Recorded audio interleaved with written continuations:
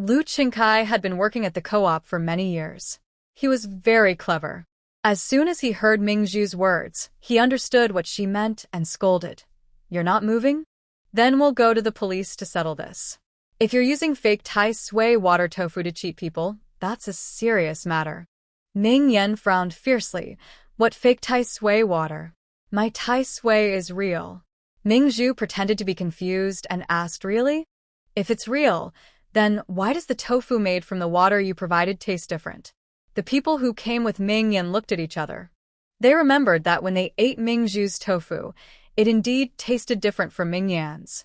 Someone who had previously eaten Ming Zhu's tofu said it was sweet and made them feel energetic. It seemed that the Tai Sui water was not right.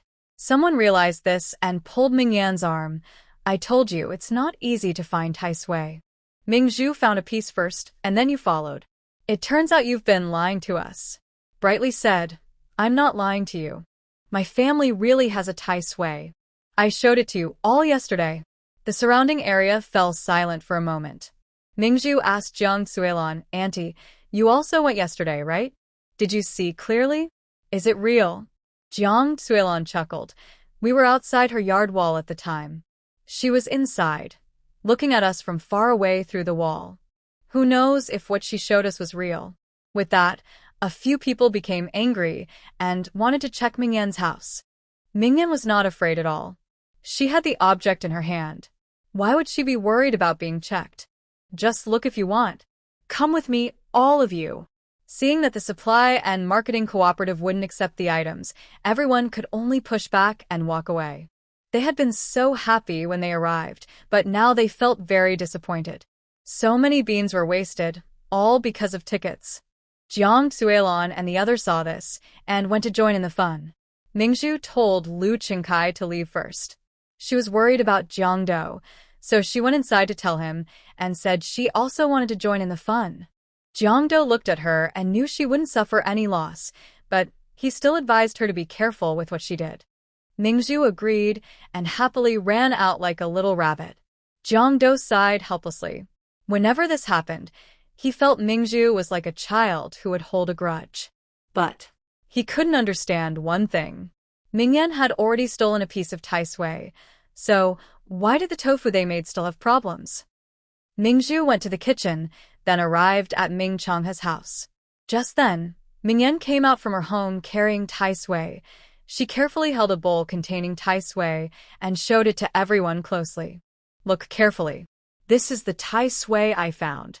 No one had seen Tai Sui before, so they naturally didn't know if it was real or fake.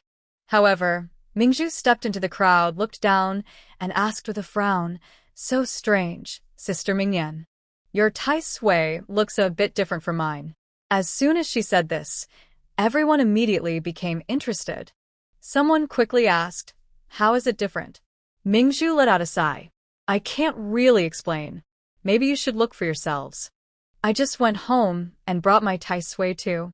She reached out her hand, which had been behind her back, opened the cloth bag, and placed her piece of Tai Sui next to Mingyan's. When they compared the two, Mingyan's Tai Sui looked like a piece of greasy meat that had lost its oil and soaked for a long time. Ming Zhu's Tai Sui also looked a bit like greasy meat, but not as white, and its surface was covered with a transparent sticky liquid. The two pieces of Tai Sui are clearly different. Mingyan saw that Ming Zhu still had a piece of Tai Sui in her hand. She remembered that yesterday morning, when she stole the Tai Sui from Ming Zhu's house, her hand was sticky with juice. But now there was nothing there. "It's very strange." She felt uneasy inside but confidently said, "There's nothing wrong with them being different. Every dragon has 9 offspring, and they are all different. I didn't pick them up from the same place, so of course they are different." Everyone listening was confused. Ming Zhu stared at the piece of meat in Mingyan's hand, looked at it again, and said, "Elder sister, I feel like this piece of Tai Sui looks so familiar." Hearing this, Mingyan's heart skipped a beat, but she still insisted, "What familiar? Everyone knows you only have one piece of Tai Sui right in your hand. Don't try to take mine. What are you nervous about?" Ming Zhu smiled sweetly. "I didn't say this Tai Sui belongs to me. I just think this piece looks very much like the fat meat I lost yesterday. My fat meat had a hole poked in it with a stick, and there was a piece of bark inside the hole. Jiang Duo, standing nearby, remembered something and said, "Is it the one you threw into the water jar?" "Yes, I wasn't home these days and was worried it would spoil, so I threw it into the water jar. Auntie fills the water every day, using cool well water to keep it fresh, hoping it would last longer." As Ming Zhu spoke, she quickly flipped the Tai Sui in Mingyan's plate and then exclaimed, "Oh, everyone look. There's a hole in it and there's a piece of bark inside. Isn't this the same fat meat from my house? Elder sister, you actually stole something from my house yesterday?" Mingyan looked carefully and saw the piece of bark inside. Her face turned pale. Who in their right mind throws fat meat into a jar? Ming Zhu. Her eyes darted around, and she tried to deny, "Stop accusing me falsely. This is just the fat meat I found under the tree at my house." Ming Zhu shook her head helplessly. "If you won't admit it, I can't do anything. Just pretend my fat meat grew legs and ran out of the jar." "But elder sister, you soaked the fat meat in water and sold it to the villagers, even making so much tofu from it. Isn't that harming people?" At this, several village women were furious. "Exactly, Mingyan, you're too unkind. How could you sell water to others without knowing the truth? Yesterday, I paid 10 yuan to reserve Tai Sui water from your house. I want it back." "Me too. I pooled 10 yuan from my family, and I gave it to you. I paid 5 yuan. Return it to us. Earlier, you said you would help us make a lot of money. Now we no longer expect to earn anything. Just settle the bill at 5 cents per jean for us." "That's right. Pay back the money. Settle the bill." Mingyan really didn't expect the situation to turn out like this so quickly. She was so nervous she stuttered, I don't have money. All the money is with my grandfather." "Then wait for your grandfather to come back. If you don't pay today, this isn't over." Mingzhu watched Mingyan being surrounded, a confident smile on her face, and said in a sharp tone, "Cousin, your family is really in bad shape. Even if you're short of money, you shouldn't harm the villagers. That's just too much." Mingyan saw Mingzhu's proud look through the crowd. She wanted to argue but couldn't, faced with the facts. She could only swallow her words bitterly. The piece of Tai Sui she brought back yesterday looked just like the one Mingzhu showed earlier, but after just one night, it had turned into a piece of fat meat. Where did she go wrong? Mingzhu looked at Mingyan's fierce glare, as if she wanted to tear her apart, but she smiled brightly instead, making Mingyan almost spit blood out of anger. She was unwilling. She really wanted to bite Mingzhu to death. Mingzhu couldn't be bothered with her anymore. The upcoming trial would be enough to make Mingyan suffer. She turned around, greeted Jiang Duo, and then left. Thinking about Jiang Duo, who was still unaware of the situation, Mingzhu grinned mischievously and decided to go home and tease her husband. Jiang Duo planned to stay and watch the fun. Seeing the two young women she worked with also eager for the show, she couldn't help but feel annoyed and asked, "Weren't you just planning to end your partnership with Zhu?" No, not ending it." Both shook their heads like rattles. Luckily, Lu Qingkai arrived just in time. They hadn't had a chance to confront Ming Zhu yet. Otherwise, they might have been crying their eyes out now. Jiang Duo sighed, "You two should just follow Ming Zhu properly. She's a kind-hearted girl. She won't let you suffer." "Yes, Auntie. We will work well with her." They had learned their lesson. One mistake was enough. With such a good money-making opportunity, how could they mess up again? Meanwhile, Mingzhu was in a good mood as she returned home. From afar, she saw Jiang Duo standing at the door. She ran quickly toward him. Jiang Duo saw the little woman rushing toward him and frowned, reminding her, "Slow down." Mingzhu threw herself into his arms and gave him a big hug. "Why did you come out? Are you dizzy?" "No, I'm not dizzy." Pearl didn't let go of his hand as she hugged him. Jiang Duo seemed used to this and didn't want to distract her at this moment. He just looked down at her and asked, "Is that over there finished?" "Yes," she replied. Pearl rested her chin on his chest and animatedly described the whole process just now. Jiang Duo suddenly understood. No wonder the tofu made from Mingyan's water didn't taste right. But he quickly realized something and frowned, asking, how could it be fat? The thing she took away was the original piece of Tai Sui in the jar, right? Since Pearl returned yesterday, she had been moving around right under his eyes. The only time he didn't watch her was the few minutes she went to the bathroom last night. In that short time, she couldn't have gone out, let alone done anything.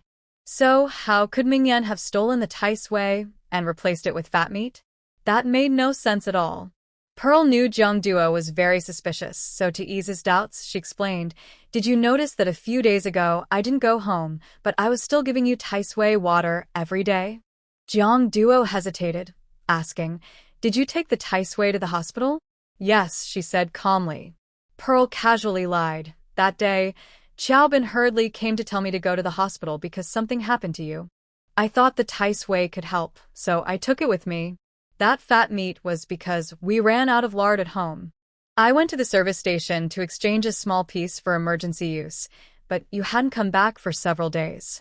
I wasn't in the mood to cook, so I just left it in the jar. By coincidence, Mingyan stole it. Isn't that funny? The meat had been in water for so many days. It should have gone bad long ago. Jiang Duo looked at her clever eyes. Her story did make sense. That meant Mingyan had stolen the fat meat. But why? He still felt everything was too coincidental, and something seemed off. Seeing his deep frown, Pearl loosened her hug and pouted, saying, Captain Jiang, what's with that look? Are you suspecting that I deliberately framed Mingyan? She poked his side with her finger, her face full of displeasure. Are you worried about her? Did you think that day when she lifted her veil, she took your soul away? Hearing her innocent complaint, Jiang Duo sighed helplessly. That's not true. Pearl raised her hand high and gently stroked his forehead, softly saying, then stop frowning so much. I was just there to watch the fun and help everyone identify fake Tai Sui. I didn't do anything bad. Rest assured, as long as others do not harm me, I will never hurt anyone. As your wife, I won't let you, the militia captain, be troubled by anything. Hearing this, Jiang Duo suddenly felt at ease. Indeed, in all these years knowing Ming Zhu, she has never attacked anyone proactively. There's no need for him to doubt her on this matter. Jiang Duo nodded. I believe you. Ming Zhu smiled and hugged him again, tilting her head and pouting. Then kiss me. Jiang Duo, we're at the door. Ming Zhu refused to let go, acting cute as she pressed against him. Oh, Captain Jiang. No one's watching. Just one kiss. Both of them were dressed lightly. Her soft front pressed against his stomach, causing Jiang Duo's body to tense suddenly. In the next second, he bent down and captured her puckered lips. It was just a gentle touch at first, but Ming Zhu opened her mouth and returned his kiss. Her nose lightly brushed his nose, and a warm, ambiguous feeling quickly spread between them. This kiss deepened silently and gradually. After a long while, Ming Zhu took the initiative to end the kiss. She was a bit short of breath, resting her forehead gently on Jiang Duo's chest, clearly hearing his heartbeat pounding like a drum, showing how nervous he was. Ming Zhu leaned into his embrace and giggled, looking up at him. Captain Jiang, you don't say anything unnecessary. Ming Zhu raised an eyebrow. Oh, Captain Jiang, you already know what I want to say? Not good words. Ming Zhu's laughter became even brighter. All right then, Captain Jiang, just hold it in. Anyway, your current condition doesn't allow it. Even if I give myself to you, you can't use it. Jiang Duo's mouth twitched fiercely. This little woman is really shameless. Ming Zhu patted Jiang Duo's waist and released him voluntarily. Hurry back inside and lie down. Don't worry about me in the future.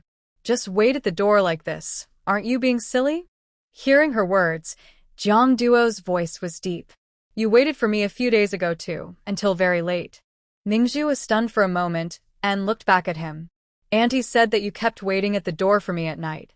He approached Ming Zhu and, although he had wanted to pat her head before, he hadn't done it. This time he truly did. He raised his hand gently and stroked her head. From now on, if you wait at home, I will definitely come back. Ming Zhu felt. This was a very deep and meaningful words, a phrase that made her like him even more. Then you also can't ignore your health and come out to wait for me. I'm not a foolish wife. When it rains, I know to go home. My husband is at home, so I will definitely go back to find him. Yes. They looked at each other and smiled, then went into the house together. After lunch, Ming Zhu was about to visit Zhou Changming to learn medicine when Ming Lei brought his wife over. As soon as Ming Zhu saw her, Ming Lei's wife smiled and handed her a small woven basket. Sister, I came with your brother to see Captain Jiang, and I also brought some eggs to help him stay healthy. Ming Zhu glanced at the basket of eggs. Eggs are valuable these days. There are at least 10 inside. She thought she was really generous. She politely said, "No need, sister-in-law. Our families aren't close, and we haven't had much contact before. You don't need to visit Captain Jiang just for us. Please take the eggs back for your children." Ming Lei shot a quick look at his wife, took the basket, and looked at Ming Zhu. Sister, I actually brought your sister-in-law here to apologize. She made a mistake yesterday. She shouldn't have canceled our cooperation over a small benefit. Ming Zhu smiled and looked at Ming Lei's wife. Sister-in-law, weren't you here to apologize? Why aren't you saying anything? Ming Lei's wife awkwardly smiled at Ming Zhu. Zhu, yesterday.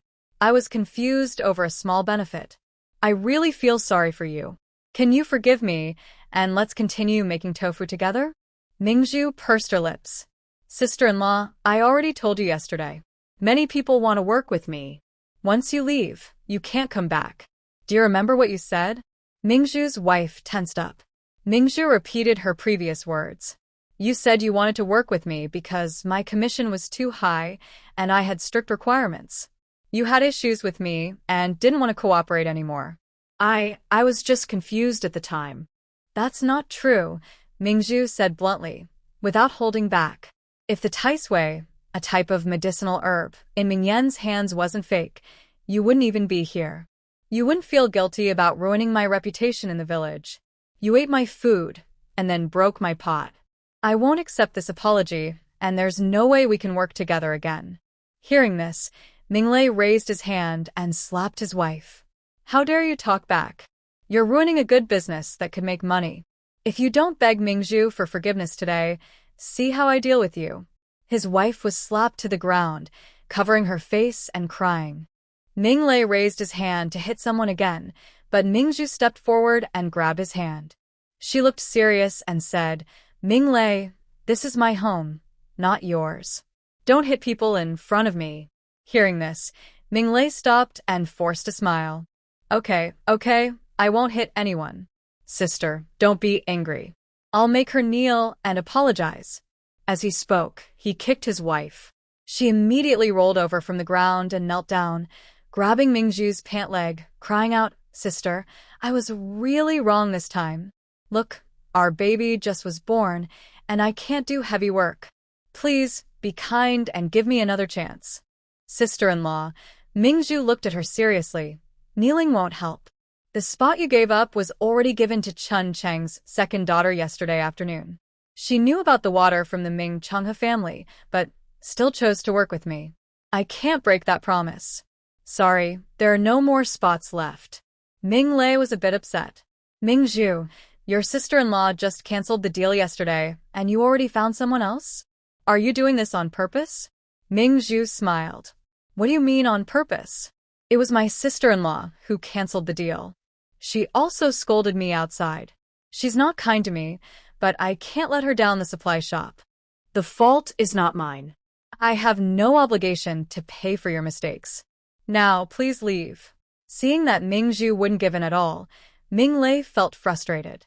He thought about how his useless wife was ruining the opportunity he almost had. He was angry. He grabbed her ear and pulled her while scolding, You troublemaker, wait till I get home. I'll beat you to death. Until Ming Lei's wife's crying faded into the distance, Ming Zhu shook her head silently. She turned around and saw that the bedroom window was open. Jiang Duo was sitting there, watching her. Ming Zhu was worried he might think she was cold and indifferent, so she was about to say something, but Jiang Duo spoke first. You can't interfere in other people's affairs. Go learn from Lao Zhou. Hearing this, Ming Zhu smiled warmly. Then you should rest now. I'm leaving. Feeling understood at all times is really wonderful.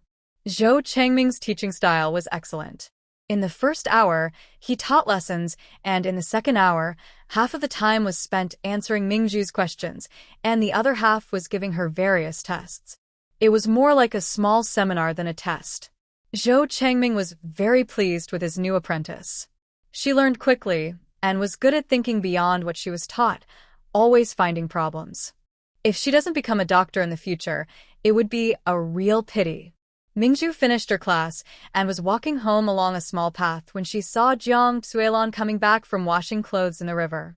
Seeing Ming Zhu, Jiang Duo's eyes lit up, and she hurried over carrying a basket. Zhu, you left early today and missed the big fuss at Ming Changha's house. Ming Zhu, curious, asked, Auntie, tell me what happened. Jiang Duo happily started explaining what happened at noon. It was soon known throughout the village that Mingyan's family's Tai Sui, a traditional fortune-telling figure, was fake. More than 10 families who had paid a deposit for the Tai Sui water came to ask about it. At noon, Ming Changha went to town to buy things. When he found out what had happened, he refused to give any money and said Mingyan had collected the money herself and should be responsible. If she couldn't produce the money, she should go to her in-laws to ask for it. After all, she was married out, and the Ming family wouldn't interfere. Mingyan cried uncontrollably, saying she had collected only 115 yuan, 15 of which she kept for buying beans, and the rest she gave to Ming Changha. But Ming Changha refused to believe her. A group of people surrounded Ming Changha, searched his entire house, and only found 9 yuan. Ming Zhu sneered. He must have hidden the money. Jiang Duo smiled and patted Ming Zhu's arm. The interesting part is still coming. Under Ming Changha's bed, there's a brick that can be moved. Someone with sharp eyes found it, opened it, and found nothing inside. Ming Changha got so angry, he just kicked it away. Ming Zhu raised an eyebrow. Why? It turns out he hid the money there. But his second grandson, Ming Hao, took all the money while no one was home, and went to the county town with a young woman to spend it all. When I was washing clothes in the river, I overheard him scolding his grandson. Hearing the truth, Ming Zhu couldn't help but laugh. Serves him right. Ming Changha had a house full of thieves. What about Mingyan? Did the villagers just let her go? Impossible.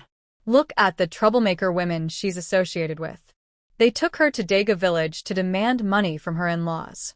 The fool was happily waving a grass stalk along the way, not knowing what was happening, laughing all the way. Seeing Jiang Duo laugh so hard she was almost crying, Ming Zhu also started to smile, imagining the scene. In the past, she only saw these gossip stories on videos and thought they were so boring. Why waste such good time on trivial matters? Now that she was part of it, she found it quite enjoyable. She is really starting to like this era more and more, but of course, she prefers her own rough but honest and caring husband who is straightforward and sincere. She just doesn't know whether his kindness is more out of duty or genuine affection. While they were talking, they reached the main road of the village. In the distance, Ming Dacheng was walking over carrying a long of pork, happily greeting Ming Zhu, Zhu. Tonight invite your aunt and Captain Jiang to my house for dinner. Look, I've cut some meat, and we'll have meat and egg dumplings. Jiang Duo saw her husband bought meat again, spending money carelessly, and wanted to say something. But when Ming Dacheng spoke, she immediately clapped her hands and said, Yes. I've been making tofu these days and earned quite a bit of money. I haven't properly treated you all yet. Ming Zhu waved her hand. No. Captain Jiang just got out of the hospital, and it's not convenient. You all should go home and eat. Although Ming Dacheng was honest and simple, he was also stubborn. That's not good. If you don't come for dinner, take this meat back with you. Ming Zhu couldn't take their meat. The couple kindly invited her, and she found it hard to refuse, so she said, Then thank you, uncle and aunt. After they parted, Ming Zhu strolled back home. Seeing her aunt hadn't returned yet, Jiang Duo was boiling water alone in the kitchen.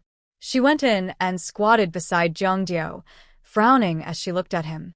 Whose man is so disobedient? Why did he go out again? Isn't he supposed to be resting? It's okay. Jiang Duo put the firewood into the clay pot. How's your learning going? Pretty good. My master praised me for being smart, Ming Zhu said with a smile in her eyes. But my master is right. I really am smart. I envy you so much. How did you get so lucky to marry a wife who is smart, capable, sweet, adorable, and full of virtues? Jiang Duo looked at this shy little woman and couldn't help but chuckle softly, nodding in agreement. Yes, that's right. Ming Zhu hugged his arm and swung it. Why are you answering so casually? Do you think I'm wrong? No, you're right. Good, you're sensible. By the way, I just ran into Uncle Dacheng and his wife on the road. They want to thank us and insist on inviting us three to dinner at their house tonight. I refused at first, but I couldn't really refuse, so I had to agree. Do you mind? No, I don't. That's good. Then Ming Zhu hesitated again, but I've never been a guest at someone else's house before. I don't know what to bring when visiting others in the village. Captain Jiang, please give me some advice. Grandpa's family isn't very well off, so we shouldn't take more than we need. If there's anything at home, bring some to share. Their children are many, so let's also bring the candies we left after our wedding last time. Ming Zhu nodded. Last time, Xiaobin and I caught some fish but didn't finish them. Let's bring 2 fish. I'll go kill them. She said this, rolled up her sleeves, and was about to leave. Jiang Duo stopped her. I'll do the killing. We have all the seasonings at home. You prepare the ingredients, and we'll cook everything together to bring over. Ming Zhu thought for a moment. That works, she agreed. The couple divided the tasks. She used the 2 fish heads to make fish head tofu soup, and the 2 fish bodies to prepare a big plate of flavorful roasted fish. When Ming Chunny returned, the 3 of them carried 2 ready dishes and a bag of candies to Ming Dacheng's house. Jiang Suilon was making dumplings with her 2 daughters. Seeing Ming Zhu bring the fish, she quickly took it with a shy smile. Oh, we were hosting the guests. How could we let you spend so much? It's no trouble. These fish were caught from the river, Ming Zhu said, washing her hands. She was about to help with the dumplings. Seeing this, Ming Chunny also wanted to help, but Ming Zhu suggested she rest. Aunt, you've worked all day. You should rest now. I'm not tired. I've had so much energy these days, I can't even use it all. Watching her aunt and nephew chat, Jiang Suilon smiled and said, I think Chunny has gotten much better recently. She looks healthy now. Ming Zhu glanced sideways and just happened to meet Ming Chunny's eyes. Yes, my aunt has recovered. She's very clear now. Chunny lowered her head shyly, rolling the dough and saying, Yes, Zhu Zhu's daily Tai Sui water really helped me. Jiang Suilon listened and nodded in agreement. Zhu Zhu, you haven't just helped your aunt. You've been a blessing to me. My health was declining, but after drinking tofu water for a few days, I felt much better. This morning, I got up without help from Da and Air, and I ground the tofu all by myself without feeling tired. Ming Zhu smiled warmly. Just keep drinking it. Good health is more important than anything. In the future, she would leave with Jiang Duo and no longer be able to provide them with spiritual spring water. Rather than relying on her for a short-term income, it's better to help them build good health. When the policies open up later, they can also start their own businesses. Just as they finished making the dumplings, they heard Ming Dao's voice from the yard. Captain Jiang is here too? You're injured. Why aren't you resting at home? Jiang Duo responded calmly, just visiting. Meanwhile, Ming Dacheng stood up and asked, Why did my cousin come over? In the kitchen, Jiang Suilon turned to look outside, her eyes showing some displeasure. No need to ask. He's probably being asked to do chores again for nothing. Sure enough, Ming Dao spoke directly in the yard, quite bluntly. My family is building a backyard wall. After you finish the construction work tomorrow, find some time to help me build it. Hearing this, Jiang Suilon rolled her eyes and said to Ming Zhu, See? He's always like this. He ignores us most of the time, but when it's time to work, your uncle suddenly becomes his cousin. Ming Zhu smiled softly and lowered her voice. If he doesn't want to do it, just refuse. Your uncle is a bit simple-minded. He wouldn't refuse someone, Ming Dao replied. Ming Zhu gently nudged Jiang Suilon's arm and whispered, My uncle isn't capable of that. Besides, you're here. She pulled Jiang Duo along. Come on, let's go see. They reached the yard, and Ming Zhu saw Ming Zhu was also there. His brow furrowed immediately, trying to hide his displeasure with a forced smile. Ming Zhu is here too? Yes, village chief. Uncle invited us three for a meal, Ming Zhu replied cheerfully. A meal? Ming Zhu looked toward the kitchen and saw two covered dishes of black-faced dumplings on the table. Thinking about how poor Ming Dacheng's family used to be, no, they couldn't even afford enough food, let alone dumplings or fish. He was a bit annoyed. Now, because Jiang Duo was making tofu with Ming Zhu, their diet had improved. He felt a twinge of jealousy and sneered silently. You're really lucky. I, as your cousin, have never even tasted a dumpling from his house, let alone fish. Hearing this, Ming Dacheng lowered his head and remained silent. Jiang Duo was furious, but couldn't find the words to reply. Ming Zhu saw both of them getting so tense and smiled warmly. Village chief, I didn't realize you still keep in touch with Uncle Dacheng's family? That's nonsense. We're cousins, Ming Zhu said, looking uncomfortable. Ming Zhu innocently asked, then why do I remember seeing Uncle Dacheng and his wife greeting you several times on the road, but you ignored them? Ming Zhu looked awkward and said in a low voice, maybe I was lost in thought and didn't see them. I'm not like them, always free to chat. Ming Zhu nodded in agreement. Yes, village chief. With your busy schedule, uncle and auntie, you can't just go to the village chief's house for meals all the time and take advantage. You should find a chance to invite the village chief for a meal too. Jiang Duo saw the meaningful look Ming Zhu gave her and quickly responded, You Zhu, honestly, I've been married for over 10 years, but I've never eaten a single meal at your cousin's house. Next to him, Jiang Duo picked up his teacup, took a small sip of plain water, and the aunt was quicker than the uncle, catching Pearl's words. Pearl pretended to be surprised and said, I see. Then, village head, as your cousin, you haven't let anyone try your family's food. People need to have contact to build relationships. Just as Ming Zhu was about to speak, Pearl looked at Jiang Duo again. But auntie, one meal doesn't matter. Your family is doing well, but our family is poor. Maybe you've taken advantage of the village head's kindness elsewhere? Borrowed money or tickets. I see Uncle Dacheng often works for the village head, so he probably received many benefits. Hearing this, Jiang Duo sighed heavily. Of course we've borrowed before. That year, I was in difficult labor and needed medicine to survive. Your uncle went to borrow 5 yuan from the village head, but he said his family was also struggling and couldn't lend it. Over the years, Uncle Dacheng has worked for them for free. Pearl, you really misunderstood us. Not even 5 yuan. Pearl looked at Ming Zhu with obvious sarcasm, and her words were full of meaning. Maybe their family really is having a hard time. Village head, don't you think so? Ming Zhu felt awkward standing there as they argued back and forth. He cleared his throat. Enough, why are we talking about these boring things? He looked at Ming Dacheng. Don't forget to come help me build the wall tomorrow. I'm leaving now. Pearl glanced at Jiang Duo, seeing Ming Dacheng about to agree, but Jiang Duo quickly pulled him back. This matter originally had nothing to do with Pearl, but since she came forward to support them, they couldn't keep suffering in silence. She decisively refused. Cousin, Dacheng can't go. Look at my body, I'm too weak. Our family depends on him inside and out. He works during the day and helps me make tofu in the evening. He doesn't have time. Other people's affairs are beyond our strength.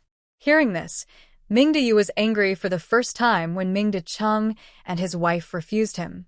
How come he had time to build the kitchen for Pearl's family that day? Pearl confidently replied, Village head, didn't you see the record book of the brigade? Uncle worked at my house for 2 days, and Captain Jiang transferred all his work points for those 2 days to him. We don't just use people for free like you do. We are cousins. What's wrong with him doing some work for me? Ming Dacheng was held tightly by his wife and didn't speak. Jiang Duo gained some confidence, and long-standing complaints burst out at this moment. Cousin? If he's really a relative, then why have you never helped us once? We have worked for you for so many years without even a thank you, and now you're expecting others to value this relationship? Mingda has a different attitude and sneers angrily. Alright, so you've found a backing, and now you want to pose me, huh? Village chief, are you saying that the big uncle and auntie are backing you? Me? Ming Zhu innocently points to herself. I wouldn't dare claim that. Mingda mocks sarcastically. Why not? I see you've become quite capable lately. Relying on that Tai Sui, you've managed to control the villagers tightly. Ming Zhu casually moves over a small stool and sits beside Jiang Duo. She crosses her legs casually, showing a relaxed attitude. I wouldn't dare compare myself to the village chief. After all, your family now has over 10 pounds of Tai Sui, right? What 10 pounds of Tai Sui? Don't talk nonsense. Su Kai is now your prospective son-in-law. Naturally, the Tai Sui in his hands becomes the village chief's possession. Unless he never planned to stay with your daughter long or recognize you as his father-in-law, so he's been hiding it all along? This matter can't be brought up. Mentioning it makes Mingda angry. Su Kai is a scoundrel. He's tried everything, soft and hard, but the guy just won't give it up. Seeing Ming Zhu's attitude now, he gets furious. He said you never gave him Tai Sui at all. You're just accusing him wrongly. Ming Zhu still wears a deadly smile. What benefit is there for me to accuse him? Do I expect him to return the Tai Sui? But since you all deny it, I might as well pretend I never gave it. Anyway, I have the Tai Sui in my hands. It doesn't matter if it's a lot or a little. You. Mingda is so angry at Ming Zhu's indifferent, yet confident attitude. He clenches his teeth, finally snorts, and turns to leave. But as he walks away, he gets more and more angry. Previously, Ming Zhu was just a useless shrew in the village. When did she become so hateful? Recently, everything related to her seems to be blessed by heaven, as if the Tai Sui brought her good luck. Does Su Kai really have Tai Sui or not? Ming Zhu doesn't seem to be lying, so the problem must be with Su Kai. Let's see how I deal with him when I get back. Mingda has walked far away, then looks back toward Ming Dacheng's house, his eyes dark and fierce. Ming Zhu, too. Better not expect to have an easy life in the future. Ming Zhu's excellent cooking skills have completely won over Ming Dacheng's family. The 4 children haven't eaten dumplings in almost 2 years. They originally thought dumplings were a delicious treat. They happily ate 2 kinds of fish made by Pearl, each one eager to fill their bellies. Jiang Duo looked at the 4 helpless children and smiled helplessly. Zhu, Captain Jiang, I really made you laugh. These kids have never tasted such delicious food before, so they couldn't help themselves. What's so funny about that? They love my cooking, which shows they appreciate my skills. I'm happy about it. The eldest, who had already guessed the answer, said wisely, Zhu, your cooking is really good. We just can't stop eating. The others nodded in agreement. Pearl reached out and touched the smallest girl, Xiao and I. From now on, if you want to eat, just tell your sister. I'll catch fish and cook for you. The children were very happy, chatting and laughing loudly in the yard. This warm scene made Pearl think of her past at home, playing happily with her 2 brothers. Especially with her older brother. Her parents always said that wherever they went, even earplugs wouldn't be enough to block out their noise. No, she couldn't think about it anymore, or she would miss home even more. She drifted into a daze, not knowing how much time passed until Jiang Duo patted her hand gently. She snapped back to reality and looked over. What's wrong? Your aunt is talking to you. Pearl finally turned her gaze to Jiang Duo's face and smiled. Aunt, what did you just say? I was lost in thought. Jiang Duo asked again. I said, it seems you like children. When do you plan to have kids? Children? Such a sudden question. Pearl was momentarily at a loss for words. But she turned her head to look at Jiang Duo, deliberately prolonging her answer. Having kids, huh? Seeing Pearl's expression, Jiang Duo knew she had no good words to say. Before she could speak boldly, he answered Jiang Duo first. No rush, take your time. Pearl withdrew her gaze from him, then casually linked her arm with Jiang Duo's and smiled at Jiang Duo. We just got married, so we should enjoy some time together before having children. Pearl thought she had already spoken quite tactfully, but Jiang Duo and his wife still looked a bit embarrassed. Jiang Duo thought that if she kept talking, her parents would be too ashamed to look at her, so he stood up and, citing the late hour, took Pearl and her aunt home. On the way back, Ming Chun and I hurried off to pick mulberry leaves to feed the silkworms. Under the moonlight, only the young couple strolled slowly. Pearl liked these quiet late-night moments, walking side by side with Jiang Duo.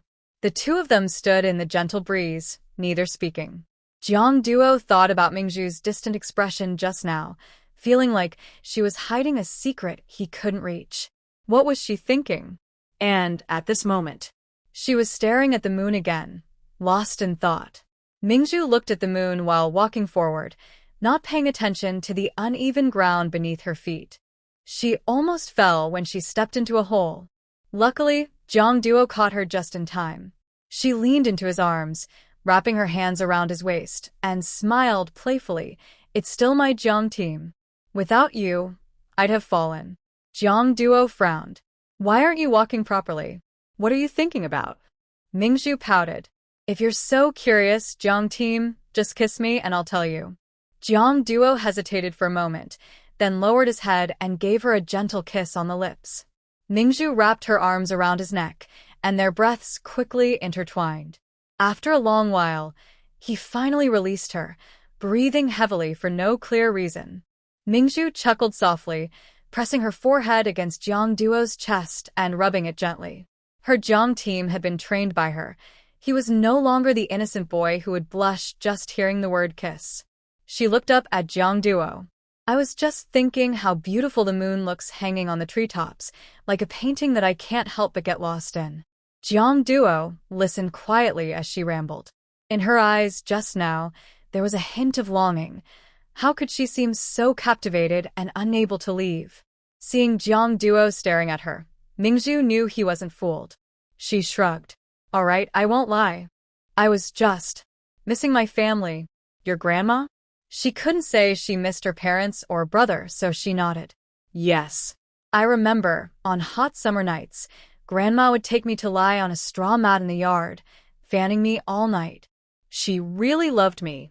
It's a pity I can't see her anymore, so I can only look at the moon and think of her. In her memories, such scenes existed. Love in the world is shared, so she easily felt connected. Jiang Duo thought about how Ming Zhu had been living with her confused aunt all these years, and felt a bit of sympathy.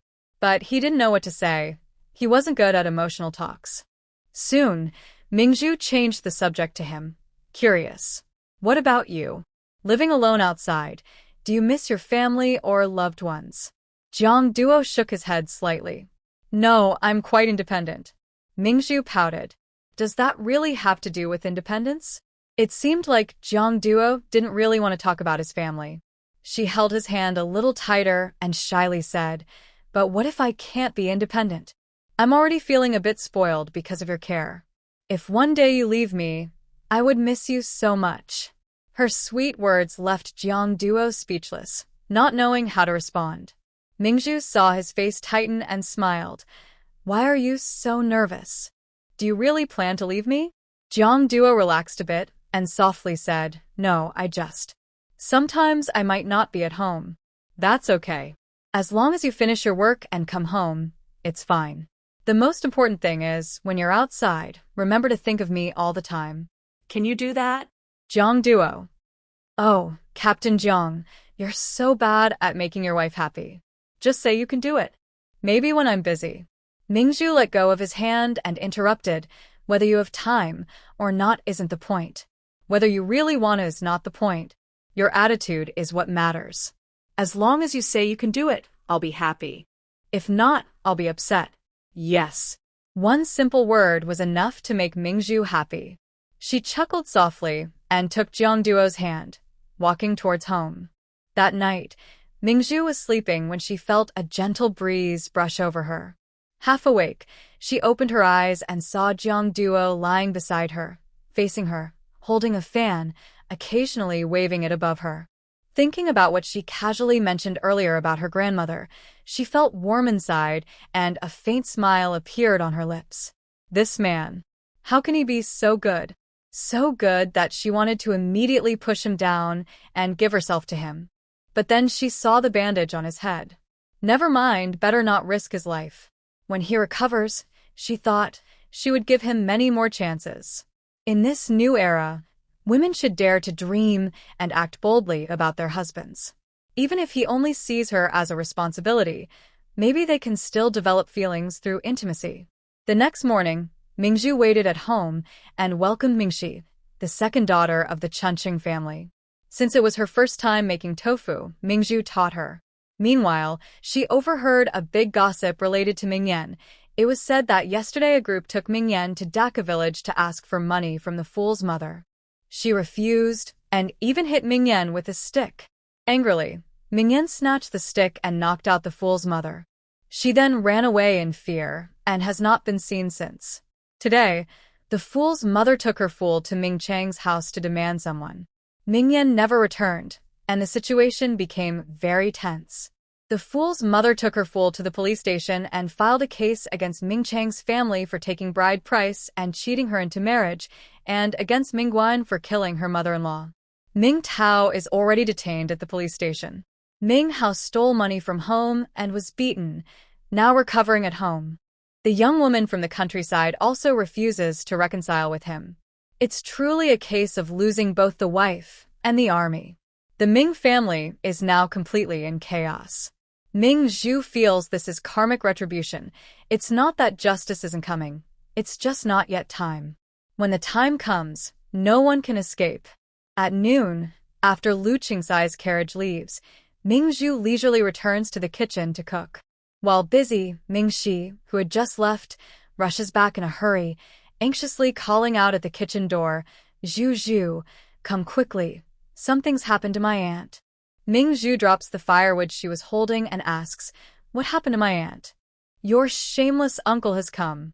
Ming Zhu grabs a kitchen knife and heads outside, running quickly. She arrives at the courtyard and sees a crowd gathered.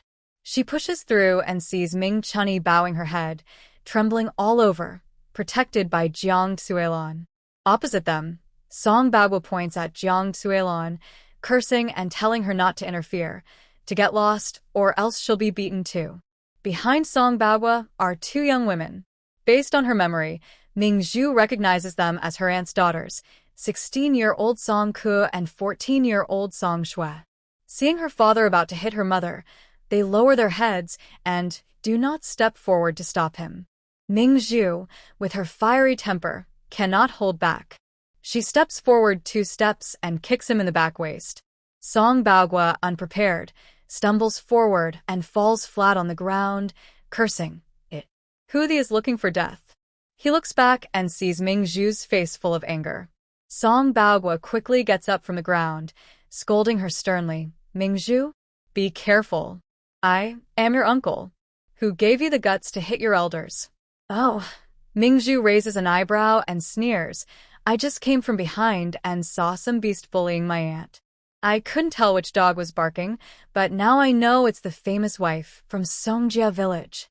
Song Bagua's face darkens as he adopts the tone of an elder scolding a younger. "You dare to curse? Your aunt was beaten because she deserved it." She. Ming Zhu quickly steps forward and slaps him across the face. Song Bagua is stunned, realizing he's been hit by a young girl. He becomes furious, grabbing Ming Zhu by the collar, his face fierce. "You little brat, how dare you hit me? Do you believe I'll kill you?" Jiang Duo saw the situation and was about to step forward to help, but Ming Zhu had already acted first. She was not afraid and kicked at the other's knee. Although she was small and not very strong, she knew exactly where to kick to cause the most pain.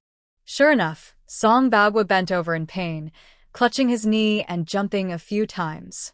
Taking advantage of his bent posture, Ming Zhu grabbed his hair, snatched the kitchen knife from behind him, and pressed it against his neck.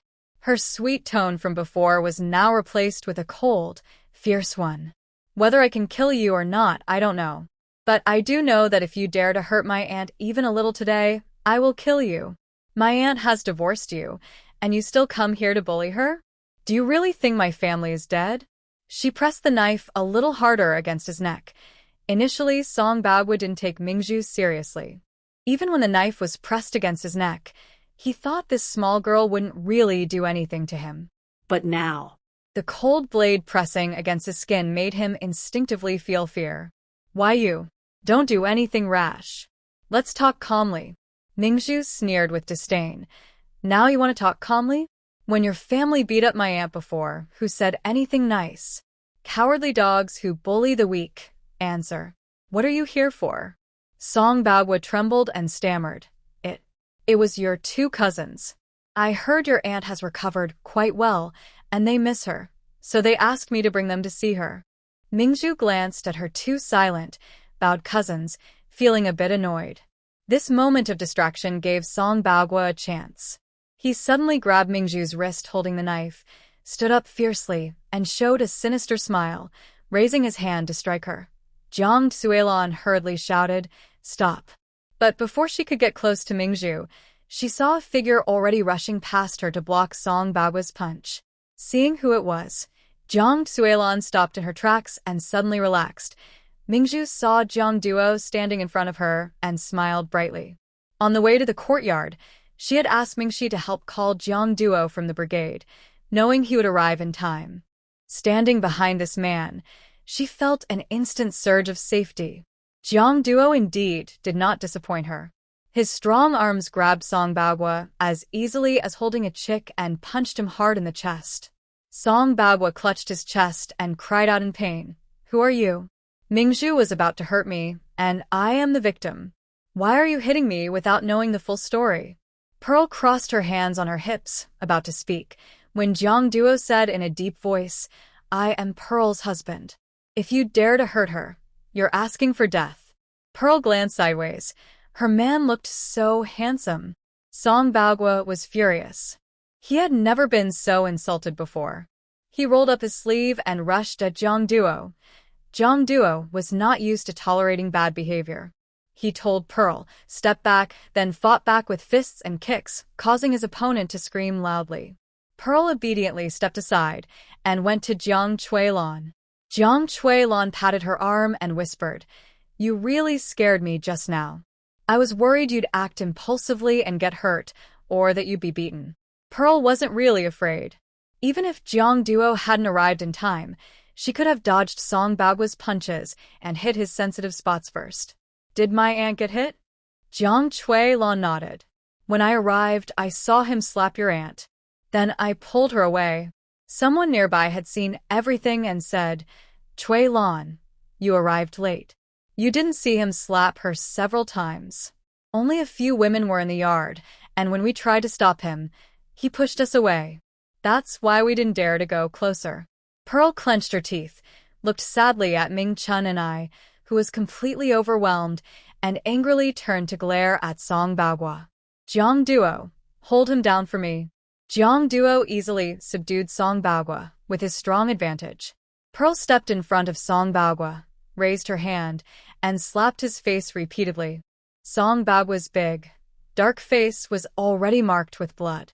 Seeing that Pearl was different from the easily bullied Ming Chun and I, and knowing he couldn't win against Pearl's man, he finally begged softly, Stop. stop hitting me. Pearl, for the sake of your two cousins, stop. Someone might get hurt. Pearl's hand hurt from hitting him. She stopped and kicked him hard in the leg. Tell the truth. What exactly are you here for today? Otherwise, I'll ruin your face. Song Bagua still insisted. I really came for your two cousins. They miss their mother and want me to bring your aunt back. Bah. Pearl couldn't hold back and kicked him again, spitting in disgust. You really dare to say that? Want to take my aunt away? Do you deserve her? Someone like you, who only dares to hit his wife at home, is not worthy of a woman 10 years older than you, an ugly widow. As Pearl spoke, she suddenly remembered something and sneered. Oh, right. That old widow hated that you were poor and divorced you, didn't she? Haha, you useless waste. Don't come bother me or my aunt anymore. Are you tired of being disgusting? Hurry up and get lost. After saying that, she coldly glanced at Song Ke and Song Shui, then turned back to Ming Chunny, reaching out to touch her face and calling her name repeatedly. But Ming Chunny seemed lost in her own world, unable to hear anything, trembling all over with a blank stare. Ming Zhu looked very worried. She helped Jiang Duo support Ming Chunni as they headed home. Jiang Duo, let go of this dirty person. Don't get your hands dirty. Let's go home. Jiang Duo pushed Song Bagua to the ground, shot him a cold look, and strode ahead.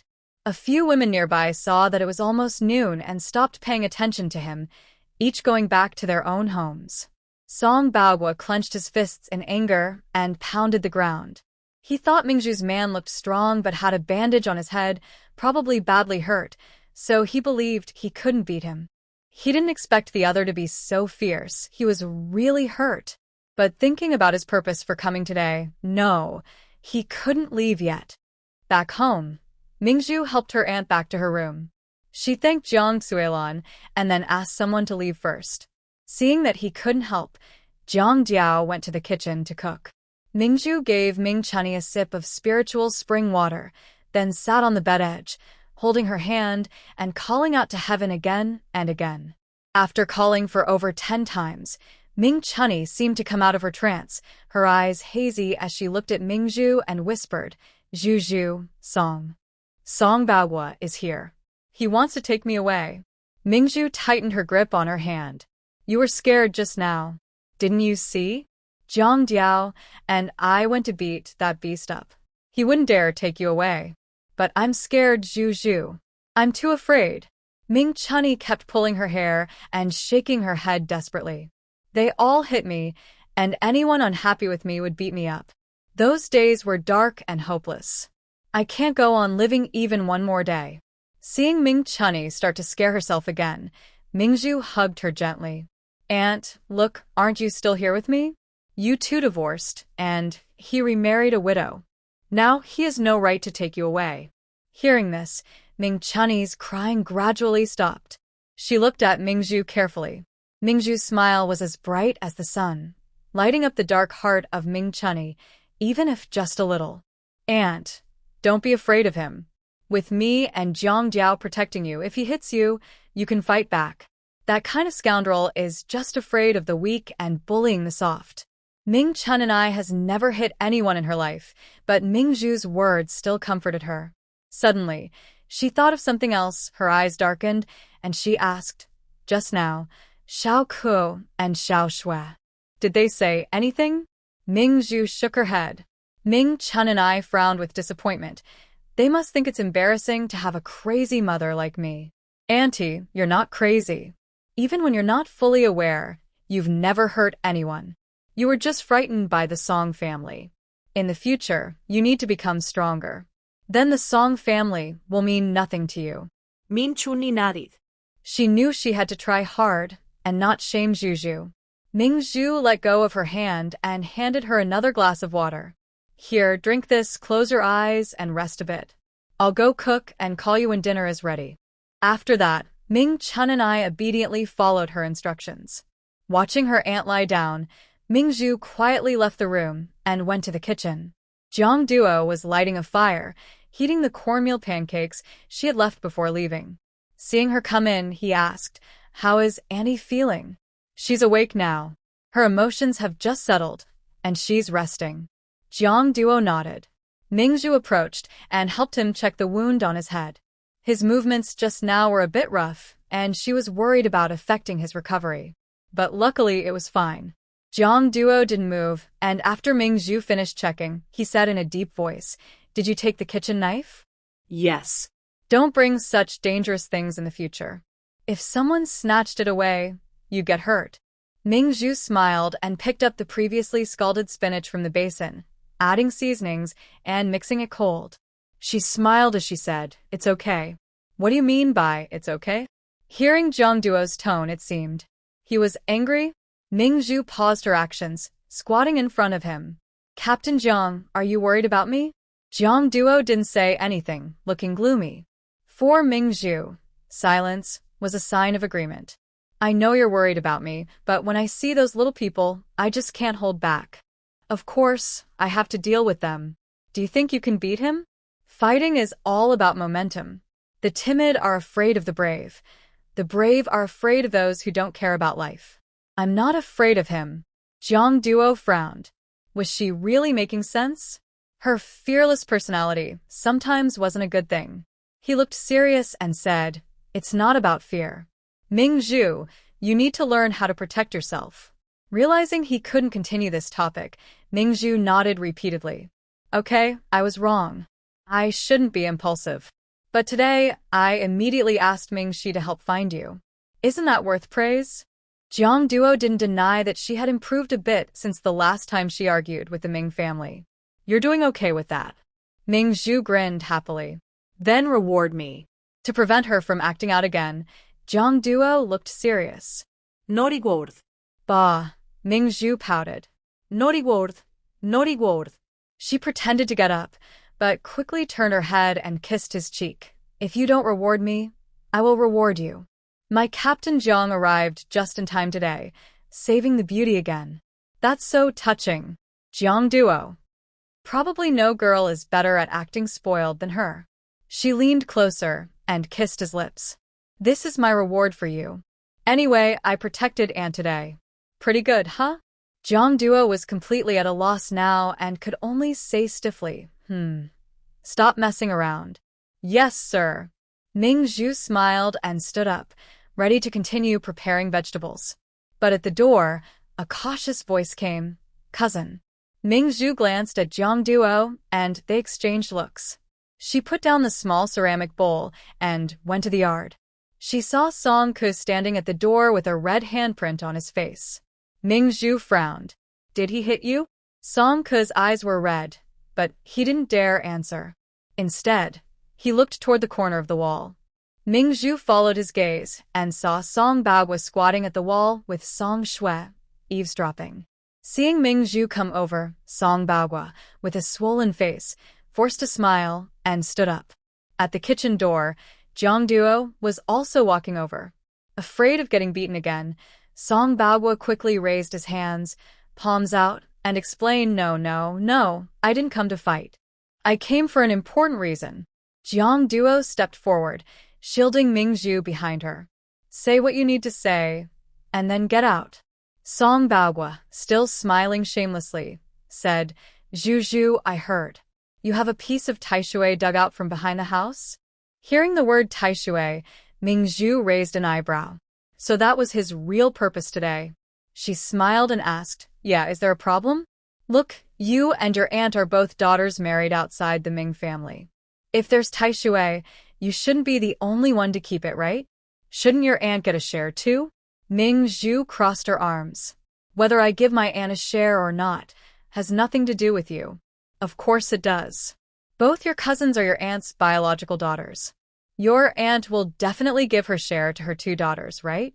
And then, Song Baogua naturally said, "Your cousin's things are naturally mine. Today, I am here to take the Tai Sui that belongs to them." Ming Zhu listened to this unreasonable statement and sneered sarcastically. She looked at Song Ke and Song Shui and asked, "Is that also what you two think?" Song Ke lowered his head without speaking, but Song Shui nodded proudly. "It's okay for my mother's things to be ours, right?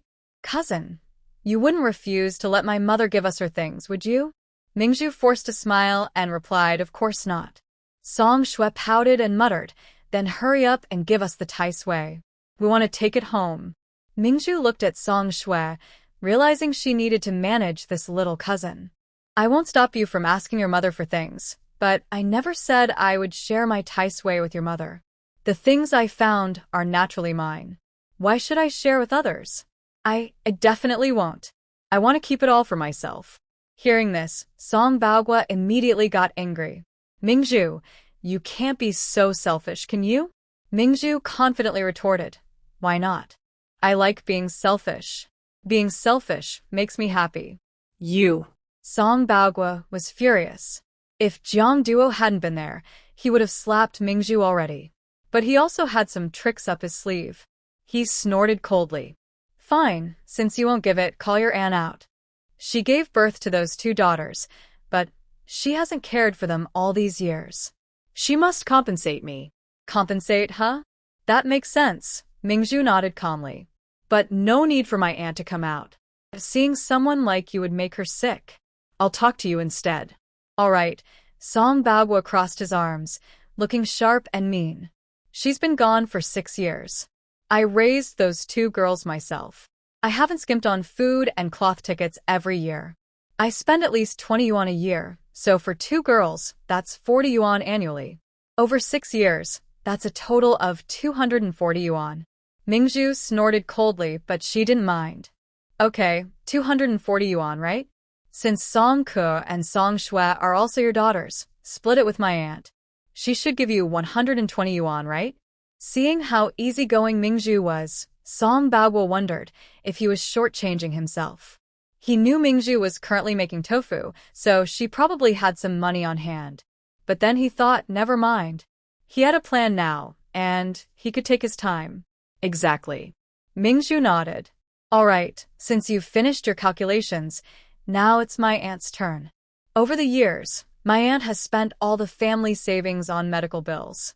Even my grandmother's monthly wages were used to pay for my aunt's medicine. My grandmother kept a clear record in her notebook. She spent a total of 280 yuan on my aunt's treatment, and this amount should be paid by you.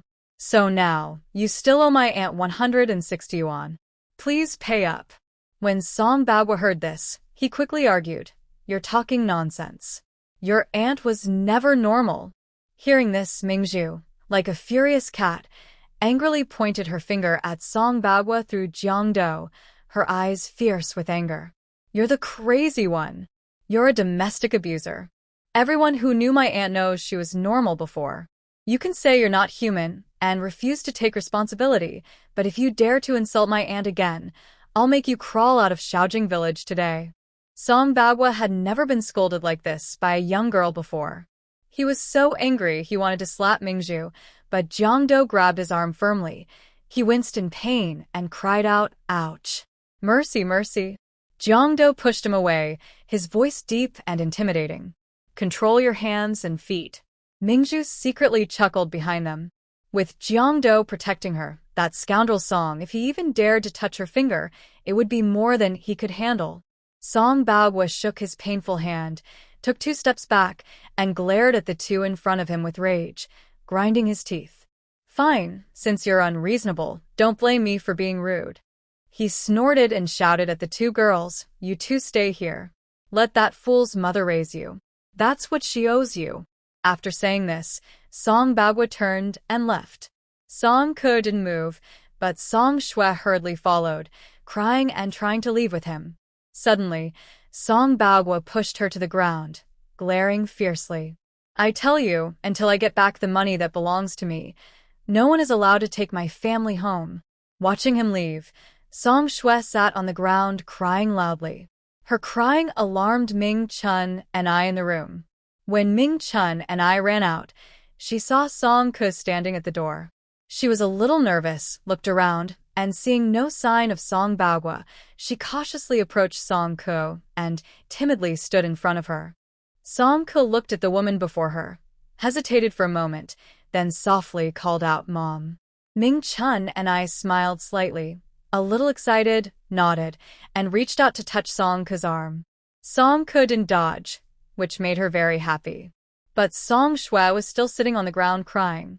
Ming Chun and I then moved toward her daughter, bent down to help her up. Song Shui lost her temper and pushed her away, crying out, You big fool! Go away! Don't touch me! Ming Chunny was caught off guard, staggered backward twice, and fell to the ground. This made Ming Zhu very angry. She quickly helped her aunt up, brushed the dust off her back, then turned and kicked Song Shui's backside, shut up and kneeled down to apologize. Song Shui was knocked down. She got up and lunged at Ming Zhu, shouting, You ungrateful brat! Why are you hitting me? I want to scratch your face. Jiang Duo tried to step in to stop her, but Ming Zhu was faster. She directly faced Song Shui and pushed her down again.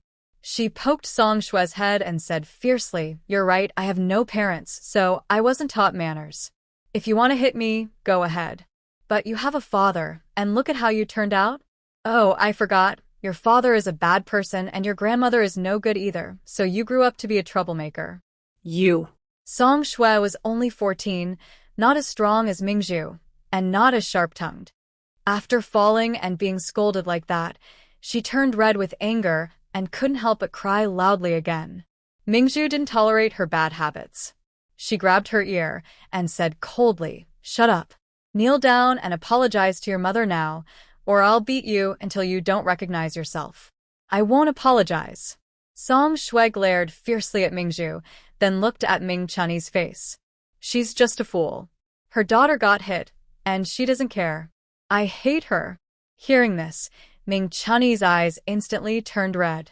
Ming Zhu wasn't afraid of her stubbornness. Just as she was about to scold her again, Ming Chunni came over, took her hand, and shook her head sadly. "Zhu Zhu, don't hit people." Ming Zhu looked coldly at Song Shui, almost forgetting that her aunt was most afraid of violence. Fine. She would deal with this unruly girl somehow.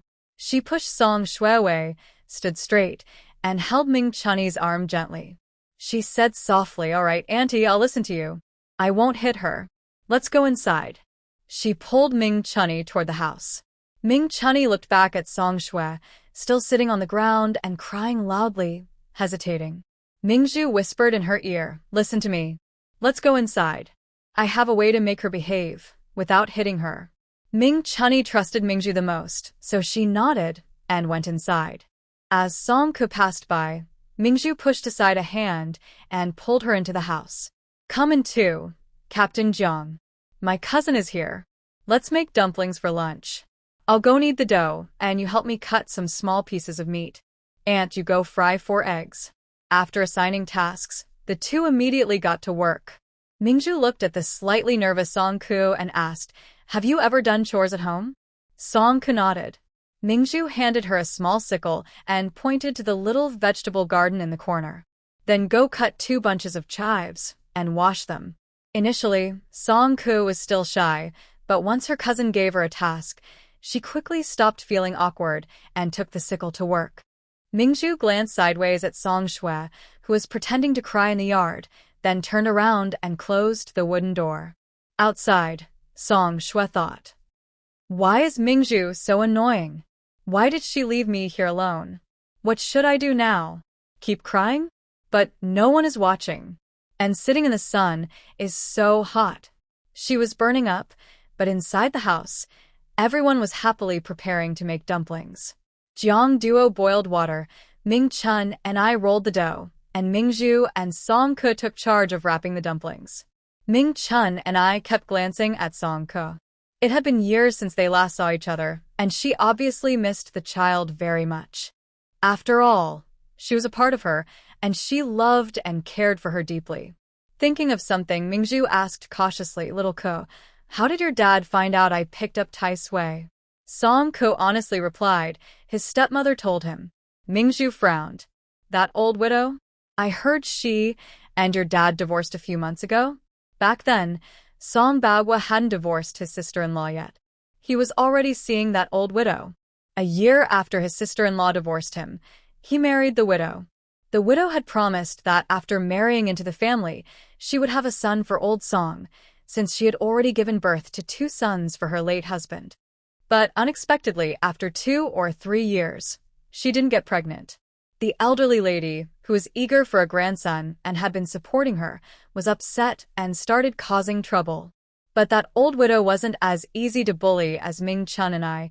She had a fiery temper.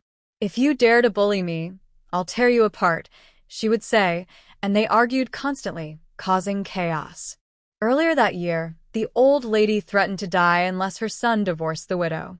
Now that they were separated, why was the widow still spreading rumors? When she mentioned this, Song Ke sighed. They are divorced now, but after more than a month, she found out she was pregnant. My grandma, wanting a grandson, asked my dad to go find her and bring her back. But now she is talking about marriage again, insisting that my father must give her a bride price and pay for her son's marriage. She knows my family has no money. Yesterday, she suddenly told my father about finding the Tai Sui, a Chinese zodiac deity, hoping he would use it as a bride price. Ming Zhu was even more confused. Where did she find out about that? "I have no connection with that old widow. We've never even met. It seems someone told her. I don't know the details. When she came to my house, I was working in the fields. Does the person outside know?" Xiao Shue was at home then. Maybe she knows something. Ming Zhu nodded but said nothing more, continuing to fold dumplings. After finishing, Ming Zhu asked Jiang Duo to move the dining table to the shady part of the yard. She stood by the pot, cooking dumplings. Soon, Jiang Duo returned to the kitchen and quietly asked, "What are you suspecting?" Ming Zhu looked at Jiang Duo, leaning softly against him, smiling brightly. "You really understand my thoughts, don't you?" Jiang Duo replied seriously. "Focus on the matter at hand." Ming Zhu couldn't help but laugh. "All right, let's get to the point. We just got the Tai Sui, and it's not surprising that news spread to nearby villages. But we're far from Songjia village, and we haven't had contact for years. If the Song family suddenly learns about this and comes to ask for it, isn't that strange? You think someone is scheming?" Ming Zhu nodded. "Not just suspecting, I am sure. I don't want to deal with Song Baogua, he's a bad guy. But his family has my 2 cousins. If he uses them to bother me, well, I don't care much, but my aunt would be caught in the middle and would find it difficult." Jiang Duo nodded, understanding the situation. "Song Baogua left your 2 cousins here. What are your plans?" "This is also my aunt's house. I definitely can't really send my aunt's daughters away. Let them stay for now. I want to see what else Song Baogua plans." Hearing this, Jiang Duo agreed. "Okay, but since they are girls, I can't stay at home all the time. I'll go stay with Xiaobin for a few days." Ming Zhu was surprised. She hadn't thought much about it. He was quite thoughtful. But the young woman turned to hug Jiang Duo's arm, pretending to complain sweetly. "Captain Jiang, are you going to separate from me?" "No, I want to sleep with you." Ming Zhu's soft body pressed against Jiang Duo, making the man tense up instantly. He suppressed the restlessness in his heart, looked at her shy face, and spoke in a deep, hoarse voice. "There are no men at home. If I stay with you, people might gossip about us." Although Song Ke called Ming Zhu cousin, anyone looking at their appearances would think Song Ke was older. Living with a few young girls was not suitable for him. Seeing Jiang Duo so principled made Ming Zhu quite happy. Such a man with boundaries and awareness is rare nowadays. Thinking about Song Baogua's gaze when he left, she nodded and said, "I'm just joking. You can stay at the youth commune for a couple of days." While speaking, she tiptoed, wrapped her arms around his neck, and gently exhaled near his ear. "It's just a little unfair to our Captain Jiang. Once I finish this matter, I will reward you properly." deeply. She deliberately emphasized the last few words, smiling with a flirtatious look. Jiang Duo withdrew his gaze from her, his face showing a faint blush. "Stop joking. The dumplings are ready." After they served the dumplings on the table, Ming Zhu deliberately went to the door and opened it. Outside, Song Shui was not standing foolishly in the sun. She had already sat in the shade of a willow tree to cool off. Seeing Ming Zhu open the door, she glared fiercely. Ming Zhu ignored her and sat back at the table to eat. From a distance, Song Shui could smell the fragrant chive dumplings, and she couldn't help but glance toward the table. They smelled so good, and she was so hungry. As a child, even if she made mistakes, she could be forgiven. But why was no one calling her to eat? She hummed deliberately, and when she saw Song Ke's gaze turn toward her, she immediately crossed her arms and glared. Her meaning was clear. Song Ke looked at Ming Zhu again, about to say something, but Ming Zhu spoke first. "Xiao Ke, you don't come here often, so eat more. Don't be polite. There's more inside." Song Ke was surprised and said, "Cousin, that's enough. I can't finish these. Could you share some with Xiao Shui? Our food isn't for dogs. Just eat yours." When Song Shui outside heard this, she didn't dare come in but shouted unwillingly, "Ming Zhu, who are you calling a dog? You're the dog. Your whole family is a bunch of dogs." Ming Zhu turned to look at Jiang Duo, pretending to be puzzled. "I don't hear well. What kind of dog bark is that?" "Jiang Duo, did you hear it?"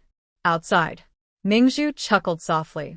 Captain Jiang had become humorous, learning to sing a duet with her. She added another bite of the prepared cold dish into Jiang Duo's bowl. Listening to the dogs barking while eating makes the food taste even better. "Come on, eat more." Song Ke ate a dumpling and felt very satisfied. She had never tasted such delicious dumplings and cold dishes before. After not seeing each other for years, her cousin's cooking skills were surprisingly impressive. Seeing no one paid attention to her, Song Shui swallowed her saliva, feeling extremely hungry and angry, and she started crying again. Ming Chun and I felt sorry and kept looking into the yard, wanting to ask for help. However, Ming Zhu softly said, "Aunt, that child has been spoiled by the Song family and needs discipline. Since you can't manage her, don't interfere." Ming Chun and I knew how capable Ming Zhu was now, so she could only listen to her and didn't say anything more. After dinner, Jiang Duo helped Ming Zhu run an errand, going to tell Zhou Changming that there was an issue at home and he couldn't come to class in the afternoon. Zhou Changming saw Jiang Duo still holding the bedding and asked about the situation. After understanding what happened, Zhou Changming said, "Your head injury isn't fully healed yet. Xiao Qiao doesn't know how to take care of you. Since it's inconvenient at home, you can stay here first. The west room is empty, and if anything happens, I can handle it, so Ming Zhu can rest assured." Jiang Duo thought his head injury was not serious anymore, but he agreed because of Zhou Changming's last words. Sure enough, Jiang Duo put down the bedding, went home, and told Ming Zhu about the situation. Ming Zhu looked very happy. "My master is really kind. Staying with him makes me feel more at ease. After all, there's a separate room. If I go to Qiaobin's place, I'd have to sleep in the same room with him. Who knows whether Captain Qiao prefers women or men? What if he's interested in me?" Jiang Duo raised his hand to cover the little woman's mouth, sighing helplessly, "You're so mischievous." Ming Zhu chuckled softly. "If I weren't mischievous, it wouldn't be fun to tease my husband." In the afternoon, Song Shui outside the door was extremely hungry but refused to admit her mistake. She left feeling embarrassed. When Ming Chun and I realized Song Shui was missing, she was very worried and wanted to go find her, but was stopped by Ming Zhu. Song Shui was 14 years old, not 4. She could find her way home and wasn't afraid of getting lost. By evening, Jiang Duo went to Zhou Changming's place. The three women were handling the silk cocoons they had previously prepared under the oil lamp when suddenly they heard Song Shui crying outside. They went to the yard gate and saw Song Shui standing there with a swollen face, crying non-stop. Ming Chun and I hurried forward, touching Song Shui's face, with red eyes and choking on her tears, asked, "Did he hit you?" Song Shui sobbed loudly. "They won't let me into the house. They said they don't want me anymore." Pearl had long suspected this would be the outcome. She slowly walked out calmly. Although domestic violence is wrong, thinking about Song Shui's arrogant attitude earlier, she now felt a sense of relief. A young tree that is not properly trained will not grow straight.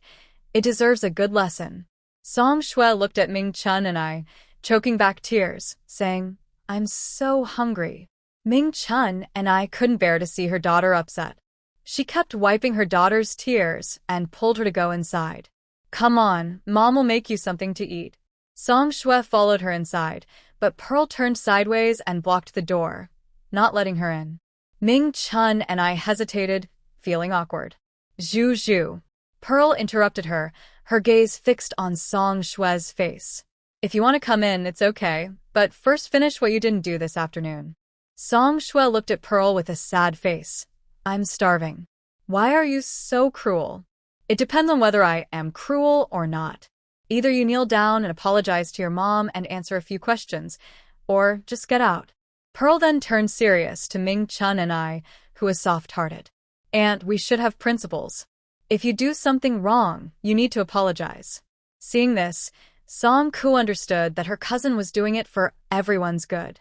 He gently pulled Song Shui's hand and advised, "Xiao Shui, listen to your cousin. Apologize to Mom. She's not crazy. If you said those things at noon, she would be very sad." Song Shui's eyes had long turned red, whether from anger or sadness. It was hard to tell. After a long while, she looked at Ming Chun and I, and finally knelt down honestly, stammering, "Mom, I'm sorry. I was wrong." Hearing her call her mom, Ming Chun and I couldn't hold back anymore. She squatted down and hugged her daughter, crying. She hated her own helplessness. After all these years of madness, missing her child's education, it was all her fault. Song Ke clenched his lips, feeling uncomfortable, and also squatted down to hug Ming Chun and I. Now all three women were crying together. Pearl could only watch quietly until they had vented enough. Then she looked at Song Shui and seriously asked, I want to ask you, how did that old widow know I have Tai Sui? Song Shui looked up at Pearl with a stubborn look in her eyes. I don't know. Pearl was not angry. She calmly said, if you don't know, then think about it slowly. When you remember, come inside. Song Shui snorted. This is my mom's house. Pearl sneered. This house was left to my father by my grandparents. My father gave it to me before he died. As long as I don't agree, you'll be starving outside the door and have no right to enter. At this point, Song Shui's stomach started to growl loudly. She was very hungry and too tired to argue with Ming Zhu. She had to recall what she knew and said. She said her older cousin told her. Her cousin told her that, and she believes it? Is she so sure? Of course she believes it. Her cousin knows the village chief well, and they are good friends. Can your village chief even tell a lie? Hearing this, Mingzhu's brows relaxed slightly, and she raised an eyebrow. So, this trouble was caused by the village chief. Song Shui felt a bit annoyed from hunger. I've told you everything you want to know. Please give me something to eat. I'm starving. Mingzhu chuckled softly and looked at Song Ke. Xiao Ke, go warm up the leftovers for your sister, so she can eat. When Song Shui heard leftovers, she looked unhappy and argued, why does my sister get to eat dumplings and salad, but I only get leftovers? That's not fair. Mingzhu smiled proudly. She calls me older cousin, and you call me a burden. Why should it be fair? If you think it's unfair, go eat at your own house. If it weren't for my aunt's sake, I wouldn't even give you a bite of the leftovers. You. Fearing that Song Shui might say something foolish again, Song Ke whispered, Xiao Shui, my older cousin cooks very well. You'll see once you try it. He then pulled Song Shui into the kitchen. Mingzhu watched the two sisters' backs and thought to herself. Seeing Ming Chunny hesitating to go in but also worried, Mingzhu smiled and said, Aunt, if you want to go, just go. This is your home. You don't need to look at me. Go ahead. After she spoke, she went back to her room and lay down on the bed, leaning against the quilt. Without Jiang Duo's presence nearby, she felt a bit empty. Before coming to this era, she always thought that if she got married, she wouldn't sleep in the same bed as her husband. After all, who doesn't like to have a big bed all to themselves, rolling around freely? But after sleeping with Jiang Duo for just a few days, how did she develop this bad habit of feeling inseparable? She sat up, fanning herself with a palm leaf, feeling restless. No, she had to find a way to calm down. That night, Jiang Duo finished washing up at Zhou Changming's house and lay on the bed feeling lonely. Suddenly, he heard Mingzhu talking outside the window. He sat up abruptly, looked out through the window into the yard, and under the moonlight, he saw Mingzhu. She was fanning herself with a palm leaf, chatting with Zhou Changming as they enjoyed the cool evening. Jiang Duo did not realize that the corner of his brow had lifted into a smile. He quickly got out of bed and left the room. In the courtyard, Mingzhu smiled happily at Zhou Changming. Master, whether you take in one person or two, it's all the same. Let me also stay here with you. Zhou Changming replied softly, if you and Captain Jiang don't mind my simple place, you're welcome to stay as long as you like. Mingzhu felt pleased and was about to say something when she saw Jiang Duo come out wearing a white tank top and shorts. She rushed over and jumped in front of Jiang Duo, smiling brightly. Captain Jiang, aren't you surprised to see me here at night? I told my master I want to stay here with you for a few days. Jiang Duo kept a slight smile and looked at Zhou Changming. Is that okay? Zhou Changming watched how the couple interacted and said, I'm not young anymore. Newlyweds are usually very close. You two can stay peacefully. He stood up from the small stool, waving a fan as he said, I'm going to sleep now. You two should rest early too. Jiang Duo locked the door securely and then took Mingzhu to his room. As soon as they lay on the bed, Mingzhu threw herself onto Jiang Duo, pressing her face against his chest. Captain Jiang, did you give me some kind of magic potion? I can't sleep unless I hold you. She looked up into his eyes. What about you? Did you miss me? I wasn't here just now, so you probably didn't sleep well, right? I'd be upset if you didn't. Jiang Duo wasn't really asleep and felt like something was missing. Then she arrived. But he didn't say those bold, embarrassing words like Ming Zhu. Instead, he said, I just finished talking with old Zhou. I haven't slept yet. Ming Zhu, you're avoiding the question. Do you miss me or not? Don't tell me you didn't have time to think about me. Just thinking of my name counts. Come on, tell me, did you? Ming Zhu traced circles on his chest with her finger, the tips of her fingers making him feel tingly and numb. Jiang Duo raised his hand and held her mischievous hand, his Adam's apple moving slightly. Don't cause trouble. Old Zhou is next door. Ming Zhu's expression changed with a mischievous smile. Oh, Captain Jiang, you're worried about affecting things, huh? But since you won't admit you miss me, I'll just tease you. She shifted her body and leaned over Jiang Duo, then cupped his face and kissed him.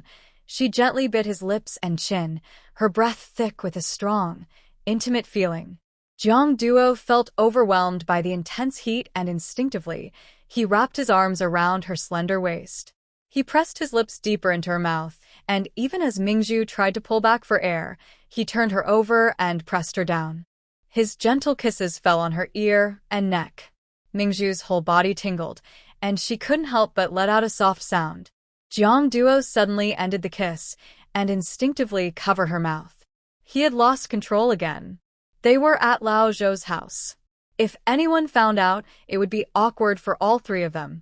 He tried to calm his racing heart, released his hold so he could feel her breath, then turned back to lie beside Ming Zhu. His voice was hoarse. Be good, no more fussing. Ming Zhu's heart was pounding just as fast. She casually fanned her hot neck. Before, they had only shared a kiss, but just now. Jiang Duo clearly felt something more and wanted to go further. He might not even wait for her to make the first move. He could act on his feelings first. Ming Zhu turned to look at Jiang Duo's side profile and smiled. Why didn't you just say you missed me earlier? Jiang Duo changed the subject, sensing her teasing tone. You ran out alone. Is Auntie settled now? Yes, Song Shui has come back. Ming Zhu told Jiang Duo what had happened earlier. He didn't expect that the trouble was caused by Ming Zhu. He looked at Ming Zhu in the dark, knowing without asking that she was probably sleeping peacefully because she had a way to handle things. In the morning, Ming Zhu woke up to the crowing of roosters. She turned over and realized Jiang Duo was no longer in the room. She stretched and got up, heading to the yard. She saw Zhou Chengming practicing Tai Chi, while Jiang Duo was watering the small flowers by the wall. Ming Zhu smiled and greeted him. Master, good morning. I didn't expect you to practice Tai Chi. For a moment, she felt like she was seeing retired elders exercising in a park in the future. Zhou Chengming moved slowly, doing his routine. I learned it when I was young to stay healthy. You got up so late. Are you hungry? Captain Jiang left breakfast for you in the pot. Go eat. Ming Zhu glanced at Jiang Duo. We're not just staying here for free. We're also eating his food? Jiang Duo finished watering the flowers, put the watering can back in the bucket, and said, Old Zhou is very kind. Ming Zhu chuckled. He was sincere, and since he offered, she would eat. But she was straightforward too. She rolled up her sleeves and said, Master, I won't be polite. Don't bother making lunch and dinner. I brought some food from home. Zhou Chengming helplessly shook his head. You still distinguish so clearly between yourself and your master? No, not really, Ming Zhu smiled charmingly. It's just that I find my master's cooking hard to eat. When Jiang Duo heard this, his expression froze. The young girl said everything so frankly. Ming Zhu, don't be cheeky. Ming Zhu stuck out her tongue at him and then happily skipped to the kitchen for dinner. Jiang Duo turned to Zhou Chengming again. She was just joking, don't take it seriously. Zhou Chengming burst into hearty laughter, amused by Ming Zhu. It's not just joking. My disciple is honest. The food I make isn't very good. I even get tired of eating it myself. Jiang Duo was speechless. After finishing Tai Chi, Zhou Changming didn't forget to tease Jiang Duo. You're really lucky, marrying such a good girl. Life won't be boring in the future. Jiang Duo instinctively glanced toward the kitchen, his expression softening. Yes, that was true. His life, which had been dull for over 20 years, was completely turned upside down after meeting Ming Zhu. He used to think he didn't know many girls and didn't understand them, but recently he observed Ming Zhu carefully and realized she was truly different. As long as he could be sure that she had nothing to do with that matter, he looked forward to his future life. After breakfast, taking advantage of the many medical supplies at Zhou Changming's house, Ming Zhu helped Jiang Duo change the gauze on his head. Zhou Changming wanted to guide her, but seeing her skillful movements, he couldn't help but wonder, where did you learn how to bandage? Ming Zhu's movements suddenly paused, feeling guilty. What's going on?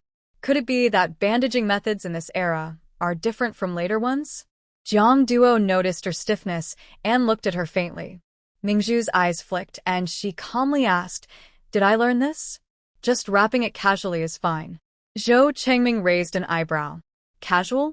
That's not just wrapping casually. This is a professional bandaging technique. Ming Zhu, you're really a good medical student. Keep studying hard. In the future, you must find a way to work in a hospital. It would be a shame to waste your talent. Ming Zhu smiled and nodded. After finishing, she left with Jiang Duo. She was going home, and Jiang Duo needed to go to the brigade for some matters. On the way, seeing that he remained silent, Ming Zhu nudged him gently with her elbow. Why aren't you talking? Are you worried about something? Jiang Duo glanced at her and softly asked, Can I ask you a question honestly? Ming Zhu casually linked her arm with his and laughed. Ask away. As long as I know, I will answer honestly. Jiang Duo's face grew serious as he spoke carefully. You haven't just learned some medical skills casually, have you? You know a lot, and you're very professional. Rather than asking, he was making a judgment. Ming Zhu's smile remained unchanged, her expression calm. But inside, she felt strangely nervous, as if she had been seen through, leaving her unsure of herself. Since Jiang Duo was so direct, she couldn't refuse to give a clear answer. This time, Ming Zhu nodded seriously. I told you before about my grandmother's family background, but I didn't tell you everything. Actually, my grandmother's generation, my grandfather's side, someone there learned Western medicine from foreign missionaries. So what my grandmother taught me is much more than what's written in the records. I know much more than you think. Common illnesses are not difficult for me.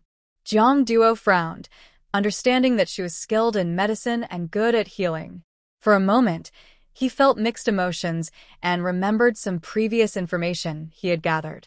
The target person had been seriously injured before but was not recorded as receiving hospital treatment. Clearly, that person had someone knowledgeable in medicine nearby, or perhaps the target could treat injuries themselves. Jiang Duo's eyes darkened gradually. Ming Zhu noticed his changing expression and felt confused. She held her breath, thought for a moment, then 主动抱住他的腰，娇软的身子贴在他的身上，仰头看着他。张都欧，你为什么看起来一点也不惊喜？你觉得我精通这些不好吗？ Jiang Duo looked into her eyes for a long time and finally said, That's not what I mean. Ming Zhu, I just hope you never lie to me. Never lie to him. Ming Zhu felt a bit guilty inside. After all, her medical skills weren't learned from her grandmother. She had made it all up herself, but she confidently assured him, I won't lie to you, Captain Jiang. Why are you so cautious? Someone who doesn't know might think you're always being tricked. She moved her hand up to wrap around his neck, then jumped up, hanging on to him. Her slender legs wrapped tightly around his waist. Jiang Duo was worried she might fall, so he instinctively caught her. Look, I've lived here since I was a child. It's always the same few things. You know that, right? But you're different. You're sent from outside. I don't know where your home is, or if you have family. If I were worried about being tricked, it should be me worried, right? Jiang Duo, have you ever lied to me? Now it was Jiang Duo's turn to be silent. Besides what he had discovered, in a way, he had indeed kept many things from her. Especially considering her identity and the marriage she would be unable to leave in the future. Ming Zhu noticed Jiang Duo avoiding her gaze and felt a vague discomfort. The deeper the feelings for someone, the more you want to understand them. But Ming Zhu trusted Jiang Duo. He must have his reasons for not speaking. Everything will happen in time. She jumped down from Jiang Duo and took his hand. All right, I won't tease you anymore. I'm going home now. You should head to the team quickly. Okay. They parted at the intersection. Ming Zhu wandered alone and, before reaching home, faintly heard the sound of a man crying. Ming Zhu, you wicked girl. Come out. You actually killed someone and covered it up. My poor daughter. Ming Zhu approached and saw Song Baogua holding the unconscious Song Shui, who was foaming at the mouth and muttering. Nearby, Ming Chunny and Song Ke squatted, their faces full of worry and tears. Whenever Ming Chunny reached out to touch Song Shui, she was pushed away by Baogua's slap. When he glared fiercely at Ming Chunny, he saw Ming Zhu returning. He immediately put down Song Shui and rushed toward Ming Zhu. Ming Zhu, you murderer! My daughter was poisoned at your place. She's dying, and you owe her life. When Ming Zhu ran over and heard Baogua's voice, she had already taken out a needle she kept in her pocket for self-defense. As Baogua reached out to grab her collar, she quickly stabbed his wrist. He yelped in pain and withdrew his hand, shouting, You wicked girl, how dare you hurt me? Ming Zhu looked coldly at this filthy man and said sharply, If you're not tired of fighting, try coming at me again. See if I can wear you out. Thinking of Jiang Duo's punch from yesterday, Baogua hesitated. Ming Zhu hurried to Song Shui, who was still unconscious, and glanced at Ming Chunny and Song Ke. Ming Chunny looked too overwhelmed with grief to answer her questions. She lowered her head seriously to check on Song Shui and asked, Song Ke, what's going on? Song Ke shook his head, crying. Cousin, I don't know either. We were just eating breakfast when my dad and stepmother came over. Stepmom said she missed Xiao Shui, so Xiao Shui went outside to chat with them. Not long after, she started convulsing and foaming at the mouth. She fainted. Stepmom? Ming Zhu turned to look and saw a woman in her 40s, with a face full of wrinkles, standing nearby. The woman looked at Ming Zhu with a sharp and harsh expression and said to Song Ke, How could you not understand? When we just arrived, you were eating, and clearly, Ming Zhu wanted to take the Tai Sui that belongs to you, trying to poison her to death. Ming Zhu sneered, 3 people eating, and only Song Shui gets poisoned when talking to you? That's a joke. Who knows if he called Song Shui outside and gave her poison? As soon as she finished speaking, the old widow's eyes noticeably shifted. Even though she quickly adjusted her expression, Ming Zhu's sharp eyes caught something was wrong. The old widow crossed her arms, looking fierce, and said, Stop accusing people falsely. She was poisoned in your house. Maybe you all want to kill her one by one. Ming Zhu disdainfully glanced at her and said, We will see the truth when she wakes up. She then looked at Song Ke and asked, How long has Song Shui been unconscious? About 10 minutes. Ming Zhu was annoyed. Truly, ignorance can be deadly. Since she's like this, why didn't you take her to the pharmacy? Song Ke looked at the old widow with fear and said, My mom wanted to take her to the hospital, but my dad and stepmother refused. They want to wait for you to come back. The old widow confidently said, Why take her to the hospital? You try to harm her, and when we find out, do you think going to the doctor means you won't be responsible? First, pay compensation to old Song. If this child dies, we will make you pay with your life too. Ming Zhu turned around and coldly shot her a look, sarcastically saying, You despicable woman. Who do you think you are? Not to mention you're divorced from Song Baogua. Even if you weren't, my cousin's matters are none of your business. The old widow sat on the ground, then turned to scold Song Baogua. Song, look at this. I've dedicated myself to raising your 2 daughters, and now I've become an outsider. Do you just let others humiliate me? Say something. Your daughter is like this, and they still think they don't need to pay? Song Baogua immediately responded, That's right, Ming Zhu. My daughter was harmed in your house. You must pay. Heartless, Song Baogua no longer cared about Song Shui's life, but Ming Chun and I was worried sick. She tightly held Ming Zhu's hand and cried desperately, Zhu, will Tai Sui water help? Xiao Shui can't die. Please help Auntie save her. Seeing her aunt in such pain, Ming Zhu also felt very sad. Now, Song Shue's life was in danger and couldn't be delayed. She patted Ming Chunni's hand and said, "All right, Auntie, stop crying. I am here." She quickly got up and went back to the kitchen. She entered the space, took out a cup of spiritual spring water, and added a little soap water. At the door, she told Song Ke, "Help your sister up." Song Ke immediately obeyed.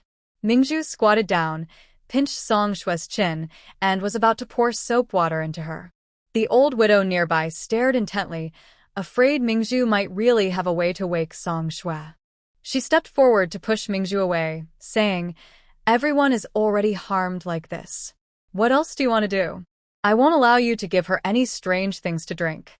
Ming Zhu tried to stand up and avoid the widow's interference, but Ming Chun and I suddenly rushed over, somehow gaining the courage, and directly threw the old widow to the ground. She pressed firmly on the other's shoulders, controlling her, with her eyes red and shouting, "Bad woman, I won't let you touch my niece and daughter. If you try to stop Ming Zhu, I will strangle you. Ming Zhu, Aunt can do it, go for it." The old widow was older than Ming Chun and I and not as strong. She shouted for Song Baobo to help her. Song Baobo was initially stunned by Ming Chun's fierce look. After a moment, he reacted and tried to help. But Ming Zhu had already stood up, picked up a stone, and threw it at Song Baobo's neck. He was caught off guard and was knocked out immediately. Ming Zhu knelt down, checked his breathing, and then, amid the frightened screams of the old widow shouting help, "He's killing someone," she calmly got up, returned to Song Shue, and poured the full cup of water into her stomach. She turned her over and helped her to. Within minutes, Song Shue vomited a yellow, cornmeal-like substance. She curled up in Song Ke's arms and slowly opened her eyes. Song Ke excitedly shouted, "She's awake. Cousin, Xiao Xue is awake." The spiritual spring water itself could detoxify, and with the soap water helping her out the medicine, it was no wonder she woke up. Hearing this, Ming Chun and I, who was holding the widow, immediately let go and rushed to Song Shue, hugging her tightly. Seeing Song Shue's face still a bit pale, Ming Zhu said calmly, "You almost died from poisoning. I saved you. Now tell me, did your father and the old widow call you out and give you something to eat just now?" As she spoke, she looked up provocatively at the widow. The widow, who had just gotten up from the ground, visibly panicked. With everyone like this, how could she still be truly saved? She looked at Song Shue warningly and said, "Xiao Xue, you must not be misled by this unkind girl. If your father finds out, he will definitely punish you." Song Shue looked at the old widow and then at Ming Zhu, frowning. She was about to speak, but Ming Zhu interrupted her. "Song Shue, you're already 14 years old, not a child anymore. Just now, you were poisoned. Your mother and sister wanted to save you, but your father and that old widow kept stopping them. They clearly want to use your life to blackmail my money. If you lie, they didn't poison you this time, but there might be a next. When that happens, I won't save you again." Seeing Song Shue hesitate, the old widow immediately said, "Shue, your father treats you much better than your sister. You wouldn't be unkind, helping this crazy woman harm him, right? The things he promised you, you'll get nothing if you do. When your father wakes up, he might even get angry and hurt you." Song Shue became scared. She didn't dare look at the widow. After thinking for a moment, she looked at Ming Zhu and said, "My dad and mom didn't give me anything to eat. They just talked to me." The old widow was pleased inside. She thought this girl was clever. She looked proud and said to Ming Zhu, "Did you hear that? "We didn't harm Shue. The poison is in your house. Pay us money. Otherwise, we'll send you to jail." Ming Zhu looked at Song Shue with disappointment.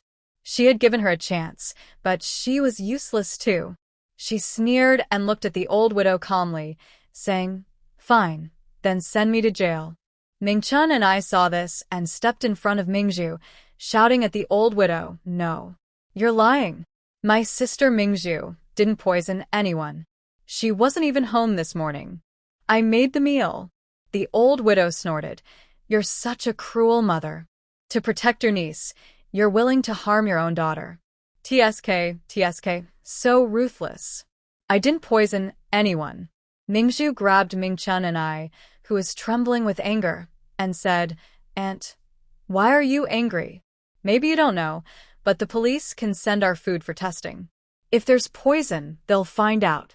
If you and Song Ko are fine, it proves our food is clean. Without evidence, the police won't trouble us. Song Rinja and the old widow are just wasting their time today. Hearing this, the old widow became anxious. She knew poison wouldn't be found in their food. But she was quick-witted. She raised her hand and pointed at Song Bagua on the ground, who said our efforts are wasted. Even if the poisoning isn't confirmed, you still hurt Song Bagua. We'll sue you for that. Did I hurt Song Rinja? Let me see, Ming Zhu said, walking over to Song Bagua. She bent slightly and jabbed sharply at his vital point. The unconscious Song Bagua was suddenly struck by the pain, and he opened his eyes abruptly. Ming Zhu stood straight, raised her eyebrows, and looked at the old widow. Isn't he doing well now? The old widow was stunned. Is Ming Zhu really so powerful? Song Bagua sat up. Although he didn't know what had happened later, he knew Ming Zhu had hit him. He touched the sore back of his neck with one hand and pointed at Ming Zhu with the other, scolding Ming Zhu, "How dare you attack me from behind? You think, because Jiang Duo is protecting you, I won't do anything to you? That's right. I rely on Jiang Duo's influence, so you're really afraid to do anything to me," she said. Then she pointed coldly at Song Shui, who had just woken up, and said, "Take your ungrateful daughter and get out of my house." Song Bagua glanced at the aggrieved Song Shui, frowned. Why did she wake up now? How can I deal with Ming Zhu, that ungrateful girl? Ming Zhu walked over, looking at Ming Chunny, who was still holding onto Song Shui tightly. Ming Chunny looked up and begged Ming Zhu. She didn't want Song Shui to leave with those two people, afraid they might harm her again. But Ming Zhu said, "Aunt, Song Shui is not a child anymore. She's 14. She has already made her choice. She'd rather harm her father than leave us. So you should respect her decision." She looked at Song Ko and said, "Come help. Support your mother to rest in the room." Song Ko nodded and went to help Ming Chunny. The old widow saw this and thought it wouldn't do. She pushed Song Bagua aside, touched her belly, and said angrily, "Song Bagua, are you mute? Do you still want me to go back and have a baby for you? No money, and the daughter should be taken home." I don't want Song Shui. She's too young and useless. She just got poisoned and is not in good health. We have to take care of her. If we take Song Ko back, she will be capable soon, and in a few months, she can get married. Song Bagua thought the widow's words made sense. Song Shui, from now on, follow your mother. Song Ko, come with me. Hearing this, Song Shui immediately pouted and started crying. Ming Zhu looked at her with disgust, not wanting to care. Meanwhile, Song Ko, who was helping Ming Chunny, suddenly shook her head excitedly at Song Bagua. "I won't go back. I want to stay with my mom." Today, Song Bagua's plan failed. He was already angry, and seeing this rebellious girl dare to oppose him, he was so furious that he stepped forward to slap Song Ko. Song Ko, afraid, closed her eyes and shrank her neck instinctively. But the expected pain didn't come. She slowly opened her eyes and saw her cousin about her height, standing in front of her. Pearl pushed away Song Bagua's hand and said firmly, "Song Bagua, if you want to hit someone, go hit your mother. My cousin, it's not your place to make a move. She's my daughter. So what? In front of me, you can't even lay a finger on her or her mother." You. Song Bagua clenched his teeth. He couldn't beat Pearl, so he decided to go back and deal with Song Ko. He glared at Song Ko and shouted, "Come here. When you get home, I won't hold back from hitting you to death." Song Ko looked at Song Bagua with fear, thinking about how Pearl had fought back strongly these past few days.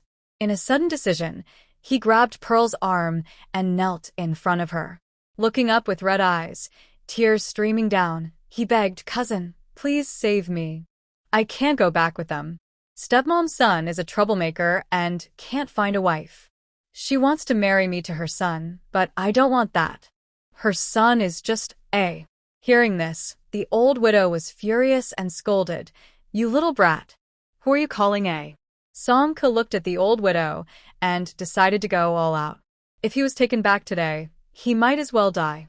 He is a. Dad, you know very well that Sun Dekai came into my and my sister's room when I was 15. But your stepmother wouldn't let you manage him. You never helped me, so over the past 2 years, no matter how hot it was, I had to lock the door and sleep. Since this year, he's been more unruly. When you're not looking, he comes up to me and shoulder bumps me. I'm scared of him. Listening to this, Ming Chunny felt her heart ache. She hugged Song Ke, who was usually afraid of Song Baogua. But now, she raised her chin and glared at him angrily. Song Baogua, you're not a human. It's one thing to bully me, but how can you let others bully your daughter? The old widow snorted coldly. My son didn't really do anything to your daughter. What's wrong with a few touches? Look at how noble you are. My son is handsome and over 30, but still unmarried. Your cousin is lucky to have him. She dared to say this, and Pearl chuckled softly, her sarcasm instantly sharp. Hey, widow, with that face of yours, I thought you were some bug crawling out of a cesspit. You open your mouth and just spew filth. Your son, who's handsome but over 30 and still unmarried, my cousin's not lucky enough to have him. You just like to play with young men, or maybe you've been indulging yourself. Hearing this, the old widow's face darkened with anger. She scolded, You uneducated, cheap girl. You're asking for death. Who are you calling cheap? Calling you. Pearl laughed. The old widow realized something was wrong and pointed at Ming Zhu, gritting her teeth with anger. She said, You don't need to argue with me here. I tell you, Song Baogua is Song Ke's father. Her matters are not for you to decide. Song Ke not only has a father but also a mother. She turned to Ming Chunny. Aunt, your daughter doesn't want to leave anymore. She wants to stay with you. Do you want her? Ming Chunny nodded desperately. Yes, I want her. No one can take this girl away from me. I want her. Song Baogua pointed at Ming Chunny. The girl was raised by me. What right do you have? What right do I have? Ming Zhu coldly challenged Song Baogua. Because Song Ke is my aunt's daughter. Now that Song Ke is grown up, she can choose who to be with. Even if the police come, they must respect Song Ke's choice. Song Baogua was furious. When Song Ke refused to leave and Ming Zhu wouldn't give way, he dared not forcibly drag her back home. After all, Jiang Duo's fists were very strong. Could today's mess caused by Ming Zhu end with nothing gained? The old widow was clever and immediately spoke up. It's not impossible for Song Ke to stay. But she's been eating and drinking at old Song's house all these years, and I deserve a share too. You need to compensate us. Song Baogua quickly agreed. Yes, give money. The old widow pushed him. Just money isn't enough. You also have to give us half of the Tai Sui. Oh. Ming Zhu looked surprised. Selling my aunt's daughter to my aunt. Huh? Such a clever plan. Song Ke didn't expect her father to exchange her for the Tai Sui. She felt completely defeated. It was over. Tai Sui was such an important thing. How could her cousin? Fine. Just when everyone thought this plan was impossible, Ming Zhu agreed quickly. Everyone was stunned. The surrounding air was silent for half a minute. The widow suddenly became excited. You agreed? Don't go back on your word. Why would I go back? Tai Sui or money? Those are just things. Nothing compares to my aunt being happy, and nothing is more important than my cousin's future and reputation. Song Ke's eyes reddened. She held Ming Chunny's hand tighter and tighter without realizing it. Her biological father sold her like an object, but her almost absent cousin was willing to risk so much to save her. Ming Zhu continued Song Baogua about the money we settled that yesterday. Your family damaged my aunt's reputation, and you still owe us money. But forget it. To avoid seeing you two disgusting pests again, I don't want the money anymore. I'll split the Tai Sui with you. But since you took the item, you must sign a written agreement with me. Song Baogua took the widow aside. After whispering a few words, they returned, and Song Baogua nodded decisively, saying no problem. Ming Zhu nodded and looked at Ming Chunny beside her. Aunt, Jiang Duo is in the team. Go find him and tell him about the situation here. Also, gather a few witnesses for us. It's best if the village chief oversees this matter. This situation definitely needs key people involved. Meanwhile, the two people across the way exchanged pleased glances when they heard Ming Zhu wanted to find the village chief. Ming Chunny nodded in agreement, took a few steps, then looked back at Song Shui. Xiao Shui, will you live with Mom in the future? It's all flesh from her own body. She fears losing anyone. After all, Song Shui is already 14, and the widow's son isn't a good person. Song Shui glanced nervously at Song Baogua. She actually knew what had just happened and was afraid her father might take her home. But before she could say anything, the widow suddenly spoke boldly, a daughter in exchange for half a Tai Sui. Song Shui frowned. Ming Zhu already disliked her, and she hadn't been obedient just now. Ming Zhu definitely wouldn't trade her. Sure enough, Ming Zhu coldly said, "This ungrateful girl isn't worthy of my half a Tai Sui." Song Shui lowered her head silently. Ming Zhu shot her a sidelong glance. If it weren't for her aunt's face, she wouldn't pity this foolish girl at all. She withdrew her gaze, looked at Song Baogua, crossed her arms, and said proudly, "Since you're so ungrateful, I won't give the Tai Sui. Song Ke and Song Shui, you can't take them away. If you dare to touch them, I'll call the police. You two can leave now." Suddenly, Song Shui looked up. She Was staying? Song Baogua glanced at the old widow and exchanged a look. The old widow also saw that Ming Zhu was a tough nut too. Seeing her opportunity, she muttered to Song Baogua, all right. Our family already has so many people. Now I need to have another child for you. With so many idle people, if you're not tired, I don't want to serve anymore. Just give them to her." Song Baogua thought for a moment and realized that made sense. Plus, he had just made a fuss over Song Shui, so she might hold a grudge later. He cleared his throat. "Xiao Shui, go live with your mother too. Once your brother is born, we won't be able to stay here anymore." Ming Chunny was overjoyed. Luckily, Ming Zhu was here. Otherwise, she wouldn't have been able to get these two children back. Song Shui also felt relieved. She secretly looked at Ming Zhu but was met with a cold stare from her. Ming Zhu told the sisters to stay at home while she went to get the Tai Sui and head to the team. Getting news from Auntie, Jiang Duo was already waiting at the door. She cheerfully went over and asked, "Captain Jiang, why are you out now?" "Waiting for you." Jiang Duo thought she might have to share the Tai Sui with others and Jingzhu would be unhappy, but unexpectedly, she looked relaxed and indifferent. "This Tai Sui." Jingzhu shrugged. "It's okay. Money and wealth are just worldly things."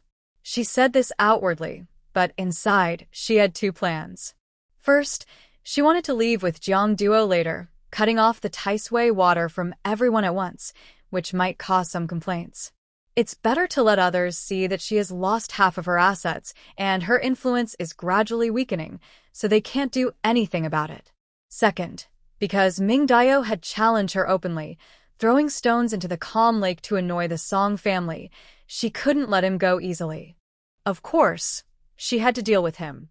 She winked at Jiang Duo with a mischievous smile, her eyes shining with cleverness.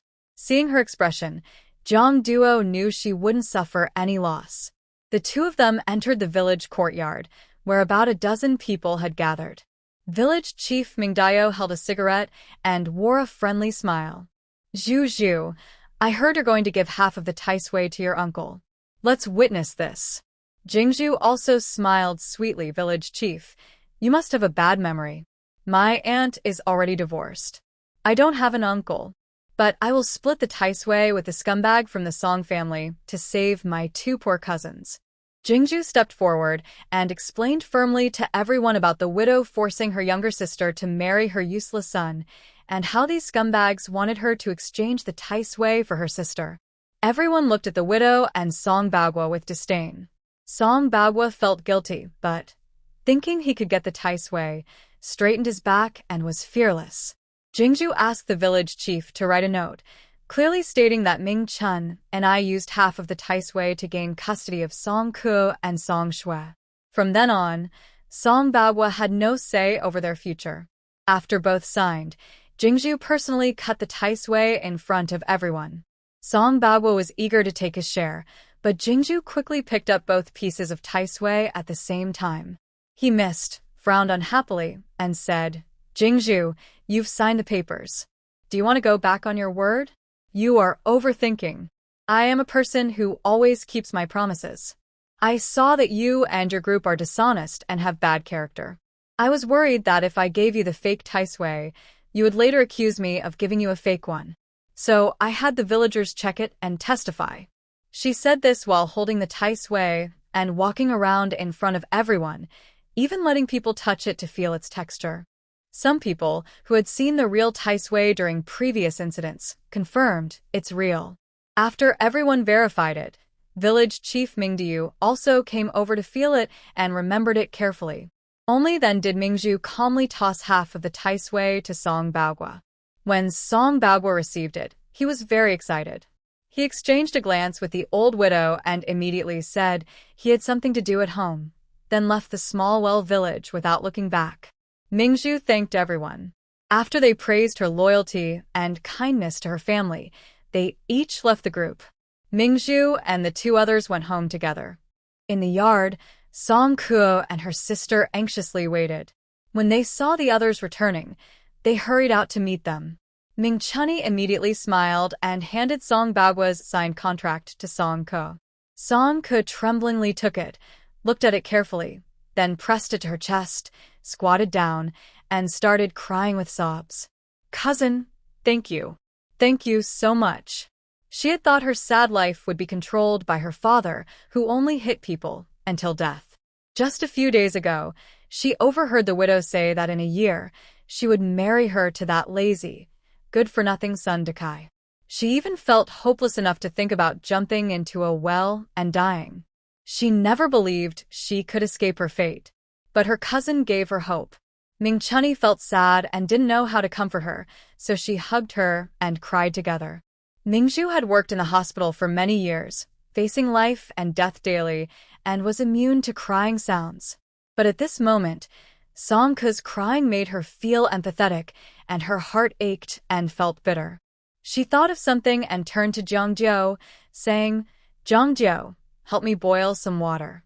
Jiang Duo knew Ming Zhu was deliberately distracting him, so he went to the kitchen. Ming Zhu approached and squatted in front of Song Ko, patting her shoulder and softly asking, "Xiao Ko, you should understand some things. Tell your cousin the truth. Did that old widow's son bully you? Did he succeed?" Song Ko choked and tried to hold back her tears, looking at Ming Zhu with tearful eyes, it seems. He succeeded. Next spring, Mingni felt even more guilty and slapped herself twice. "It's all my fault. I didn't protect you." Ming Zhu held Mingni's hand and frowned. "Aunt, don't be impulsive yet." She had just caught on to a key point, it seemed. She hurriedly asked, "What do you mean by seems? What exactly did he do?" Song Ko lowered her head, blushing with shame, hesitating for a moment. "He wanted to kiss me. I didn't let him. He pushed me onto the blanket, touched me, and kept rubbing against me."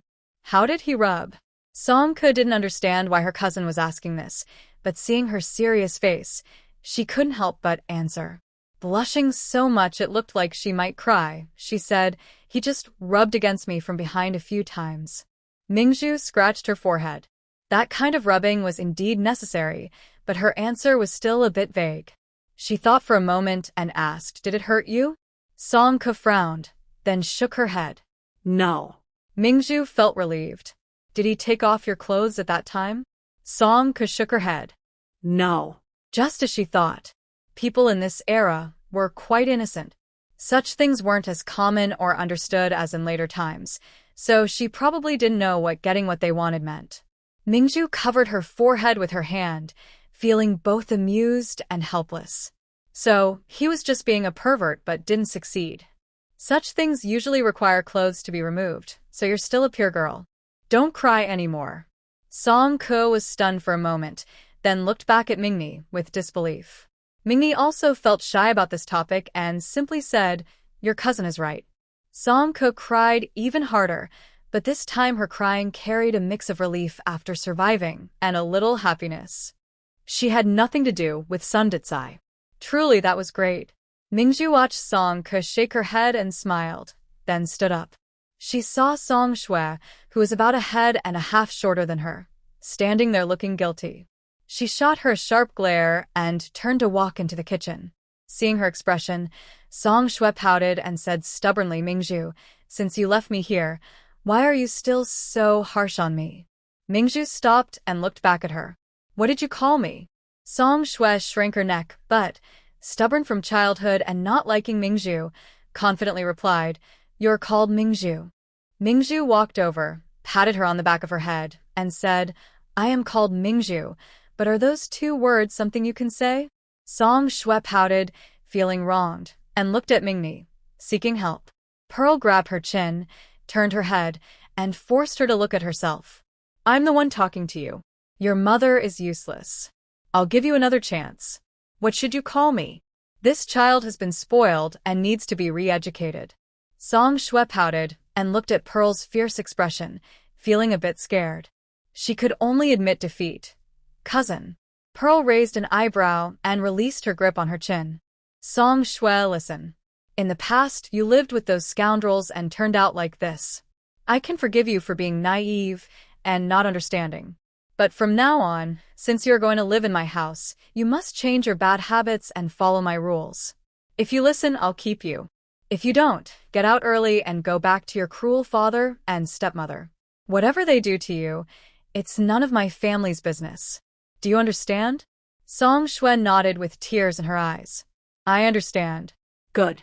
You just asked me why I keep you, but treat you badly. Well, now I'll tell you.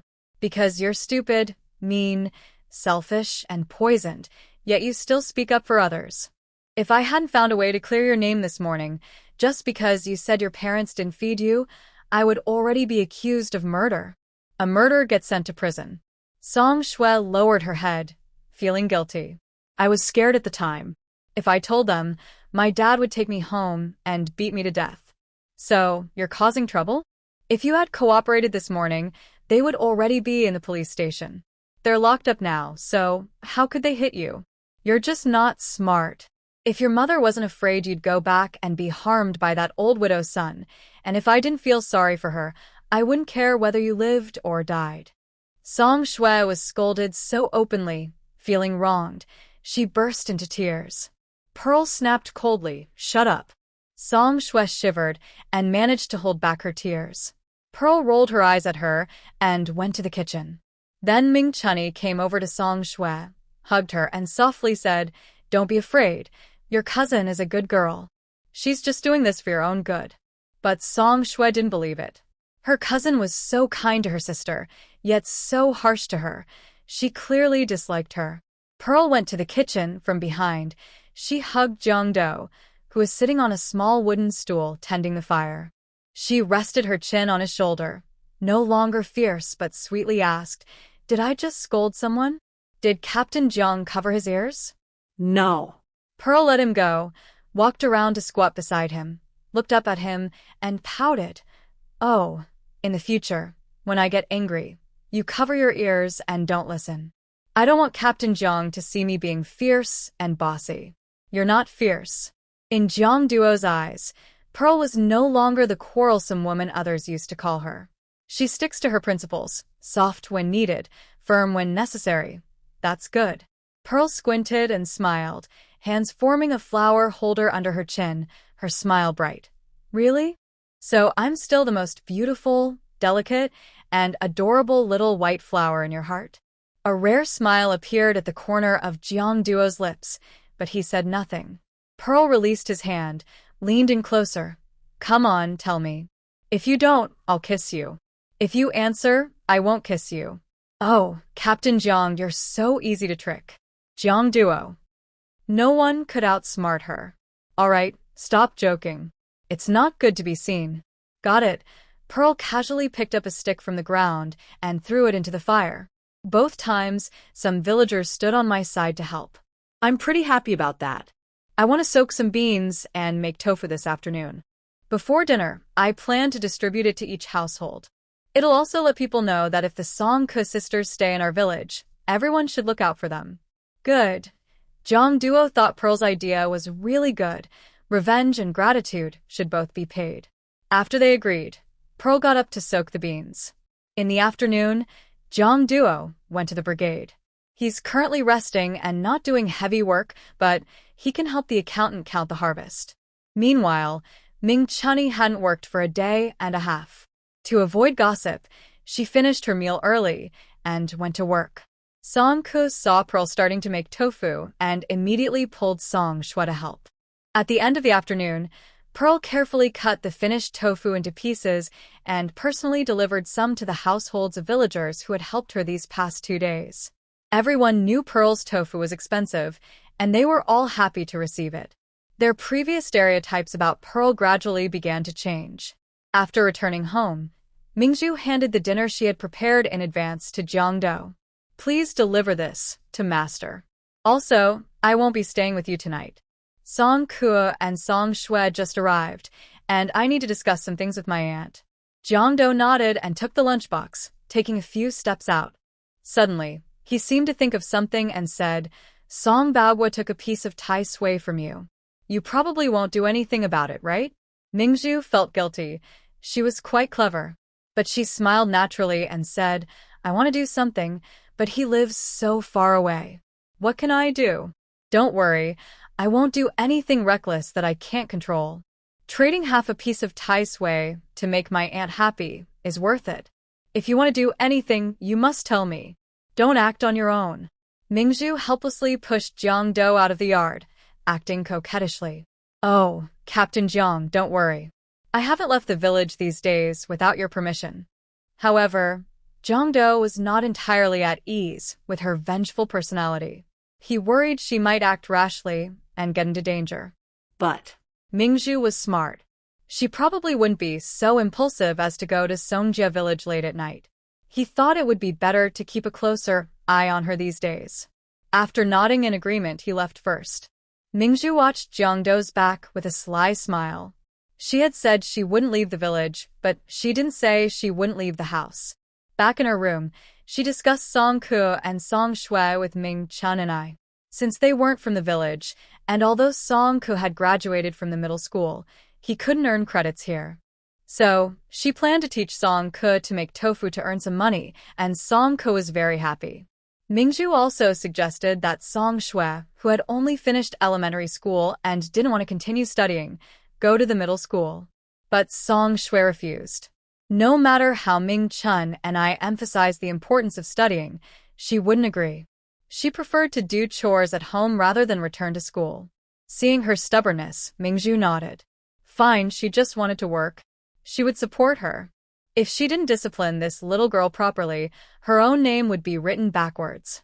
After finishing this talk, everyone went back to their rooms to rest. Ming Zhu lay on the Kong bed, took a short nap, and when the outside world was silent, she entered her space. She moved quietly in the dark and stepped out. Ming Zhu was sound asleep when suddenly he felt a tickling sensation on his face, as if someone was scratching him. He groggily opened his eyes and, under the moonlight, saw a shadow standing in front of him. Before he could even see the face clearly, the shadow suddenly disappeared.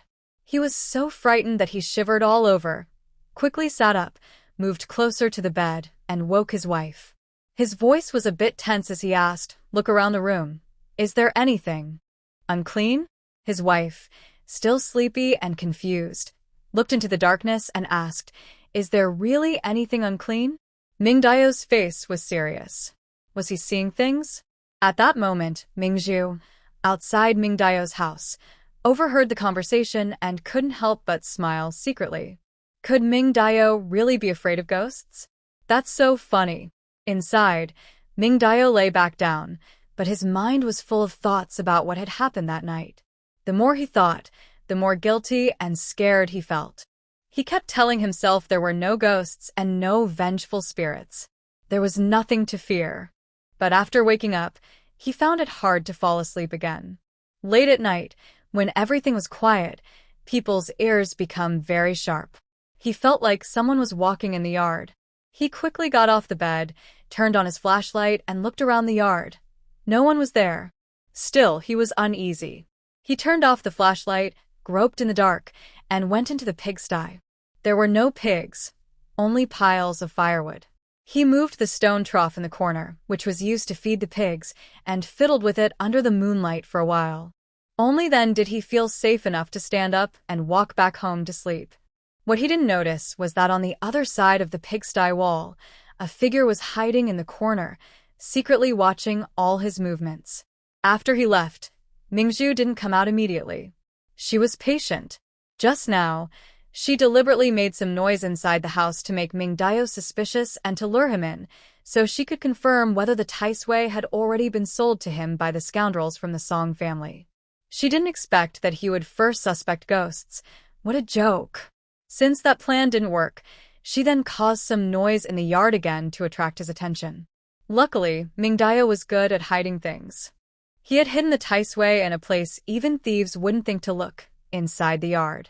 She waited for 2 hours, making sure everyone inside was asleep and there was no more movement, before sneaking into the corner of the pigsty.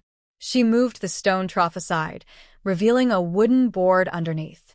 Carefully, she removed the wooden board and saw the small piece of Tai Sui in a little basin. It was really here. That scoundrel from the Song family was in such a hurry to sell this treasure. She guessed Ming Zhu probably offered a good price. She slowly took out a small piece of fat from her pocket and placed it into the basin. Just as she was about to cover the wooden board, she suddenly felt something was wrong. Why was there another wooden board underneath? Driven by curiosity, she pulled the board away. The lighting was poor, so Ming Zhu could only see a large, dark, flat-bottomed pan inside. But her instincts told her that Ming Zhu wouldn't hide a random dish so carefully. Since she couldn't easily use a flashlight, she simply carried the pan into the space. Inside, the light was clear. Ming Zhu carefully looked around and couldn't help but exclaim, "Wow, this isn't just any ordinary dish. It's a famous ancient artifact displayed in museums." She recognized it instantly because her second brother is very interested in antiques and often studies old relics with experts. Once, he took her to a museum, and she saw a dull gray large plate in a glass case. She thought it looked ugly, but her brother explained its significance. He told her that this plate was a reward from the Han Dynasty, given by the emperor to meritorious officials. Throughout history, families who collected such items were usually wealthy or noble. Later, for some reason, this national treasure was lost abroad and almost sold to foreign buyers. After many struggles, it was recovered, and now it's one of the most precious exhibits in the museum. But how could such a valuable item appear in an ordinary farmer's home in a remote village? She had to find out. To avoid alerting others, she first put the plate back exactly as it was, and then used the space to return home. It was almost dawn. Ming Zhu was exhausted and fell into a deep sleep on the Kong bed. The next morning, she woke up to the sound of Song calling her sister-in-law. As she regained consciousness, she heard Jiang Duo casually ask outside, "Where's your cousin?" Ming Zhu lazily sat up and leaned on the open windowsill, looking outside. "She's lazy and just got up." When Jiang Duo saw her, the serious expression on his face instantly disappeared. He stepped into the room and went back inside. Ming Zhu stretched her arms and coquettishly said, "Captain Jiang, hug me." A faint smile appeared at the corner of Jiang Duo's lips. He grabbed her wrist, pulled the soft Ming Zhu up, and softly asked, "Why haven't you gotten up yet? Did you stay up all night doing something bad?" His tone sounded more like a statement than a question, making Ming Zhu feel a little guilty. But she thought her plan was perfect and couldn't be discovered. She naturally snuggled into Jiang Duo's arms, hugging his waist. "Captain Jiang, are you suspecting that I've been sneaking around outside?" "Well, I am a beautiful young wife, so it's easy for others to be interested in me." Jiang Duo frowned. I didn't mean that. "I just noticed you didn't sleep well, so I asked casually." As expected, Jiang Duo was teasing her. This rough man was learning to be mischievous. Ming Zhu giggled and rubbed against him. playfully saying, "It's obvious I can't sleep because I miss you so much. Plus, it's hot and no one is fanning me, so I just can't sleep. Isn't your little wife so pitiful?" Jiang Duo was used to her playful attitude and let her cuddle him. "Then sleep with me tonight. I'll fan you." Ming Zhu sat up straight, her red lips brushing lightly against his, speaking softly and flirtatiously. "Captain Jiang is so kind to me. I don't know how to thank you. Maybe I should offer myself in return. Would you like that?" Jiang Duo felt her sweet breath close to him, his throat moved slightly, and his body tensed. He struggled to control his emotions, his voice still husky. "Stop joking. Aunt and the others are still in the yard." After saying that, he moved his head back a little and changed the subject. "Have Song Ke and Song Shue's arrangements been settled?" "Yes. Later I'll take Xiao Ke to Aunt Chui lands to learn how to make tofu." As for Song Shui, thinking of last night, Ming Zhu remembered Song Shue's firm expression when she said she'd rather do chores than go to school. With a mischievous glint in her eyes, Ming Zhu sat up from Jiang Duo's arms. "I'll personally take her, teaching that little troublemaker how to behave and helping her start fresh." For 2 days straight, except during meals and sleep, Song Shui couldn't find a moment to sit and rest. Ming Zhu always found chores for her to do. She watered the vegetable garden, gathered firewood, picked mulberry leaves, then cooked and washed dishes. Even after finishing all the household chores, Ming Zhu still made her grind soybeans and make tofu with her sister. Song Shui was about to be furious, but dared not argue. If she refused, Ming Zhu wouldn't let her eat. After breakfast, Ming Zhu again ordered her to fetch water. Feeling annoyed, she cursed as she headed to the well. A few meters away, Ming Xiaojia, also fetching water, overheard Ming Zhu's cousin cursing. She looked thoughtful for a moment, then an idea popped into her mind. She approached Song Shui warmly and offered help. "Sister, let me help you. You're so young. Why are you fetching water alone? Your family must be really harsh. I heard you cursing Ming Zhu. Are you not getting along with her? She is my older cousin. She asked me to fetch water, but she really dislikes doing chores. She always bossed me around, and I was exhausted. She also bullied me. Ming Zhu has a bad temper. I have a plan to help you teach her a lesson so you can relax. Do you want to try it?" Song Shui's eyes lit up. "Really?" Ming Xiaojia whispered a few words into Song Shui's ear. Song Shui immediately nodded. "Okay, I agree." At noon, Ming Zhu taught Song Shui how to make fish head tofu soup. The kitchen was too hot. After the fish head was simmered, Ming Zhu asked Song Shui to light the fire inside. She strolled to the big willow tree at the door to cool off. Soon, everyone in the family came back home. Song Shui set up a small dining table with a bowl of fish soup in front of each person. The family sat together to eat. Ming Zhu tasted some cold potato strips and frowned. "Song Shui, you forgot to add sesame oil to the potato strips. Go add some and mix it again." Song Shui obediently took the dish back to the kitchen to add the seasoning. Ming Zhu picked up her fish soup, about to drink, but she saw a few fish scales still floating in the bowl. She instinctively frowned. Jiang Duo saw her pause and quickly took her bowl, passing her his own. "Drink this one. It doesn't have any fish scales." During the time they lived together, he noticed that Ming Zhu liked eating fish meat and drinking fish soup, but she didn't like eating fish scales. Ming Zhu was touched when she realized Jiang Duo had noticed her preference. "Captain Jiang, you actually found out I don't like fish scales? You're truly the most thoughtful and warm-hearted husband in the world." Jiang Duo cleared his throat awkwardly. Since Annie and Song Ke were both there, the young girl didn't hold back either. Song Ke secretly giggled. "My cousin and her husband really love each other." Ming Zhu winked at her with a smile. "When two people love each other, life is good. So, when you find a man in the future, you should keep your eyes open. Women marry twice in their lives. Learn from me. Don't follow your mom." Song Ke turned to look at Ming Chun and I. Ming Chun and I no longer avoided the topic. She nodded. "Yes, you must find a kind, caring man who loves you and won't hit you." Song Ke felt warm inside. Her mother and cousin let her make her own choices.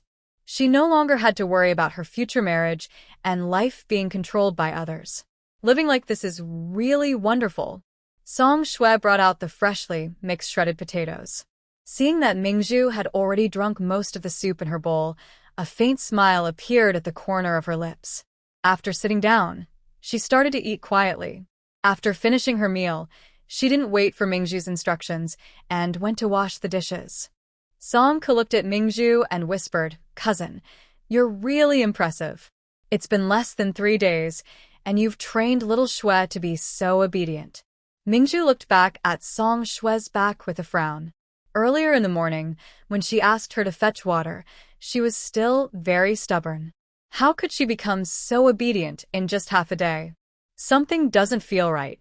It was busy farming season, and everyone had little free time due to heavy tasks. After eating, Ming Chun and I needed to go to the fields. Her workload was heavy today, so she had to leave early to finish her work. Song Ke, worried about his mother's fatigue, also went to help. While Jiang Duo went to deliver food to Zhou Changming, Ming Zhu asked Song Shui to take all the bed sheets and covers from the house and wash them by the river. Song Shui obediently did as told. After she left, Ming Zhu felt even more uneasy. Less than 10 minutes later, while she was resting under a willow tree, she saw Su Kai running over, panting heavily. "Ming Zhu, your little cousin was washing clothes by the river, went to play inside, and fell into the deep water area. She fainted from drowning." The moment Ming Zhu saw Su Kai, she became alert. But she immediately followed Su Kai to the river, keeping her distance. Su Kai looked at Ming Zhu's face and asked, "You must be almost overwhelmed, right?" Frowning, Ming Zhu asked, "Overwhelmed?" Su Kai, with a lecherous smile, said, "Your cousin listened to Shao Jia and put medicine in your fish soup bowl. I came here specifically to serve you, so you'd enjoy yourself." Ming Zhu finally understood. No wonder that girl was acting so strange. It was all a wicked trick. She sneered mockingly, "Just you? With that face of yours, I wouldn't be interested even if I took 5 pounds of that medicine. Only Ming Shao Jia is a match for someone like you. Tell her this isn't over." She turned to leave. But Su Kai wouldn't let her go. Today, Ming Xiaojia told him, "Su Kai, I really can't go on with you. Before we get involved, I want you to help me get Ming Zhu, and you can help me get Captain Jiang. If we make a big fuss and both find new partners after everything is settled, I promise my father won't bother you anymore because of Tai Sui." Recently, Ming Zhu was almost driven crazy by Ming Dao. He didn't want to be Jiang's son-in-law anymore. Today, this matter had to be settled. He stepped forward to try to hug Ming Zhu. Hearing the heavy footsteps behind her, Ming Zhu turned aside and dodged Su Kai's attempt to embrace her. She then kicked him to the ground from behind and stepped on his back, making it hard for him to get up. Her voice was cold and sharp. "You don't think that if we get caught here today, we can walk away unscathed? Do you believe Ming Xiaojia won't say we're behaving badly and report us to the police to get rid of us?" Su Kai froze for a moment, then realized what was happening, and his back broke out in cold sweat. No such a thing couldn't happen. Seeing he no longer struggled, Ming Zhu kicked him again, cursing with disgust. "Fool." She didn't waste any more time and ran back quickly. Her fish soup was drunk by Captain Jiang, so she had to find him quickly. When Ming Zhu reached the fork in the road, she saw from afar that Jiang Duo had already returned to his doorstep. When she arrived home, Jiang Duo was holding a basin of cold water and pouring it over his head. Ming Zhu saw that his normally dark copper face was flushed with an unusual red glow. She hurried over, placing her hand on his wrist to check his pulse. She wasn't trained in traditional Chinese medicine, so her pulse reading skills weren't great, but she could tell how abnormal Jiang Duo's heartbeat was at that moment. It was clear the medicine had already taken effect. Because of the cold water, Jiang Duo's reason had returned somewhat, but when he saw Ming Zhu, his Adam's apple moved involuntarily a few times. He pulled his wrist away from Ming Zhu's hand, took a step back, and tried hard to look normal, but his hoarse voice betrayed him. "Ming Zhu, I don't feel well. You need to stay away from me." But before he finished speaking, Ming Zhu moved closer on her own, wrapping her arms around his neck and kissing his lips. This kiss nearly shattered Jiang Duo's reason. He embraced Ming Zhu tightly, greedily tasting her sweetness. Realizing something was wrong, he had to force himself to control his impulses, holding her shoulders and pulling away. Ming Zhu's breathing became much heavier as she looked at his dazed eyes. Song Shui, that scoundrel, was encouraged by Ming Xiaojie to add something unclean to my fish soup. You drank the soup, and now you need me. As she spoke, she pulled Jiang Duo into the room, whose consciousness was slipping away, and Du Dong's Song Shang Shangwen. Jiang Duo's rational mind was almost shattered. He turned and pressed Ming Zhu onto the bed, his moist, hot lips capturing her red lips. His aggressive kiss shifted angles, entangling with her soft mouth. His left hand threaded through her hair, holding her head tightly, while his right hand unconsciously slipped into her clothes. The smoothness under his touch greatly stimulated his senses. He wished he could merge her into his soul immediately. Ming Zhu, usually flirtatious, lacked much experience. At this moment, she completely lost control. Jiang Duo kissed from her lips to her neck, making her feel lightheaded and weak. Her body softened, allowing him to do as he pleased. She thought that today, everything would naturally happen smoothly. But unexpectedly, Jiang Duo stopped at the last moment. He remembered that Ming Zhu, despite her lively and playful personality, had once said she didn't want to do these things when they married. He couldn't force her to do something she didn't want, just because he had drunk something unclean. Jiang Duo clenched his teeth and restrained himself. He turned over and lay on the bed, raising his arm to cover his eyes. Despite trying to suppress his desire, his voice trembled uncontrollably. No, Ming Zhu, you should go out. Ming Zhu paused, lying there in surprise. Even now, he could still control himself? She sat up, pulled his arm away, and looked into his eyes with seriousness. Jiang Duo, I'm willing. No, you can't. Jiang Duo knew that her words of willingness were probably just out of kindness to help him. But he didn't want her to feel wronged. Go out. Ming Zhu felt a bit disappointed. She thought that every time she teased him, he would be unable to resist her easily. She believed she could win him effortlessly. But even in this situation, he was unwilling, yet she couldn't just watch him suffer.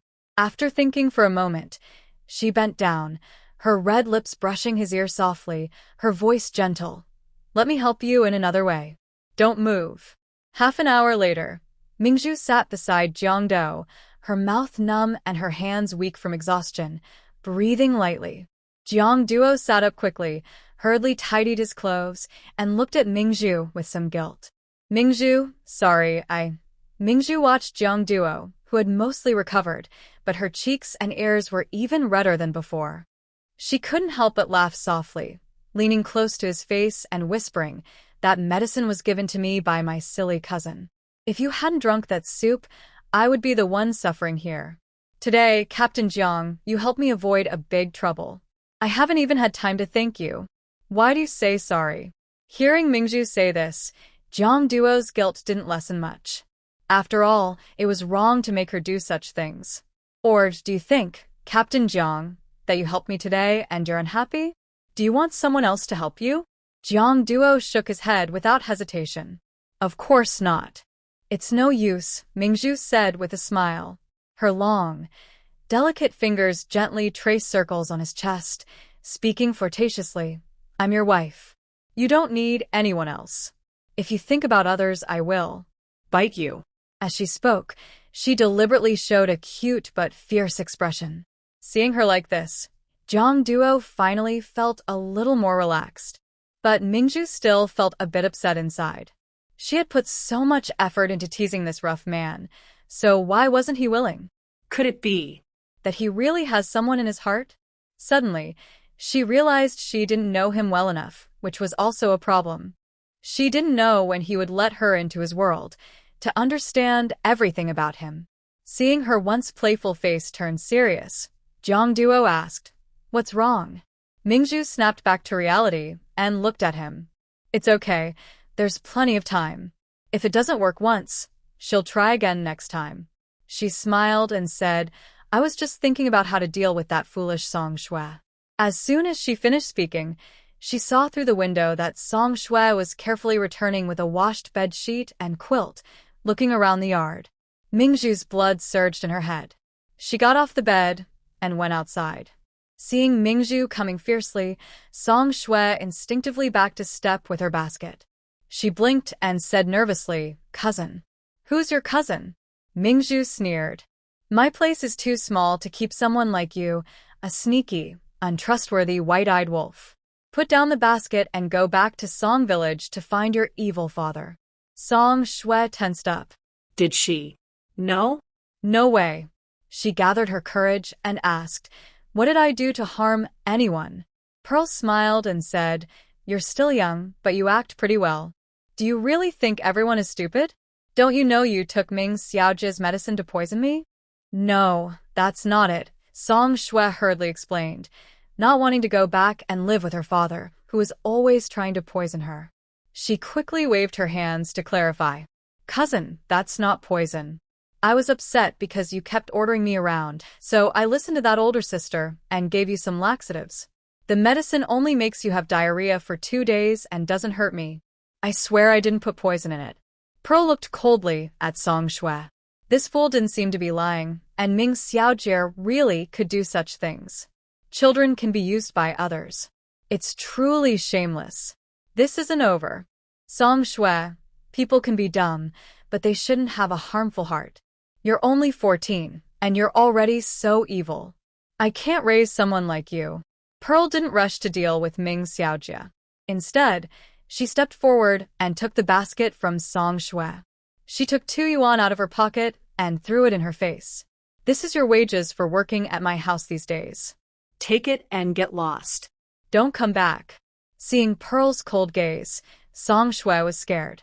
She hurriedly said, "Cousin, I know I was wrong. I was scared at the time, so I didn't give you all the medicine. I kept half of it." "Really?"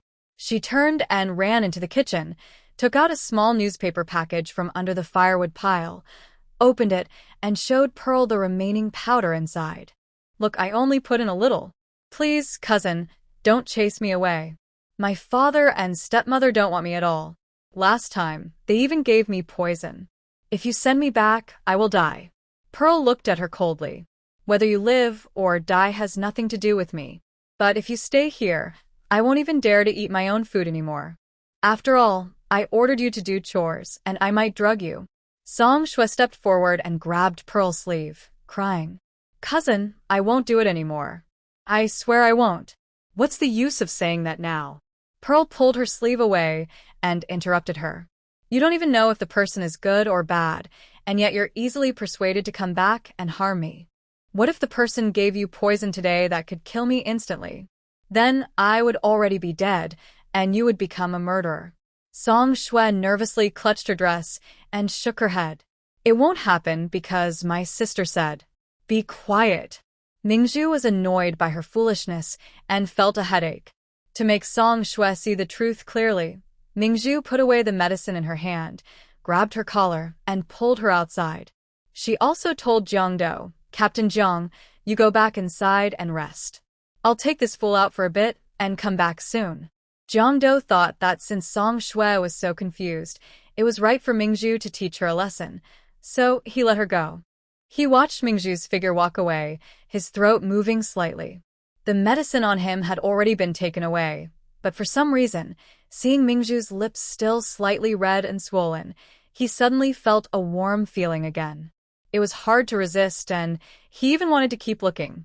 He closed his eyes tightly. No, he couldn't think like that. He must not let his mind wander.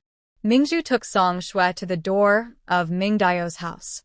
Coincidentally, Ming Xiaojie, who had failed to catch her in the act, returned angrily. Seeing Ming Zhu pulling Song Shui to her door, she paused, then stepped forward proudly and said, "Ming Zhu, who told you to come to my house?" Ming Zhu ignored her and looked at Song Shui. "Did she tell you to drug me and harm me?" Song Shui immediately nodded. "Cousin, it was her." Ming Xiaojie sneered and rolled her eyes at Song Shui. "Who are you?" "When did I tell you to drug and harm anyone? Don't falsely accuse good people."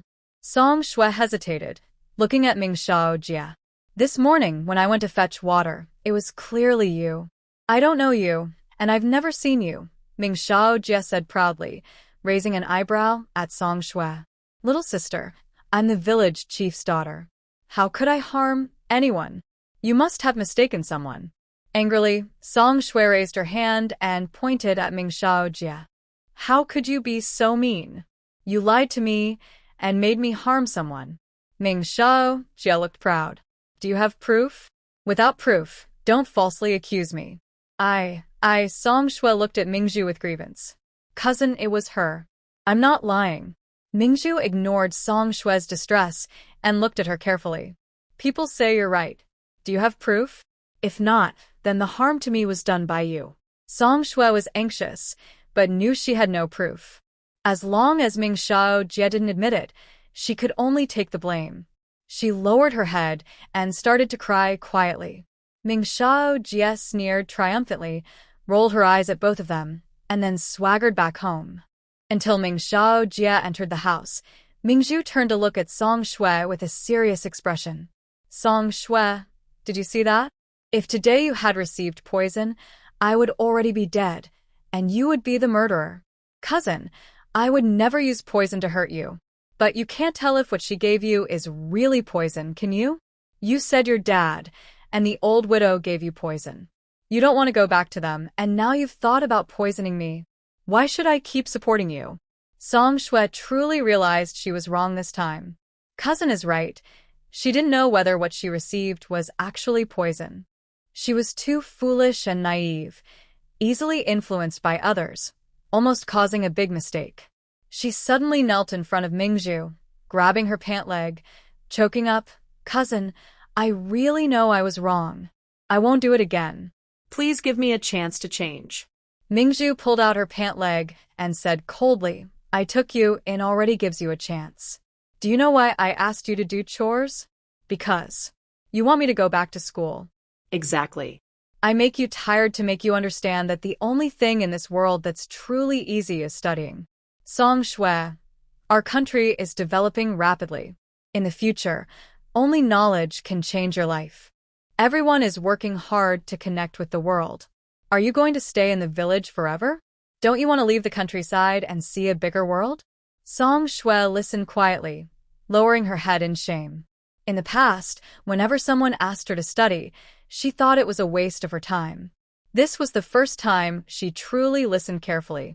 She looked up at Ming Zhu with a very serious expression. Cousin, I was wrong. I will listen and go to school. Ming Zhu looked at Song Shui's sincere face and raised her eyebrows. Do you want to go, or are you just pretending to stay because you're afraid of disappointing me? I want to see a bigger world, so I want to study. Cousin, please forgive me this last time. I promise I won't let you down again. Ming Zhu looked into Song Shui's eyes for a few seconds. Without going through this, she wouldn't learn her lesson. If this can help her turn over a new leaf, it's a good outcome. This matter can't just be ignored. You need to be punished. Song Shui nodded repeatedly. I'm willing. Whatever punishment you give me, I accept. Good. Go back home and wait for me at the door. After I finish my work here, I will come back and punish you. Song Shui wiped her tears, stood up from the ground, and obediently turned to go home. Ming Zhu glanced at Ming Dao's house door, narrowing her eyes. Ming Zhu, I need to settle this with you clearly now. She looked around to make sure no one was nearby, then pushed open the door and entered Ming Zhu's home. Ming Zhu, who had just taken a sip of water, saw Ming Zhu suddenly come in. She immediately threw the water scoop onto the stove and said sharply, Who told you to come in? Get out. Ming Zhu didn't waste words and immediately grabbed her hair. Ming Zhu was no pushover and tried to fight back. She was strong, and if the original owner faced this woman, she might really have been at a disadvantage. But now Ming Zhu, who knew medicine, knew exactly where to hurt. In just a few moments, Ming Zhu was crying out in pain, begging for help. Ming Zhu, not used to her stubbornness, pressed her to the ground, sat on her, grabbed her jaw, and forced her to open her mouth. She poured the remaining half packet of medicinal powder, which she had taken from Song Shui, into Ming Zhu's mouth. Ming Zhu choked and coughed twice, instinctively swallowing some saliva. The powder dissolved in her mouth and quickly entered her body. She covered her neck with her hand, her face full of anger as she looked at Ming Zhu. "What did you give me to eat?" she demanded. Ming Zhu smiled and waved a torn piece of newspaper with a mischievous smile on her lips. "I don't know what's in here, but you probably know better than I do." Ming Zhu's face turned pale. "That fool didn't even give you the stuff to drink." She was timid, so I only drank a little. But, Haha, I have a husband. Thanks to you, I'm now aching all over. Ming Zhu stood up, her expression full of exaggerated drama. "Why am I telling you this? Find a strong man to squeeze you dry. You wouldn't understand after all. You married a weak guy." You harmed me." "I will report you," Ming Zhu said as she tried to reach out to Ming Zhu. Ming Zhu simply raised her hand and pushed away the trembling Ming Zhu. This wasn't like Jiang Duo, a tough guy. The medicine had only been in her mouth for a few minutes, and she was already out of commission? "Go ahead." Ming Zhu crossed her arms and looked at her mockingly. "I did drug you. If you have the guts, go tell everyone now. You have no proof anyway. Are you afraid I won't?" After saying this, she imitated the tone of the person outside the door with a sneer, then turned and left. Ming Zhu trembled with anger. When did Ming Zhu become so powerful? She was completely no match for her. No, she has taken effect. Although she dislikes Su Kai, she is now feeling very uncomfortable and must quickly find the person. She hurried out the door. Just as she reached the village entrance, she saw Ming Dacheng, the accountant in his 50s, coming out from inside. Ming Xiaojie saw the man and felt her whole body tense up, her mind becoming more and more fuzzy. She swallowed hard and unconsciously walked toward Ming Dacheng. When Ming Zhu returned home, she saw Song Shui kneeling at the door, looking serious. She walked over and went around to stand in front of Song Shui. "Hey, why are you kneeling? I did something wrong and almost caused trouble for you." "I should kneel." "Sister, whatever punishment you want, I accept it." This time, she seemed to realize her mistake. Ming Zhu squatted down and looked at her seriously. "When school ends this evening, go find Uncle Chui Lan's eldest son and borrow his first-year textbooks and notes. Copy the notes word for word." "Huh? Song Shui's face immediately fell. "Don't want to?" No. "I want to. I accept the punishment. Punishing you isn't the goal. The main thing is to catch up on your lessons. If you don't understand, ask him and learn more from others." Song Shui nodded in agreement. Ming Zhu stood up. "Remember, I'm giving you this one chance. If there's a next time, no matter what your reasons are, I'll kick you out." "Yes." "There won't be a next time." Ming Zhu's lips curved into a rare smile, recognizing her sense. "Since this is settled, there's no need to tell your mother. It might upset her. All right, there's nothing left to do at home. Go help your mother and sister in the fields for a while." "Sister." Finally smiled at her. Song Shui was quite happy. She nodded and obediently went to the fields. Ming Zhu returned to her room. Seeing Jiang Duo lying on the heated bed, she raised her hand to check his pulse. She frowned and asked, "Are you still feeling unwell?" Jiang Duo withdrew his wrist from her grasp and replied softly, "No, I'm fine now." "Then why is your pulse still so fast? Don't lie to me. I can help you again if needed." As she spoke, her hand moved lower toward him. Jiang Duo sat up and avoided her hand. He cleared his throat. "Really, I'm fine now." He was sure that the medicine had taken effect. Because just now, when Ming Zhu wasn't looking, he felt very clear-headed and alert. But as soon as he saw her, he couldn't help but be controlled by his feelings. Thinking about what she just did to him, those sensations that made him tremble all over, he even felt that the feeling was so good that he couldn't control his heart. Ming Zhu realized that Jiang Duo was upset because she helped him with something embarrassing, so she felt shy. It seems she still hasn't trained his thick skin, so she needs to try harder. Ming Zhu moved closer to him and pretended to be sad, saying, "I understand now. Captain Zhang must be upset because I took advantage of you, so he doesn't want to see me." "Fine, I'll leave now." She made a move to turn and leave, but Jiang Duo raised his hand and grabbed her wrist. The hand-holding, which he had already gotten used to before, now strangely felt like a kind of excitement. His Adam's apple moved as he hesitated. "No, I just feel a little guilty toward you." "If you really feel guilty," she said, raising her hand to touch her lips, "then make it up to me with a kiss." She lifted her chin and pouted her soft, moist lips. Jiang Duo was afraid he might lose control, so he didn't move and suppressed his voice. "Don't tease me. Ming Zhu was unhappy. If you won't kiss me, then I'll really leave." I'm angry. She tried to pull her hand away, but Jiang Duo wouldn't let go. He gently used a little more force and pulled Ming Zhu into his arms, holding her head and kissing her lips. This kiss was deep and lingering. He truly lost control. As they kissed, he pushed her down onto the bed. Their breathing became uneven, and Ming Zhu felt confused. She could clearly sense he was again feeling something, but why was he unwilling? Was something wrong?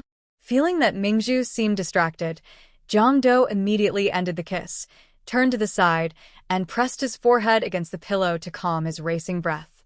Ming Zhu, not liking to guess, turned her head and whispered into his ear with warm breath, "Jiang Duo, why? Didn't you want me just now?" Jiang Duo glanced sideways and looked at Ming Zhu's intense eyes fixed on him. "No, didn't she say she didn't want to?" He was about to speak when suddenly there was an excited shout from outside the door. "Zhu Zhu? Zhu Zhu, are you home?" Jiang Duo and Ming Zhu immediately sat up straight on the bed. Ming Zhu tidied her clothes and said, "You rest first." I'll go see. Jiang Duo nodded, watched her leave the room, and tried to steady his breathing. He realized that as long as Ming Zhu was in front of him, he couldn't stay rational. In the end, it was his lack of self-control. He needed to work harder to learn how to control himself. Pearl arrived at the door and saw Jiang Duo excitedly waving her hand. "Zhu Zhu, things are lively over at the big team. Ming Shao Jie caused some trouble again." Pearl asked with interest, "What kind of trouble?" Jiang Duo pulled Pearl under the shade of a tree and whispered gossiping, "Just now, the accountant's wife and her sister-in-law went to the big team to check this month's public records. They saw Ming Shao Jie with old Ming Dacheng at the big table, doing something inappropriate." Pearl covered her mouth in surprise and frowned. Huh. "Ming Dacheng is over 50, right?" Jiang Duo exaggerated, "Exactly 57. Older than Ming Zhu. Ming Shao Jie really has a bold streak. You don't know how lively it was at the gate. The accountant's wife was crying and tore Ming Shao Jie's face. And Su Kai, his face was dark as coal, but because Ming Zhu was there, he didn't dare say a word. Ming Zhu was so angry that he chased Ming Dacheng and Ming Shao Jie around with a broom in the yard. It was hilarious." Pearl raised her eyebrows. "Didn't Ming Shao Jie say why she wanted to see the old man?" "No, I just watched the fun, and then came over." She fainted from crying, and Ming Zhu told Su Kai to carry her home. Pearl smiled slyly.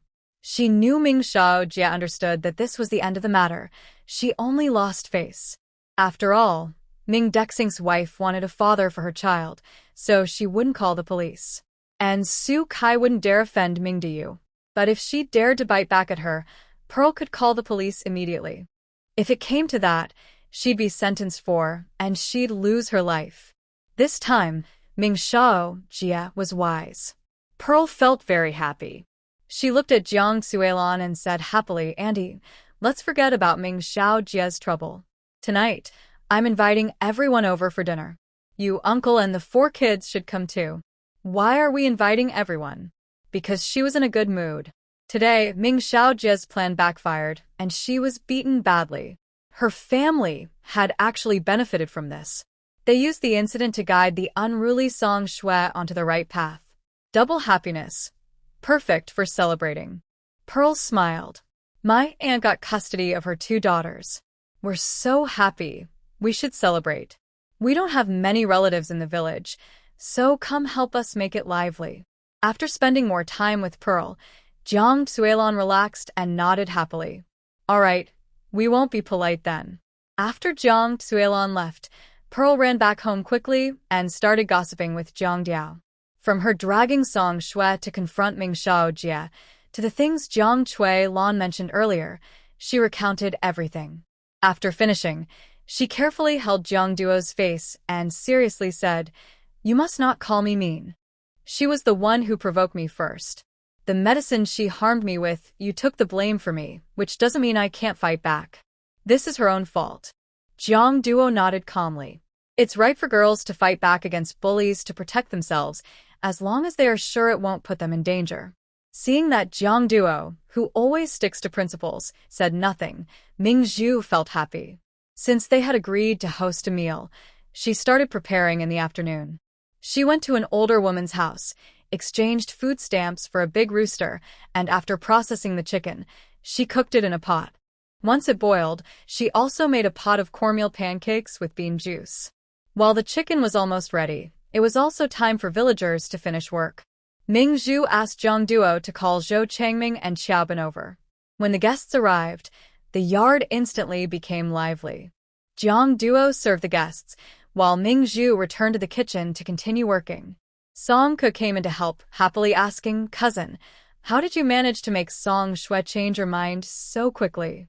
"When I just came in, she was borrowing a notebook from Dacheng uncle's son, saying she wanted to go to school with him." Ming Zhu winked at her and smiled. "My cousin has clever plans. You don't need to worry. Just watch her performance.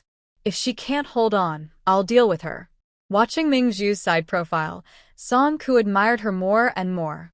She decided she must live well in the future, follow her cousin's example, though she wondered if she would be lucky enough to find a good man like her cousin did. Ming Zhu divided the chicken into two parts. One half was taken to the mountain with her aunt to pick dried mushrooms for chicken soup. The other half was stir-fried with potatoes and chili using bean paste. Besides that, she also made spinach tofu with vermicelli, chive scrambled eggs, cold shredded potatoes, and cold bok choy. There were 5 dishes and 1 soup, served on 2 tables. Song Ke and Song Shui sat with Ming Dacheng's 4 children at a small table, while 6 adults sat at a large table. The yard was full of joy and lively chatter. Ming Zhu sat next to Jiang Lan. While the men chatted, she casually asked, "Aunt Lan, I've always been curious. Since about 80% of the households in Littlewell Village are from the Ming family, there should be a family tree, right?" Jiang Lan smiled and said, "Yes, we do. My family has a copy that your Uncle Ming wrote by hand." Pearl nodded and asked, "Really? In our village, does the Ming family have ancestors who are officials or merchants? Or perhaps some important figures who finally returned to their roots and are buried here? Our place is by the mountains and water, so it's unlikely we don't have a single ancient tomb." Ming Dacheng sat beside Jiang Lan. Hearing this, he shook his head and smiled. "Our village really doesn't have any, not even in the whole county." Pearl nodded knowingly and continued eating casually, but her doubts grew stronger. If that's the case, the hidden armor plate Mingda has probably isn't passed down from ancestors. Since Mingda has a close cousin named Ming Dacheng, if it was truly inherited, Ming Dacheng would know. So where did he get it from? Unintentional words can be meaningful. While Pearl was speaking, she leaned on Jiang Lan. Although her voice was soft, Zhang Diao on her left heard every word clearly. He clenched his chopsticks tighter, and his usually serious, cold face suddenly looked very tense. Why did Pearl ask about the ancient tomb? After dinner, everyone sat outside in the yard for a while to cool off before leaving one after another. Jiang Diao took Xiaobin aside and went to the door, saying he had something important to discuss. Pearl wisely took her aunt and others home first, so as not to disturb the 2 men. Back in her room, she lazily lay on the bed for a while. Suddenly, she remembered that in the afternoon, while picking mulberry leaves behind the house, she saw rabbit footprints under a tree. She casually made a rabbit trap. She wasn't sure if the rabbit had entered the trap. Feeling lazy to walk, she decided to directly enter her space and moved back 15 meters. When she came out of the space, she was just 1 step away from the trap, with precise positioning. Recently, her space had mysteriously upgraded. The original fixed movement was now capable of positioning and multi-directional, repeated movements. The only downside was that each move was limited to 50 meters at most. But that was enough for her. She crouched down to check the trap, Just then, near the grass pile by the house, she heard Jiang Duo and Xiaobin whispering, "Boss, now that we're sure he's the target, let's catch him directly." Jiang Duo's voice was serious. "No, we haven't found the evidence yet. If he doesn't admit it, we have no proof. Even if we catch him, we can't convict him." Xiaobin was stubborn. "There are many ways to interrogate. We can definitely get him to talk. Knowing that you'll definitely face death if you speak, and without evidence from the other side, would you still confess?" Xiaobin understood clearly that the boss was right. Jiang Duo then said, "Rushing to arrest them will only scare the snake. Don't forget, he has accomplices." Ming Zhu, sitting under the mulberry tree, was startled by these words. When the two were about to leave, she quickly teleported back home. She sat on the kong, a traditional bed, still feeling shaken inside. Actually, she had always felt that Jiang Duo's identity was not simple.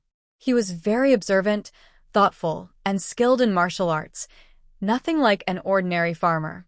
Who was their target, and what was the evidence? It seemed the crime committed was certain to lead to death. Would Jiang Duo be in danger? She wasn't sure if she could help him. Lost in thought, Jiang Duo entered and said to her, "Let's go. We can go to old Zhou's house now." Ming Zhu sat on the kong, pouting and stretching out her arms. "Captain Jiang, carry me." Jiang Duo didn't waste words. He was about to pick her up horizontally. But this time, Ming Zhu shrank back and giggled. "Don't carry me. Just give me a piggyback. I want to feel the safety of Captain Jiang's strong back." Jiang Duo was confused. Didn't she say before she didn't like being carried but preferred being hugged? Why did she change her mind? Are women so unpredictable? But he still listened to her. He turned around, slightly bent down, and Ming Zhu naturally leaned on his back. Jiang Duo had broad shoulders and a narrow waist. He was very sturdy. Lying on him felt a bit hard, but it also made her feel very secure. Her chin rested on Jiang Duo's shoulder, tilting her head to air into his neck. This must be how it feels for a kid being carried by their dad. Turns out it's so nice. Jiang Duo thought about how Ming Zhu had never experienced paternal love since she was young. A strange tightness arose in his heart. He glanced at her sideways and met her eyes, but didn't know what to say. Ming Zhu noticed the fleeting sympathy in Jiang Duo's eyes. She playfully rubbed his face with her hands and asked with a smile, "Captain Jiang, are you worried about me? You must be thinking, my little wife is so pitiful. She's never had her parents' love. I must take good care of her in the future, right?" Jiang Duo cleared his throat awkwardly. Yes, but he was shy to respond. His voice was hoarse. "Don't move around. I was much more lively this afternoon, but I didn't see you stop me," Ming Zhu said, leaning in to kiss his neck. "I like to move." Jiang Duo's step stiffened. Then he continued walking forward. "Forget it, let her play around." After a quiet moment between them, Jiang Duo asked, "Why did you suddenly ask about the ancient tombs this evening when you spoke with Annie?" Ming Zhu paused, then wondered if Jiang Duo was really someone on a mission. Would he be easier to find out about the artifacts from Dio himself? "Tonight, I heard Aunt say that Ming Dio gave a lot of money to Ming Dexing's wife. It settled the matter with Ming Xiaojia. Also, Song Shui mentioned before that Ming Dio encouraged his father to cause trouble. His father wanted to sell the Tai Sui statue, claiming it was very valuable. I'm curious, his family is just regular farmers, so where did they get so much money? Aren't you curious too?" Jiang Duo frowned but said nothing. Ming Zhu's suspicion was quite reasonable. Before he could speak, Ming Zhu continued on her own. "Then I vaguely remembered that a long time ago, Ming Xiaojia mentioned they had antiques at home. I've always wondered if our Ming family ancestors were really impressive. Maybe all the good stuff was passed down in her family." Hearing this, Jiang Duo felt a strange excitement inside but kept a calm face and asked, "Antiques?" Ming Zhu shrugged. Yes. "I used to think Ming Xiaojia was just bragging. Old relics don't usually appear easily in ordinary families like ours. But now I think her family is much richer than us, so maybe she wasn't lying. Don't you think?" Jiang Duo didn't reply, but thought to himself that it seemed. That thing was indeed true. Seeing he remained silent, Ming Zhu asked, What's wrong? Nothing. You're right. Jiang Duo changed the subject. I need to go out tomorrow night. If I don't come back, you should sleep first. Hearing this, Ming Zhu immediately sat up straight in his arms, though her hands still tightly wrapped around his neck, her face full of worry. Will it be dangerous like last time? Jiang Duo didn't want to lie, but also didn't want to worry her too much. I'll take care of myself. Captain Xiao is going with you? He has other plans tomorrow. So no one would be watching out for him. He was going alone. For some reason, Ming Zhu felt very uneasy. After he suddenly disappeared last time, she still felt lost and anxious. She knew she shouldn't ask certain things, but she couldn't help herself and asked with a bit of grievance, Jiang Duo, if you can't tell me what you're going to do, can you at least tell me where you're going? I don't want to be like last time, when you suddenly disappeared and I couldn't find you. Jiang Duo didn't really want to tell Ming Zhu, but hearing her sad voice, he felt uncomfortable too. After hesitating for a moment, and within his principles, he replied, I'll go to Lao Miao Mountain. That's in the neighboring Xia village. If the situation was really so dangerous, Jiang Duo probably wouldn't go alone. Ming Zhu could then relax. Since they now had 2 little helpers at home, Ming Zhu had nothing to do the next morning. After getting up, she simply ate at Zhou Changming's house and decided to start studying medicine.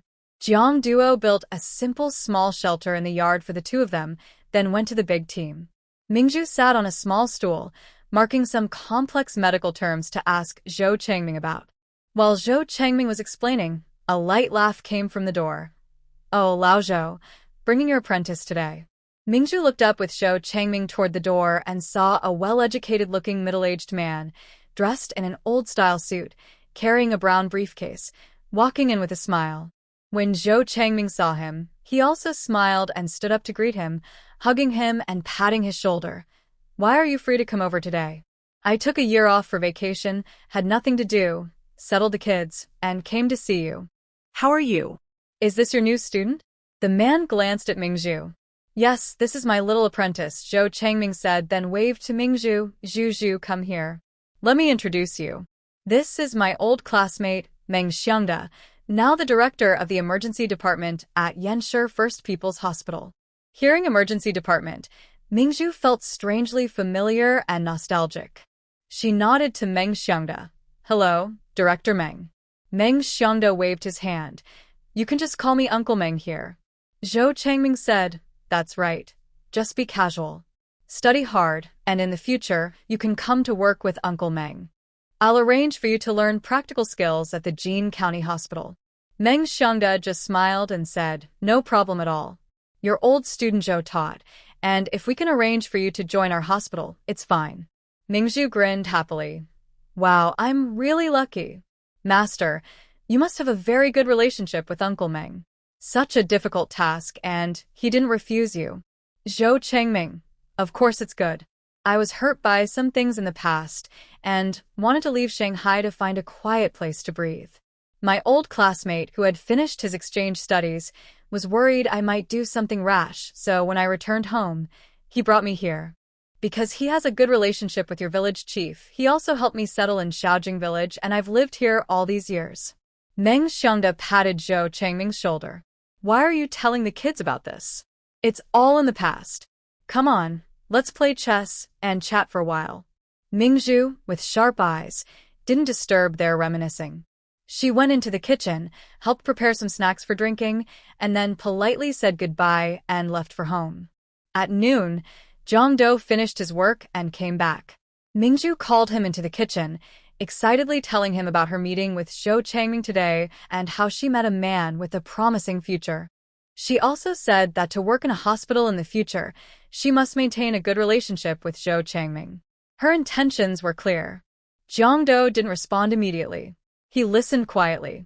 After Ming Zhu finished speaking, he asked, is this person connected to Mingda?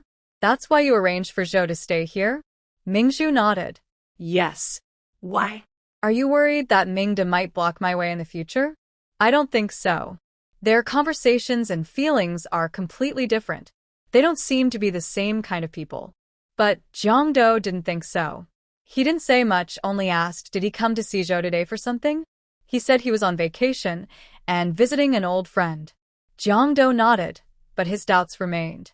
As night fell, Jiang Duo prepared to leave. Ming Zhu handed him a jar of spiritual spring water and warned, "In case you encounter danger like last time, drink this immediately. It could save your life." Jiang Duo nodded, took the spring water, and said, "I'm leaving now. Rest well."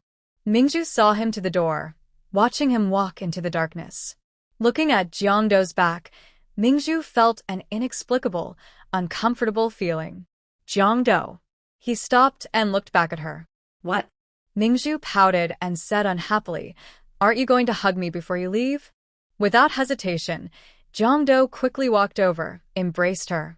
After a long while, he released her and said softly, "Don't worry. Go home now." Ming Zhu, unwilling to give up, tiptoed and kissed his lips. Jiang Duo instinctively held her at the back of her head and deepened the kiss. This time, Ming Zhu Judong pushed him away and asked, "Does it smell good?" Jiang Duo did not speak, but his intense gaze gave her the answer. Ming Zhu then said, "Don't let what happened last time happen again. You must come back safely. When you return, I will always be happy. But if you don't come back, I will remarry immediately. I might marry an old man in his 50s, and everyone will laugh at you. Do you hear me?" Hearing her stubborn words, Jiang Duo gently stroked her head and said, "Don't say such silly things. Stop changing the subject. I want you to protect yourself." "I will, I promise. I really have to go now." Ming Zhu exhaled and had no choice but to let him go. "I'll wait for you." Jiang Duo nodded carefully, then turned and walked away with determination, gradually disappearing into the night. Ming Zhu stood in place for half an hour before turning back home. Lying on the large Kong bed, she felt suffocated without Jiang Duo there. Because she was in a bad mood and couldn't sleep, her mind wandered. Then she remembered the artifact at Ming Dao's house. Did Ming Dao secretly move the bronze plate? The more she thought about it, the more worried she became. Since she couldn't sleep anyway, she decided to check if the item was still there. She entered her space and headed directly to the wudong tree behind Ming Dao's house. Just as she emerged from the space, she saw Ming Dao and Meng Xiangda standing at the door, whispering. Ming Dao said, "Are all the plans for tonight arranged?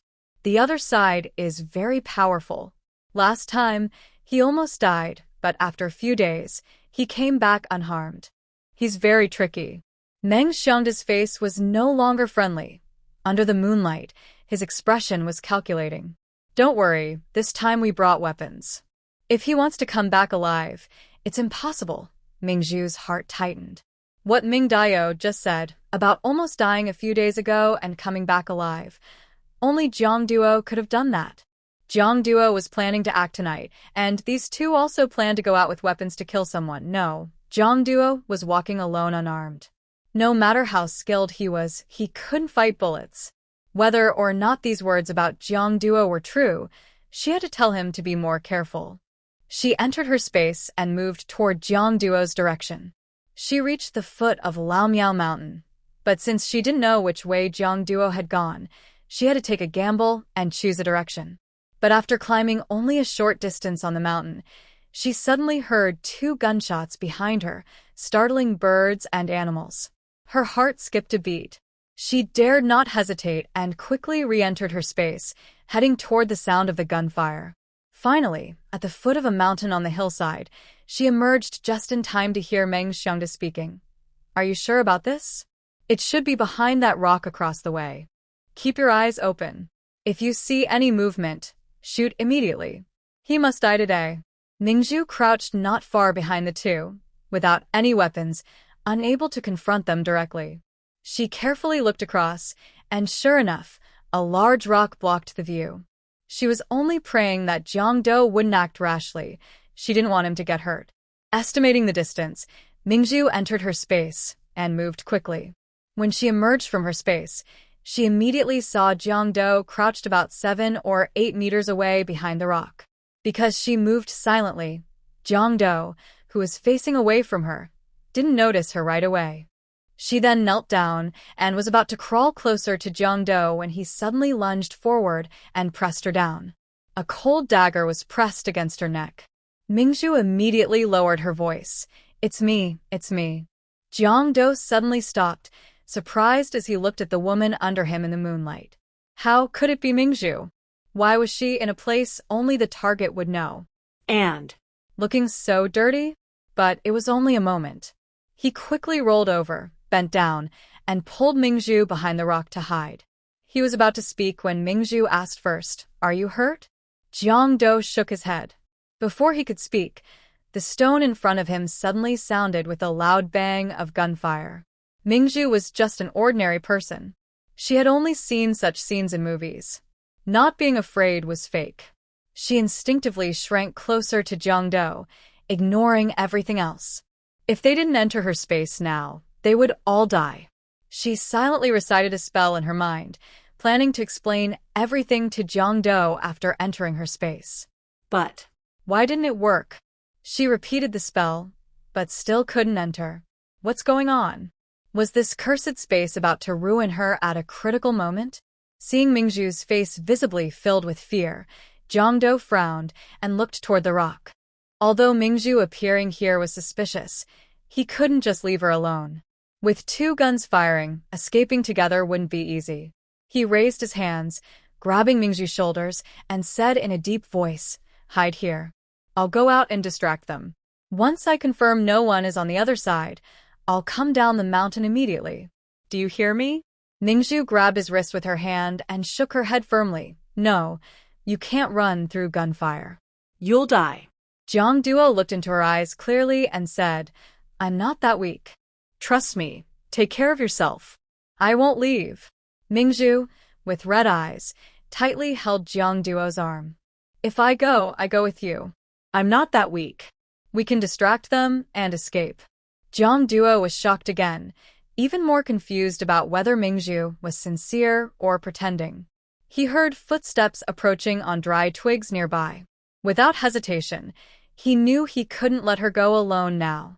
He quickly took off his jacket and shirt, found 2 pieces of wood to support himself, looked around, and said, "When the gunfire starts, hold my hand tight. We'll run behind that tree on the right." Ming Zhu nodded. Jiang Duo threw his clothes to the left. When the gunshots hit his clothes, he pulled Ming Zhu and quickly moved behind the tree. There was a small hill under the tree. They slid down along the hill, using it as cover. Even after the gunfire stopped, they didn't hesitate and ran up the mountain. Ming Zhu was surprised. He was really good. Usually, after going down the hill, most people run straight downhill. His plan to distract them was really thorough. The mountain trail was difficult at night. They ran less than 200 meters before it started to rain lightly. Ming Zhu took a few steps and fell. If Jiang Duo hadn't helped her, she probably would have fallen apart. Jiang Duo was worried that the others might turn back after not seeing anyone, so he carried Ming Zhu and took a detour. The rain grew heavier, and Ming Zhu felt very cold. Seeing her shivering, Jiang Duo knew he couldn't just stand by. After searching for a while, he found a small cave and quickly took her inside to hide from the rain. He set Ming Zhu down, but she refused to let go of his arm. Jiang Duo had no choice but to push a large stone over and said, "Sit here for now." Ming Zhu pulled him to sit as well, her voice trembling. "Jiang Duo, are you cold?" "I'm so cold." Jiang Duo whispered, "Be patient. Those 2 might come back at any moment. We can't light a fire." Ming Zhu nodded, sniffed, and rubbed her arms hard to keep warm. Seeing her shivering, Jiang Duo felt something was wrong. Although it was raining, the mountain was cooler than the valley, but the temperature was only refreshing, not cold. He covered Ming Zhu's forehead with his hand. Ming Zhu, dazed and blurry, looked up and met his gaze in the darkness. "I have a fever. Where is your water of Tai Sui?" Jiang Duo looked regretful. "Sorry, I let Xiaobin take it to the county town. If he had known Ming Zhu would come, he should have kept some." Ming Zhu didn't blame Jiang Duo. She only looked at him with hazy eyes, her teeth trembling. "I'm so cold. Please hold me." Even in her later years, she was like this. When she had a fever, it would spike suddenly. If only she could enter the space again, she could drink some spiritual spring water. But that space was broken, and she couldn't light a fire here. She could only endure. Jiang Duo gently wrapped his arms around Ming Zhu, but their clothes were wet, so it didn't help much. Ming Zhu curled up in his arms, her eyelids heavy, her mind drifting. She slowly closed her eyes. Jiang Duo panicked. He shook her shoulders. No. Ming Zhu, wake up. Don't sleep. But it was useless. No matter how Jiang Duo shook her, Ming Zhu remained unconscious. His heart suddenly felt anxious, something he had never experienced before. It was like his heart was being squeezed tight, filled with unease, even fear, worried that Ming Zhu might be in danger. He had to help her warm up quickly. Since he couldn't make a fire, he could only. Jiang Duo no longer cared about propriety. He quickly took off his soaked vest, wrung out the water, dried himself, and then pulled off Ming Zhu's clothes. He picked her up and held her close, pressing her body against his. His hands wrapped tightly around her. Feeling the warmth in front of him, Ming Zhu unconsciously snuggled closer. So warm. The darkness in her eyes was gradually dispelled. When her vision cleared, she found herself in the corridor of the emergency room in her past life. Her older brother was kneeling in front of her, crying painfully. Ming Zhu had never seen him like this. She immediately knelt down to comfort him, but her hands missed. Is this a dream? She hurriedly asked. Wang Zhu, what's wrong? Don't cry. I feel sad seeing you like this. Her older brother was called Ming Zhu. When he was a child, he had a disagreement with their father and insisted on taking their mother's surname, so he was nicknamed Wang Zhu. She often called him this when she was joking or trying to cheer him up.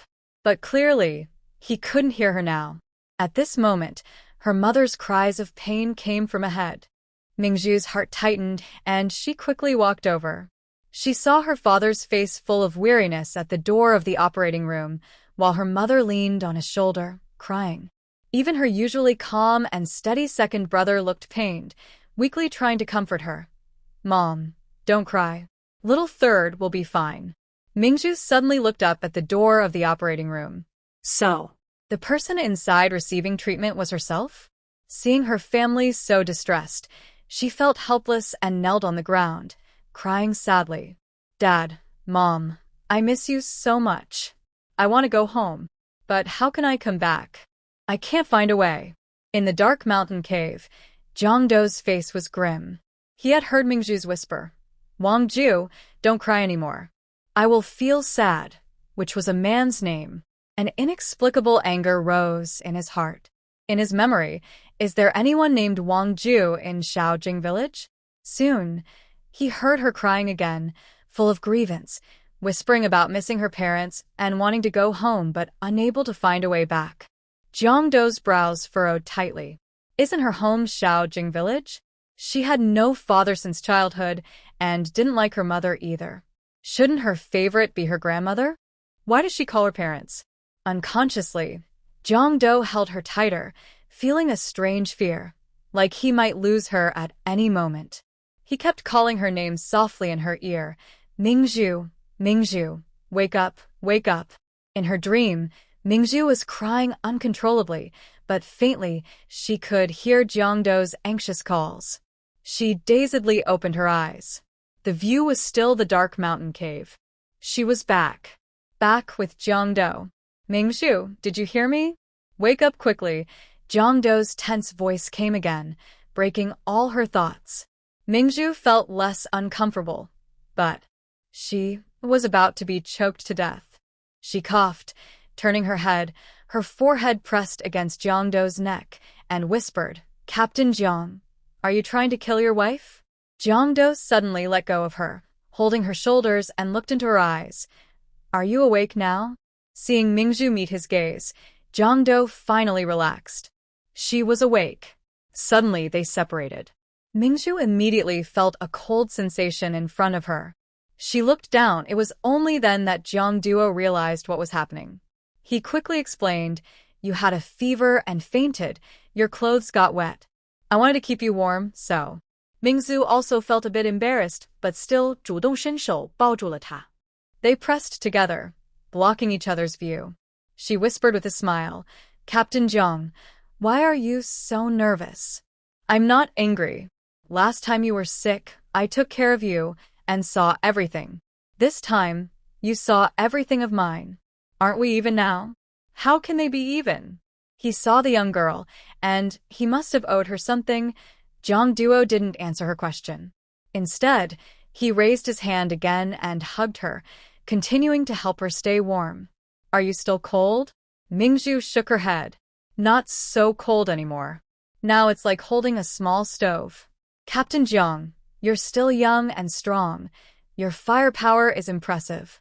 Hearing her teasing tone, Jiang Duo finally felt relieved inside. He really wanted to ask what Ming Zhu had just dreamed about. Why was the usually cheerful girl crying so sadly? And Who was Wang Zhu? But that didn't seem appropriate. So, he changed the subject. Why did you come here tonight? Ming Zhu didn't plan to hide anything. She knew it mattered a lot to Jiang Duo. She said, when you're not here, I can't sleep. I just laid out a mat in the yard to cool off. Then I overheard Ming Zhu and his friends passing by the gate, talking about killing you. They said you're hard to deal with and brought weapons. I was worried you'd get hurt if they found me, so I followed in the dark. Jiang Duo's heart tightened. He hugged her a little tighter, frowning in displeasure. Don't you know how dangerous that is? If they find you, they might. Ming Zhu interrupted him, looking a bit wronged. Captain Jiang, don't be so harsh. I'm not stupid. I know I can't fight them. That's why I took the small paths all the way. Jiang Duo still felt scared. Ming Zhu was only an 18-year-old girl. In that moment, he even worried that if he tried to distract the two men, Ming Zhu might lose her way down the mountain. But her courage was really too much. The things they have can't threaten me. I can handle it. But you can't be reckless again. Okay. Ming Zhu leaned on his shoulder and nodded obediently. I promise. Jiang Duo felt helpless. How many times had he promised? Not once had he kept his word. Ming Zhu, you can't just promise not to do things. This time, I really promise, she said, releasing him and leaning back to look at him, changing the subject. By the way, you probably can't guess who Ming Zhu has as his accomplice. Jiang Duo actually had a guess but played along and asked, who? The guy I mentioned at noon today, the one with the big thighs, my master's old classmate, Meng Xiangda. Sure enough, it was him. Because it was him, Jiang Duo felt unexpectedly relieved. Ming Zhu appeared here only because she was worried about him. She risked her safety to come and save him. Although her actions were reckless, she successfully helped catch Ming Zhu's accomplice, which was a big gain. Now, as long as they find the stolen items, the day they finish the mission and leave isn't far away. As the sky outside the cave turned white and the rain stopped, Jiang Duo casually grabbed the already dried clothes lying nearby and draped them over Ming Zhu. He whispered, I'll handle this. You don't need to get involved. Okay.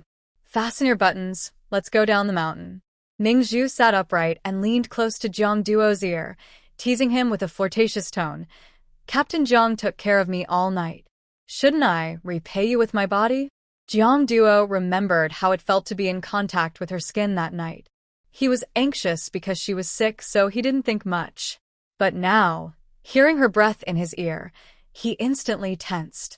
To prevent Ming Zhu from noticing his reaction, he quickly held her waist and lifted her from his body, softly saying, all right, stop joking. Let's go home. Ming Zhu, sitting in his arms, actually sensed something. She clearly didn't dislike it, but how could she resist? Of course, Jiang Duo didn't want to force her. It wouldn't be right to do so without her consent. She buttoned up her clothes and Jiang Duo, now dressed neatly, turned and half-squatted in front of Ming Zhu. come on. Ming Zhu was increasingly fond of Jiang Duo's quiet yet capable way of speaking and doing things. The mountain path outside was too slippery, and she indeed found it difficult to walk. She obediently climbed onto Jiang Duo's back. Jiang Duo carried her and headed out. It wasn't fully dawn yet, and the trees in the forest made it very dark, but Jiang Duo walked steadily. Ming Zhu, leaning on his back, felt very safe. She thought that spending her life with such a man wouldn't be boring. But then she remembered the dream she had during her fever, and her heart grew uneasy again. I don't know if she can survive in the future. If she is successfully rescued, can she go back? But she has lived for over 30 years and has never liked anyone as much as she likes Jiang Duo now. Jiang Duo is so kind. She doesn't want her story to end without a proper conclusion. If one day she has to choose between her family and her love, what should she do? Lost in thought, Ming Zhu let out a heavy sigh. Jiang Duo stopped and asked softly, "Are you feeling unwell?" Ming Zhu suddenly came back to herself. No, I just feel like I'm a burden and I don't want to make you tired. You are very light. See? This rough man is so good-hearted that he always says such kind words. As soon as they stepped down the mountain, they saw Xiao Bin walking over from afar. Seeing Ming Zhu there, covered in mud, he looked surprised. "Boss, how come? Sister-in-law is here?" Jiang Duo immediately interrupted him. "Wait a moment." He put Ming Zhu down. "Stay here for a little while. I need to talk to Xiao Bin alone." Ming Zhu nodded.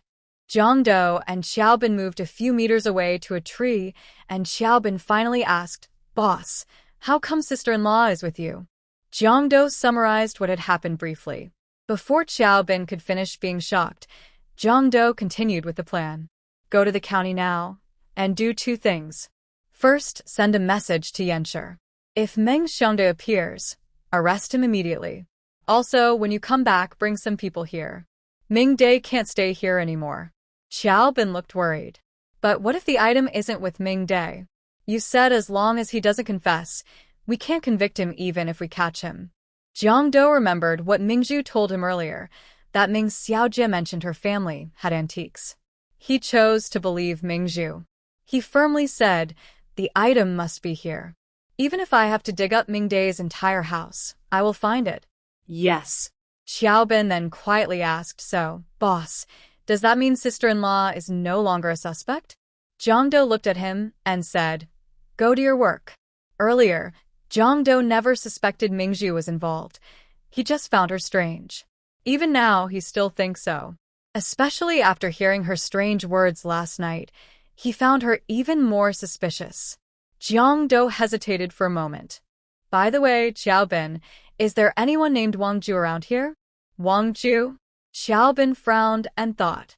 Never heard of him. In the 6 months since he arrived here, Xiao Bin knew most of the villagers well. If he hasn't heard of Wang Zhu, then who exactly is he? What is her relationship with Ming Zhu? Why is she so concerned about him? What's wrong, boss? Surely you don't have a new target, do you? Jiang Duo withdrew his uncomfortable thoughts. "No, it's a personal matter. Can you help me find out about this person when you have time?" "Okay."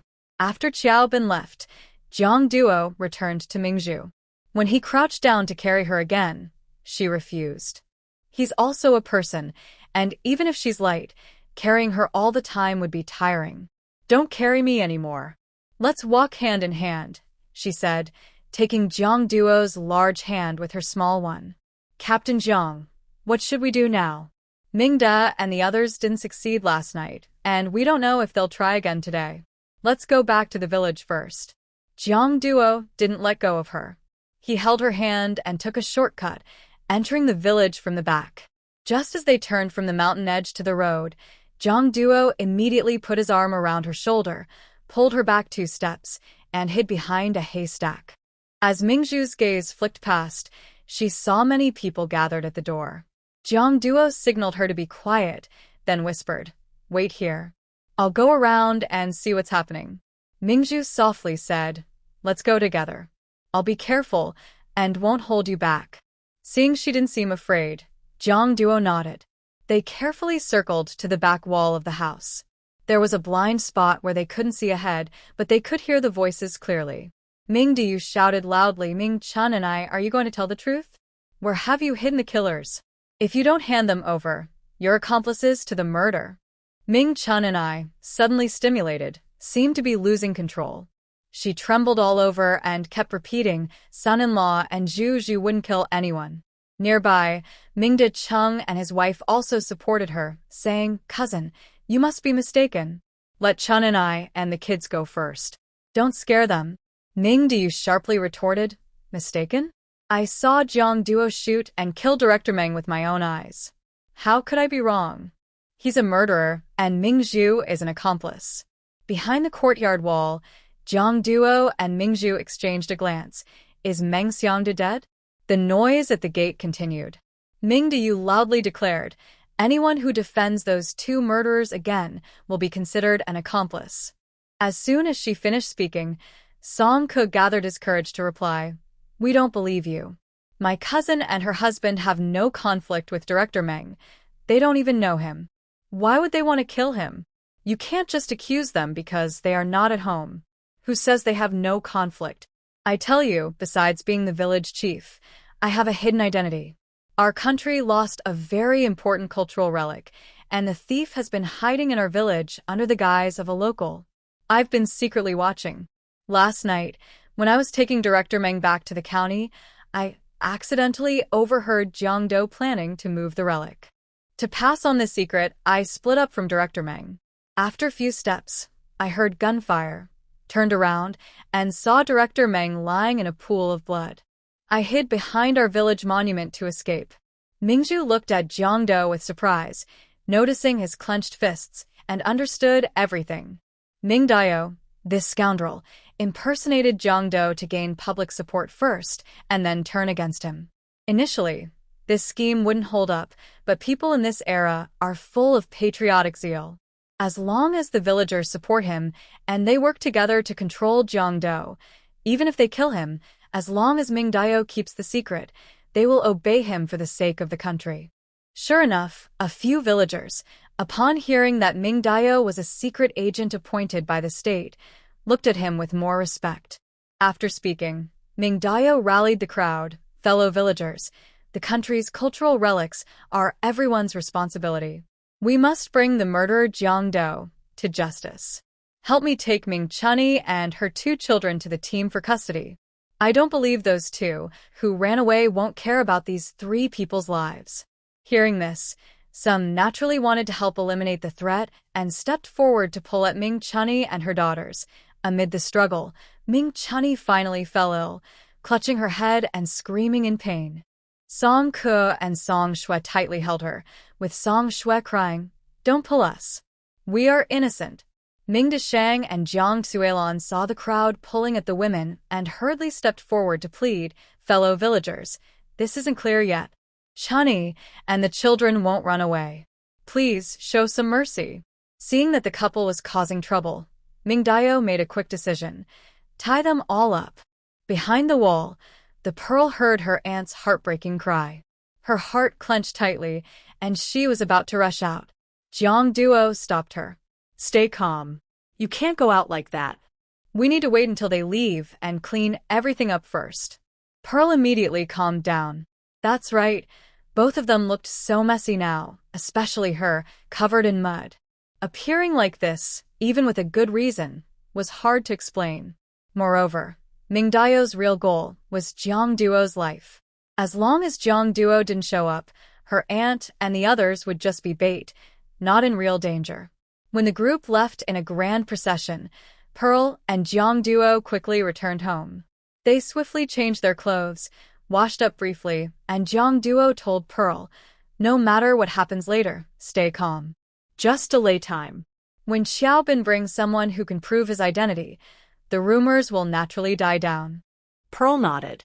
On the way, they agreed on what to say, then arrived at the courtyard. Ming Duo was standing on a high spot in the courtyard. Seeing Pearl and her husband arrive, he shouted, the murderer is here. Everyone, be careful and protect yourselves. People turned around at the sound, looking cautiously at the couple entering the courtyard. The once noisy yard suddenly fell silent. Pearl had a confused look at first, but when she saw her aunt and 2 cousins and Ming Duo and his wife surrounded by a few people, her face immediately turned serious. She stepped forward and said displeased, everyone, what are you doing? Why are you tying up my aunt and cousins? Seeing this, Ming Duo loudly said, don't give the murderer a chance to speak. They're very cunning. You all quickly catch them.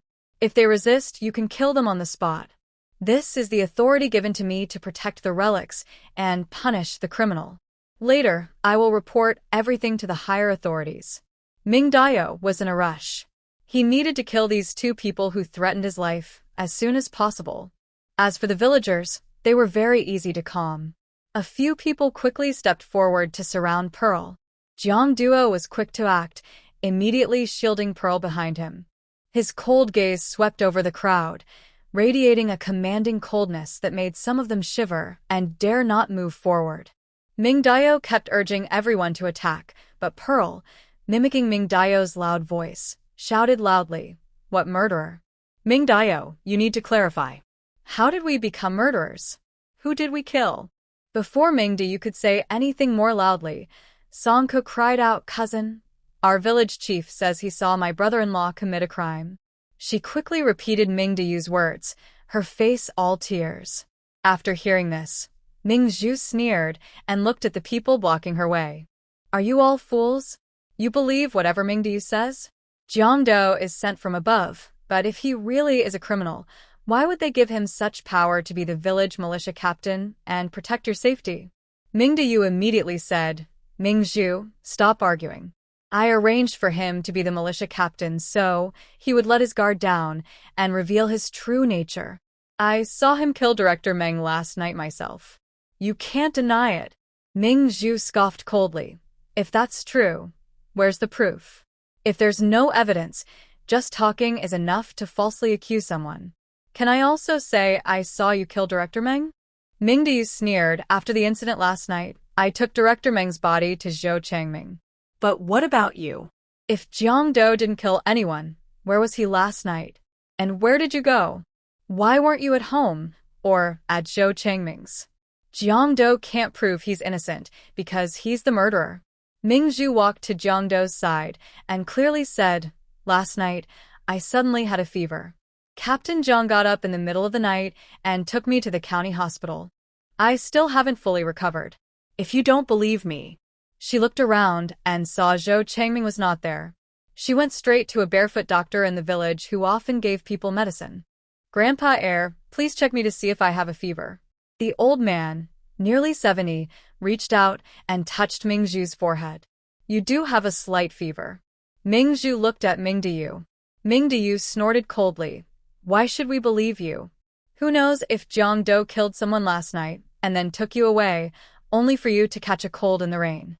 Ming Zhu calmly said, "Ming Duo, aren't you always saying that you have an official position from above? Then you can ask those above to check my medical records from last night. I, Ming Zhu, am honest and upright. As long as I get that record, it will prove that Jiang Duo and I were not in the village last night." Ming Zhu looked confident and did not show any fear of being falsely accused as an accomplice to murder. Her honest appearance made it seem as if she had been wrongfully accused. In fact, Ming Zhu was confident because she believed that Ming Duo, even if he knew she was lying, wouldn't send someone to check. Traveling to the county town took half a day, and he couldn't afford that. Even if he did send someone, Xiao Bin would bring reinforcements, and he would be the one in trouble. Because Ming Zhu performed well, there were already whispers among the people around her. Some even started to doubt whom to believe. Ming Duo felt anxious. Why wouldn't these foolish villagers listen to him and give the girl a chance to speak? He had to quickly make them fight for him. He spoke passionately, saying, "Villagers, don't listen to this smooth-talking girl. We have a national duty. The victim is lying in my yard, dead and unblinking. We can't let the country down, and we can't let innocent people die for nothing. Follow my lead. Everyone, unite to catch the murderer and his accomplice." Ming Zhu sneered disdainfully and said, "Village chief, why are you in such a hurry to get rid of us? You keep saying that Captain Jiang killed someone. Do you dare to let us see the body and check if Director Meng is really dead? I believe that even if the villagers want to be heroes, they would want us too to be convinced of the truth before we die."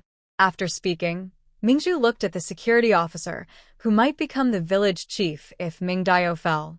Her wife was smart and immediately nudged him. He understood and said, "It's simple. Let everyone go to the village chief's house and see the body with their own eyes, so they know our village chief didn't falsely accuse anyone. With him leading, A group of people headed toward the village chief's house. When they arrived, the village chief's wife and Ming Xiaojia had already left because they thought the corpse in the yard was bad luck.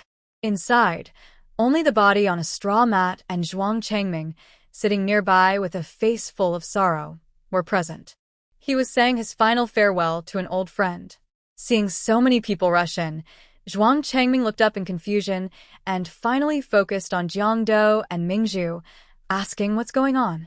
Ming Zhu explained how Ming Zhu falsely accused Jiang Duo of murder. Then she said, "Master, I know you and Director Meng are good friends, but now we need to see the body to prove our innocence." Zhuang Changming had known them for a long time and naturally didn't believe they would kill anyone. He nodded in agreement. Some villagers who were afraid of danger saw that Meng Xiangda had been shot and died. The blood on the mat was everywhere, and they didn't dare to get close. But Ming Zhu didn't mind. She walked straight over, squatted next to the body, opened the person's clothes, looked at the wound for a moment, then checked the person's pupils. She lifted the chin and examined the nose and mouth in the sunlight. Jiang Duo watched Ming Zhu's actions and was surprised. This young girl was brave and knew how to examine a corpse. Ming Zhu saw what was happening and tried to stop her, but Jiang Duo's strong body blocked him. Ming Zhu studied carefully for about 10 minutes before standing up. "Ming Zhu, you said Director Meng was shot and died, right?" "Of course. I saw it with my own eyes." "That's not right," Ming Zhu interrupted him directly. "The bullet missed the heart. After the incident, you took him straight to my master. With my master skills, he could have been saved temporarily." Zhou Chengming, feeling sad, had not checked the wound when he saw his old friend. Now he looked again and said, "The bullet didn't hit the heart." Ming Zhu tensed up. I was too nervous at the time. I was worried Jiang Duo might come back and silence everyone who knew the truth. So I stayed behind the village monument for a while to make sure it was safe before coming out." "So what?" "I just said Director Meng didn't die from the bullet. He died from suffocation." Ming Zhu calmly squatted back next to the body, pointing at the face. Everyone looked carefully. The deceased clearly showed signs of suffocation. His face and lips turned blue, and there was bleeding under the conjunctiva. His nasal bridge was slightly fractured, and there were scratches on his nostrils, obviously from someone covering his mouth and nose while he struggled. Also, Ming Zhu pointed to the wet pants. There is a strong smell of and feces, indicating he lost control of his bladder, and when he died, which also matches suffocation. "Ming Zhu, you said that from the moment the bullet hit the deceased until you took him to my master, who else touched him besides you?" Ming Zhu clenched his teeth and retorted, "You're not a professional coroner. Don't just make things up to clear Jiang Duo's name." At this moment, Zhou Chengming squatted down and began checking carefully. He frowned and said, "Ming Zhu is right. This indeed looks like death by suffocation." He looked up and fixed his doubtful gaze on Ming Zhu. "When you took old Meng, he was already dead. During that time, only you touched him." Ming Zhu was anxious. "Zhou Chengming, don't jump to wild guesses. Don't you know what my relationship with Lao Meng is? He helped you when you were very upset, and I helped you settle in our village. I listened to him and supported you. We are so close. How could I harm him?" Zhou Chengming was confused for a moment. It was true that Meng Xiangda and Ming Zhu had a good relationship. What was really going on? Meanwhile, Jiang Duo, who had been silent, finally spoke. "There's one more question." Everyone turned their attention to Jiang Duo. He pointed at the wound on the victim's body. "The type of bullet that caused this wound doesn't match the one the county sent me. It looks more like the gun in the village chief's hand. In this village, only the militia leader and the forest ranger are allowed to carry guns." Coincidentally, Ming Zhu, the village chief, also served as the forest ranger. So, Ming Zhu felt guilty. Before he could think of an excuse, Ming Zhu chuckled softly. "That's simple. We just need to take out the deadly part from the victim's body and compare it with what you two are holding." "No way." Ming Zhu immediately objected. Everyone looked at Ming Zhu with suspicion. He swallowed nervously. "The victim is a person. How can you move their body without the family's permission?" Ming Zhu replied calmly, We're just trying to find out who the real culprit is. If it's impossible, we'll wait for the family to arrive and agree before taking anything. Ming Zhu, don't try to delay anymore. Fellow villagers, if they have accomplices and want to destroy our village just for some artifacts, we'll lose more than we gain. Why are you all just standing there? We must get rid of these two traitors from the country quickly. At this moment, the villagers around looked less impulsive than before. They had basic judgment skills. Since they didn't know who the real killer was, no one moved. Ming Zhu's expression shifted slightly. She raised her hand to cover her nose and took a deep breath. Strange. People looked at her. Jiang Duo instinctively asked, "What's wrong?" Ming Zhu sniffed the air. "Captain Jiang, do you smell something strange?" Everyone took a deep breath in response to her hint, including Jiang Duo. But the others looked confused. Ming Zhu said again, "My nose is usually more sensitive than others, so I smelled something besides the smell of the dead body in this yard. There's also a faint smell of decay. But Director Meng died only yesterday, it rained last night, and the temperature is low. It shouldn't be possible for such a smell to appear so quickly." Next to her, Jiang Duo asked, "Are you saying there are other bodies in this yard?" Hearing this, Mingda became even angrier. "That's complete nonsense. Last night, he and Meng Xiangda searched the mountain for a long time, but couldn't find Jiang Duo. When they were coming down, they were both a bit scared, and they argued fiercely. He blamed Meng Xiangda for claiming that everything was perfect last night, yet someone still escaped. Meng Xiangda accused him of not cooperating enough. Despite knowing the terrain well, he couldn't find the person. They were both angry, and during the pushing and shoving, he accidentally hit Meng Xiangda. Seeing Meng Xiangda fall into a pool of blood, he was terrified. He thought about bringing the person back, but then he made a harsh decision. He covered Meng Xiangda's nose and suffocated him to death, then killed him to cover up the crime and frame others. If both Meng Xiangda and Jiang Duo were dead, and he kept the cultural relics tightly hidden, the secret from that time would never be revealed. But he only killed that one person. Where would other bodies come from? Jiang Chuilan, who had spent more time with Ming Zhu, had also figured out her personality. She wouldn't say things without basis, so she immediately said, "Actually, I also smelled a bit." "Didn't you all smell it?" Ming Zhu looked up at her and gave a subtle signal with her eyes toward her right side. Jiang Chuilan understood and pointed toward the pig pen. "It seems the smell is coming from that direction." Ming Zhu's expression relaxed, showing her authority. Her cooperation was perfect. She then agreed, "I also think it's from that side." A few people near the pig pen instinctively covered their noses and took a few steps back, as if they could smell it but others couldn't, which seemed odd. They said, "There is a smell." Jiang Duo immediately headed toward that area. Ming Da's eyes widened slightly. He stepped forward to stop him, but Jiang Duo was too strong for him. Jiang Duo quickly subdued him and pushed him toward the security officer. "Watch him." The security officer, feeling bolder now, held Ming Da's hands from behind. Jiang Duo entered the pig pen, lifted the straw, and started searching underneath. Seeing this, Ming Da also went over to help. He was anxious and shouted, "Get out of here. Who gave you permission to mess around in my house? And you too." He glared at the villagers and angrily said, "What are you all standing around for? I am the special envoy sent by the higher authorities. If you don't cooperate and help me catch Jiang Duo, you'll all be in trouble. Hurry up and seize him. Village chief, if you haven't done anything wrong, it's okay for us to check, right?" After Ming Zhu finished speaking, she glanced sideways at Jiang Duo. She nodded and then looked straight at the pig-feeding trough. Jiang Duo went over, sniffed the trough, and said, "This is the strongest smell." Jiang Duo approached, and indeed, he detected a faint foul odor. He casually lifted the trough, revealing a wooden board underneath. He squatted down and pulled back the board, discovering a bowl of rotten raw meat inside. The smell was quickly spreading outward, causing everyone to instinctively cover their mouths and noses. Ming Da's body was already trembling slightly. He prayed that Jiang Duo would leave quickly and not look further. But unexpectedly, Jiang Duo reached down and lifted the second wooden board. When he saw what was underneath, his eyes lit up. He had found it. Ming Zhu deliberately asked, "Village chief, what strange hobby is this?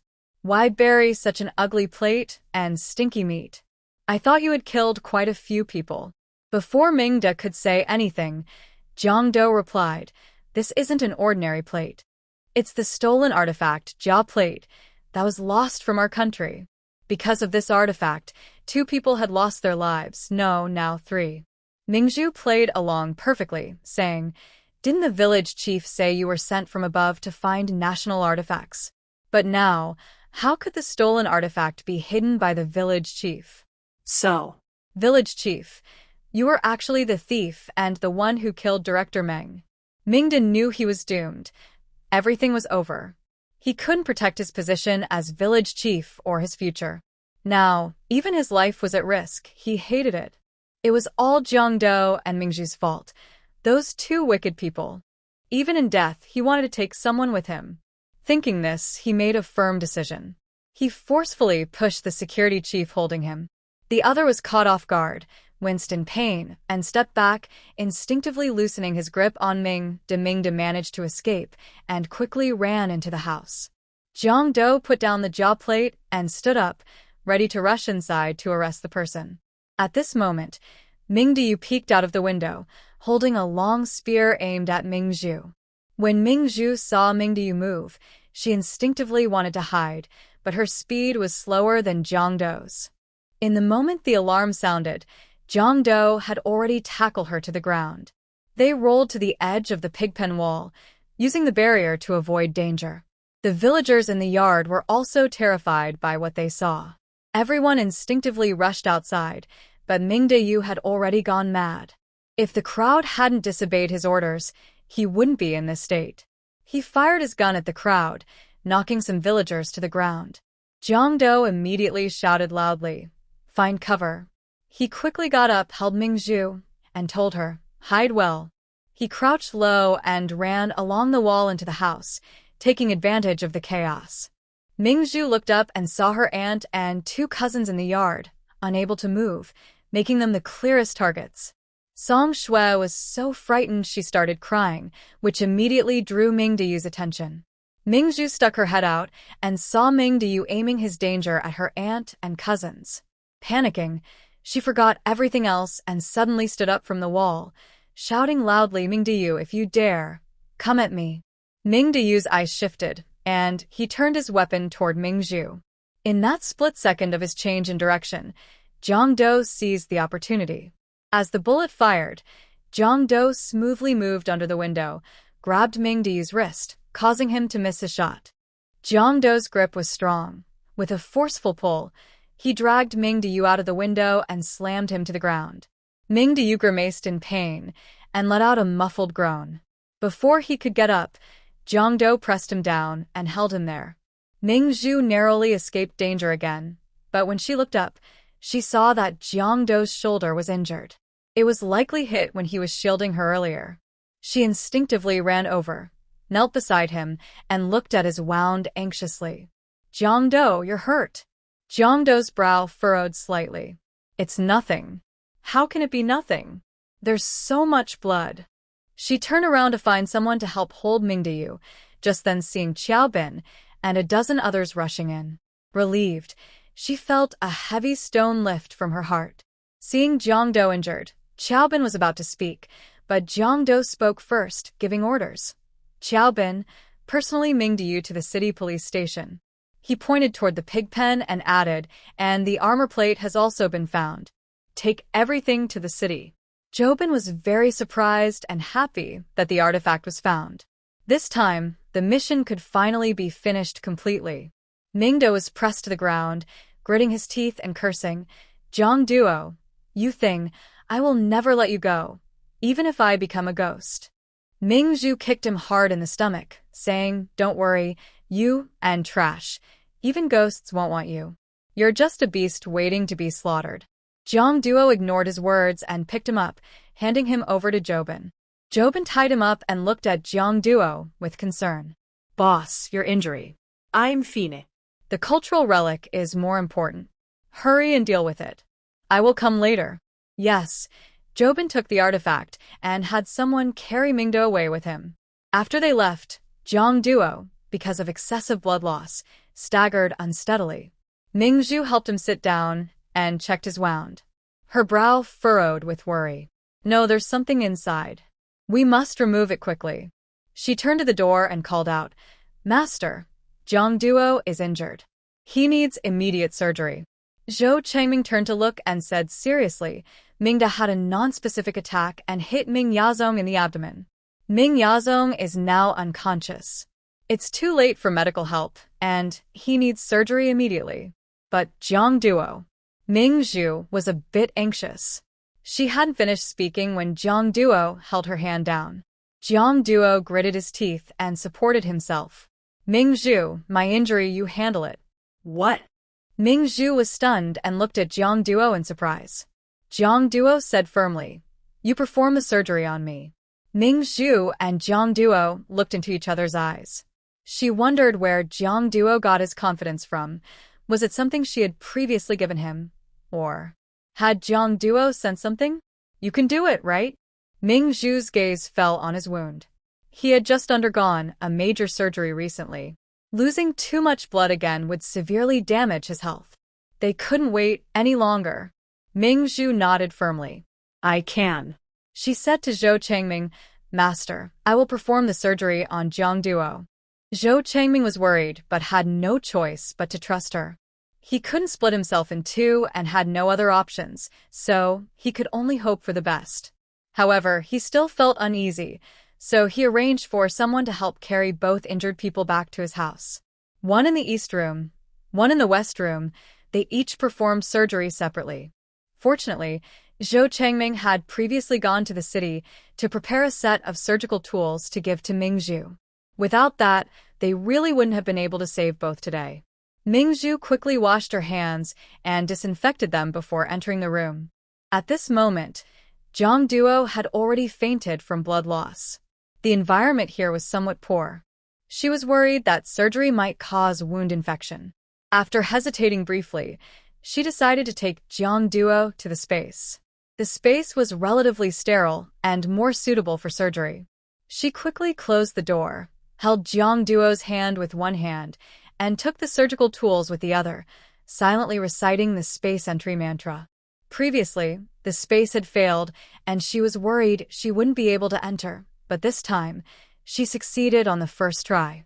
She didn't have time to think about why the space had gone crazy before. She quickly filled a basin with water, soaked the tools, and, while Jiang Duo was still unconscious, began the surgery. Jiang Duo's consciousness was hazy and starting to come together. He felt the pain of the knife cutting his shoulder and the sensation of someone helping him treat his wound, stitching and tearing at the same time. He slowly opened a barely noticeable slit in his eyes and saw Ming Zhu standing beside him, performing the surgery. He quietly watched her.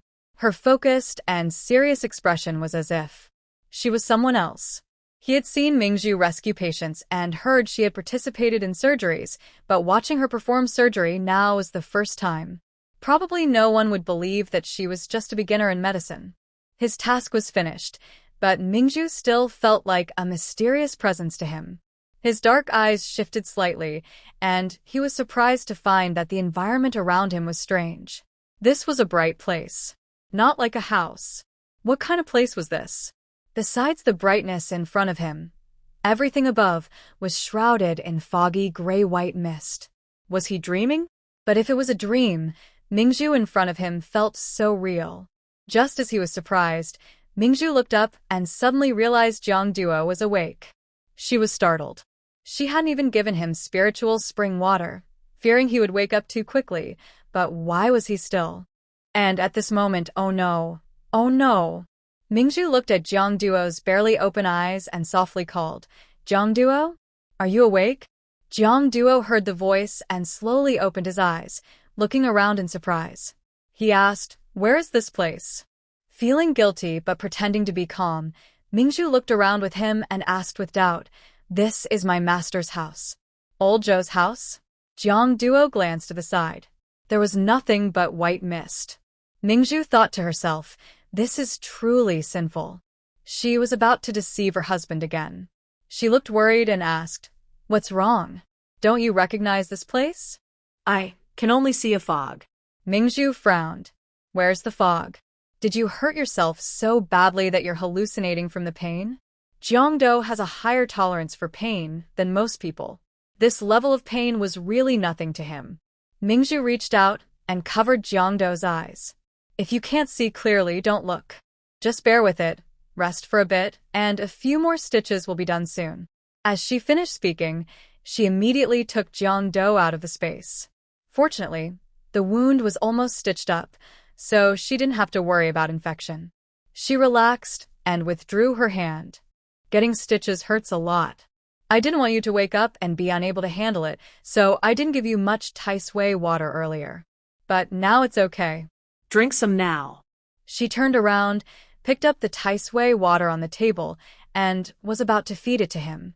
Jiang Duo opened his eyes again, but this time, what he saw was no longer the half-bright, half-blurry white fog, but the old Zhou family house.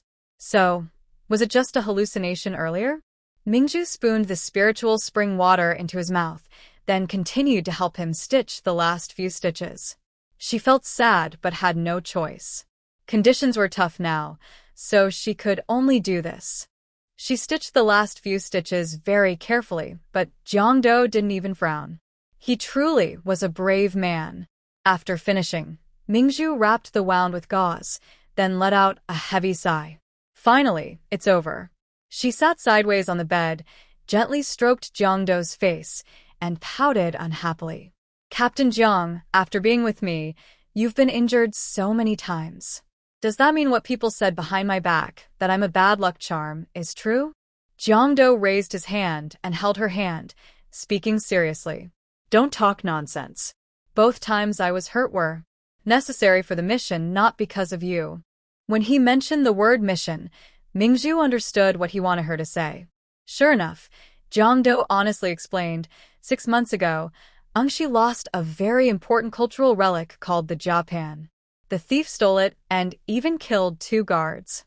Xiaobin and I were ordered to retrieve the relic and catch the murderer. Ming Zhu pursed her lips and smiled.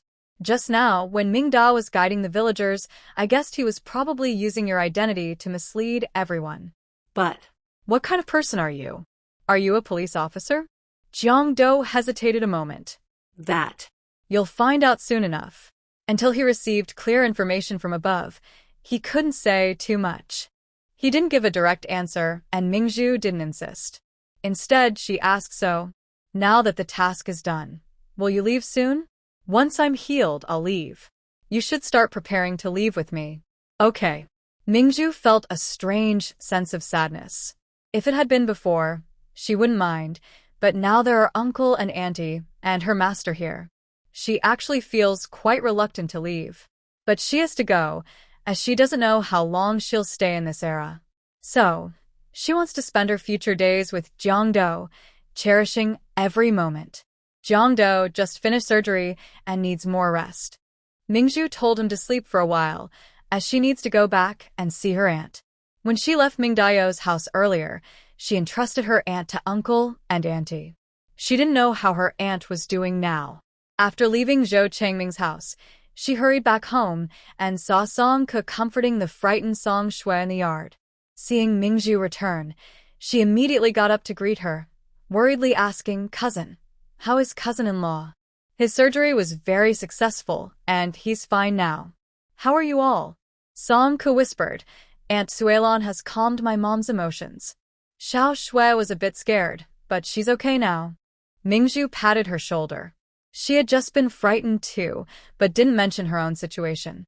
She was truly very considerate. "Xiao Ke, you were very brave today. You did very well. You've grown up. Thank you for speaking up for us." Song Ke blushed slightly. "Because I believe you and cousin-in-law are good people." Ming Zhu chuckled softly. "Don't worry, we are." She then went to Xiao Shui and casually ruffled her hair. Xiao Shui did well today too. Though she was very scared and cried a lot, she didn't turn against us. "The bad guys have been caught, so you don't need to be afraid." Xiao Shui looked at Ming Zhu with a pout, feeling wronged. Ming Zhu smiled and said, "What's wrong? Are you planning to cry again? I won't hold you. If you don't want to get snot on me, go find your sister." Then she leisurely walked into the house. Inside, Ming Chun and I was already asleep. Jiang Duo saw her and made a shushing gesture. Ming Zhu nodded and whispered, "Andy, I have something I want to talk to you about."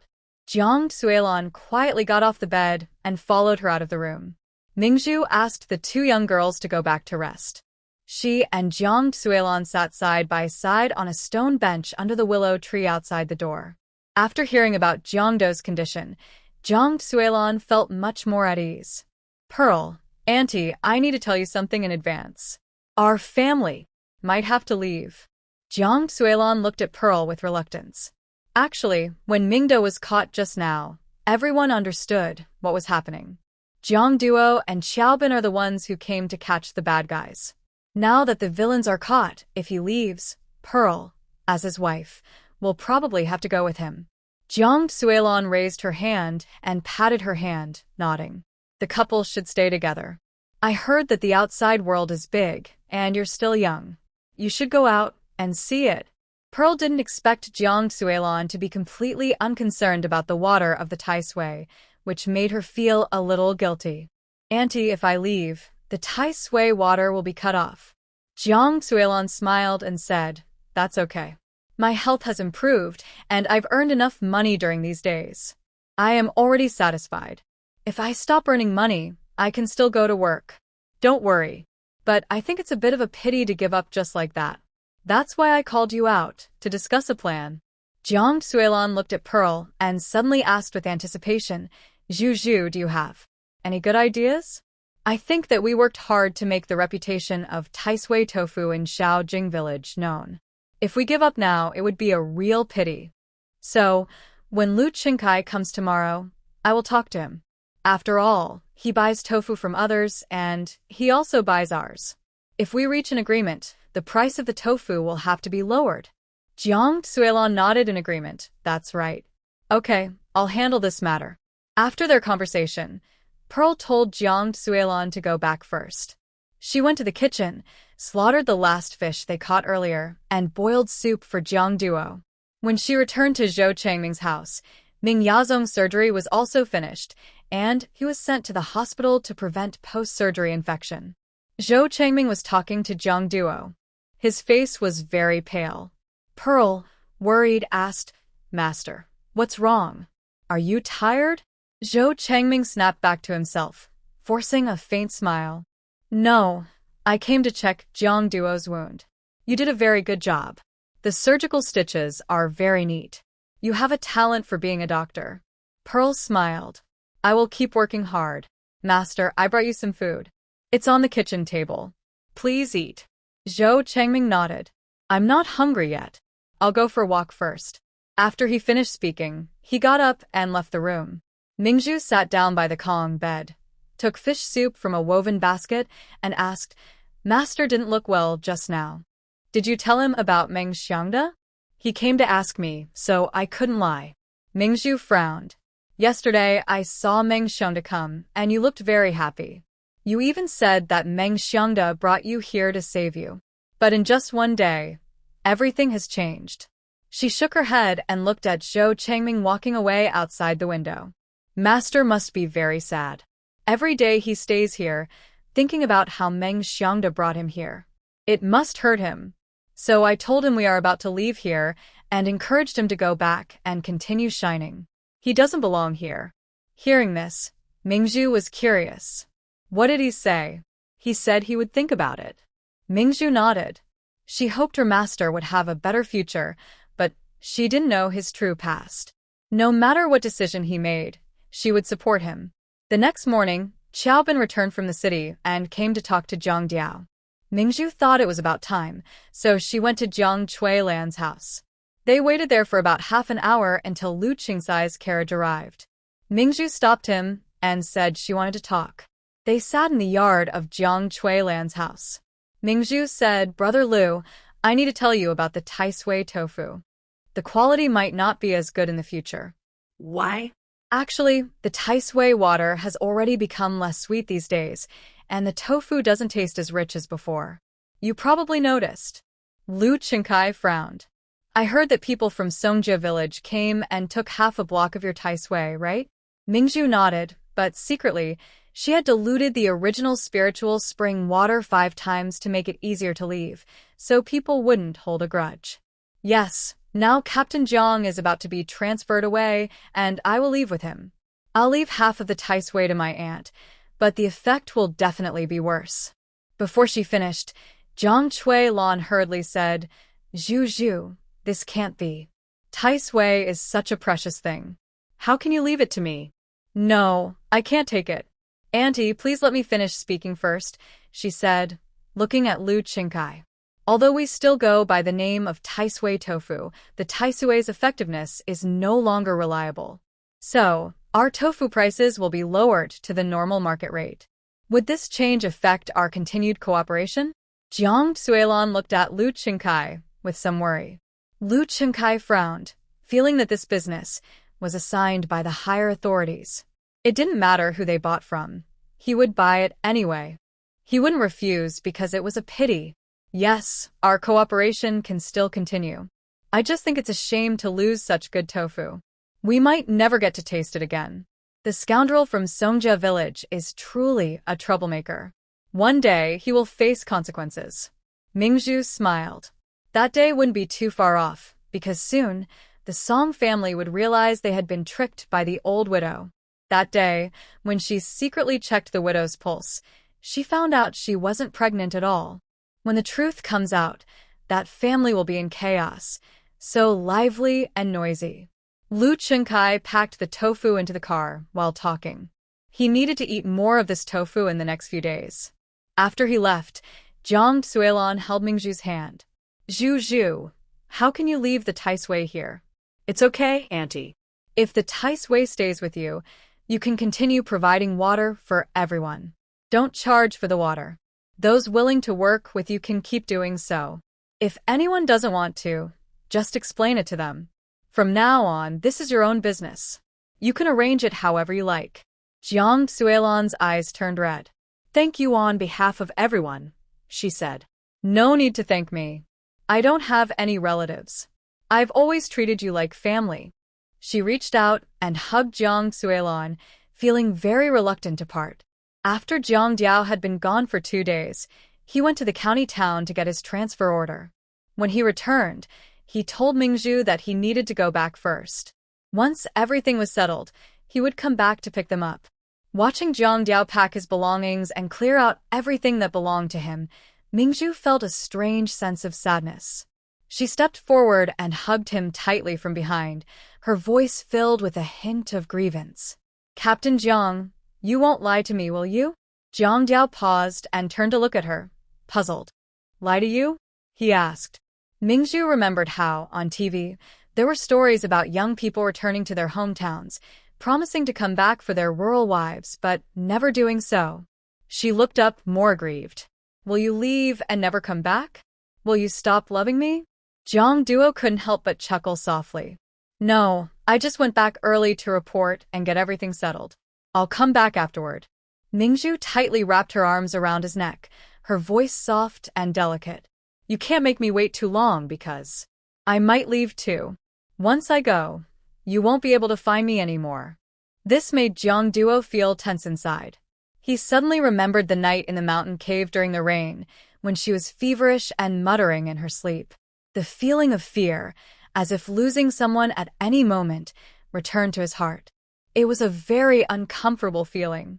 Fortunately, when Ming Zhu didn't ask for anything, Jiang Duo lowered his head and kissed her lips first. Ming Zhu was surprised. How did this iron tree suddenly bloom? She didn't even have time to close her eyes before she saw Jiang Duo kissing her lips up close. She responded by kissing him back. Their lips moved softly and intertwined, and both of them felt a little dizzy from the closeness. Ming Zhu moved her head back to catch her breath. Her wound hadn't healed yet, so she couldn't be reckless. She looked at Jiang Duo, who was gazing at her intensely. All right, I trust you. You should go now. I'll wait for you at home. Jiang Duo looked at her for a moment, then suddenly said, Pack your things. Come with me now. What? Ming Zhu froze. Was he joking? Jiang Duo spoke very seriously. I'll take you first. Once everything is settled, I'll come back to pick up Annie and the others. But It's decided. Until they boarded the train together, Ming Zhu still felt dazed. She originally just wanted to express her reluctance to part with Jiang Duo, not to be taken along by him. but now. Ming Zhu looked up and saw Zhou Bin, who was just as confused, looking at her. Why did the boss bring his sister-in-law along? He was usually the most principled, but for his sister-in-law, he kept breaking his principles again and again. His boss was completely conquered by his sister-in-law. If the old colleagues from the previous company saw their boss like this, they'd be shocked to death. The train moved back and forth, taking a whole day to finally arrive in Nanshur City. After getting off, they had dinner at a state-run restaurant. Jiang Duo told Zhou Bin to wait a moment. He first took Ming Zhu to the city guest house, using their marriage certificate and an introduction letter to book a room. Once inside, Jiang Duo placed Ming Zhu's small bag on the table and said gently, "You can stay here for one night. I will go to the unit to apply for housing and come to pick you up early tomorrow." Pearl finally understood why he said he needed to make arrangements before coming to pick them up. Now it all made sense. But he brought her here without any preparation, ignoring everything, probably the biggest mistake of his life. She stepped forward, hugged his waist, and softly said, "Give me a kiss before you go." This time, Jiang Duo didn't refuse. He leaned down and gently kissed her lips, soothing her. "Don't run around everywhere. Rest well." Pearl nodded, releasing him, her eyes full of happiness. After Jiang Duo left, a sly smile appeared in Pearl's eyes. Of course, she was going to run around. This was the capital city. Since she was here, she had to explore and see what business opportunities there might be. She was taking her aunt and two sisters with her. She couldn't rely entirely on Jiang Duo to support them. Even if he didn't mind, she felt it wouldn't be right. She secretly left the guest house and headed to the busiest street in the southern city. In this era, the busiest street was lined with state-owned shops, but there weren't many people because most people had little extra money and spent very little. The items in the state supply store were all the same, nothing new. So, she decided to check out the black market. The black market here offered many more kinds of goods than in Jian County. After looking around, she thought of two possible businesses. When her aunt and sisters arrived, she planned to discuss them with them. Pearl thought Jiang Duo said he would come to pick her up the next day, so she expected him early. But in the morning and at noon, the guest house owner brought her food, saying it was arranged by her man when he left. If he didn't come back, they would keep bringing her meals. Pearl felt a little disappointed. As it was getting dark, it seemed Jiang Duo might not come today. She sat on the edge of the bed, planning to rest for a while, when she heard a knock at the door. She thought it was the guest house owner bringing dinner again, so she tiredly went to open it. When she saw the tall, familiar figure at the door, she happily threw her arms around his waist, her voice soft and a little sad. "Why are you so late? Do you know how long I waited for you? I missed you so much." Sorry, I was a bit delayed. Pearl pouted in dissatisfaction. "Sorry isn't enough. Give me a kiss or I'll be angry." Jiang Duo's face turned awkward for a moment. He cleared his throat, but before he could say anything, a more awkward voice came from behind him. "Sister-in-law, there are other people here too." Pearl paused for a moment, tilted her head, and looked past Jiang Duo's shoulder to see behind him. Besides Xiao Bin, there was also a middle-aged man about 50 years old. The man was wearing a short-sleeved Zhongshan suit, standing in front of Xiao Bin with a serious expression, looking at her with a heavy gaze. Pearl felt that. It was quite embarrassing. She loosened her hold on Jiang Duo's waist, pulled back her head, glared at him, and whispered, "You brought people here. Why didn't you say so earlier?" didn't have time. Her words were really unnecessary. The middle-aged man behind cleared his throat. Jiang Duo turned sideways, invited him into the room, and introduced Pearl. "Pearl, this is my uncle." Pearl, always believing that as long as she didn't make things awkward, others would feel embarrassed instead, completely forgot about the earlier incident. She smiled warmly and stepped forward. The man, Feng Shuhui, nodded politely and greeted her. Hello, uncle. My name is Pearl. Feng Shui sat on a single sofa, looked up at the small, lively, cute, and pretty girl who spoke boldly, and was genuinely surprised. He had always thought that his nephew liked girls like Ning Shuang, cultured, gentle, and elegant, and firmly believed they could be a perfect match. Who would have thought that his nephew, on a mission outside, would marry a girl so different from what they expected? Not only was Jiang Duo's family unable to accept it, but he himself also found it hard to accept at first. But forget it. Since Jiang Duo was moved, it proved that this girl had her own charm. As her uncle, he shouldn't interfere too much. He collected his thoughts, took a red envelope from his pocket, and handed it to Pearl. Since you got married out of town earlier, we couldn't attend. Here's a red envelope to make up for it. Don't be offended. Pearl looked at Jiang Duo for his opinion. Their eyes met briefly, and Jiang Duo nodded.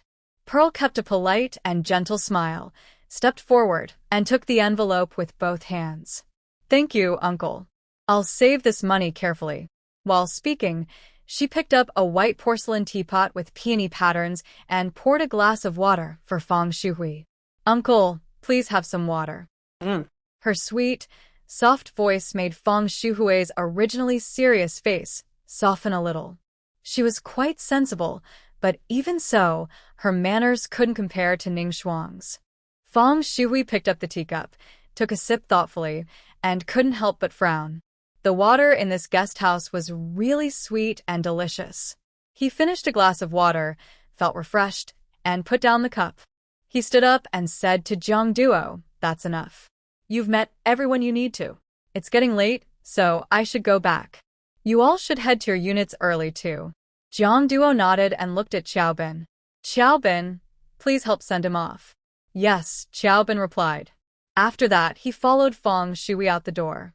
They reached downstairs, where a military jeep was parked. Xiaobin immediately stepped forward and opened the door.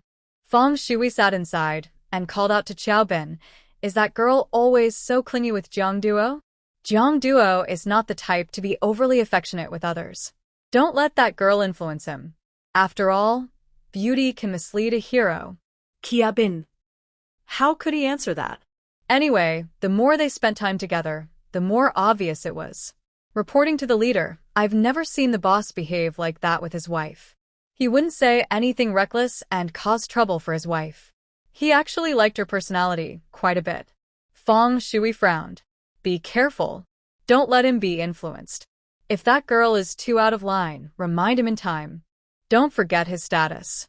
Thinking about this, Feng Shui felt a bit uncomfortable. If not for that accident that year, his family wouldn't have agreed to him leaving such a high position to transfer to a small unit and lay low for training. He was too stubborn. He would be transferred back someday. If a little girl could weaken his will, it would be a joke. Xiaobin nodded, and Feng Shui didn't say anything more. He simply asked the driver to start the car and leave. In the room, Ming Zhu immediately hugged Jiang Duo after closing the door, looking up and scolding, "Can you be more quick with your words next time? Someone saw us just now. It's all your fault." Jiang Duo lightly pressed his lips and said softly, "Sorry." Again? Ming Zhu pouted and let go of him. She was about to pack her bag, but Jiang Duo cupped her face and leaned in to kiss her. Ming Zhu was stunned. What? What's going on? Is this a second chance? Seeing her surprised face, Jiang Duo calmly asked, "Isn't it true that once we kiss, you won't be angry anymore?" Ming Zhu chuckled. "Well, that's all in the past now. Her rough man, does he have to be so nervous?" She sat down on the old sofa and ordered the man in front of her, "You out my negative energy. I'm exhausted. You need to help me pack my luggage." Jiang Duo didn't hesitate. He simply moved over and started working. When Xiaobin came back to knock on the door, Jiang Duo had already finished packing everything. The three of them went downstairs together and headed toward the jeep parked at the door. After Ming Zhu got in the car, she looked around at the environment inside and realized, so this is what the old car was like. The seats were a bit hard, really. There was no comfort at all. Seated in the front passenger seat, Xiaobin thought Ming Zhu was experiencing a car ride for the first time and turned to look back. Sister-in-law, is this your first time riding in this kind of car? Don't be curious, hold on tight. There's a bumpy stretch ahead. Ming Zhu withdrew her gaze and smiled. Yes, it's really my first time. Jiang Duo glanced at her sideways. Her expression didn't seem like someone on her first ride. It looked more like she was a bit annoyed. The car drove for over half an hour and stopped at the entrance of a camp in the suburbs. Ming Zhu got out and, when she saw the white sign hanging at the gate, her pupils widened slightly. She turned to Jiang Duo and asked in surprise, "Is this your unit?" Jiang Duo nodded. So, Ming Zhu patted her chest and said, "I married a soldier brother, so I'm a soldier's wife." Next to her, Xiaobin chuckled and sighed. Others might not know, but he knew very well. His little sister-in-law was now officially the wife of a military officer. Yes, Jiang Duo replied calmly. Our unit is a confidential one. Outsiders aren't allowed to enter freely and family members can't either. So remember, if you need anything, just find the communication officer at the gate. He then pointed to the small road beside the camp and the row of houses in the distance. That's the family area. We'll live there from now on. Let's go. Xiaobin wanted to help carry the luggage, but Jiang Duo took it instead. It's getting late, you should go home and rest. Xiaobin nodded but looked at Ming Zhu. Sister-in-law, you'll have to treat us to a meal someday. Today, the boss applied for housing on short notice, but it's messy and dirty inside. The boss made us clean all day, so it's barely livable. I told the others you're a good cook, and they all want to try your food. Ming Zhu cheerfully said, no problem, just call them over tomorrow. Jiang Duo interrupted her. The day after tomorrow, maybe. The house isn't fully cleaned up yet. Xiaobin nodded. All right, I'll tell them. The three parted ways at the camp entrance. Jiang Duo carried his luggage and walked ahead. Ming Zhu jogged a few steps to catch up, slipping her small hand into Jiang Duo's large one, which he naturally held. Ming Zhu tilted her head and looked at him. Why did Uncle come today? I called him. Since we're married, I want you to meet the elders at home. Pearl was a bit surprised. Why is Uncle here? Could it be that you also haven't? Jiang Duo understood Pearl's meaning and explained softly. Yes, I haven't. I'm not from here. My parents are elsewhere. They can't come over easily. Since Uncle lives nearby, I asked him to come first. My annual leave is over this year, so next year I'll take leave to bring you to see them. Okay. The two held hands and went to the residential area, which had 2 rows of single-story houses. They lived in the last house on the outermost end, easy to reach from the entrance, quite convenient. Inside, Jiang Duo casually turned on the light, and Pearl looked surprised. You have lights here? Yes, but they turn off at 8 p.m. Pearl looked up at the old-fashioned yellowish lamp. That's still better than using kerosene lamps. After speaking, she began to look around her new home. The floor was actually concrete. Inside the house was the kitchen, which didn't have a clay pot but an old coal stove. The cupboard had 2 levels, and the dining table was against the wall, making the space seem quite large. To the left was a bedroom, with a metal bed measuring 1.5 by 2 meters placed against the north wall. A small wardrobe was in the southeast corner, and a desk was placed near the bed on the southwest side. The house was very tidy, much better than she had imagined. Take a look, tell me if anything's missing, and I'll buy it. Pearl nodded, then turned and hugged him naturally. Nothing's missing. As long as Captain Jiang is here, we have everything. Jiang Duo looked down at the person in his arms, feeling strangely warm. His Adam's apple moved slightly, and he wanted to do something. Pearl smiled and tiptoed, softly saying, It's late at night, just the 2 of us here. Don't you think we should do something, Captain Jiang? Jiang Duo lowered his head slightly, seeming hesitant, but Pearl took the initiative to kiss his lips. She also wanted to feel the thrill of being alone, igniting passion, and turning a strong-willed man into her own. Jiang Duo instinctively deepened the kiss. The one who usually took the lead, Pearl, was once again overtaken.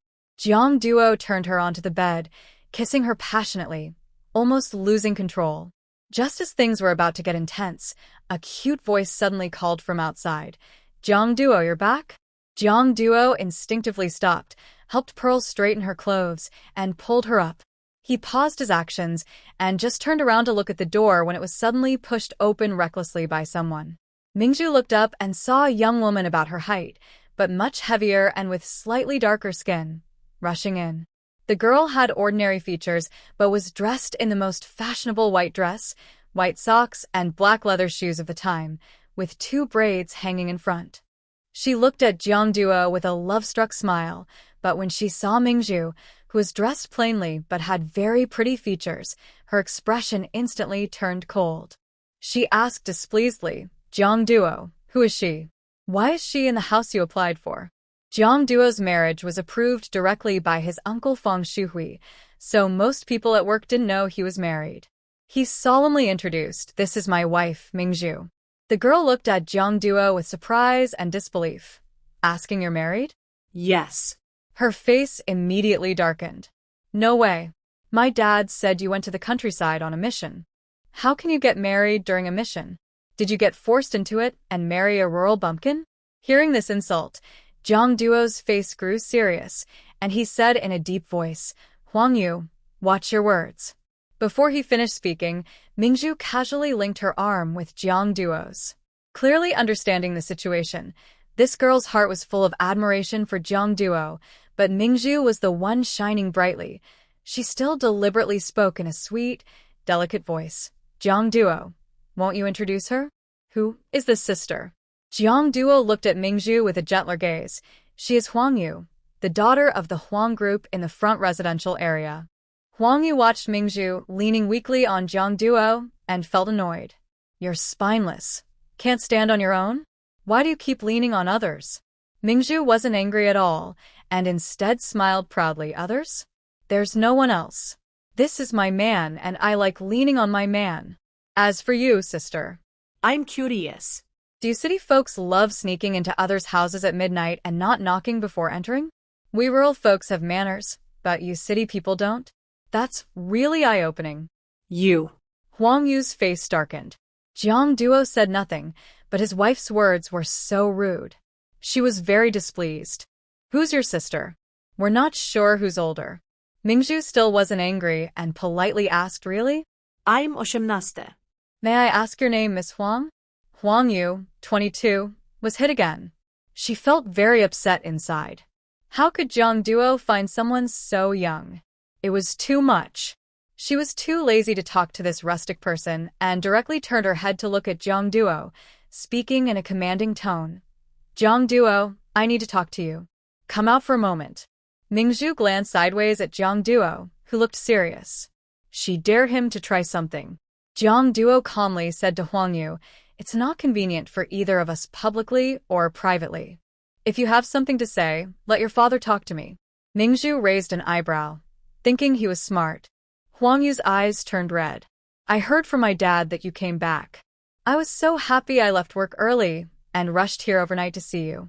How could you treat me like this?" Jiang Duo ignored her feelings and said coldly, "It's late now.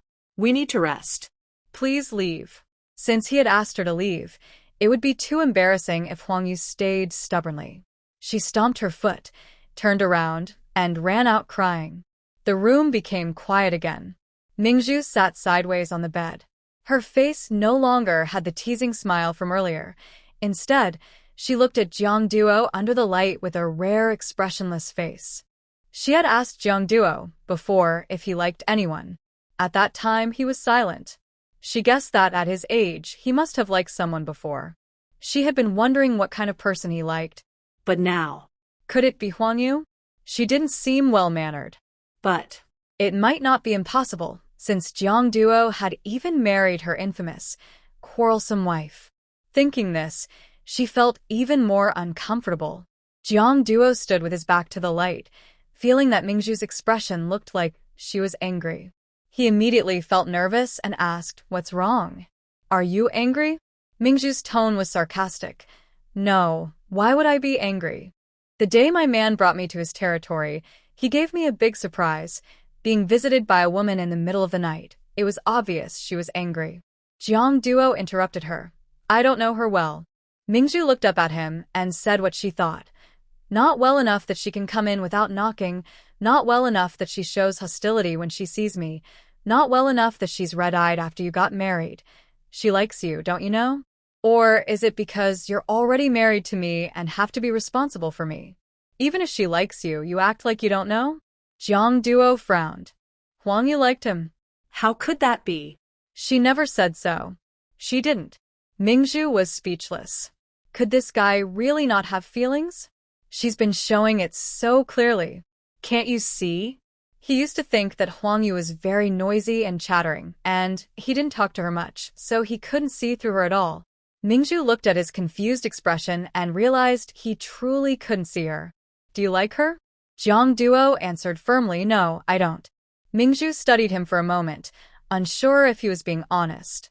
She seriously told him, Jiang Duo, I told you before, the friendship in the cellar was a mistake, and I was the one at fault. Anytime you need me, I am willing to divorce you. But I don't like being lied to. If you only stay with me out of responsibility, there's no need. I want you to be honest with me. Don't make me the third person who ruins someone else's relationship. When Ming Zhu mentioned the word divorce again, Jiang Duo felt very heavy inside. He didn't understand why Ming Zhu could casually talk about divorce. At first, he thought it was because of Su Kai, but now Su Kai was married, and Ming Zhu also left Shaojing village with him. So why could she say it so easily this time? Strangely, two words appeared in his mind. Wang Zhu. It was a strange feeling of something blocking his heart, something he had never experienced before. He felt very uncomfortable, his face serious. I don't like her, and I won't divorce. Stop overthinking. Go to sleep. After saying that, he turned and left the room. Ming Zhu thought he was avoiding the problem and planned to leave her here while he went to the camp to sleep. She was feeling very wronged. But unexpectedly, Jiang Duo returned after locking the door, lying beside her in his clothes, silent and with a serious face. Ming Zhu. Isn't he involved with another woman? Shouldn't she be angry? What kind of strange aura does this guy have? She snorted and got out of bed, turning to stare at him directly. Jiang Duo frowned. What's wrong? Ming Zhu pouted, looking unhappy. The problem isn't fully clear yet. We need to clarify it before sleeping, or I'll be so angry I'll die. Jiang Duo sat up, sighed. I won't divorce you. Who said I was talking about divorce? I mainly want to know if you really don't like Huang Yu. I'm giving you one last chance. If you ever change your mind and say she's your true love, don't expect me to let you go. Jiang Duo was helpless. He leaned slightly forward, his strong arms wrapping around her slender waist, pulling her onto the bed. His tone was calm. I really don't like her. Sleep now. Pearl let out a deep sigh, feeling reassured that everything was fine. But if it wasn't Huang Yu, then who does he really like? And what kind of woman is she? Pearl glanced at Jiang Duo, who had already closed his eyes, then turned over and turned her back to him. So annoying. If that rude person hadn't suddenly barged in, she might have successfully won him over. They would be laughing and joking now. After their recent argument, she didn't want to disturb him again. Forget it, just sleep. There's a long way ahead. Meanwhile, in the front yard of the Huang family, loud crying and wailing filled the air. Huang Dezheng looked at his tearful daughter and angrily scolded. Stop crying. As long as you're good enough, there are plenty of men out there. But I only like Jiang Duo. From the day he came to our camp, I fell for him at first sight. I really like him. I even told you to find someone to help me with a match, but you insisted waiting until he finished his mission. Now look, he's married, and he married a girl from the countryside. She just couldn't understand, besides being a bit fairer, prettier, and younger. What else was so good about that girl? Huang Dezheng was also annoyed. He heard that Jiang Duo had applied for a house as soon as he returned today. He wanted to ask what was going on, but his superior directly approved it without consulting him. At first, he thought, fine, let it be. I'll find a chance to introduce Huang Yu to Jiang Duo. Then the two families can be close, and it'll be easier to visit. But unexpectedly, enough. A country girl can make you so angry? You're a young lady of the officials. What do you lack? She can't compare to you. I think Jiang Duo is ambitious. He and that rural girl, just aren't on the same level. They'll part ways sooner or later. Old Huang's wife, Liang Lan, immediately patted her daughter's hand and said, "Exactly. Rural folks haven't seen much of the world. Now they're living in our family compound, and they're just easy to control." Huang Yu thought for a moment and realized that made sense. She suppressed her frustration and wiped away her tears. She truly was the most suitable match for Jiang Duo. As for Pearl, just wait and see. I will definitely kick you out of here. The next morning, Pearl was awakened by the slow, loud sounds outside. She turned over and saw Jiang Duo wasn't beside her. She lazily sat up. When they were in Shaojing village, she used to wake up in his arms every day. Now, she felt so sad. She was a bit hungry, so she got out of bed to see if she could make something to eat. But as she entered the kitchen, she saw Jiang Duo dressed in a green military uniform, holding a square metal lunchbox, walking in. Seeing Ming Zhu wake up, he naturally placed the lunchbox on the dining table and said, "Eat your meal." Ming Zhu saw Jiang Duo dressed in his usual military uniform and looked so handsome, she almost blinded herself with admiration. But thinking about their unpleasant argument last night before sleeping, no, she needed to show some tricks to ease the mood. She pouted, looking like she was about to cry but holding back, staring intently at Jiang Duo. Jiang Duo felt a pang in his heart and walked over to her. "What's wrong?" Ming Zhu opened her arms and hugged his waist, her forehead resting on his chest, sounding soft and delicate. "We argued last night. When I woke up this morning, I couldn't see you and thought you didn't care about me anymore. I didn't expect you to come back and bring me food." Jiang Duo. Last night, wasn't she the one who was upset? How did it turn into an argument? Her innocent and sad look made him feel sorry, so he gently held her, patting her back to comfort her. "I didn't forget about you.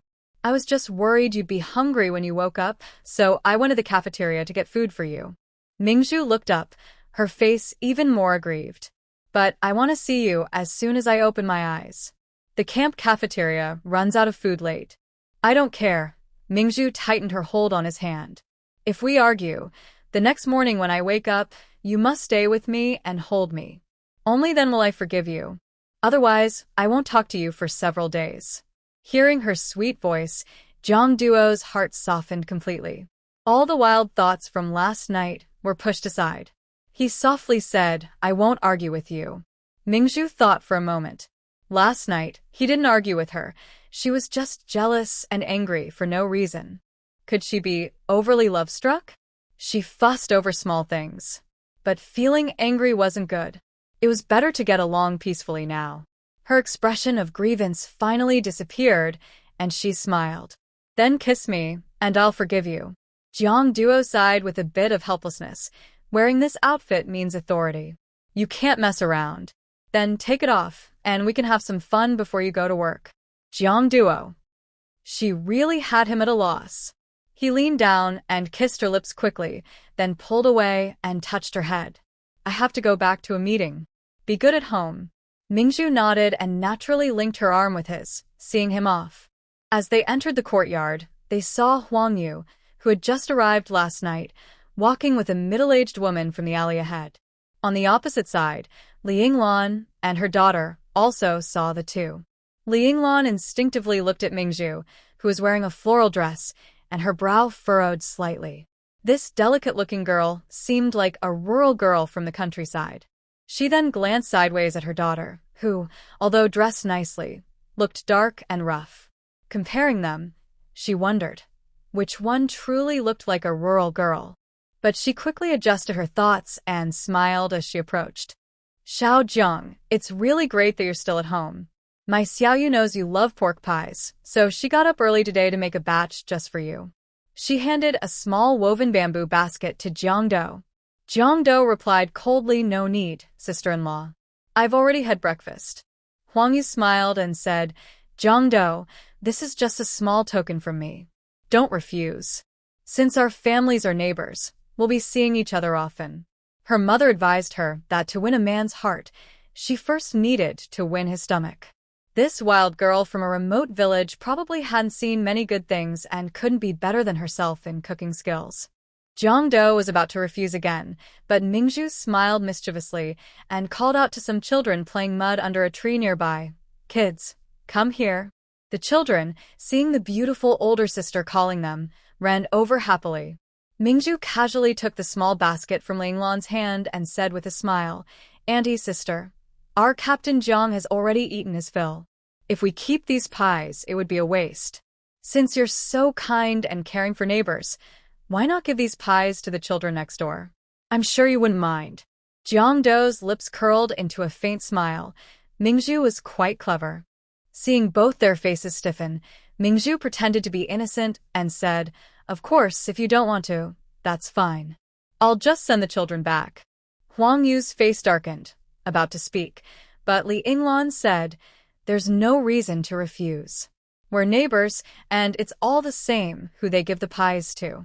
These children, almost grown up, had learned to speak. If they went home and told their family that she had pies but wouldn't let them eat, it would ruin the Huang family's reputation. This rural girl was quite clever.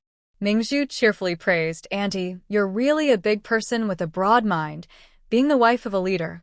She then bent down and told the children, "Come, kids, the lady from the leader's family invites you to eat pies. Don't be shy. One each. If you can't finish, take some home in your pockets." "Oh, we get to eat pies now." For children happily rushed to grab the big pancake.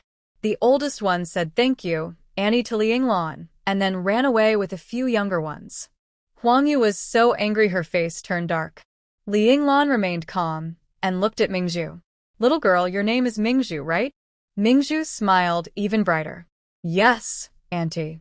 Since you say I have a big heart, I'll say a few more words. My husband says you are a very ambitious young girl. Even though you are the daughter of a high-ranking family, you are worthy of him. He chose you. It's a bit unfortunate. You come from the countryside and are not as good as others.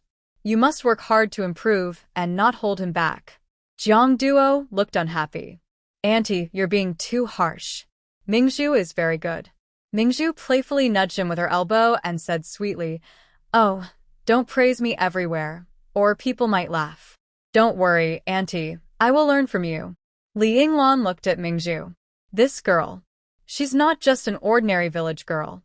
She nodded and took Huang Yu, who was feeling upset, back home first. Ming Zhu watched their figures walk away and smirked proudly. They say you shouldn't hit a smiling face, but they weren't shy about causing trouble. Knowing Jiang Duo was married but still coming close, she'd use a gentle trick to see who gets angry first. She turned to look at Jiang Duo. He was about to say something, but Ming Zhu rolled her eyes at him and huffed before walking into the house. Jiang Duo was confused. Wasn't everything fine just now? Why was she angry again? This little woman's temper changes so quickly. Thinking for a moment, he said to her back, "I'll come back for lunch." Ming Zhu ignored him.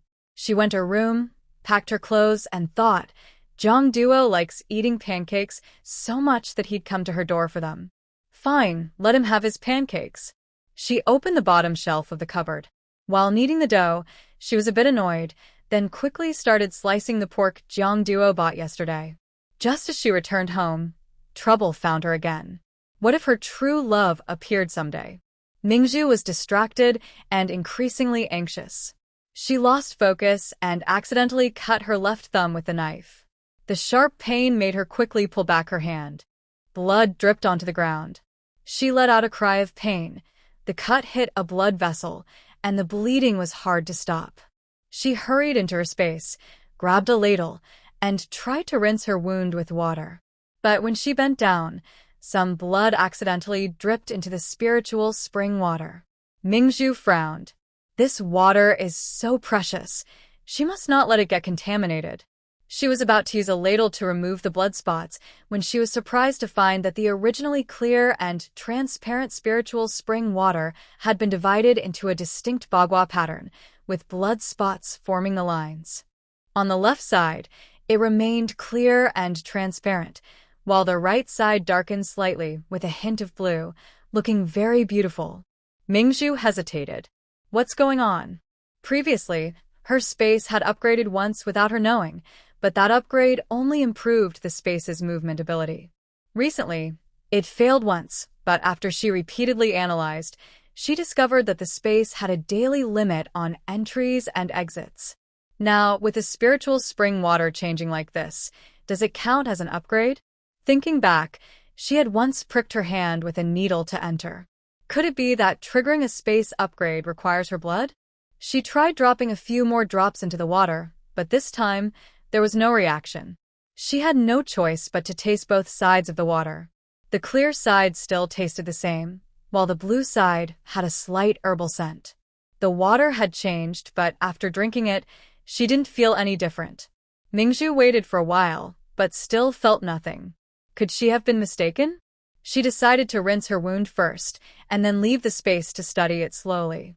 The water didn't have the ability to heal her wound directly. After leaving the space, Ming Zhu went to her bedroom to grab some gauze and bandage her wound. While opening the drawer at her desk and searching, she accidentally glanced at the mirror on the table. Her gaze casually swept over it, but suddenly she froze and looked back. In the next second, she grabbed the mirror, staring at herself inside, and was instantly stunned. Wow. This space is going to be incredible. Ming Zhu gently touched her under-eye area and nose. Recently, she had been rushing trains and not sleeping well. When she woke up this morning, she had dark circles under her eyes and small blackheads on her nose. She had planned to find time to clean her nose, but unexpectedly, her face in the mirror looked like a peeled egg, smooth and fair. It was obvious that the upgraded spiritual spring water was responsible. She really loved this new spiritual spring water. If she could have such a system in the future, she would be rich. Women's money is the easiest to earn. Wait, women in this era probably also love beauty, right? She twitched her eyebrows and eyes, wondering how effective this external application would be. She decided to try it later. Pearl stared at the mirror for a long time, happily tending to her finger wound. She slowly chopped meat with one hand and wrapped it into a pie. Not long after the noon military call ended, Jiang Duo returned. Pearl sat at the dining table watching him, placing a bowl in his spot. "You're back. Wash your hands, then eat." Seeing the bandage on her hand, Jiang Duo frowned and crouched down to take her hand, checking it carefully. What happened?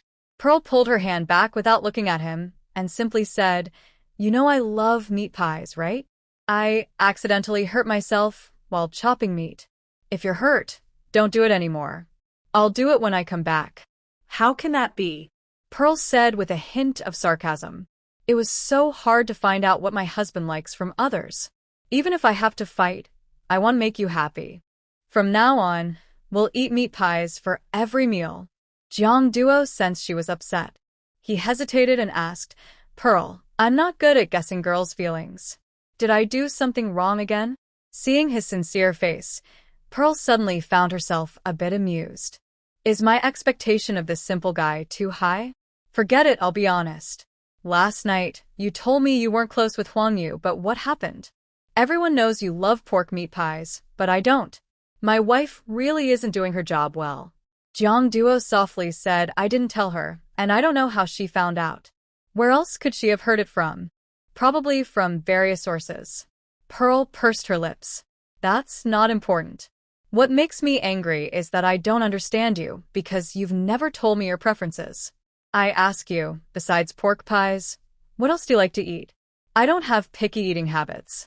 Pearl pouted. Here we go again. Fine, if you don't want to say, let's just eat. Jiang Duo held her hand and thought for a moment. I love eating 3-flavor dumplings. Pearl got interested. What about fruit? Peach. Pearl smiled happily. Really? I love peaches too. What about vegetables? Before, I liked braised eggplant, but now I love the dishes you cook even more. Hearing this, a slight smile appeared on Pearl's lips. Kid, you have good taste. Do you like sports? Basketball. Pearl didn't seem to have more questions. She nodded happily, finally smiling. 其主动抬手环住男人的脖颈，娇气说着. All right, today's questions are over. If I think of more later, I'll ask then. Remember, You must always be honest with me from now on, or I'll really get angry, the kind you can't easily soothe. Okay then. What do you like? It was rare for this stiff person to ask back. I like many things. I'll make a list for you later.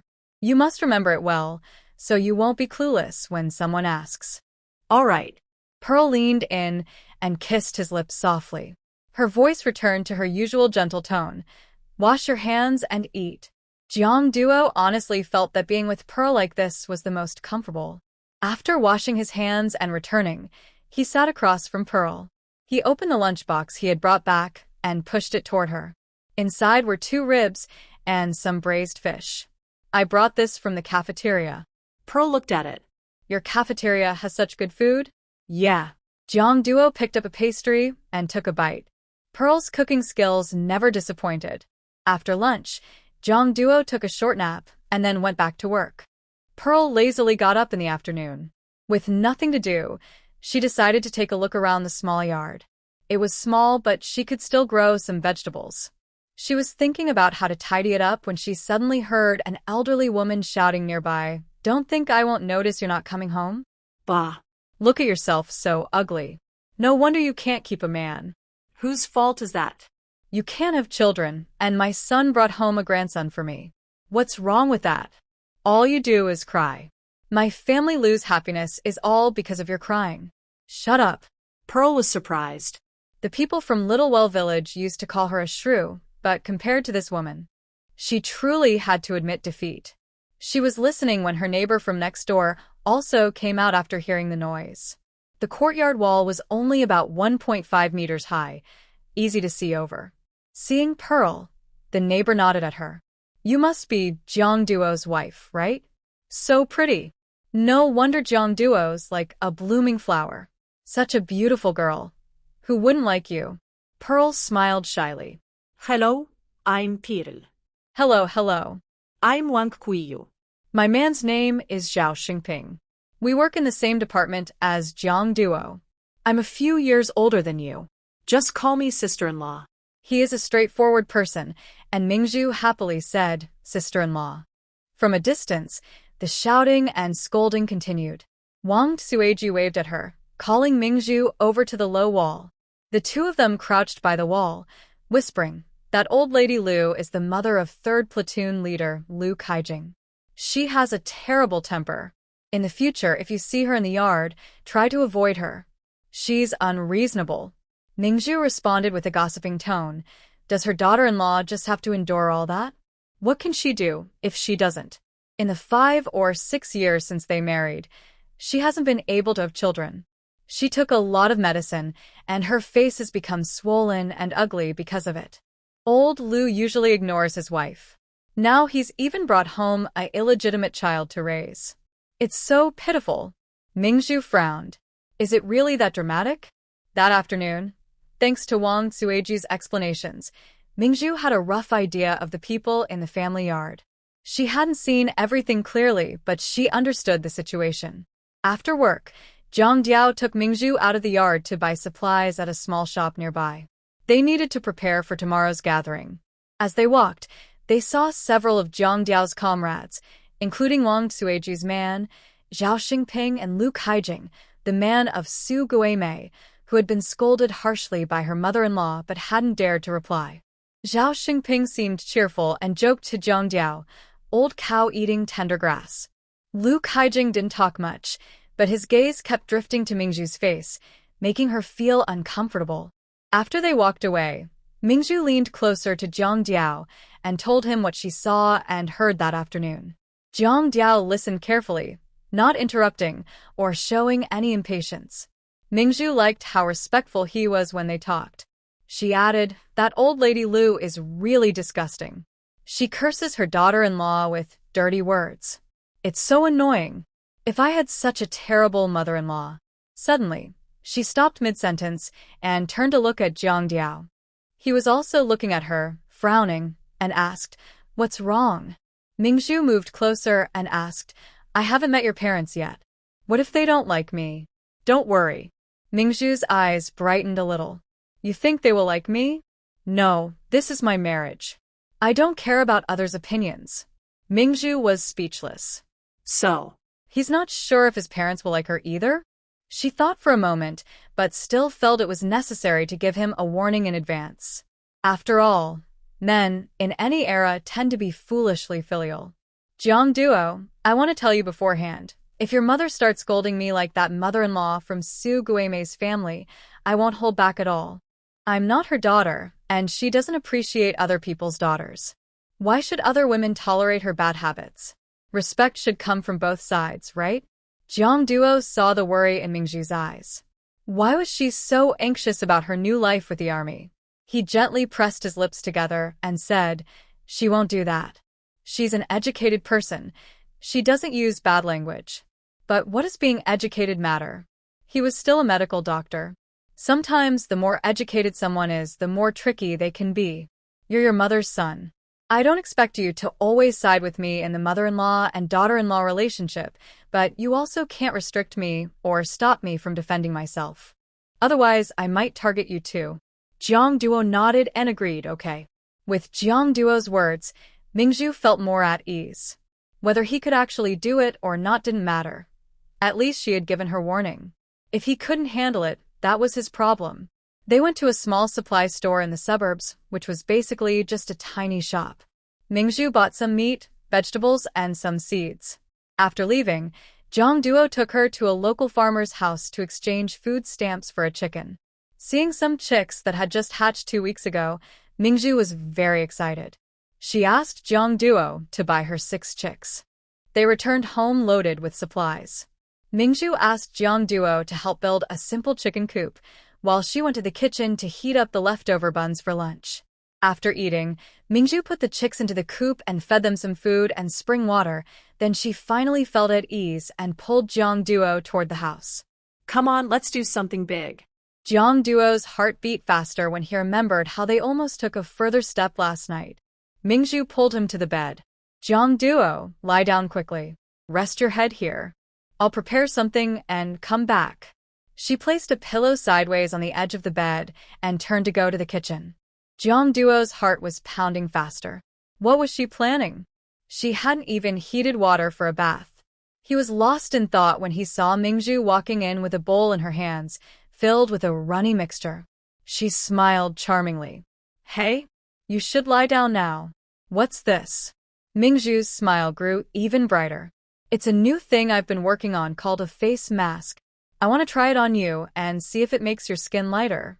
Is there anything more suitable than Jiang Duo for such an experiment? This naturally sun-kissed bronze complexion could turn white if the new spiritual spring water works, as claimed. Jiang Duo. So she was in such a hurry just to make him whiter.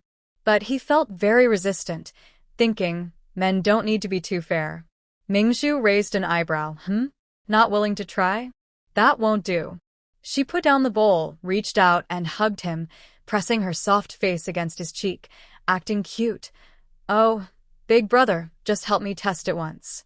Please, I'm begging you, okay? Jiang Duo stiffened from her touch, thinking of the fairy in the book. His little girl now looked just like a little fairy. He couldn't stand the teasing anymore.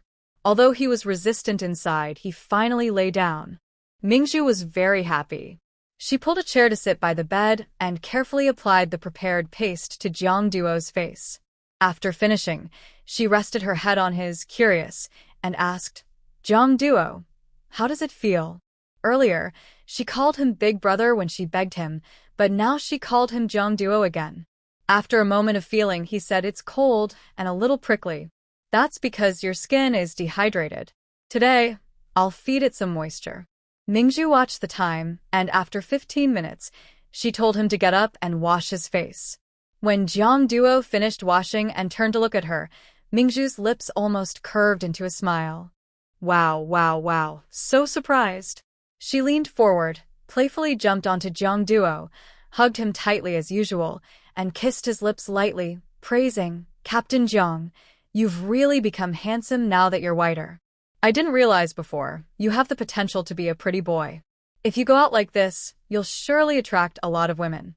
Jiang Duo looked at her exaggerated expression, feeling a bit helpless. Stop joking. I'm not joking with you. Just look yourself. Jiang Duo carried Ming Zhu into the bedroom, and Ming Zhu picked up a mirror and held it in front of him. Looking at himself in the mirror, he was indeed much whiter, no longer the same color as his neck. Jiang Duo felt a bit helpless. Tomorrow, he would definitely be laughed at, but he hoped he could get his tan back by then. "What did you put on my face?" Ming Zhu raised her eyebrows mysteriously with a smile, but didn't say a word. What could it be? Of course, it was the key to wealth and a better life in the future. Ming Zhu didn't say anything, and Jiang Duo didn't ask further. That night, Ming Zhu was unusually well-behaved, not bothering him, and quietly sleeping on the side of the bed. Jiang Duo. I still feel a bit unfamiliar with him. Ming Zhu slept too much in the afternoon, and now has trouble sleeping. After lying for a while, she turned over and asked Jiang Duo, "Captain Jiang, are you asleep?" No. We agreed with Annie and the others before we left. Once everything is settled, we'll go back to pick them up. But this place, it's a bit small, and I'm worried we won't have enough space to stay. Don't worry. They will stay in the village in front. There's a school there, and Song Shui can go directly to school when she arrives. Once everything is settled, we will go pick them up. Seeing that he had already made plans, Ming Zhu felt reassured. Auntie's mental health isn't good, so she shouldn't be away from her for too long. She leaned in and hugged Jiang Duo, resting her head on his shoulder, softly saying, "Good night." The next morning, they were awakened by the sound of a military horn. After a simple breakfast, Jiang Duo went to work. Ming Zhu started preparing lunch at home.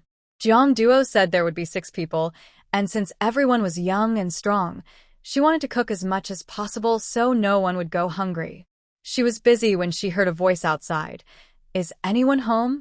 Ming Zhu was washing vegetables. She wiped her hands and came out of the kitchen. In the yard stood a middle-aged man, about 40, and a teenage soldier. Both were dressed in military uniforms, but it was clear that the man in front had a higher rank. Ming Zhu asked curiously, "Hello, who are you looking for?" The middle-aged man said, "I am Huang Dacheng, living in the front row." Oh. "He's Huang Yu's father.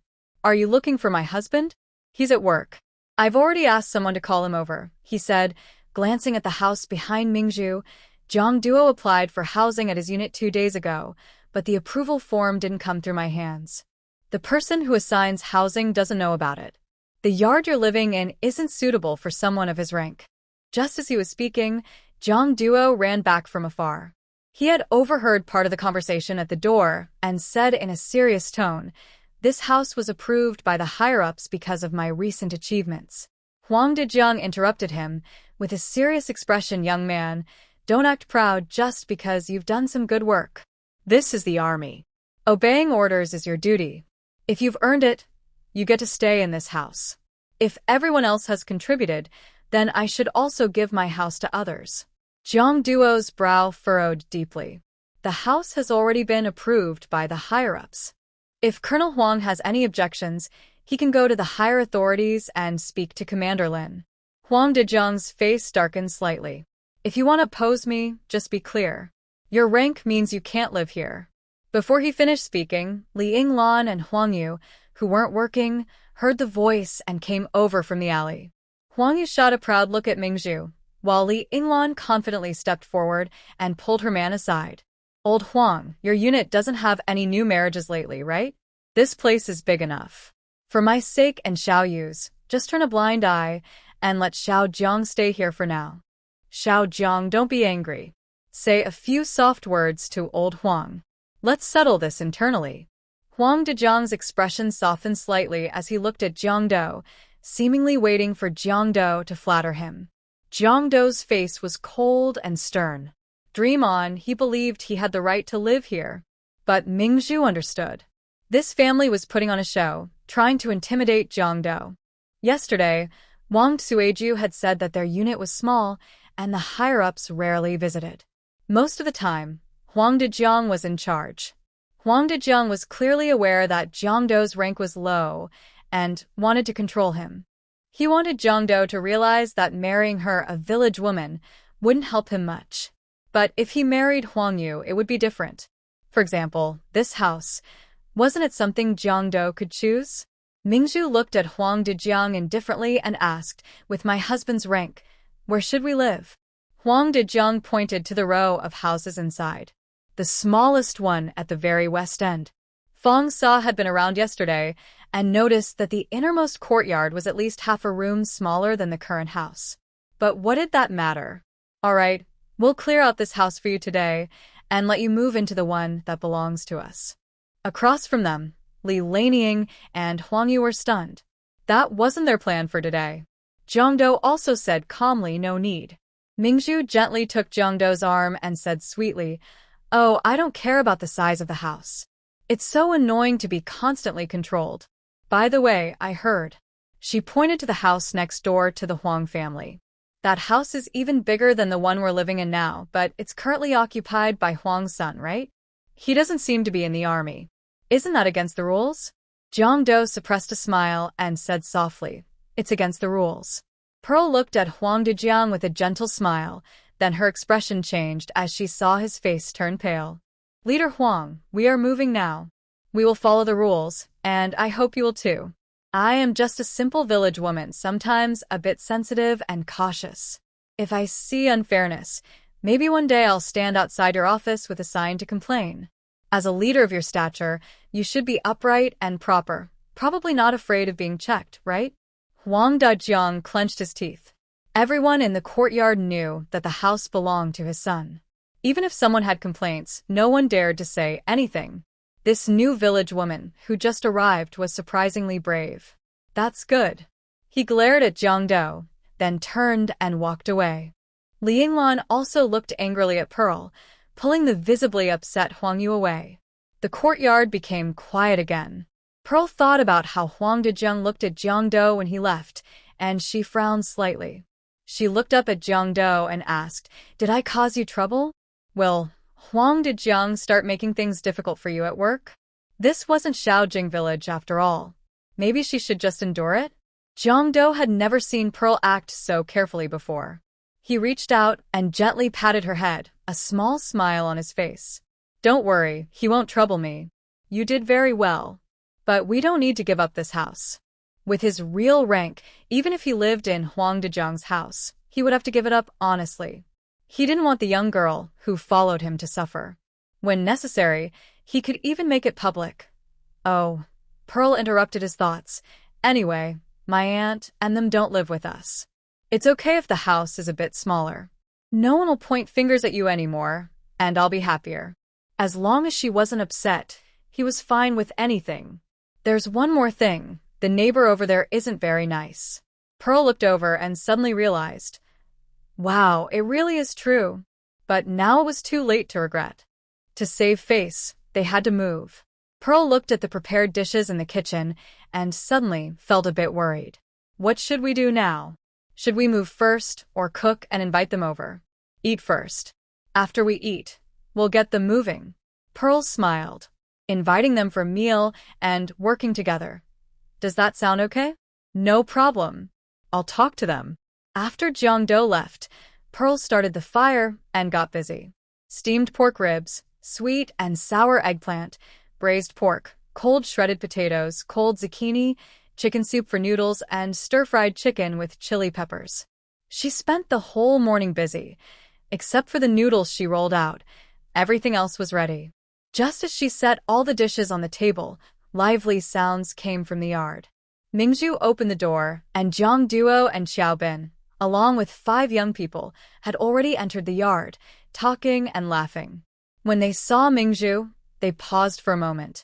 Xiaobin simply and mysteriously told them that Captain Zhang's wife was very young and beautiful, but everyone didn't expect her to be so young, like a girl of 15 or 16. They found it hard to call her sister-in-law at first. Jiang Duo casually mentioned the names of the young people to Ming Zhu, introducing them, then said, "This is my wife, Ming Zhu." Ming Zhu smiled confidently and waved at them. "Hello everyone, welcome." Seeing their surprised expressions, Xiaobin knew what they were thinking. After all, he had been through this himself. He and Jiang Duo boldly entered the yard, and he said, "Sister-in-law, I could smell the aroma from the yard. I haven't eaten your cooking in days. I'm starving." When he called her sister-in-law, the others also started to call her that. Ming Zhu smiled and said, "Wash your hands and get ready to eat." After they washed their hands and sat down, they were delighted to see the table full of dishes. They couldn't wait to try everything. Once they started eating, Ming Zhu put the noodles on the table. The dishes were finished and the whole pot of noodles was gone. Nothing was left and all the chicken soup was drunk.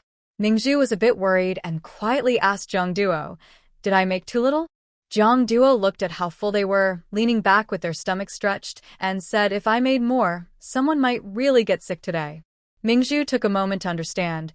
They meant they might overeat to the point of feeling unwell. She was speechless but found it amusing. Her big, tough man was joking. Ming Zhu poured a pot of stone bamboo tea for everyone, and they all drank eagerly, curious about how delicious the tea was. Xiao Bin naturally knew the secret of this tea, but no one here knew about the special herb, so he kept quiet. The boss had told him not to cause trouble for Ming Zhu. "This is stone bamboo tea," he said. After finishing the tea, Xiao Bin stood up and clapped his hands. "All right, brothers, we're full and satisfied. Let's get to work." A few people were full of energy, listening to Jiang Duo's command, planning to first move all the clutter stored in the last room to the yard outside. After cleaning up, they would then move the beds and furniture over. But after just 3 or 4 trips, they ran into trouble. Old Lady Lu, the new neighbor, heard the noise outside and came out of her house. She started yelling at the people in the yard. "What are you doing? You're making dust everywhere. Are you trying to suffocate my grandma?" Xiao Bin replied, "Grandma, please go back inside. We'll finish moving soon. Is that okay?" No. "Why should I go inside? This is my yard. I want to stand here. You can't move things until I go back inside." This was unreasonable. Although they didn't live in the same family compound, everyone knew Old Lady Lu's reputation. Everyone was a bit worried. Jiang Duo and Ming Zhu, who were moving a bookshelf from the other house, heard the commotion and came over together. Ming Zhu smiled and said to everyone, "Keep moving." Seeing her, the old lady glared, thinking, "This blonde girl dares to ignore me." She immediately turned to glare at Ming Zhu outside the yard and shouted, "Are you deaf? I said the dust in your yard is too much and affecting me. Don't move anything anymore. If you do, I'll smash all your stuff." "Come on, everyone, put the things down," Ming Zhu said with a smile. She looked at Old Lady Lu's wrinkled, fierce face. Old Lady Lu raised an eyebrow, thinking Ming Zhu was afraid of her. She was about to scold her to calm down, but unexpectedly, Ming Zhu smiled calmly and said, "Grandma, why aren't you moving? Come and smash if you want. It's better if you smash everything into pieces. It makes our work easier." Hearing this, the people in the opposite yard couldn't help but laugh. Old Lady Lu's face stiffened. "What did you say?" Ming Zhu looked innocent. "Didn't you say you wanted to smash everything? Well, go ahead. It's not my stuff anyway. If you break it, you'll have to pay later. It's none of my business." You. Old Lady Lu had seen people flatter her and seen them cry after being scolded, but she had never seen someone like Ming Zhu, who kicked the donkey when she was already down. It seemed she needed to show her some strength, or this girl wouldn't realize how tough she was. Old Lady Lu covered her chest with her hand, pretending to be furious, pointing at Ming Zhu. "You're making me so angry. I'm going to faint, I'm going to faint." She then sat down on the ground and slowly lay down. Jiang Duo frowned and spoke in a deep voice, "Old Lady Yu." But before he finished, Ming Zhu held his hand and loudly said, "Wow, Grandma, you're really impressive. You even know medicine. Your way of handling things is right. When you feel dizzy, you should lie down and rest. Take your time to rest." She then turned to Xiao Bin and said, "Come on, let's keep moving. Be gentle, so we don't disturb Grandma's rest." Lu Laodai, pretending to be dizzy on the ground, thought to herself, I've lived half my life and finally met someone who can stand up to me." She crawled up from the ground and looked at Ming Zhu. "You little brat, believe it or not, I'll tear your face apart." Ming Zhu was not angry at all. She pointed to a few neighbors nearby who were secretly watching and to Xiao Bin and others.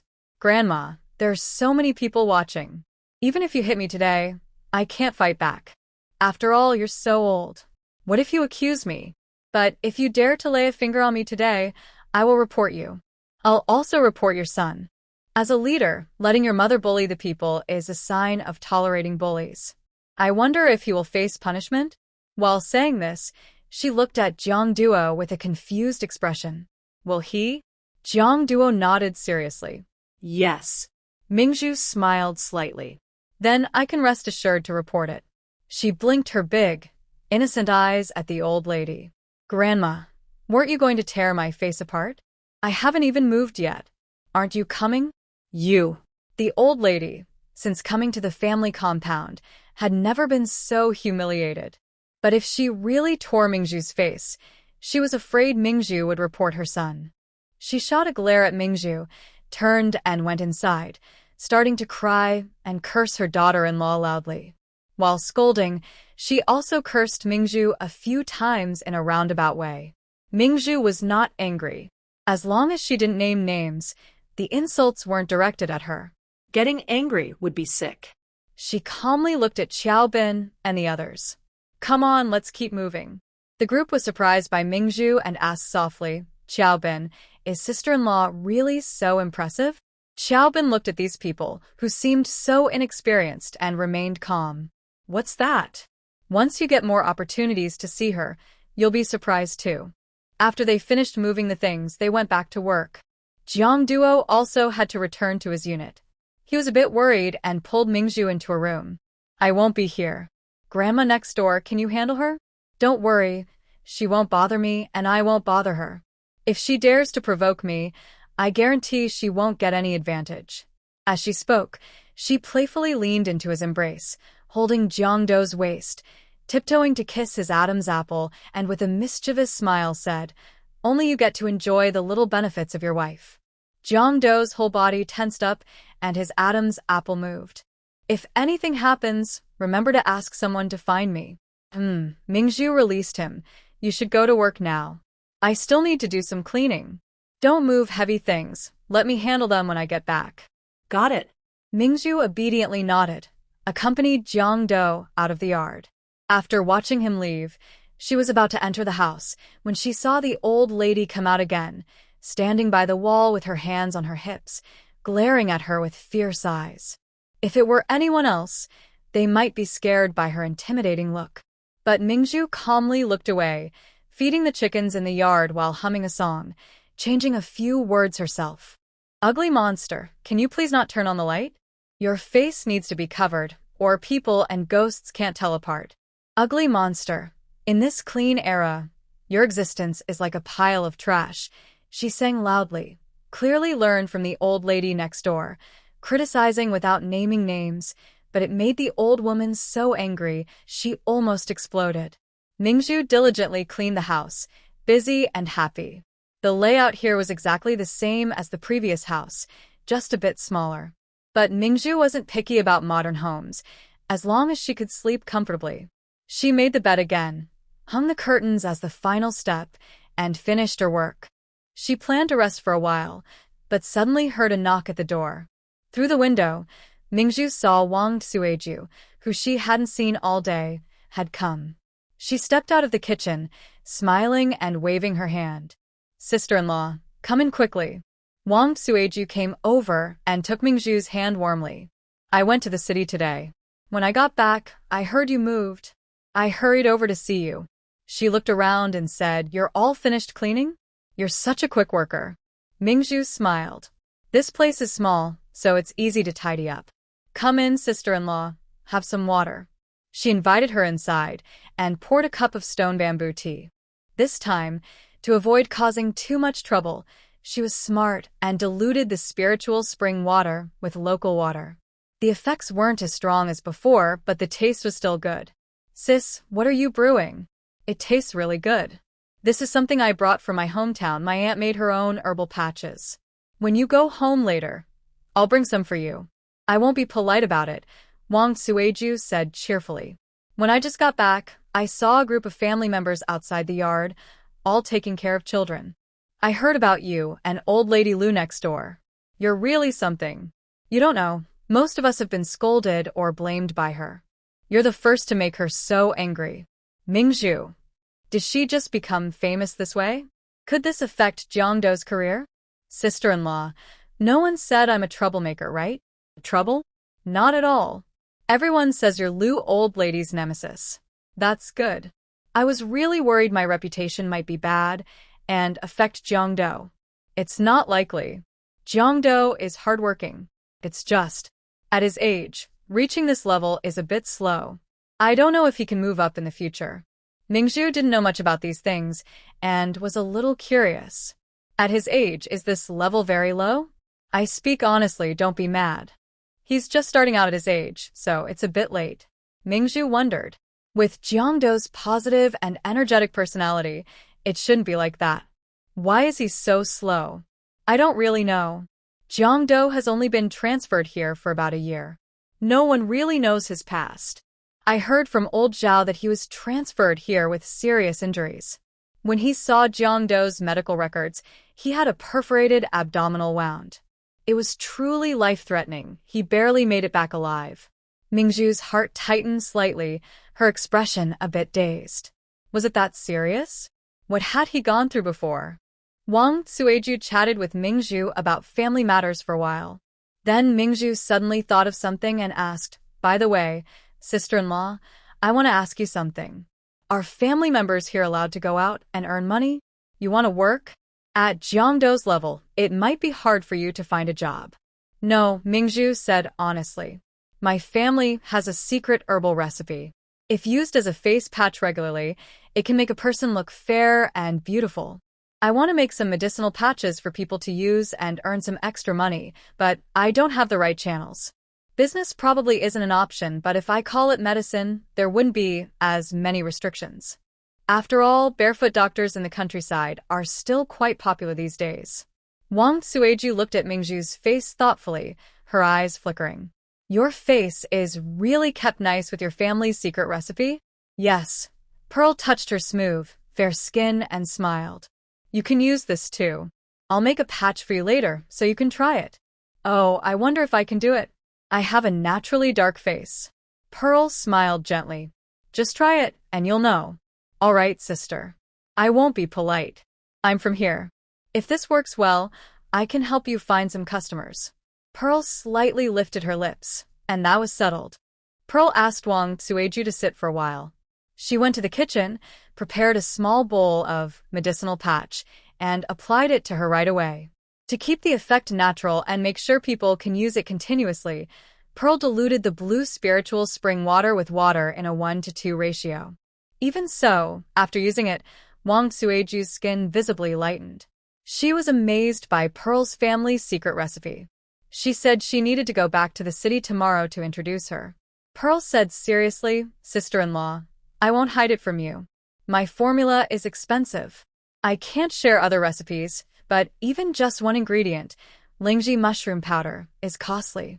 So, each medicinal patch must be sold for at least 4 cents to make a profit. I can't let you work for free. Let's set a private price, 5 cents per patch. If you sell one, I'll give you a 10-cent commission. What do you think? Wang Suiju was surprised. So expensive? Pearl nodded.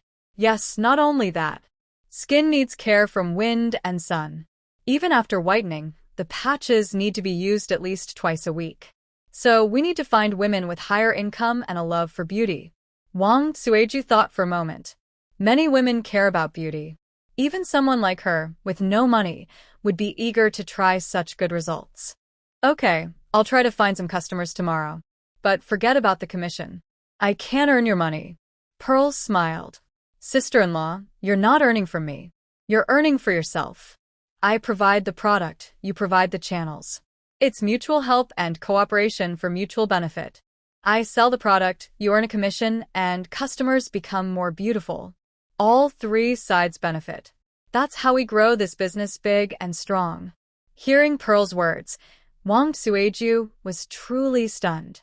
Girl, you're only 18, from the countryside, and yet you speak so eloquently.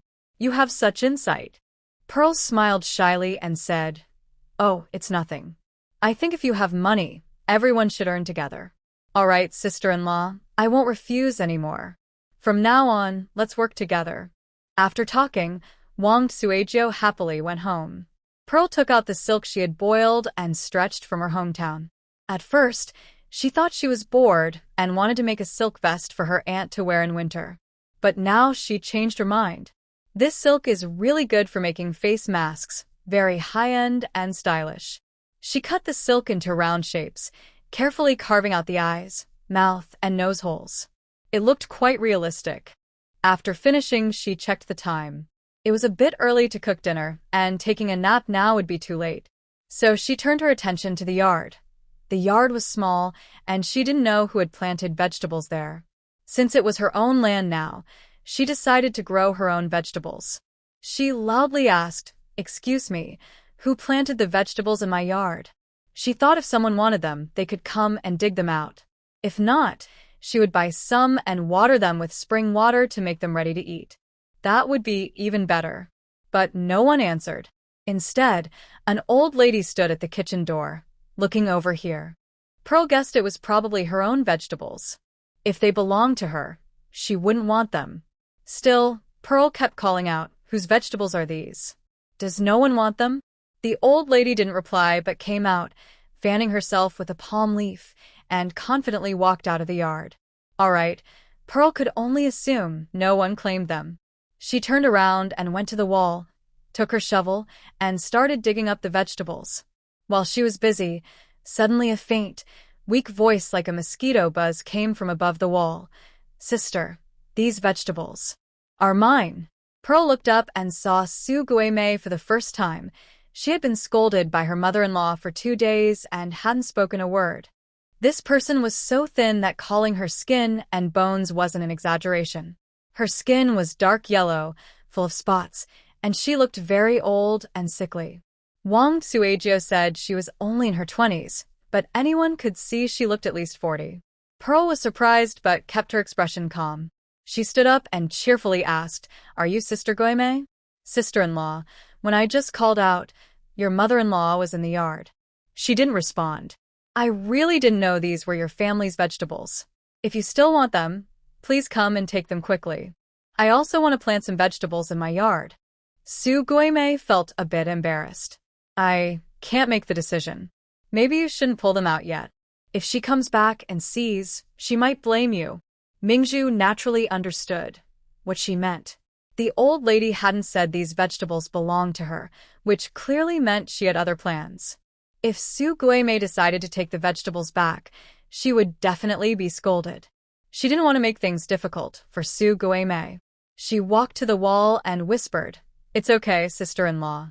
Since you can't decide, just go home. I'll squat here and pull the vegetables. You can't see me, so pretend you didn't see anything.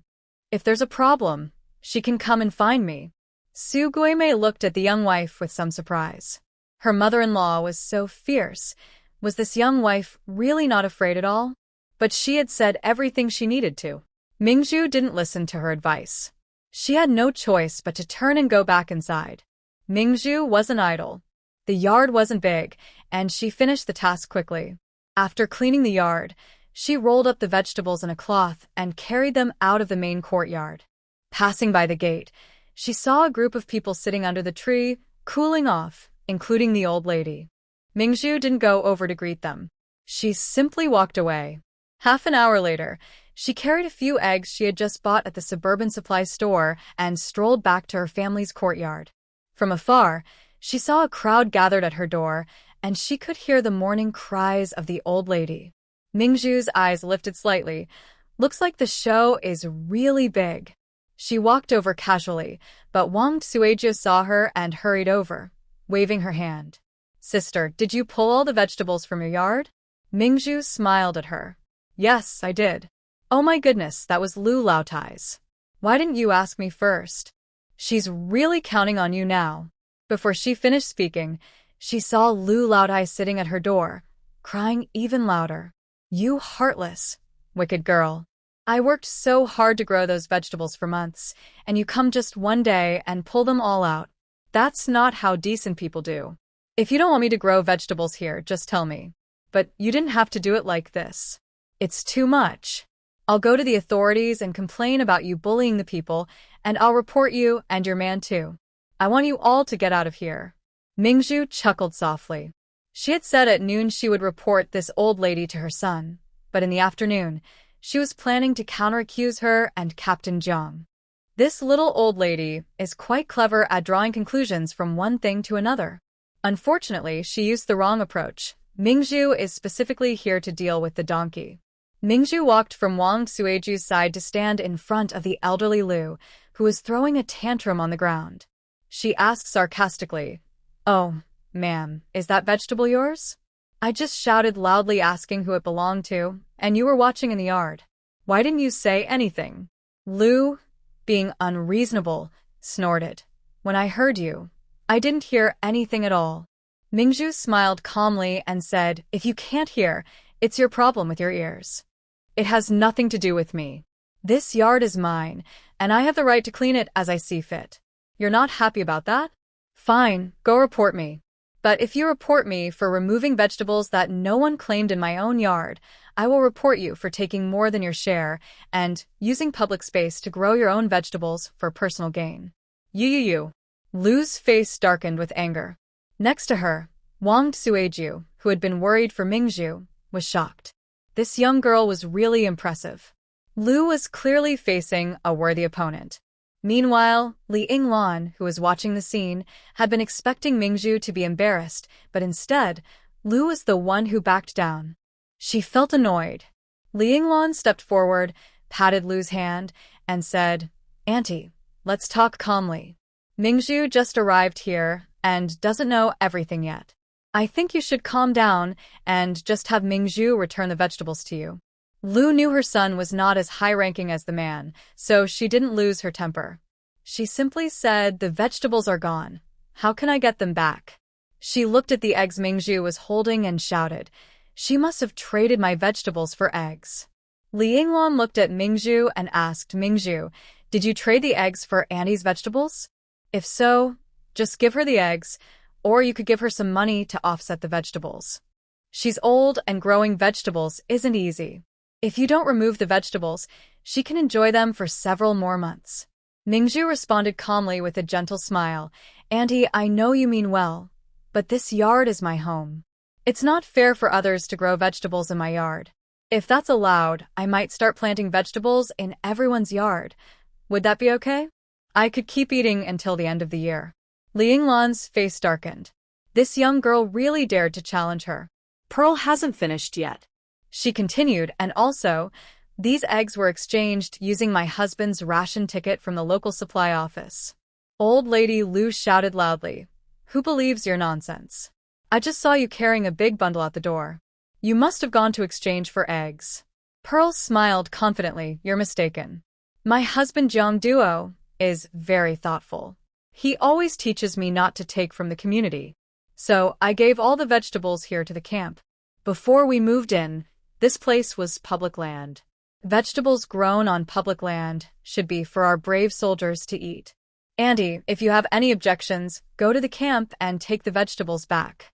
Old Lady Lu felt she was about to lose her temper. How could she possibly take them back? It's true that this land was public before, and her son was still a leader there. Where did this reckless monkey come from? His mind is completely out of control. The surroundings were very quiet. Even Li Yinglan, who usually mediates, didn't expect Pearl to do such a thing. But she knew very well that Lu Grandma and Pearl had a good relationship. Today, Pearl didn't suffer any loss, but there would be chances in the future. She smiled and said, "Annie, if the vegetables really went to the camp, then so be it. I think it's almost time to finish work. Everyone should go home early and cook dinner." The little wives watching the scene each went home, and Wang Suizhou also waved goodbye to Pearl and left. Pearl stuck out her tongue proudly at Lu Grandma and turned to walk home. Old Lady Lu was furious. She quickly entered the house, grabbed her daughter-in-law Su Guimei by the collar, pulled her out, and pushed her to the yard. In her anger, she picked up a wooden stick and started hitting and cursing, "You stupid woman who can't lay eggs. I just went for a walk, and you can't even guard a small vegetable patch? Why are we keeping this useless person in our family?" I might as well beat you to death. Su Guimei curled up into a ball, covering her head tightly, not even making a sound.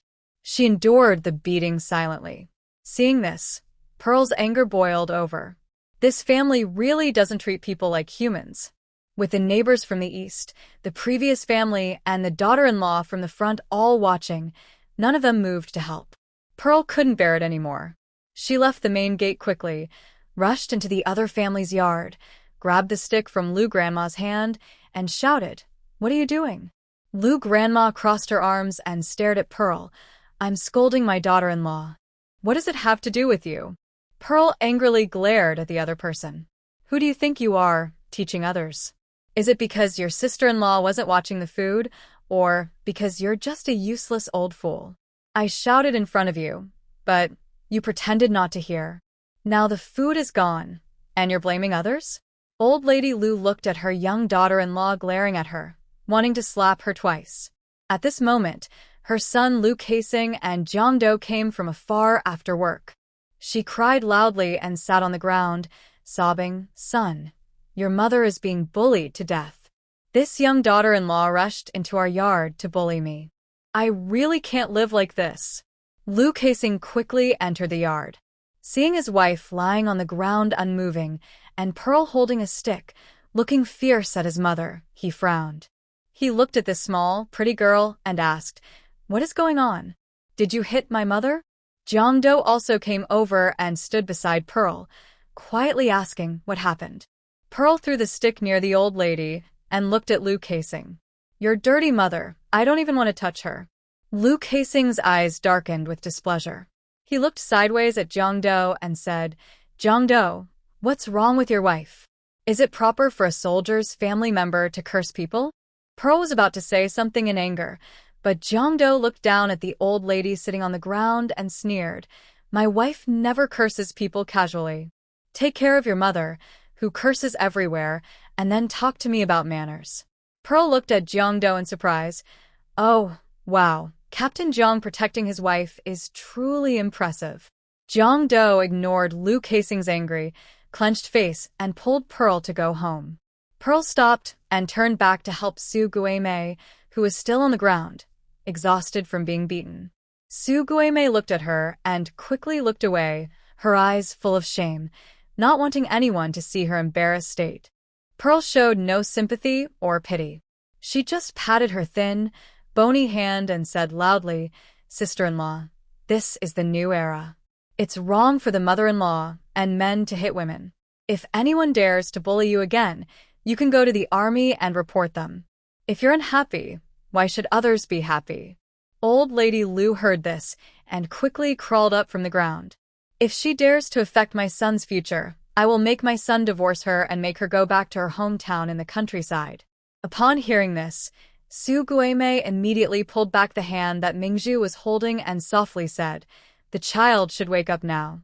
I need to go see the baby." After speaking, she lowered her head and quickly entered the house. Ming Zhu, who had not experienced this era, also knew how dishonorable the word divorce was for women at that time. Not all women's families were like the original girl's grandmother, who could overlook whether her daughter was divorced just to ensure she lived well. Most traditional beliefs ingrained in people's bones were that it was better to endure hardship than to leave home. She didn't say much more, shot a quick glance at the mother and daughter, then returned to Jiang Duo's side, linking her arm with his and heading home. Seeing Ming Zhu sweetly cuddled beside Jiang Duo, Lu Casing frowned and listened as old lady Lu muttered in his ear, "That little brat is quite fierce. Just wait and see what she does next." However, Lu Casing thought that if he had such a delicate young wife sleeping beneath him every night, and he could play with her as he pleased, he would be willing even if she was a bit fierce. How lucky was Jiang Duo to be matched with such an alluring young wife. The more he thought about it, the angrier he felt. Jiang Duo pulled Ming Zhu into the kitchen. Ming Zhu set down the eggs and then turned around, jumping directly onto him and hugging him tightly. He raised his hand to hold her, puzzled by how suddenly she became so happy. Ming Zhu wrapped her arms around his neck, gently rubbing her nose against his and exhaling softly. "Oh, my dear husband, Your protective side just now is really charming. You are the best husband in the world. Jiang Duo hesitated, frowning. Husband? Was he really that old? Yes, just like my brother. It's a term of endearment I use for you, Ming Zhu said, kissing his lips. Do you like it? Jiang Duo was momentarily unsure whether she was asking if he liked being called husband, or if he liked her kiss. But regardless, he honestly nodded. Her playful way of addressing him, sometimes brother, sometimes husband, felt very new and special. It was something other men wouldn't hear, only for him. Ming Zhu's lively eyebrows curved as she asked, since I have a special nickname for you, don't you have one for me? Calling me Ming Zhu all the time makes it sound like we have some deep grudge, so distant. Nobody thinks that way. Ming Zhu pouted, who says not? I do. I don't care. You must give me a nickname too. Jiang Duo hesitated, then said Zhu Zhu. Ming Zhu snorted. Are you my dad? My elders and relatives can call me that, but it doesn't count. Jiang Duo looked troubled, but Ming Zhu could see that he was really trying hard to think of a nickname to respond to her request. She no longer made it difficult for him. She leaned close to his ear and softly teased, if you can't think of one, just listen to me. I'll call you husband and you call me wife. Just say it out loud. Jiang Duo hesitated for a moment, parted his lips as if to speak, but in the end, he blurted out a simple, silly word. Wife. Ming Zhu chuckled softly, cupping his face and rubbing it gently. She asked, does the word wife feel strange on your tongue? Jiang Duo honestly replied, it's only one letter away from grandmother, so it feels a bit odd. Ming Zhu was a bit overwhelmed by his way of thinking. All right then, from now on, you have to call me wife. If you're too shy in front of others, you can call me Zhu Zhu. He looked at her and nodded. Okay. Did you get bullied just now? Ming Zhu jumped down from Jiang Duo's lap, acting a bit proud. No one who can bully me has even been born yet. She vividly recounted what had happened that afternoon. Jiang Duo thought to himself that this girl really had a very clever little mind. Every time she handled things, her solutions always surprised him. But the more he thought about it, the more he felt that his little girl was truly a unique person in the world, always bringing him surprises. His days used to be dull and quiet, but now, it was like a different scene had appeared, and he felt it was actually quite nice. They worked together. Jiang Duo built the fire and Ming Zhu fried eggs and stir-fried chives. Their dinner was simple, chive and egg noodles. While eating, Ming Zhu talked about her plan to team up with Wang Sueju to sell medicinal patches. Jiang Duo was still a bit worried. That's medicine patches, right? Won't they have any bad effects? Ming Zhu assured him, don't worry, I can promise with my life that it's safe. He replied, no need to go that far. As long as it follows the rules, I'm happy as long as you're happy. Ming Zhu felt how wonderful it was to have unconditional support for everything she did. After dinner, they both curled up on the bed to read. Jiang Duo was reading a newspaper about military affairs, while Ming Zhu was looking at a medical book given to her by Zhou Chengming. After a while, she felt her eyes getting tired. These days, even with electric lights, the dim yellow glow just wasn't enough. Seeing Jiang Duo still reading seriously, she smirked and suddenly snatched the newspaper from his hand, tossing it aside. She then turned over, slipped under his thin blanket, sat on his stomach, and hugged his neck. Why are you looking at that? Is it more interesting than me? At the moment Jiang Duo was pressed down by her, a sweet scent reached his nose. The strange position made him tense below. He felt embarrassed and instinctively held the young girl's slim waist, wanting to move her away so she wouldn't notice his reaction. But Ming Zhu had already sensed it. This man always seemed to have feelings for her, yet he refused her at the last moment. Why?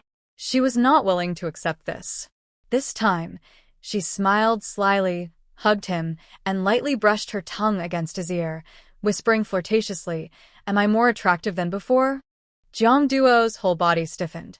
As he took a deep breath, his clenched teeth made his jawline tighten even more. Ming Zhu's lips brushed his cheek and then kissed his lips. She had just checked that both the outside door and the kitchen door were locked. Today, there was no need to worry about anyone disturbing them again. So, Her plan to surprise her husband continued. Mingzhu's kiss grew more passionate, and Jiang Duo felt uncomfortable and swollen. He endured and finally regained his reason, pulling the light cord casually and pressing her onto the bed. He confidently raised her hands above her head, and in the darkness, his lips moved from hers down to her neck. Ming Zhu felt like an electric current was passing through her body, making her numb and unable to resist. Yes, tonight it was going to happen. She couldn't help but let out soft sounds, which made Jiang Duo forget himself even more. Just as their clothes were mostly pushed aside, Jiang Duo suddenly stopped. Ming Zhu was stunned. What was going on? Was he backing out now? She wouldn't give him that chance. Tonight, she was determined to enjoy this moment. She looked up and 主动舔了一下他的喉结. Jiang Duo suddenly said, Zhu Zhu, wait a moment. Ming Zhu frowned, about to ask why he was hesitant, when Jiang Duo sat up from her and picked up his clothes. There's movement outside, he said. His serious tone made Ming Zhu immediately alert. She sat up and asked, what's happening? Jiang Duo handed her his clothes. She'll listen carefully. Ming Zhu pricked up her ears and listened for a while. She faintly heard a sound approaching from afar. The sound grew closer, a man's urgent voice calling out, Old Lu, come out quickly. Your family member is hanging on the tree outside the yard. Ming Zhu quickly pulled the light cord. They exchanged a glance, abandoning the romantic atmosphere that had just filled the room. They quickly dressed, got off the bed, grabbed their flashlights, and ran out of the house. Next door, Lu Kaiqing and Grandma Lu also ran to the door. Besides them, other neighbors heard the noise and came quickly. A group of people gathered under a tree outside the courtyard. Su Guimei had just been rescued from the tree. Everyone crowded around her. Someone shouted loudly, Hurry, call the military doctor from the camp. Someone responded, The military doctor went out to study this afternoon and won't be back until the day after tomorrow. Oh no, what should we do? Someone is about to die. She's gone without breath. Old Lu, don't just stand there. Find someone to call a car and send her to the city. Lu Kaiqing frowned as he looked at the person lying on the ground. He raised his eyebrows and pretended to be in charge, telling someone of lower rank to go call a car. Grandma Lu covered her mouth, looking disgusted. She's already gone. Taking her to the hospital is just a waste of effort. Jiang Duo pulled Ming Zhu over, and they pushed to the front. Ming Zhu looked with the light from others' lamps. Su Guimei's face, originally pale yellow, had turned purple from lack of oxygen during hanging, and foam was coming out of her mouth. Something was wrong. If it was just hanging, she shouldn't be foaming at the mouth. Ming Zhu stepped forward and squatted down. Husband, the light. Jiang Duo immediately ordered the people around, everyone, help with the lighting. He shone his flashlight on Ming Zhu first. The others, unsure of what to do, followed suit. Ming Zhu turned to the side and straddled Su Guimei, crossing her hands over her chest, and began counting the heartbeats to perform external chest compressions. First, save her. Next to her, Grandma Lu was annoyed. What are you doing, woman? Su Guimei is already beyond help. If you press her to death, can you take responsibility? Step aside. She moved to pull Ming Zhu away, but was stopped by Jiang Duo's stern voice. Ming Zhu has studied medicine. Grandma Lu didn't believe it and sneered. A village girl who studied medicine? Who would believe that? Just as she was speaking, Ming Zhu stopped compressing, opened Su Guimei's mouth, and blew air inside. Su Guimei had dirty foam at the corner of her mouth. Seeing this, everyone was stunned. They had never seen such a rescue before and doubted whether Ming Zhu could really do it. After blowing air, Ming Zhu resumed chest compressions. Gasping for breath, she said, she drank pesticide. Jiang Duo, go home. Use the water we dried and make a bowl of soapy water, then get some clean water. Okay. Jiang Duo handed the flashlight to Lu Kaiqing, speaking firmly, hold it steady. Then he turned and quickly ran away. Lu Kaiqing was unhappy about being ordered by someone of lower rank, but he could only endure it. After being saved, he no longer looked down on her. In others' eyes, she was still his wife. After Pearl performed artificial respiration a few times, Su Guimei, who had stopped breathing, suddenly took a deep breath, coughed twice, curled up holding her stomach, and let out a painful groan. Wang Ju cheered. She's awake. Sister, you really did it. You saved her. Pearl was exhausted. She sat on the ground, shook her aching arms. When she looked up, she saw Lu Kai-ching's eyes flash with a moment of displeasure. Guessing his thoughts, she looked down on him even more. Lu Kai-ching met Pearl's gaze. His eyes immediately shifted downward, but he inadvertently noticed the small red marks on her neck. He felt even more jealous of Jiang Duo. Living with a woman like this is true life. If Su Guimei were to die, couldn't she die completely? Jiang Duo returned with a bucket of water and a bowl of soapy water, handing them to Pearl. Pearl took the bowl and poured it into Su Guimei's mouth. By now, Su Guimei had woken up. The soap water was very tiji, and she turned to the side and vomited. Lu Kai-ching squatted nearby, avoiding getting splashed. Disgusted, he stood up and took a few steps back. Pearl, not minding the dirt, half-supported Su Guimei and fed her plenty of water. Only then was she rescued. Someone nearby started advising Su Guimei not to seek death. Old Lady Lu immediately said, "Who says so? You're really a bad omen. Living a good life, but you insist on hanging yourself." Pearl was almost shocked by this old lady's words. She couldn't help but curse. "So, you think being scolded every day is a good life? Come to me every day, and I'll curse you to death. If you like it, I can carve all the curses on your tombstone so you can have a good day even in." You little brat, you don't know anything." Old Lady Lu gritted her teeth in anger. "Why am I scolding her? It's because she's useless. Even a stray dog can have puppies, but she's been here all these years and still can't. She deserves to be scolded." Pearl, half-hugging Su Guimei, clearly sensed her despair. She gently stroked Su Guimei's shoulder, glared at the old lady, and sneered, "If you like stray dogs so much, let them give you grandchildren. The grandchildren they produce are just like you, worthless dogs." When it came to insulting others, Pearl had never lost. She didn't plan to interfere, but seeing Su Guimei look so miserable always reminded her of her own unfortunate aunt. Since she had already saved this person's life, she decided to see it through to the end. Old Lady Lu staggered back 2 steps, nearly gasping for breath out of anger. She grabbed her son and cried loudly, "Son, look, your subordinate's wife is bullying your mother. Do you care or not?"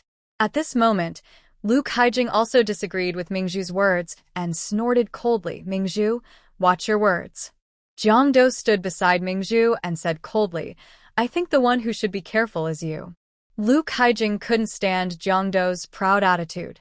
Someone of a lower rank than him, pretending to be so superior. "Jiang Duo, is this how you should treat your superior?" Jiang Duo showed no humility or fear on his face. His cold gaze looked at the other person, creating a strong sense of pressure. "My wife saved your wife's life. I haven't heard a word of thanks, but I get scolded instead. What's the reason for that?" Next to them, Wang Suizhou quickly said, "Yes, Lieutenant Lu, we saw that sister-in-law was about to collapse. It was Ming Zhu who saved her. She is your family's lifesaver. Logically and emotionally, you should thank her." Lu Kaijing was annoyed inside. Who asked her to save them? He wished that this old and ugly woman would die sooner. Old Lady Lu was also sharp. She didn't want her son to thank Ming Zhu, the little troublemaker. She simply covered her head and cried out, "Son, no, no. That little troublemaker made me dizzy with anger. Quickly help me home to rest." Lu Kaijing went to Old Lady Lu, helped her, and then turned back to scold Su Guimei, who was still leaning against Ming Zhu. "Since you're awake, go home quickly." After saying that, they left first. Everyone saw that Su Guimei was fine and advised her a few words before leaving. Only Ming Zhu, Jiang Duo, and the involved person remained under the tree. Ming Zhu helped Su Guimei up and was about to say something, but Su Guimei spoke first. Her voice was weak and faint, like a mosquito. "You don't need to save me. If I die, they will be happy." Ming Zhu knew that Su Guimei had taken pesticide and hanged herself, showing she was determined to die. If the Lu family continued to treat her like this, There would surely be a next time. Tonight, her efforts would be in vain. She told Jiang Duo to go back first. She supported Su Guimei and said seriously, "Sister-in-law, your life is so precious. How can you not cherish it?" Su Guimei glanced at her sideways. "I have a worthless life. I'm not valued at my parents' house and at my in-laws. I can't have children. Now I'm old and ugly, disliked by others. If I die, they'll be happy. I just want to end it all. Why are you so old? You're only in your 20s. And that's not true. Your life is yours, and you should value it. You even have the courage to die, so why not have the courage to live? Don't forget, when you married in, you were a lively young girl. It's because of how they treated you that you became like this. The more they wish you dead to make space for someone else, the more you should live well and look good. Make them jealous." For the first time in over 20 years, Su Guimei realized there really are brave women in the world. And today, this girl made her so angry at her fierce mother-in-law that she wanted to scream. Inside, she truly felt admiration. But she lacked that courage and ability herself. Ming Zhu looked at her, studying her expression, unsure of what to say, then smiled. "I saved your life, so now half of it belongs to me. You have no right to hurt yourself anymore. If you don't mind, I'll officially recognize you as my older sister. If they bully you again, just come to my house. I'll protect you." Hearing "I'll protect you," Su Guimei's eyes welled up with tears. She choked and started crying. It was the warmest thing she'd ever heard in her life. "I wouldn't dislike you. It's probably them who dislike me." Ming Zhu reached out and gently wiped her tears. "I don't dislike you. We're women, and women should protect women. From now on, I'll call you sister." Su Guimei nodded firmly. They arrived at Su Guimei's house. The door was not locked but shut tightly, clearly meant to upset her. Ming Zhu loudly said toward the yard, "Sister, now we're family. If anyone bullies you again, just shout. I'll scold them, and the young ones I'll report. I'm not afraid of them. I have plenty of time to deal with them." Hearing this, Su Guimei felt unexpectedly touched. Even if she was beaten later, she was content with these words. Seeing Su Guimei go inside, and confirming there was no noise, Ming Zhu turned around and walked back to her own house with a relaxed step. Jiang Duo was waiting for her there. Ming Zhu ran over, threw herself into his arms, tilted her head with a gentle smile, and said, "Husband, I saved another life today. Isn't that great? You are wonderful." Ming Zhu's voice became more playful. "Is there a reward then?" Late at night, in a quiet alley with no one around, Jiang Duo watched her as the breeze blew gently. His heart stirred again, and he lowered his head to kiss her. However, Ming Zhu raised her hand to cover her lips. No, I just gave Sister Guimei mouth-to-mouth resuscitation. My mouth isn't clean." Before she finished, Jiang Duo had already taken her hand away and kissed her softly. His wife saved someone's life. She is the purest girl in the world. They shared a tender kiss for a while, but Ming Zhu still felt something was off about her mouth. 七主动结束了这个吻，笑着说：“好了，回家吧，我要洗个澡，身上有呕吐物。” Jiang Duo nodded. "I'll boil some water for you." "Thank you, husband. You've worked hard." They entered the house together. Jiang Duo boiled water, and Ming Zhu pulled over a small stool to sit beside him, telling him about her close sisterhood with Su Guimei. Jiang Duo didn't object. Ming Zhu asked, "Is Lu's rank really higher than yours? Are you sure this doesn't affect you?" "Don't worry, it's fine. Saving people is a good thing. Do whatever you want." With Jiang Duo's approval, Ming Zhu felt relieved. After Jiang Duo finished boiling water, he quietly left the room. Ming Zhu quickly wiped herself clean, then opened the door to tell Jiang Duo outside that she was done. Jiang Duo came back inside and softly said, "I've been sweating a lot just now. I'll go out and rinse off." Ming Zhu grinned and nodded, teasing, "I'll wait for you." Thinking about the passionate moment earlier, Jiang Duo's throat moved slightly, and he nodded in response. Ming Zhu went to her room and lay on the bed, listening to the sounds outside the courtyard. When Jiang Duo returned, she planned to continue what she hadn't finished earlier. During the wait, Ming Zhu looked at the ceiling, her rising spirit gradually broken by sleepiness. She was busy saving someone just now, and was truly exhausted. Her eyelids fluttered, and Jiang Duo hadn't finished washing. Unconsciously, she fell asleep. When Jiang Duo returned to the room, he looked at the sleeping woman in the moonlight, a helpless smile on his lips. He thought she. Never mind, she was really worn out tonight. When Ming Zhu was quiet and well-behaved, she really looked like a well-behaved child. He sat carefully beside her, gently covering her with a thin blanket. Ming Zhu had fallen into a deep sleep, dreaming peacefully. In her dream, her older brother Wang Zhu rushed into her room, insisting she go on a blind date. She refused, and Wang Zhu threw his coat over her, urging her to get dressed quickly and come out. She was very restless. At the moment Jiang Duo's blanket covered her lower abdomen, she casually pulled it off and mumbled in her sleep, "Oh, Wang Zhu, don't cause trouble. Let me sleep a little longer." Jiang Duo's hand, holding the blanket, suddenly tightened, and his eyes fixed blankly on Ming Zhu's face. Again, Wang Zhu. Who exactly is Wang Zhu? Why does she keep appearing in her dreams? Jiang Duo felt uneasy, as if something was churning in his chest. He hesitated for a moment, leaned close to Ming Zhu's ear, and softly asked, "Zhu Zhu, do you like Wang Zhu?" In her dream, her clothes were pushed aside, and she pulled the blanket to lie down again, muttering to her older brother, "I want to sleep. No one can stop me." In the dream, Ming Zhu looked at her with a speechless expression and asked, "Lazybones, do you really like sleeping that much?" That voice just happened to overlap with Jiang Duo's question. Ming Zhu muttered, "Of course I like it." Jiang Duo's face darkened completely. He lay back down, lost in his own thoughts, unable to sleep until late at night. In the early morning, before the bugle sounded, Ming Zhu woke up first. She opened her eyes to see the sky outside brightening and immediately felt a wave of regret. We agreed to eat meat. How could I sleep through it? She looked at her watch. Only 5:30. But that was okay. Men are usually most energetic in the morning. She shouldn't waste such good time. She turned onto her side, lying on Jiang Duo, and lowered her head to kiss and tease his neck. Jiang Duo woke instantly, feeling a strange sensation passing through his body, naturally becoming interested. He turned over and pressed her down on the bed. Their eyes met. Knowing Ming Zhu liked someone, Jiang Duo tried to hold back his feelings. Before Ming Zhu truly liked him, he shouldn't treat her badly. Anyway, she was still young, and they had just married.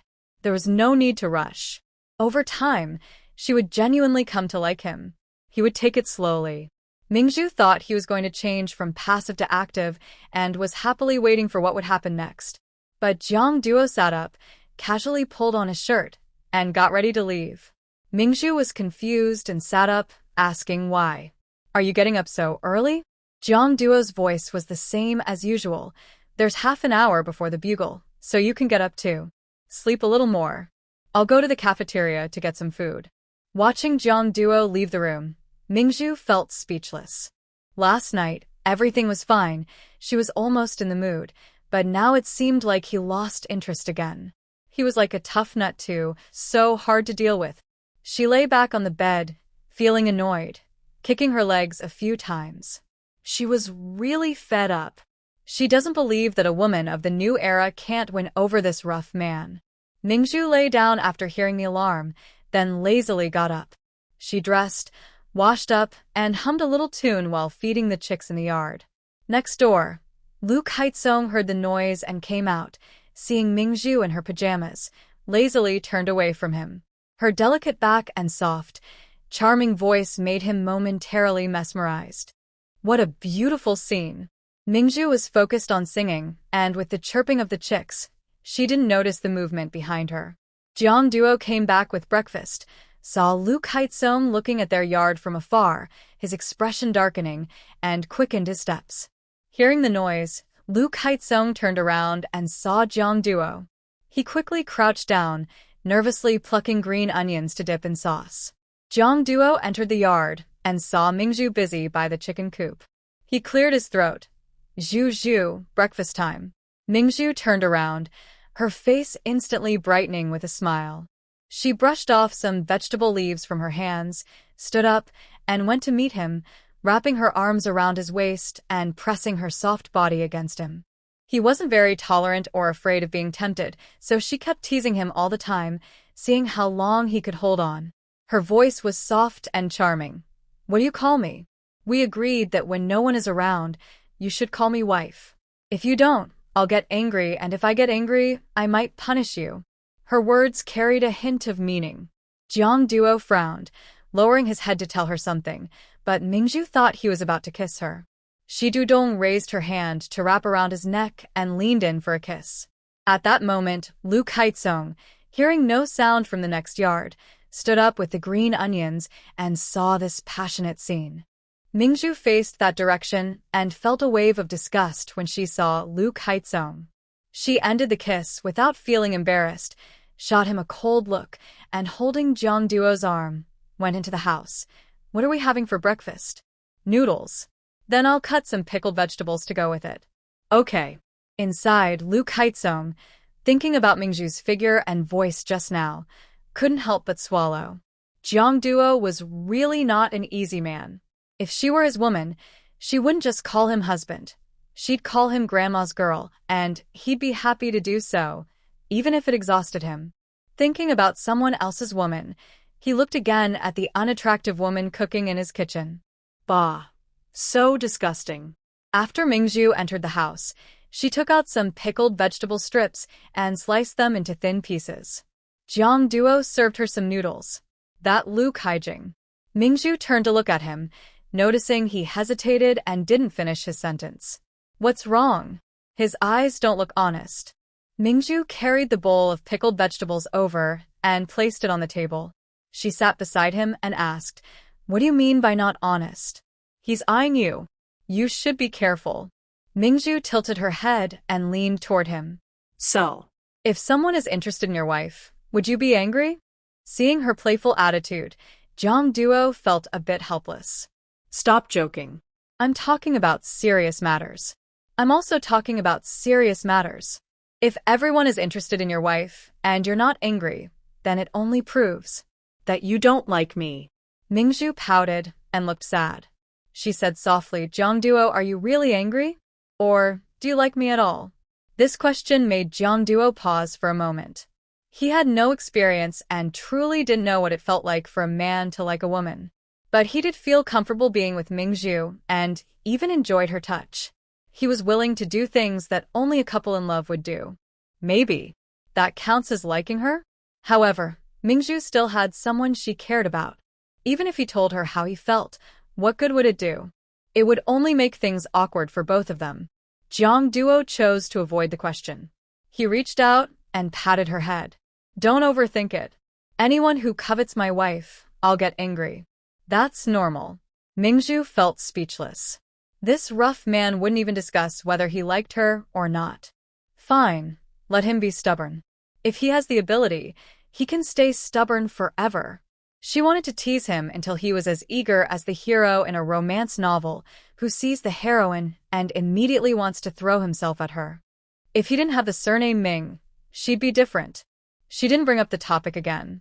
Instead, she asked, "Can you spare some time today to help me turn over the soil in the corner of the yard? I want to plant some vegetables." "Sure. After I finish eating, I'll go do it." After finishing breakfast and turning over the soil, Jiang Duo went to work. Ming Zhu used the silk face mask she cut yesterday, soaked it in blue spiritual spring water, folded each piece in half, and placed them in a vintage rectangular aluminum lunchbox. Once she finished, she went to Wang Suizhou's house. Suizhou Wang has packed her things and is about to go to town. Ming Zhu hands her an aluminum box. "Sister-in-law, I put 10 medicinal patches inside. When we sell, words alone aren't enough. Let's let customers who don't mind the price try them for free the first time. If they like it and want to keep using, you can write down their names. Once you have 10 or 20 customers, arrange to deliver the goods all on the same day, so you don't have to go back and forth every day." Hearing this, Suizhou Wang pats her hand and smiles. "Girl, you're so clever. I was actually thinking that if someone orders, I might go to town every day. Ming Zhu smiles back. If one day sales pick up and there are many customers, you might really have to go every day. Making money makes daily trips worth it, Sueji Wang says confidently, holding the aluminum box and setting out. Ming Zhu isn't idle either. She goes to the small supply store in the neighboring village to buy some vegetable seeds and tidies up her small garden.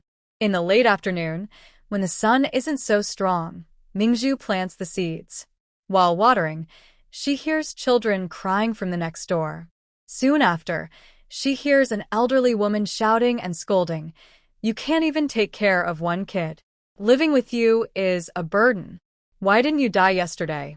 You're such a bad omen. Frowning, Ming Zhu stands by the wall and loudly calls out, whose dog isn't?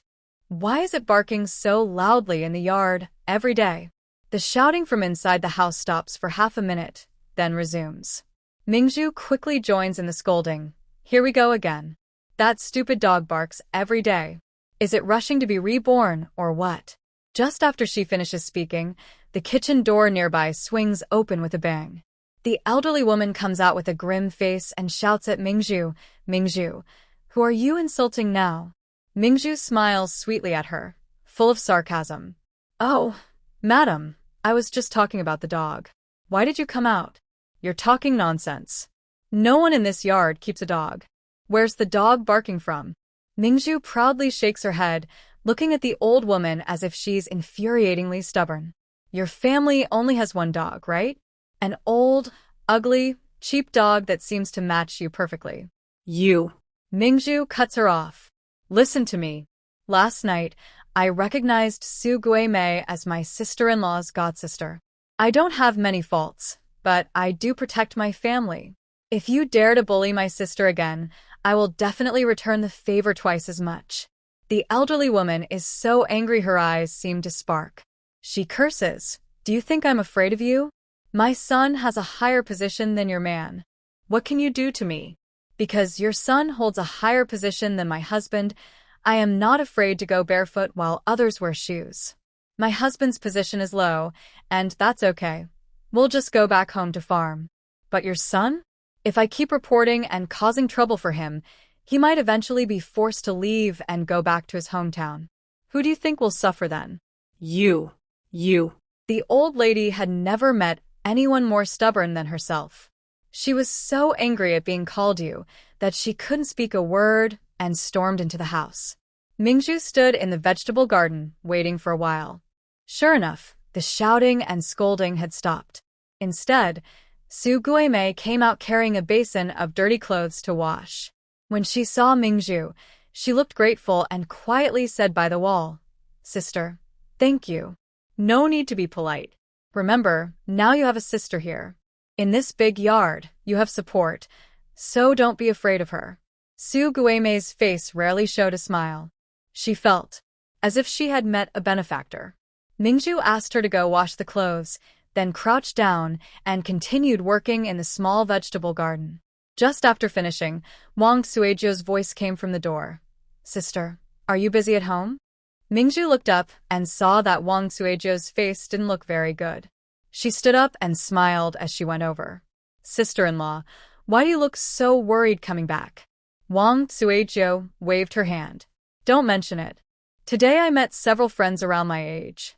When they heard about the beauty patches that can make people look better, they were interested. But when they heard the price, they hesitated. Only 4 of them, considering my recommendation, reluctantly tried the sample.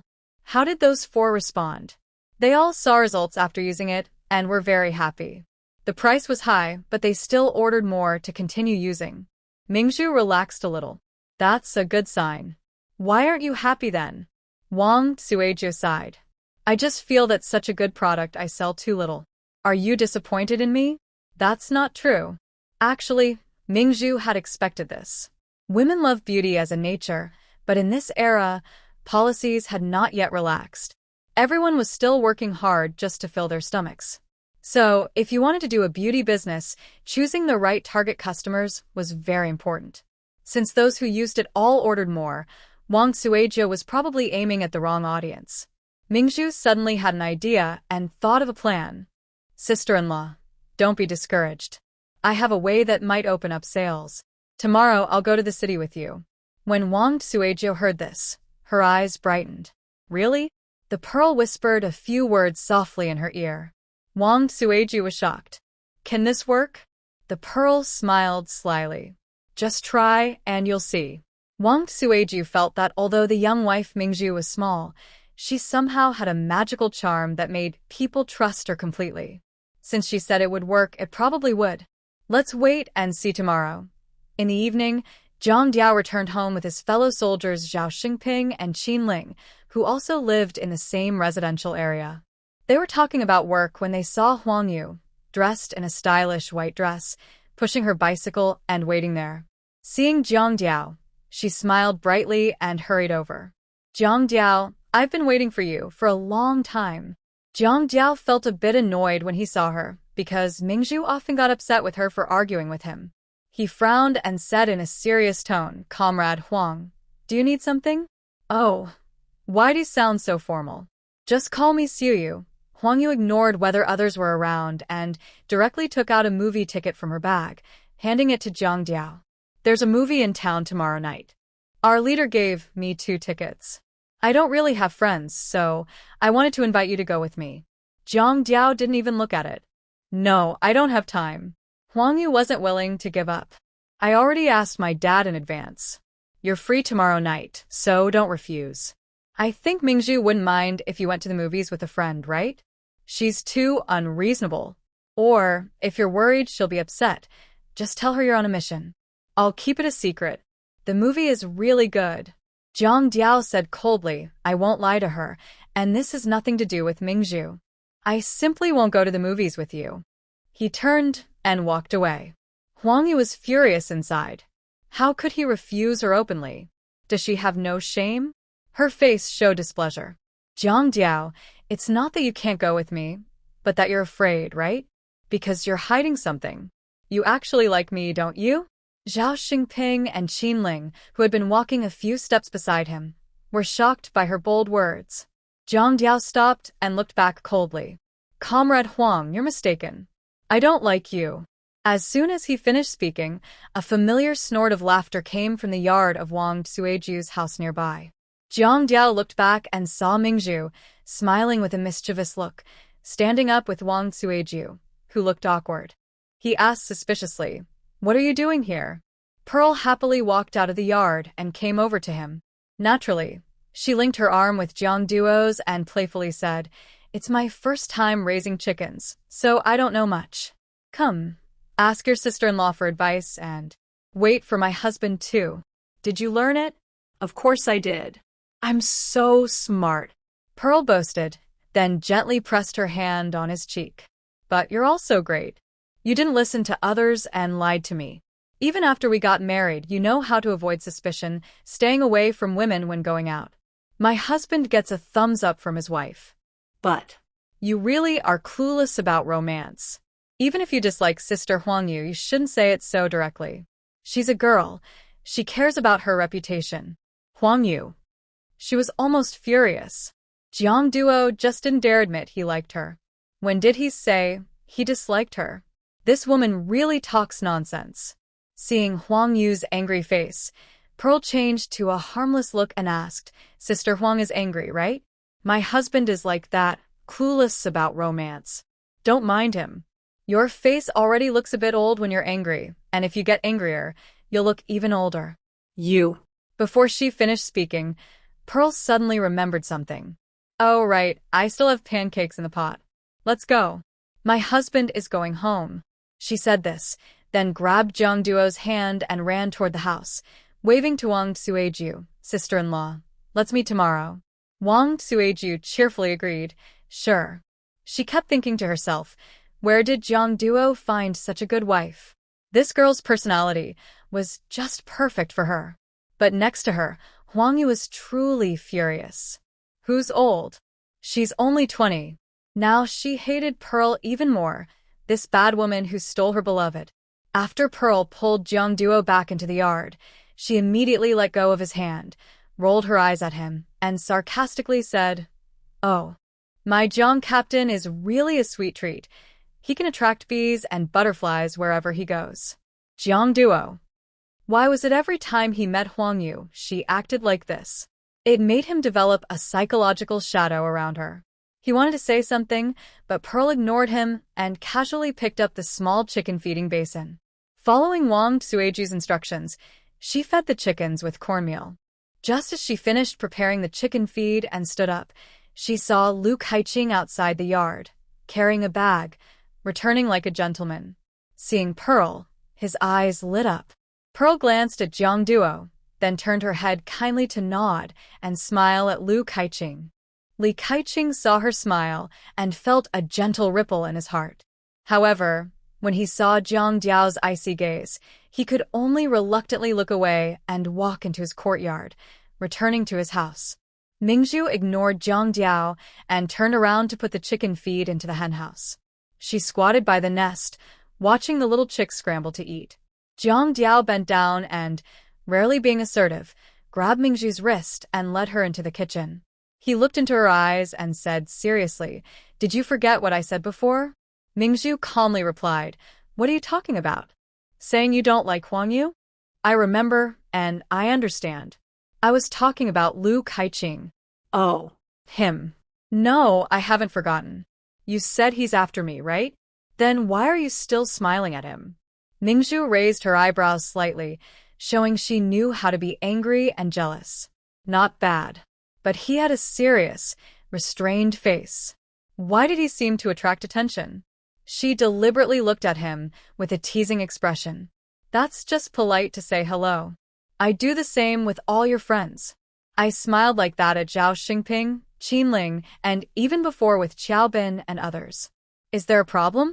Jiang Diao looked at her seriously. Yes, she behaved like that with everyone, out of politeness. But Lu Kaiqing was scheming against her, and she still smiled at him. That wasn't right. He felt a bit frustrated and asked, Zhu, are you deliberately provoking me? Can you not do this? What if Lu Kaiqing misunderstands you? He was really worried. Ming Zhu was too young, and Lu Kaiqing was smooth-talking. What if he tricked her with sweet words? Seeing Jiang Diao genuinely anxious, Ming Zhu couldn't bear to tease him anymore. She looked up and said, Jiang Diao, do you even know how to make a girl happy? If you really can't, come on, I'll teach you. She stepped closer, pressing her whole body against him. Hold me, kiss me. She had responded to his teasing before, but he still managed to pull back. This was clearly a to her personal charm, and she wasn't convinced. She didn't believe she couldn't conquer this rough man. She pounced on him. Jiang Diao didn't move. His eyes remained serious as he said, Zhu, about Lu Kaiqing. Ming Zhu didn't want to hear more lecturing. She tiptoed, wrapped her arms around his neck, jumped up, and hugged him tightly.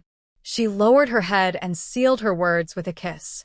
Feeling Jiang Diao turn his face to say something else, Ming Zhu's lips moved to his ear and softly exhaled, got it. Afterward, her kiss brushed his neck, and she lightly nibbled his Adam's apple. Jiang Duo felt numb all over. He turned around and pressed her against the wall. One hand grabbed her, while the other lifted her chin. He leaned in and kissed her. This kiss was bold and commanding, just like Ming Zhu liked. It turned her dudong into being passive, making her feel confused and lost in the moment. Just as she was about to become unable to resist, Jiang Duo sniffed the air and suddenly pulled back from the kiss on her neck. He glanced sideways at the stove. He gently set down Ming Zhu, who was still catching her breath, and his voice was a little hoarse. The pot is burnt. Ming Zhu looked at the pot, which smelled burnt, and felt annoyed. This thing always seemed to happen at the worst time. She cleared her throat. Let me check. Jiang Duo sighed heavily. Even without being interrupted, he probably would have stopped. He had just decided to give Ming Zhu some time. When she truly liked him, it wouldn't be too late. Ming Zhu took out the burnt cornmeal cake. Seeing the black bottom, she smiled at Jiang Duo. Oops, I messed up. Jiang Duo didn't understand. Messed up? Yes, look. Your wife, famous for her cooking skills, burned the simplest cornmeal pancake. It's a real mess up, right? It's all your fault. Beauty can be a distraction. Jiang Duo. That's not how that word is used. But he didn't respond to her joking words. He calmly said, "It's okay. You can still eat the parts that aren't burnt." Jiang Duo went over and carefully peeled off the burnt parts. Seeing that the situation couldn't be fixed, Ming Zhu didn't say anything more and turned to stir-fry the eggplant. At dinner, Ming Zhu told Jiang Duo that she would go to the city with Wang Suiju tomorrow. Since Wang Suiju was a local, Jiang Duo wasn't worried. He nodded and said, "Okay. It doesn't matter how much you sell. Just take care of yourself."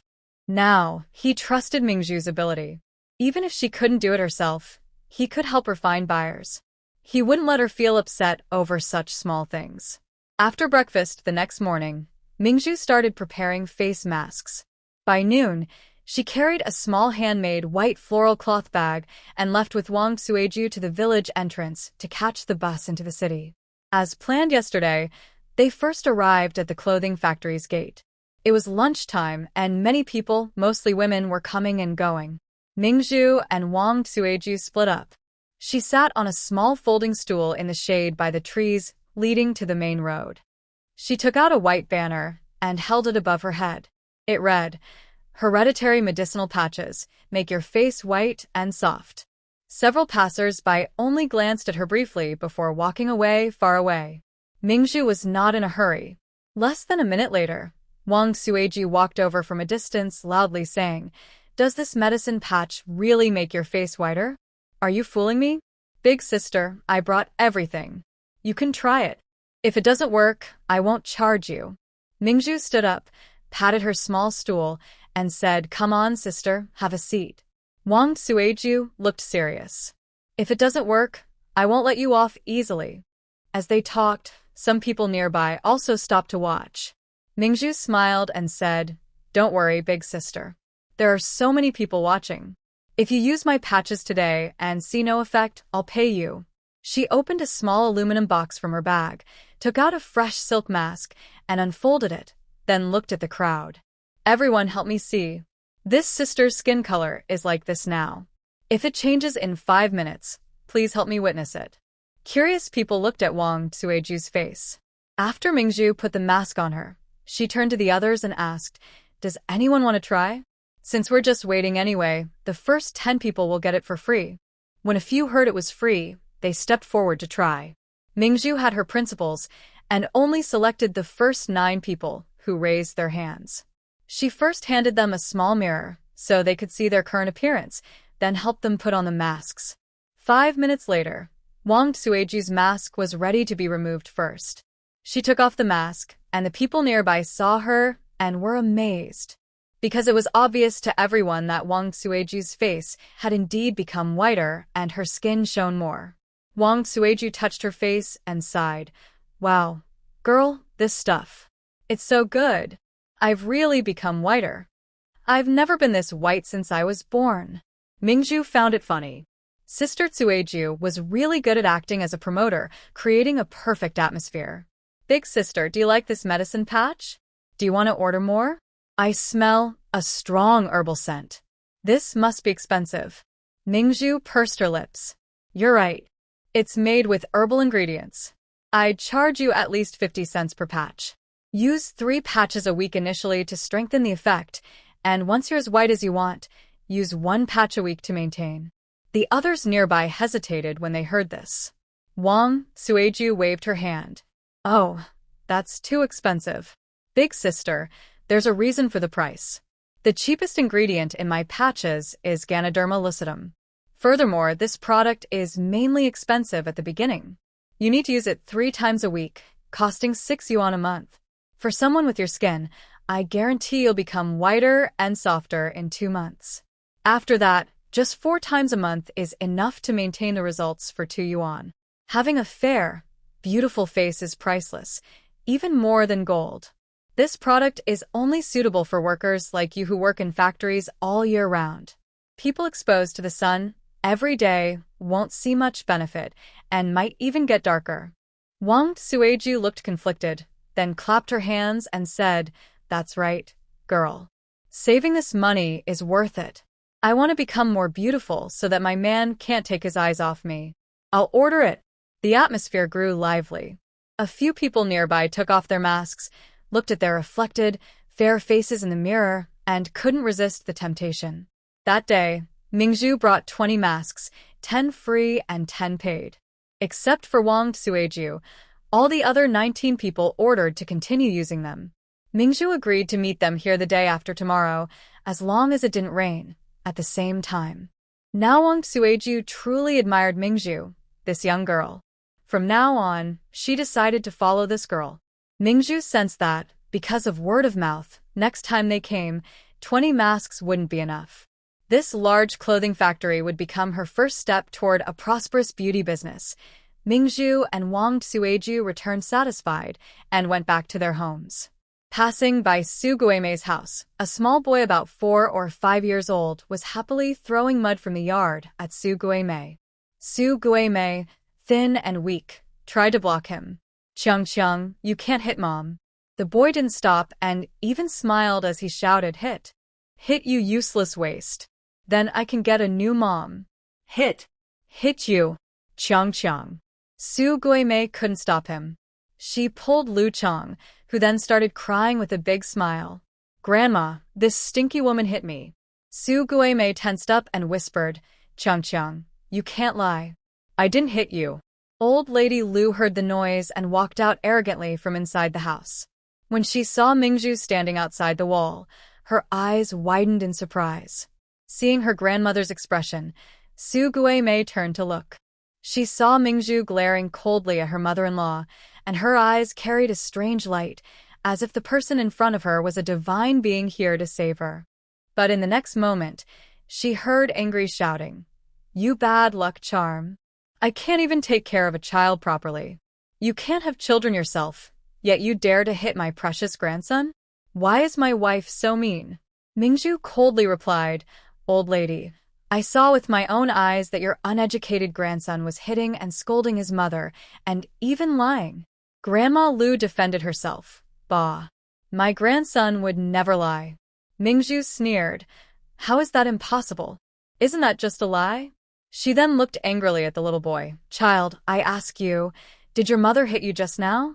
If you dare to lie, tonight I will call old Ma Monkey to come and take this lying bad kid away." The child was so frightened that he immediately ran to Grandma Lu, clutching her leg and crying, "Grandma, I don't want old Ma Monkey to take me away."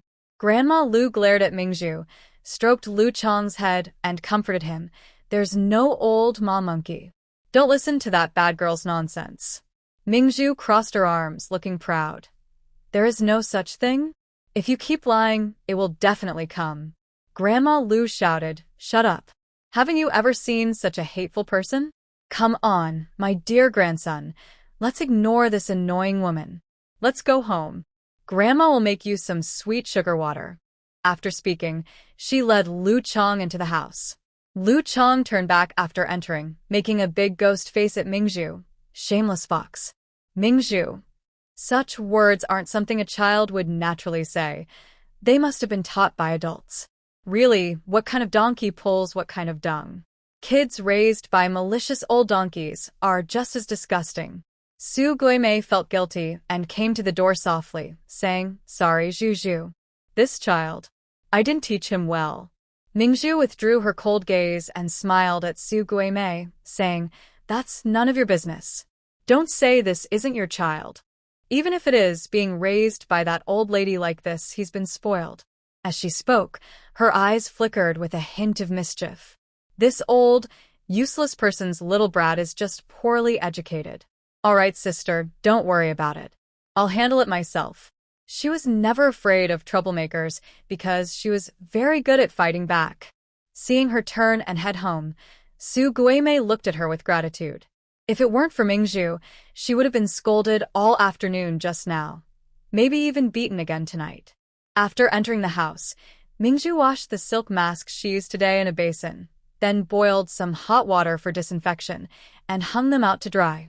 After finishing her chores, she washed the pot thoroughly. When she returned with Wang Suiju, she took out a large bag of hawthorn, washed them, and strung them to dry in the sun. Then she took a small bowl of sugar, boiled it with water, and made candied hawthorn sticks. In the evening, when the children in the community yard came out to play, Ming Zhu brought out the candied hawthorn and waved to the kids. Children, come over. Annie has some candied hawthorn for you to try. More than 10 big and small children rushed over excitedly. Seeing that it was the same Annie who shared meat pies with them last time, everyone was very happy. Ming Zhu gave one stick to each child. When she saw Lu Chang eagerly approaching but too shy to ask, she smiled kindly and asked, "How about you? Do you want to try some too?" Lu Chang nodded quickly, stepped forward, and reached out with hopeful eyes.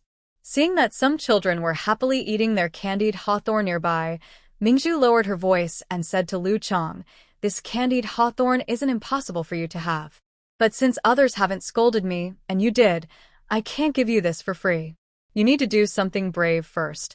Lu Chang asked, "What should I do?" Ming Zhu casually picked up a stick of wood from the roadside and handed it to Lu Chang. "Take this and go home. Tell your grandma she's an old fool and scold her." Lu Chang pouted, looking like he was about to cry. "My grandma will hit me." No, she won't. "You're her precious grandson, and she loves you," Ming Zhu said as she took a bite of a candied hawthorn, satisfied. "Wow, this candied hawthorn is both sour and sweet. It's really delicious." Seeing the children far away happily eating their candied hawthorn, Lu Chang was clearly eager. Ming Zhu pushed the stick forward again. "As long as you're brave enough to hit her hard, the candied hawthorn is yours." In order to get the treat, Lu Chang took the stick and ran back home. Soon after, Ming Zhu clearly heard children shouting and scolding inside, along with Lu Lao's painful scolding. "Ow, ow. You little rascal. Today I'll beat you to death." Then, Lu Chang's crying as he was beaten could be heard, and he tearfully complained, "Ming Zhu told me to do it." Ming Zhu chuckled softly, standing calmly and watching the children eat their candied hawthorn. Lu Lao stormed out of the house, furious, and shouted at Ming Zhu, "Ming Zhu, you're not human at all. How can I teach children to curse? You're really heartless." Ming Zhu looked innocent. "Oh, ma'am, you're mistaken. When did I ever teach children to curse?" She looked at a few kids nearby and asked, "Kids, did I just teach you to curse?" The children answered together, "No." The older ones added, "Ma'am just gave us some candied hawthorn." Ming Zhu turned to old lady Lu, spread her hands, and looked very proud. "See, everyone says no. Could it be that your grandson learned it from you? There's a saying, if the upper beam is crooked, the lower ones will be crooked too." Old lady Lu was so angry she wanted to hit someone. Even if she were 10 years younger, she would definitely tear this little woman apart. She had never seen such an annoying woman. She snorted and turned back home. Soon, she heard Lu Chang crying after being beaten. After a while, Lu Chang came out crying and sniffling. When he saw Ming Zhu, he puffed out his cheeks angrily, but his eyes stayed on the candied hawthorn in her hand. Today, Ming Zhu had achieved her goal.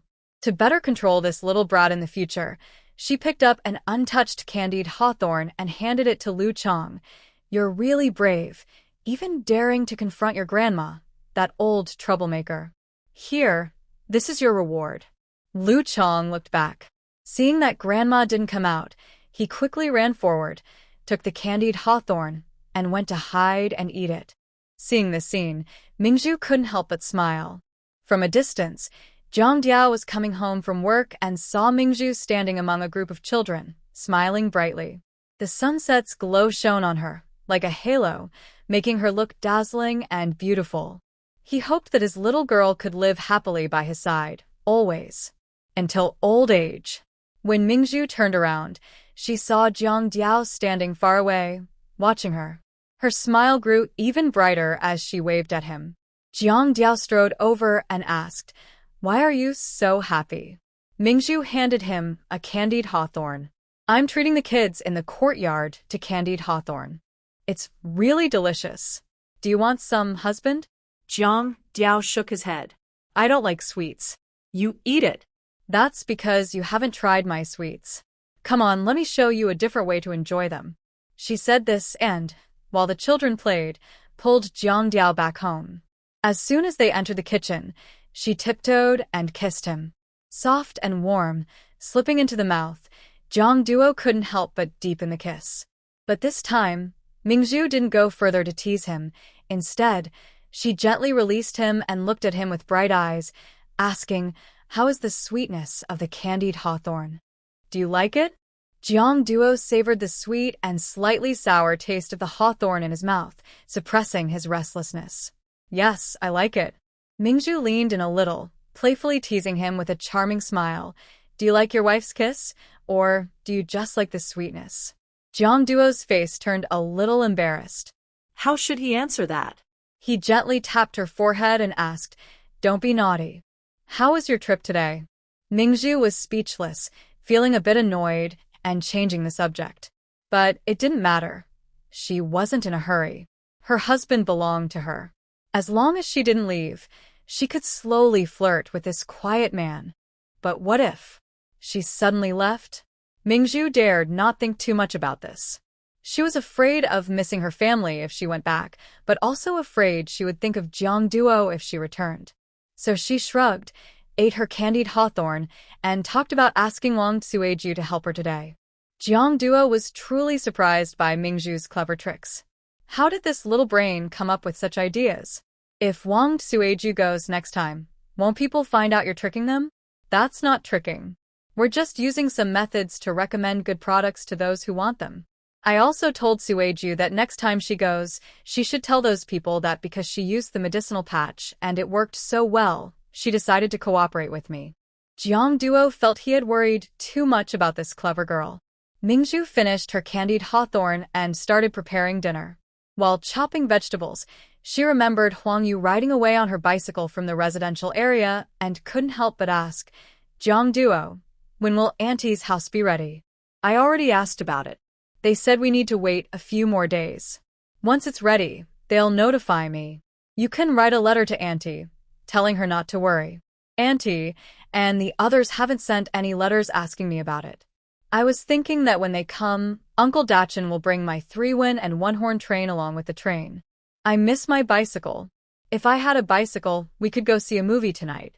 Thinking about how Mingzhi used to live in Shaojing village and probably never went to the cinema, Jiang Duo put down the firewood he was about to use, washed his hands, and said, "Zhu Zhu, let's go to the city and watch a movie instead." Pearl knew there was still a train to the city at this time, but it might not work. If we wait until the movie ends, it will be too late. There won't be any more buses back. What should we do? It's okay. The camp's military doctor finishes the study session tonight, and I can ask the driver to give us a ride then. Really? I'll go change my clothes, Pearl said with a big smile, dropping her knife, running over to kiss his cheek, then turning to run back to the bedroom. She felt that Jiang Duo really spoiled her. Whenever she asked, he always agreed. She even thought that, even if the military doctor didn't come back tonight, Jiang Duo would definitely fulfill her wish.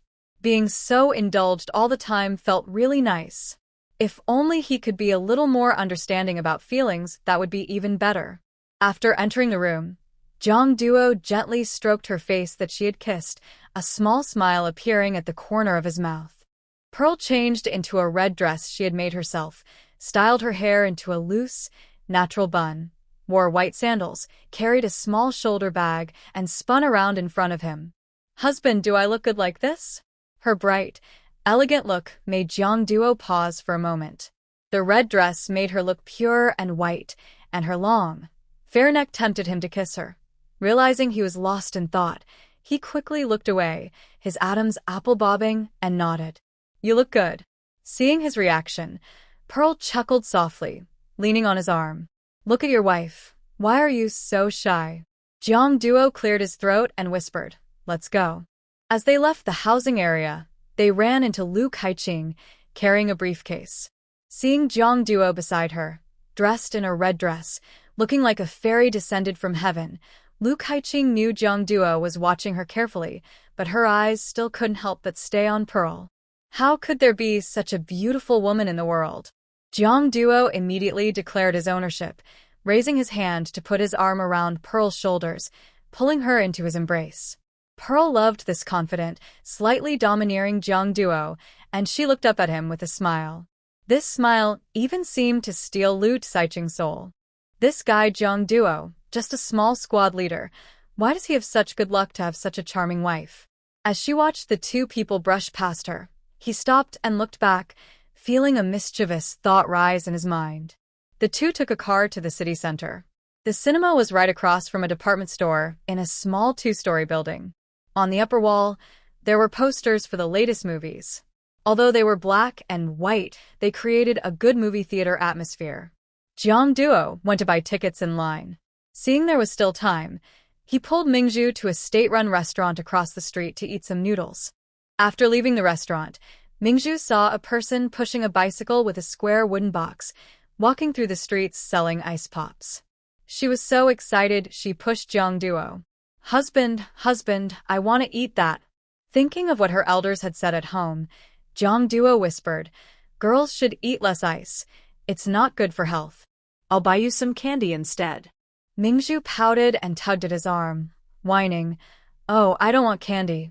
I just want an ice pop." Brother, she called him brother in a long, exaggerated tone, almost making Jiang Duo feel like his bones were melting.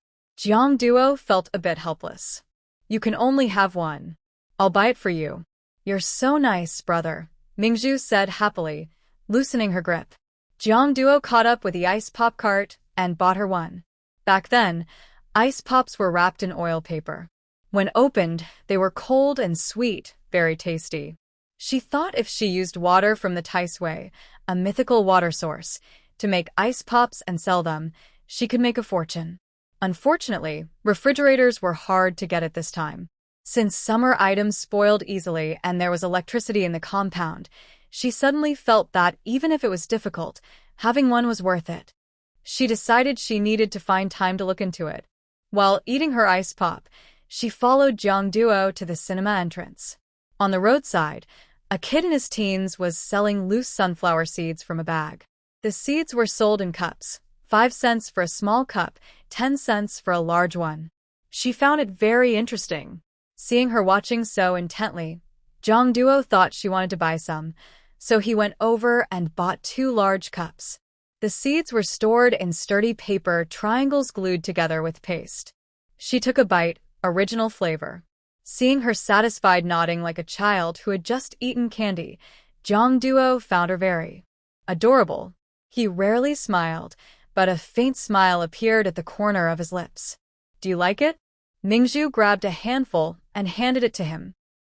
It smells good." "Try some." "I won't eat." "You eat." Ming Zhu didn't argue. If she didn't want it, she'd just eat her own. Someone nearby was gathering a crowd to watch something. Ming Zhu was very curious. "Wait for me, I want to go see." She jogged over, tiptoeing to look into the crowd. It turned out to be an experienced craftsman making sugar figurines. Not far away, Huang Yu and another woman were waiting in line to enter the cinema. They accidentally saw Jiang Duo's back and immediately felt excited. Jiang Duo really came. She hurried over, and when she got close, she saw Jiang Duo smiling. She was truly surprised. She had known Jiang Duo for a long time, but had never seen him smile before. She reached Jiang Duo and naturally linked her arm with his, happily saying, "Jiang Duo, are you here to watch the movie with me?" Jiang Duo responded quickly. Even before turning around, he pulled his arm away, his face cold, and looked at Huang Yu with displeasure. "Comrade Huang, mind your manners." At that moment, Huang Yu's companion came over, smiling happily. "Oh, Xiao Yu, I knew you had an appointment with Lieutenant Jiang, so I wouldn't have come to bother you." Huang Yu blushed and waved her hand. "Oh, sister-in-law, what are you saying? I didn't know Jiang Duo would really come.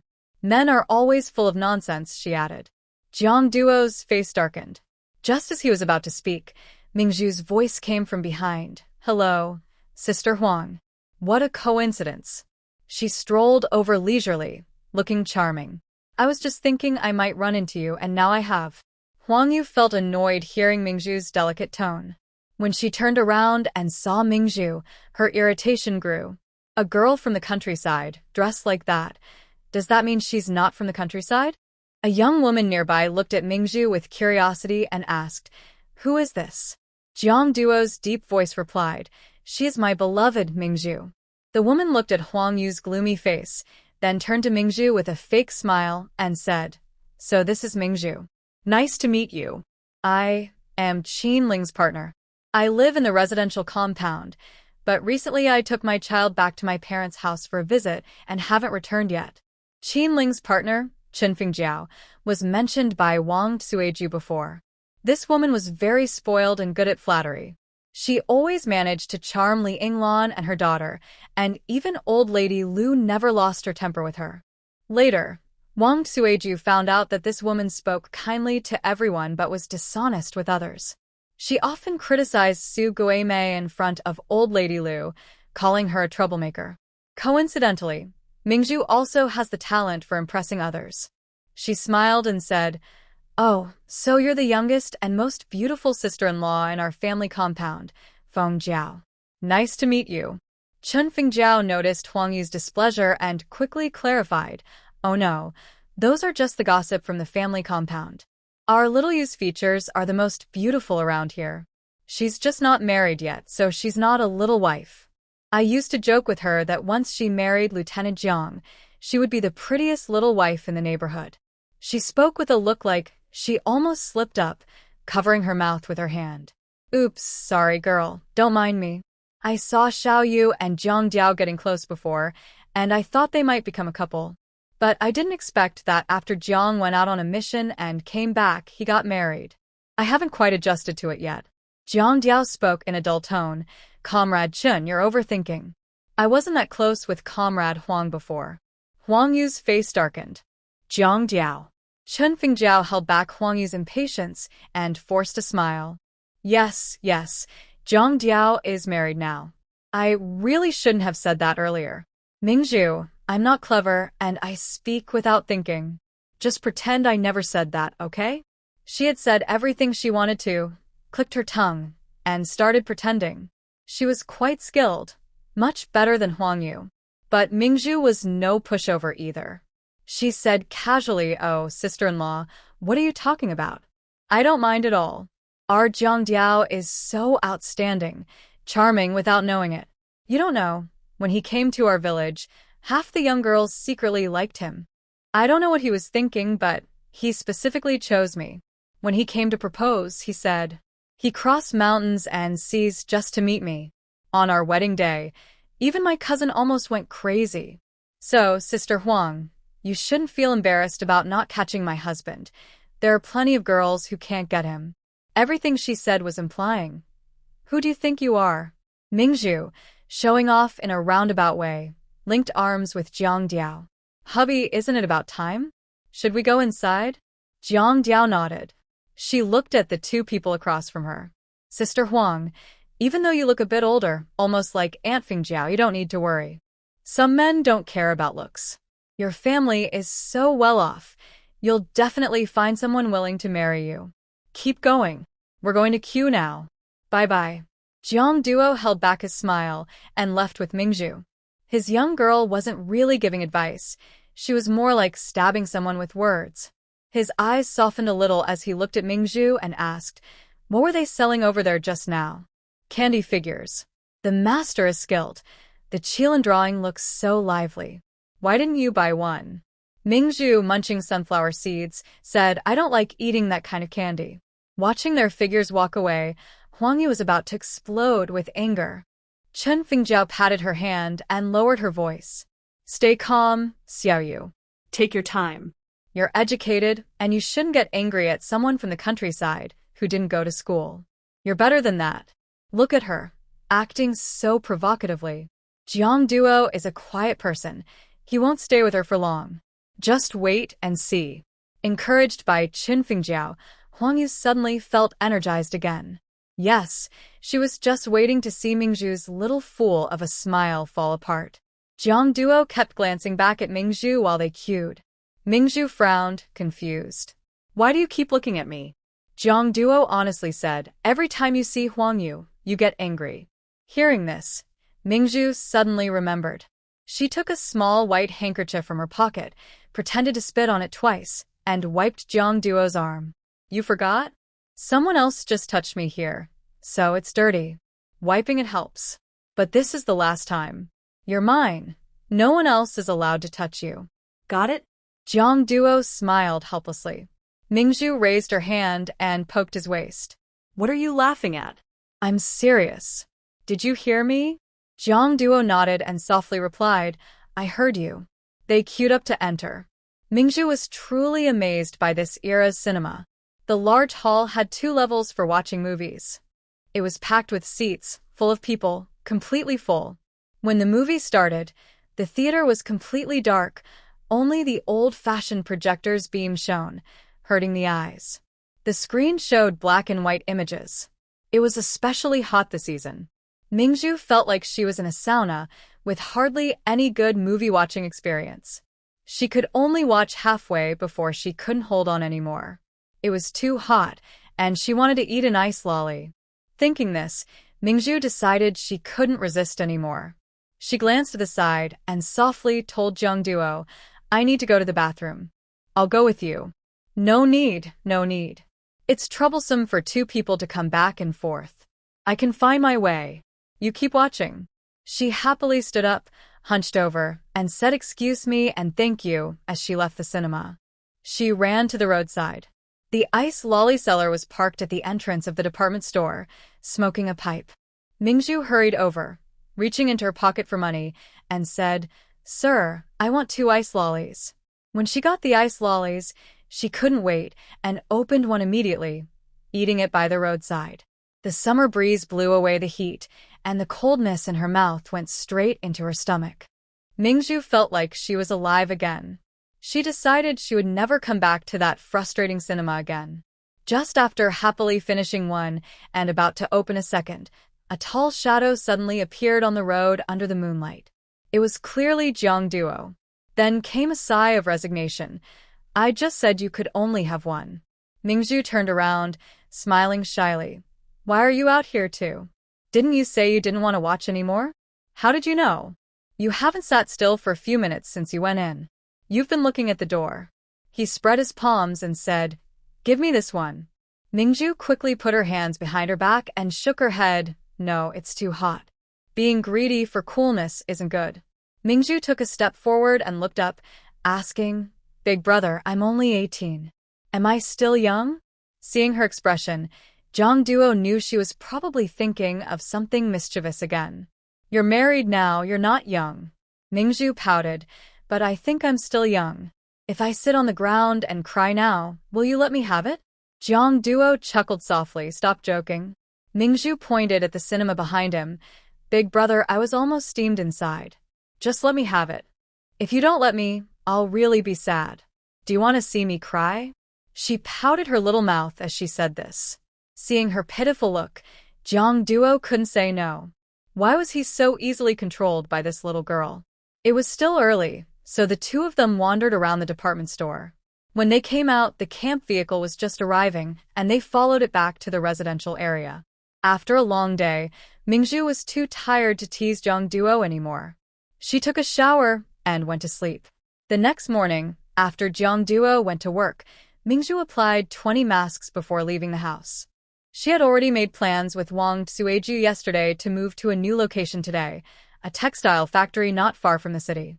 These places mostly employ women workers, and as long as the performances are good, sales will not be a problem. As she stepped out, she saw Su Guimei hanging clothes in the yard. When she saw Ming Zhu, Su Guimei's usually dull face brightened a little.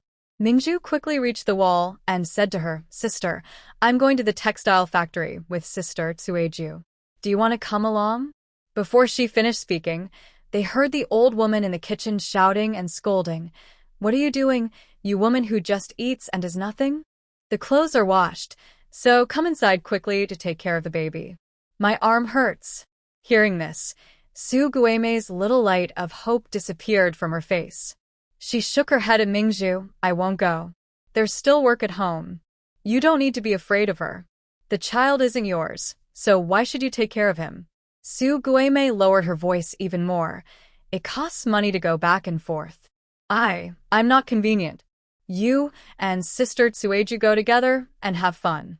Currently, Ming Zhu's situation allowed her to help Su Guimei with the transportation costs to go together.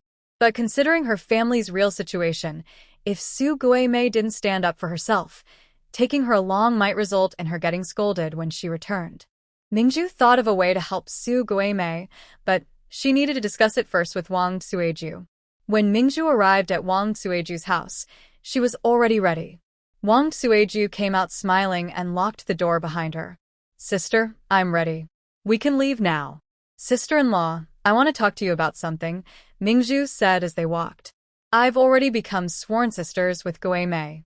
Seeing her being bullied makes me feel upset. I want to help her earn money. Do you mind if I bring her along?" Hearing this, Wang Suiju patted Ming Zhu's hand and whispered, "Oh, girl, there's no need to ask me about this. I'd be grateful if you want to bring me along. You can add anyone you like. I have no objection. I can share my part equally with Guimei."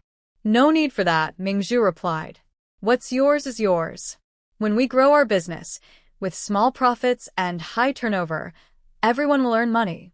Wang Suiju smiled and said, "Perfect. Guimei should be at home now. Let's bring Guimei along, so she can see how we work together. Next time, I'll take her out and have her help me. Her face will probably show the results more clearly than mine." Ming Zhu looked behind her, but shook her head. "Not yet. Sister Guimei has no money. If we take her out, she might get scared because she's unsure. If you don't mind, I'll find another way to bring her in later. Right now, the most important thing is to expand the business so everyone can be busy and make more money." Both old and new methods worked well, and they successfully secured over 20 orders from the textile factory. Wang Suiju thought to strike while the iron was hot. After lunch, the two of them returned to their families for a quick meal, then went to the food factory in the afternoon and secured many more orders. They returned happily, with full loads. After getting out of the car, Ming Zhu felt a bit uncomfortable in her stomach, but didn't think much of it. When she got home, she was about to cook but suddenly felt warmth below, and she knew something was happening.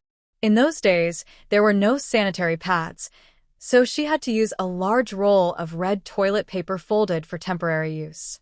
Back in her room, she drank a large glass of hot water, but her stomach still felt uncomfortable. She had experienced menstrual pain before. Since arriving in this era, she had been twice without major issues. She thought the original owner didn't have this problem, but now it was really painful. What worried her most was that it was a problem with her organs. Drinking spiritual spring water didn't help immediately. She lay weakly on the bed, feeling drowsy, just as Jiang Duo came back. When he entered, he didn't see her smiling as usual, so he instinctively went into the bedroom. Seeing Ming Zhu curled up on the bed in the hot weather, with a blanket over her small belly, she usually was afraid of heat. He noticed she only lazily lifted her eyelids, looked at him, and softly said, "Husband, you're back." Jiang Duo frowned, sensing something was wrong. He reached out to touch her forehead. She wasn't burning. He leaned closer and asked gently, "What's wrong? Are you feeling unwell?" Ming Zhu reached out, pushed herself forward, and hugged Jiang Duo's waist, her voice full of grievance. "Husband, my stomach hurts." Hearing this, Jiang Duo's brow furrowed deeper. He immediately stood up. "Why are you still at home with a stomach ache? Get up, I'll take you to see a doctor." "I don't want to go." Ming Zhu held his hand, sat down, and rested her head on his lap. "It's my period." "Menstrual period?" Jiang Duo frowned. It seemed like she didn't have her period. "It's just a monthly cycle." Hearing this, Jiang Duo's gaze fell on her lower abdomen. He asked softly, "Has it ever been like this before?" Ming Zhu honestly shook her head. "No, maybe I was too cold yesterday, eating too many ice pops." Jiang Duo. In the past, he would have told stubborn people like this, "Serves you right." But now, the stubborn person was his own child. Seeing her suffering like this, he couldn't bear to scold her. He gently asked, "How can I help you?" "Just rub." Ming Zhu pouted, holding Jiang Duo's hand, pulling up her clothes to place on her stomach. The warm, soft touch of his hand made him stiffen unconsciously. But soon, his rough palm gently circled and kneaded her soft belly. Ming Zhu hummed softly, "Honey, press a little harder, it feels better." Afraid of hurting her, Jiang Duo applied a little more force. Like this? A bit more, she said, nodding slowly. Jiang Duo pressed and rubbed for a while. Ming Zhu looked up at him, her eyes misty, and asked, "Honey, are your arms tired? Maybe you should stop." "I'm not tired. Will you still eat cold things in the future?" She dared to say yes, but she definitely wouldn't eat cold stuff before her period again. That feeling was really uncomfortable. Ming Zhu shook her head firmly. No more cold food. Jiang Duo didn't believe her. This girl was quick to admit mistakes but stubborn as ever. She remembers the pain but forgets the lesson. He decided to watch over her more carefully from now on. Jiang Duo's massage made her feel comfortable. The pain in her lower belly gradually eased, and she fell asleep unknowingly. Feeling her breathing steady, Jiang Duo slowly stopped. He gently covered her with a blanket and left the room. Ming Zhu was dozing off when she felt a warm sensation spreading through her lower belly, making her feel very comfortable. She slowly opened her eyes and saw Jiang Duo holding a cloth bag placed on her stomach. Curious, she asked, "Honey, what is this?" "Hot stones used to warm your belly. Does it feel better?" Ming Zhu chuckled softly and sat up. "Where did you learn this?" "It really feels nice. It's similar to using a hot water bag for her stomach." Jiang Duo replied calmly, "I asked Zhao Xingping." Ming Zhu was a bit surprised. "You asked a man about this?" "Zhao Xingping loves joking around. Didn't he tease you?" Jiang Duo didn't respond, just smiled. Naturally, he was smiling, but he didn't mind, as long as his child was no longer in pain. He got up and went to the kitchen, brought back a bowl, and handed it to her. "Eat it while it's hot." In the half-full bowl of clear soup, there were 2 round, plump eggs. When she was at home and had a stomach ache before, her mother would always make her red sugar water with eggs. Her mother's eggs were always so round. Ming Zhu watched, her eyes turning red. Jiang Duo sat beside her on the bed, looking at her nervously, and asked, "Are you hurting again?" She shook her head, her eyes filling with tears that almost spilled over. She couldn't tell him she was missing her parents. So she could only sadly say, "Jiang Duo, I want you to hold me for a little while." Jiang Duo put down the bowl and gently held Ming Zhu into his arms. She was small and curled up in his embrace, making him feel like he was holding a tiny, pitiful, little cat. His heart softened unexpectedly. After a while, he noticed her sweat-dampened shirt and frowned, loosening his hold. Suddenly, Ming Zhu started crying silently, her eyes red.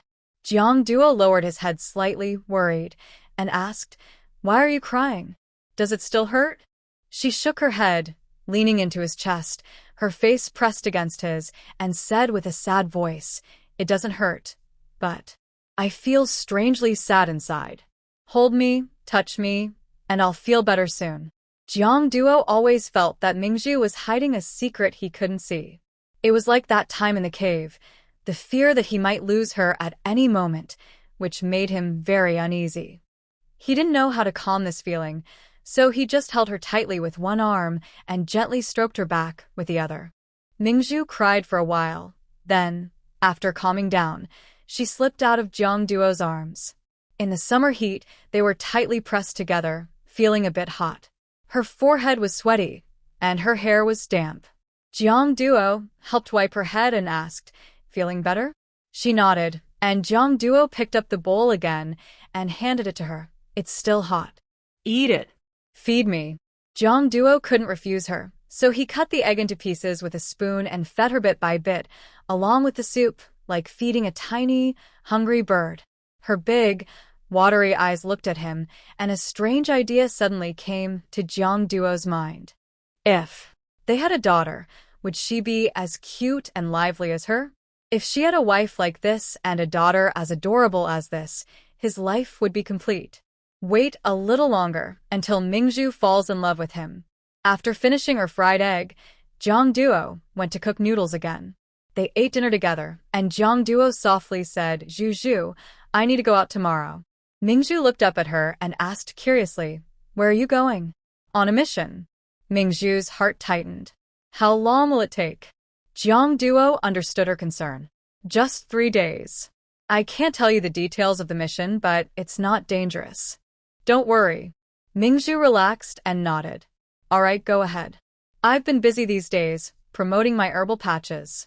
I already have 60 customers. Good. Be careful at home alone. Even if it's hot, close all the doors and windows at night. If there's something you can't handle, don't rush. Ask Wang Sueju and Zhao Xingping for help.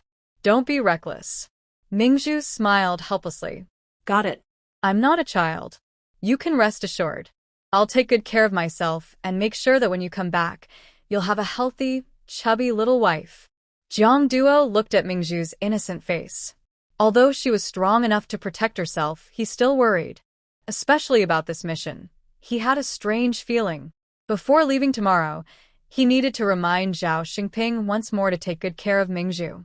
The next day, Ming Zhu prepared a full military-style water bottle of spiritual spring water for Jiang Duo. Even if there was no danger, she wanted to be prepared. She took Jiang Duo to outside the residential area. When Jiang Duo's figure disappeared from view, she reluctantly turned back. At home, she saw Su Guimei come out of the house. She immediately said, "Sister, perfect timing. I need to talk to you." Su Guimei approached the wall between the two houses. What is it? Ming Zhu smiled and said, "Recently, I've been working with Sister Cui Ju on some business. We need to raise silkworms, but I don't have time. I want to hire you to help me pick mulberry leaves and raise silkworms. I'll pay you 1 yuan a day. Is that okay?" She only brought about 100 silk threads, which could still be reused. But once the business expands, that amount won't be enough. So she needs to prepare early to be ready. Su Guimei felt a little nervous. 1 yuan a day was a good amount for her. Even when she worked at her parents' house, she didn't earn that much. Hey, raising silkworms isn't a big deal. No need to pay. Pearl shook her head. No, I can't. I raise a lot of silkworms, which takes a lot of time. Also, I partner with Sister Tuiju and I pay her. If you're not willing to pay me for my work, I feel embarrassed to trouble you. I think you give too much money. Pearl whispered, "This amount of money isn't much. It's not a lot. As women, we need some money to have confidence in life. If you don't mind me giving less, please help me out, okay?"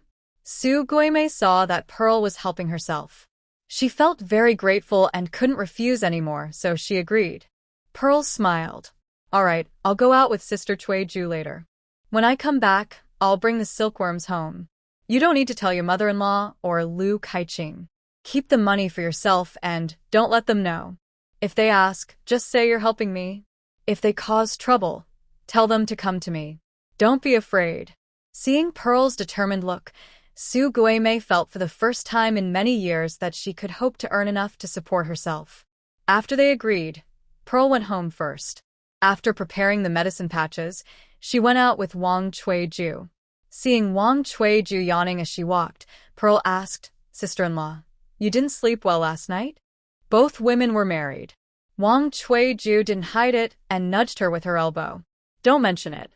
My face has been looking a bit younger these days. My husband Zhao Xingping. He's been bothering me all night. I didn't sleep much." She looked happy, but tried to hide it. Men are really like that.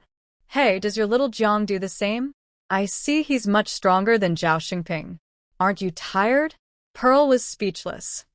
This sister-in-law was really unaware of her own hunger. Why bring that up? She cleared her throat. "My Jiang Duo is okay. When I tell him I'm tired, he endures it. TSK, your Jiang looks rough and clumsy, but I didn't expect him to be so caring about his wife." Tell me, are you having a special relationship? Pearl nodded. "Yes, last night. Your Jiang asked Zhao Xingping last night what to do if a woman has stomach pain after intimacy. I tell you, men who care about their wives like that are rare. Compared to Lu Kaiqing, he's like heaven and earth." When mentioning Lu Kaiqing, Wang Chuiju changed the subject. "Did your Jiang tell you? Lu Kaiqing is a real scoundrel. Recently, he's been targeting Jiang at work. Today's task was supposed to be Jiang's, but Lu Kaiqing pushed for him to go. That's why Jiang was suddenly assigned to help." Upon hearing this, Ming Zhu suddenly stopped and turned to look at Wang Sueju. "Is this about that?" Wang Sueju talked all the way, and Ming Zhu roughly understood. This time, the mission was supposed to be led by Lu Kaiqing. However, Lu Kaiqing deliberately used his rank to pressure Jiang Duo and shifted the blame onto him. Jiang Duo never argued over work matters. He was indifferent to what he did, as long as he could serve the country and the people sincerely. But Ming Zhu was a bit annoyed. She didn't like being bullied like this. She couldn't interfere with official matters, but now she lived in the staff housing area. Sooner or later, she would find a way to make up for this elsewhere. Today, their target was the city. They went to a department store early in the morning when it was less crowded, and they quickly completed their task. Because they brought enough medicinal patches, they not only gained over 30 store employees as clients, but also attracted more than 10 casual shoppers browsing the store. To better serve these scattered customers later, Ming Zhu asked Wang Sueju, who was local, to divide them based on their addresses and the nearby factory districts they had found in recent days. This way, after providing concentrated service to the major factory clients each day, they still had time to visit these smaller places. Ming Zhu noticed one person living in the municipal staff housing and specifically told Wang Sueju, "Sister-in-law, you must pay extra attention to this person. The nearby target clients are the most financially capable. If we can win this area, they will definitely keep using our products." Wang Sueju, being smart, immediately understood her meaning. "Don't worry, I will do my best to develop this area." Ming Zhu nodded and smiled lightly. Wang Sueju was very business-savvy, which made working with her much easier. After leaving the department store, they didn't go straight home, but visited the black market together. She bought nearly 1,000 silkworms and a dozen large, round bamboo baskets, planning to order a wooden frame at home to stack and raise the silkworms. Back at the staff housing, Wang Sueju didn't rest either. She followed Ming Zhu to her house. Ming Zhu was attaching wooden frames nearby, while she carefully placed the tiny silkworms into various bamboo baskets. Next door, Su Guimei heard the noise and came out. She looked over the wall and was surprised to see Ming Zhu had bought so many silkworms. "Wow, Ming Zhu, you bought so many." Ming Zhu turned to look at her. "Yes, that's why I asked for your help. I can't handle this alone." Wang Sueju finished working with the silkworms, smiled, and got up. "Come on, Guimei, let Ming Zhu first set up the frame. The two of us will go pick some mulberry leaves. These little things look small, but they can eat a lot." Su Guimei glanced toward the house. Since she had already prepared lunch, she took the opportunity while the old lady wasn't paying attention to quickly carry her basket out the door. She and Wang Sueju headed toward a forest behind the family courtyard. It was noon, and people in the camp were gradually finishing work and coming back for meals. As Lu Kaiqing entered, he heard the sound of nails being hammered in the neighboring yard. Seeing no one around, he tiptoed to the wall and looked into the adjacent courtyard. Ming Zhu was crouched down, busy with her work. When she bent her back, her clothes slipped up slightly, revealing a bit of her white waist. Instantly, Lu Kaiqing felt a rush of heat. This young woman was not only fair-skinned but also had smooth, tender skin all over. He unconsciously swallowed hard, his eyes fixed, imagining countless exciting scenes in his mind. Ming Zhu sensed something was off. When she turned her head, she met Lu Kaiqing's greedy gaze. If someone else had been peeking like that, they might have been startled. But Ming Zhu remained calm, just raising an eyebrow and locking eyes with him. Lu Kaiqing didn't rush to look away. Instead, he examined Ming Zhu from top to bottom, then sneered lecherously and slowly turned back toward his own home. A sly, cold glint flashed in Ming Zhu's eyes. When Wang Sueju and the others returned, Ming Zhu had just finished setting up the frame. There were 2 frames, each with 5 layers, perfectly holding all the silkworms. Seeing how skillfully Ming Zhu had built the frames, Wang Sueju praised, "Girl, you're really talented. You can do anything and you do it so well." Ming Zhu chuckled softly. "To make some money, I just had to think a little outside the box." From the next door, they heard the old lady shouting and scolding. Guimei didn't dare stay longer. She put down the mulberry leaves, greeted the others, and hurried back home. Ming Zhu pulled Wang Sueju into the house and whispered, "Sister-in-law, Can you help me with something? Help? Of course. Just tell me what you need. Ming Zhu whispered a few words into Wang Suiju's ear. After hearing, Wang Suiju's face grew serious. That night, Ming Zhu's family turned off the lights early. In the quiet of the night, a faint muffled sound of footsteps on the dirt outside the corner of their house suddenly came. The sound quickly disappeared, and under the moonlight, a figure hunched over approached the window. The window was not closed. The figure slowly straightened up and looked inside. Under the night sky, although things are not clear, it is obvious that someone is lying on the bed.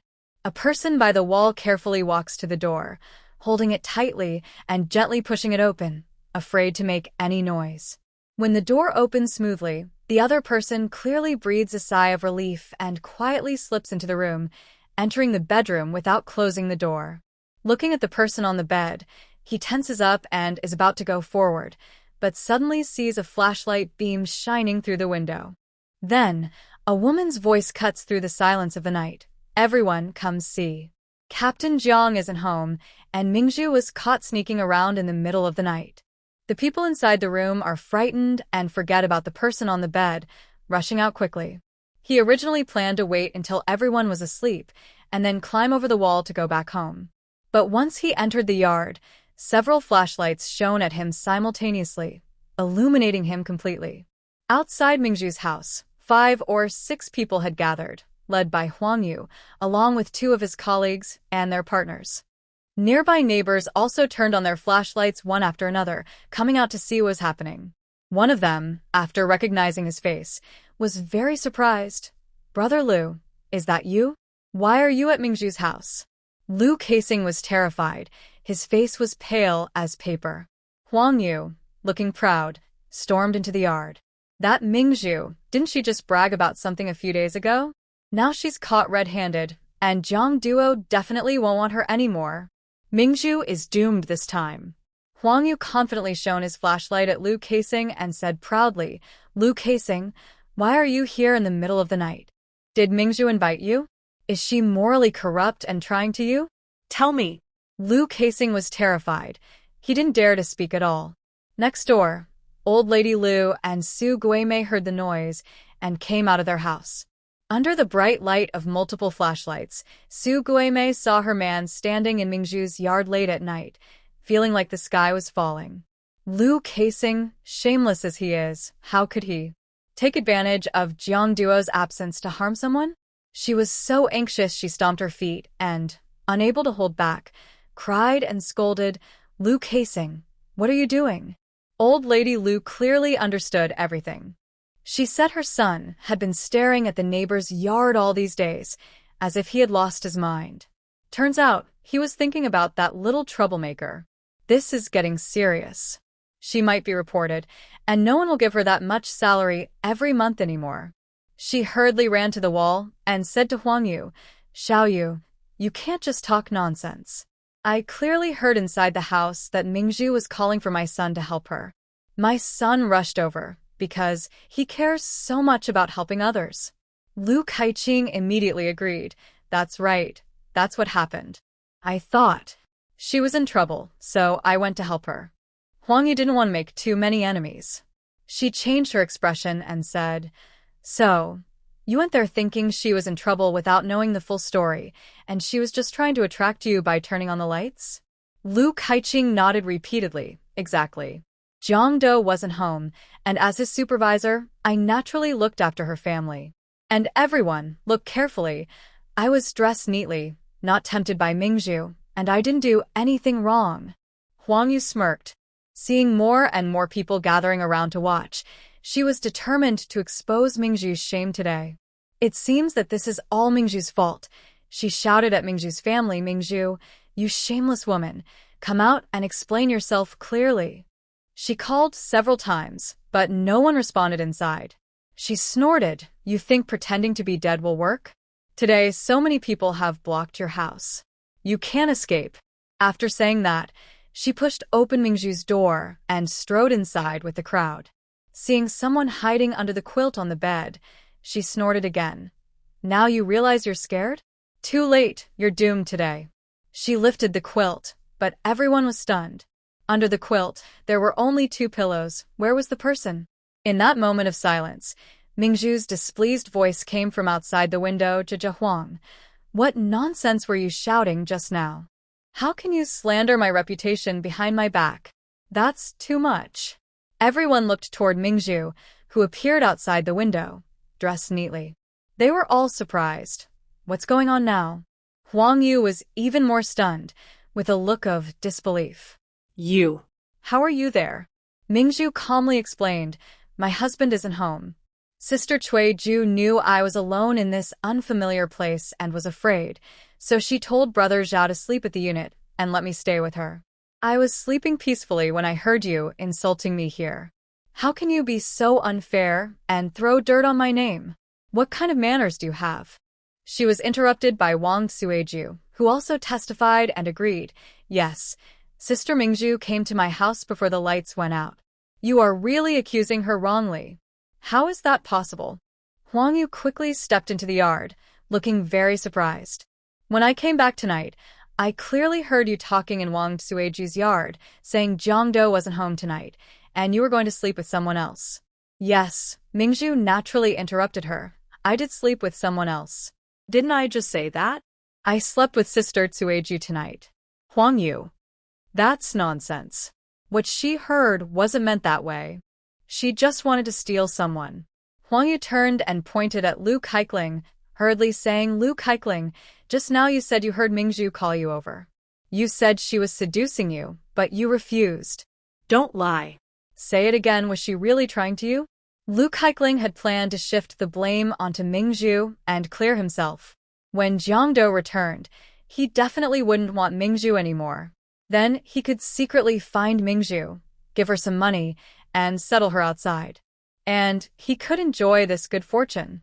But he never expected things would turn out like this. This woman wasn't even at home. Why did she set such a trap on the bed? Could Mingzhu have known he would come tonight? But that doesn't make sense. Where did the mistake happen?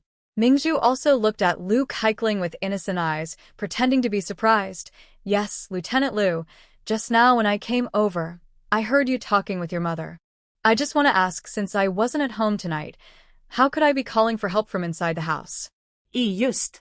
Mingzhu sneered and cut him off. Or maybe, you saw that my husband wasn't home, thought I was just a little wife who could be bullied, and wanted to take advantage of the night to do something bad to me? I didn't. Lu Kaikling knew that the situation was against him now. He absolutely couldn't admit anything, or he would be finished. Old Lady Lu saw that her son couldn't explain himself and stepped forward to clear her throat. Maybe we heard it wrong. Just now, Xiao Yu and the others were hiding at your door, trying to catch you doing something wrong. We heard strange noises and thought you were in danger. My son, as a neighbor and your husband's leader, naturally went over to check. Lu Kaikling hurriedly nodded. Yes, I was just trying to help. Mingzhu sneered coldly. Trying to help?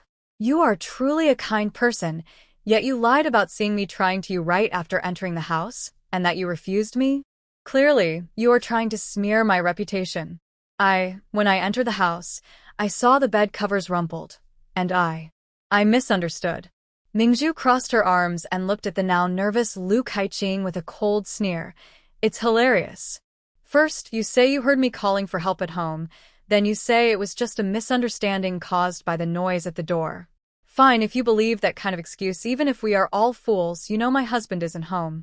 If you really wanted to help me, you should have openly called others and entered through the front door, not sneaking over the wall in the middle of the night. Lu Squad Leader, with so many holes in your story, how can you still claim that breaking into my house tonight was just a misunderstanding? Lu Kaiqing saw that Mingzhu was determined to push him into a corner today, and his hands started to tremble slightly. Old Lady Lu, standing nearby, didn't expect that this young wife could be so difficult to deal with. She tried hard to defend her son but couldn't think of a better excuse. She stepped forward and started scolding loudly. Shameless little woman, my son was just trying to help you kindly, but you're here throwing dirt on him. It makes people so angry. We don't want to bother with someone ungrateful like you. Enough already. Why are you all gathered here so late at night? Go home and get some sleep. Son, let's go home. After saying this, she pulled Lu Kaiqing along towards her own house.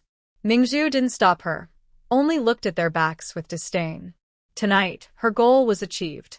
Lu Kaiqing had just come out looking presentable, and as long as he didn't admit his intentions, she couldn't do anything to him. But his hesitant manner just now, along with his sudden change of story, clearly showed he was hiding something. Everyone watching knew that Lu Kaiqing's reputation was now completely ruined. Wang Suiju told everyone to go back and rest, then muttered to Ming Zhu, "Lu Kaiqing really is that kind of person. Luckily, you went to my house tonight, or else it would be impossible to clear his name even if he jumped into the Yellow River." Hearing this, everyone started murmuring and gossiping about Lu Kaiqing as they left. Once everyone had gone far away, Su Guimei, feeling guilty, held Ming Zhu's hand and whispered tearfully, "Sister, I'm really sorry. Lu Kaiqing is not a good person. How could he do such disgusting things? Big sister, this has nothing to do with you. We can handle things as we see fit. You don't need to blame yourself. It's getting late today, you should go back and rest. But don't worry. They can't ruin my reputation. Ming Zhu is not that easy to deal with." Thinking about how Ming Zhu had just forcefully confronted Lu Kaiqing and his wife, leaving them speechless, Su Guimei couldn't help but admire her. Ming Zhu was truly the most impressive girl she had ever seen. After seeing Su Guimei off, Ming Zhu followed Wang Suiju back to her home. As soon as the door closed, Wang Suiju became excited. "Wow, Zhu, you really guessed it right." Today, Ming Zhu asked for her help, suspecting that Lu Kaiqing might try to do something bad to her tonight. At first, Wang Suiju couldn't believe it. After all, this was a family compound, and Lu Kaiqing was not a good person, but surely he wouldn't really cause trouble here. But she couldn't let Ming Zhu take risks, so she agreed to help her. The two of them staged a little act, pretending not to notice each other, when Huang Yu returned, secretly passing messages through their conversation, hinting that Ming Zhu might try to sneak out tonight.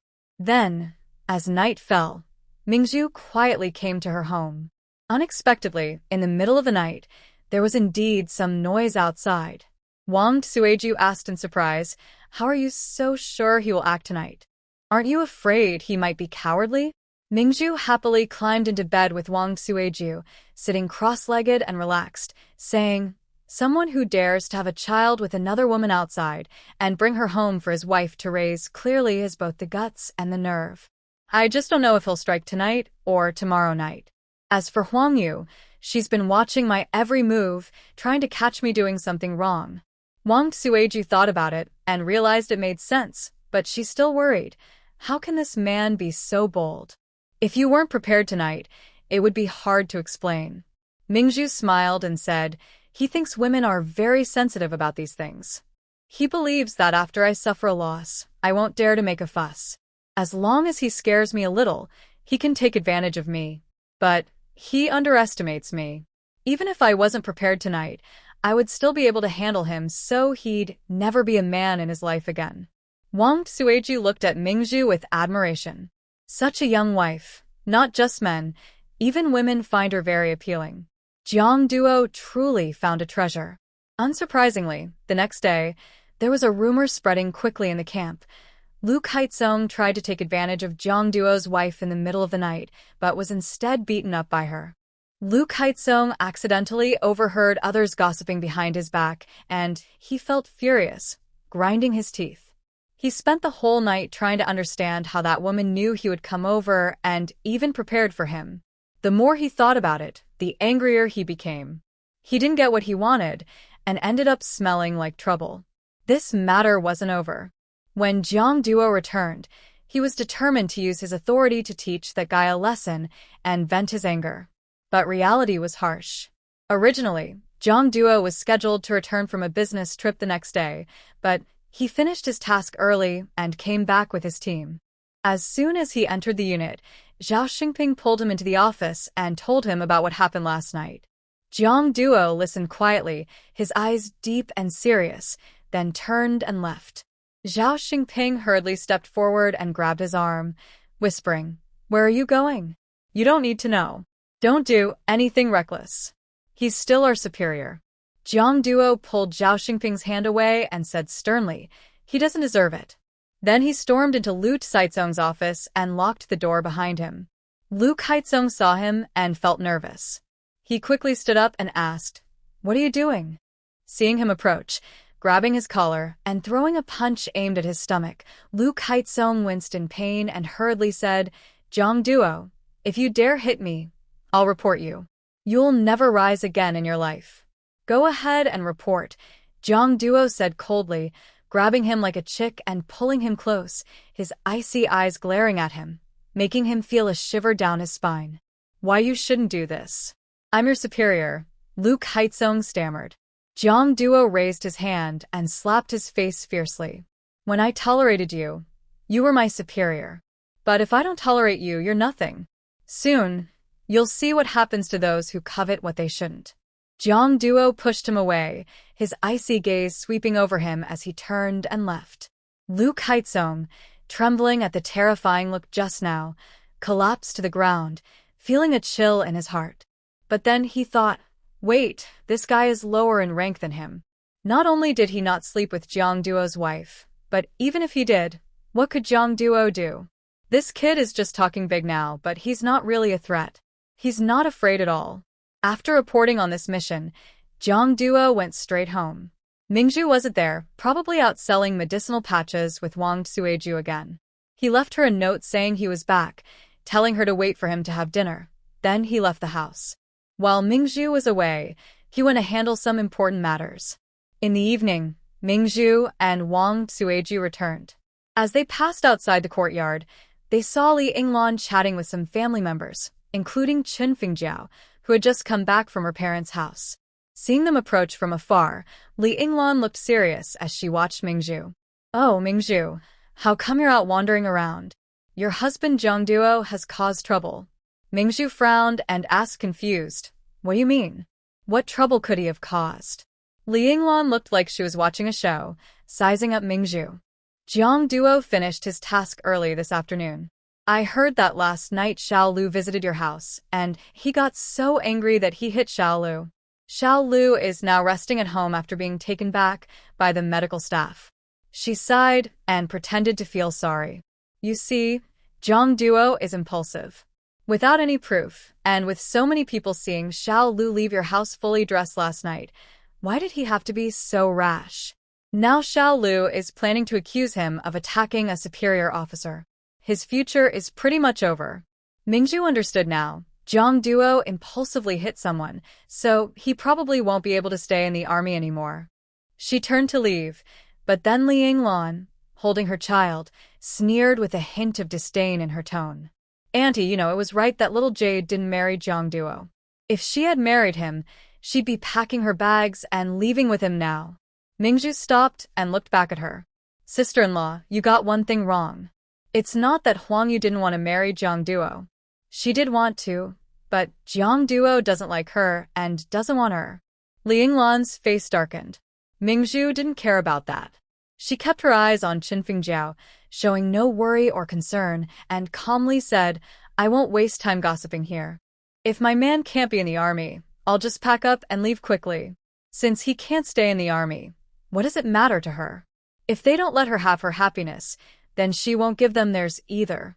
Ming Zhu turned and walked away quickly. Wang Suiju hurried to catch up and comfort her, saying, Zhu, don't be in such a hurry. We haven't figured out what's really going on yet." Ming Zhu smiled and replied, "Sister-in-law, don't worry. I'm not so easily influenced. Even if Jiang Duo really leaves, it's no big deal. When I was with him, I didn't even know his true identity. Didn't we still get along well? Besides, hasn't he just been dismissed?" Seeing that Ming Zhu seemed genuinely fine, Wang Suiju felt a little relieved. After they entered the residential area, they each went home. Ming Zhu saw a note left on the table. He said he was going to the city and would come back later to have dinner with her. So she decided not to worry about those messy things for now and started preparing dinner. Even if the sky fell, they wouldn't let the two of them leave today. Ming Zhu went to the yard to pick some fire-starting grass. As she stepped outside, she saw Lu Caizong from next door come out as if nothing was wrong. He turned sideways and stared directly at Ming Zhu with a teasing smile on his face. Did you hear? Jiang Duo hit me. He'll be gone from here very soon.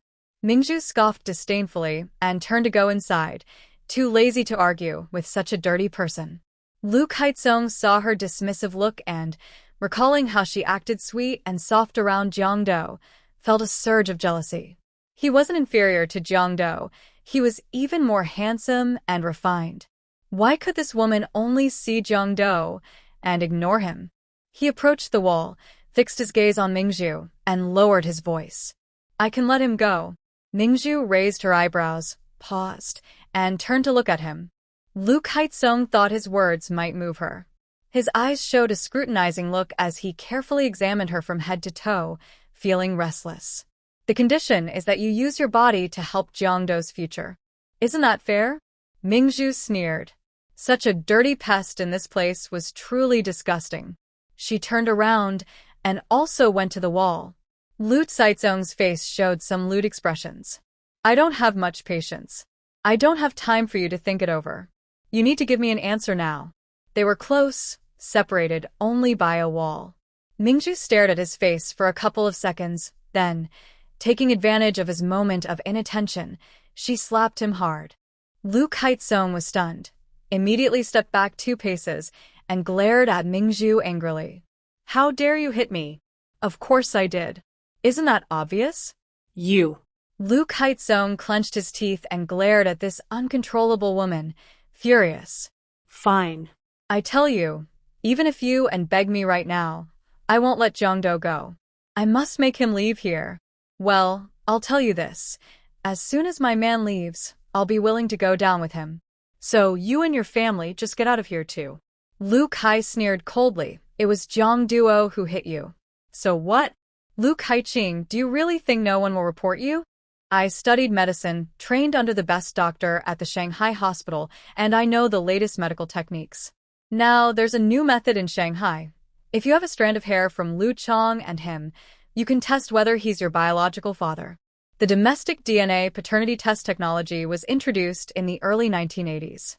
But for Ming Zhu, it didn't matter. Lu Kaiqing had indeed done something wrong.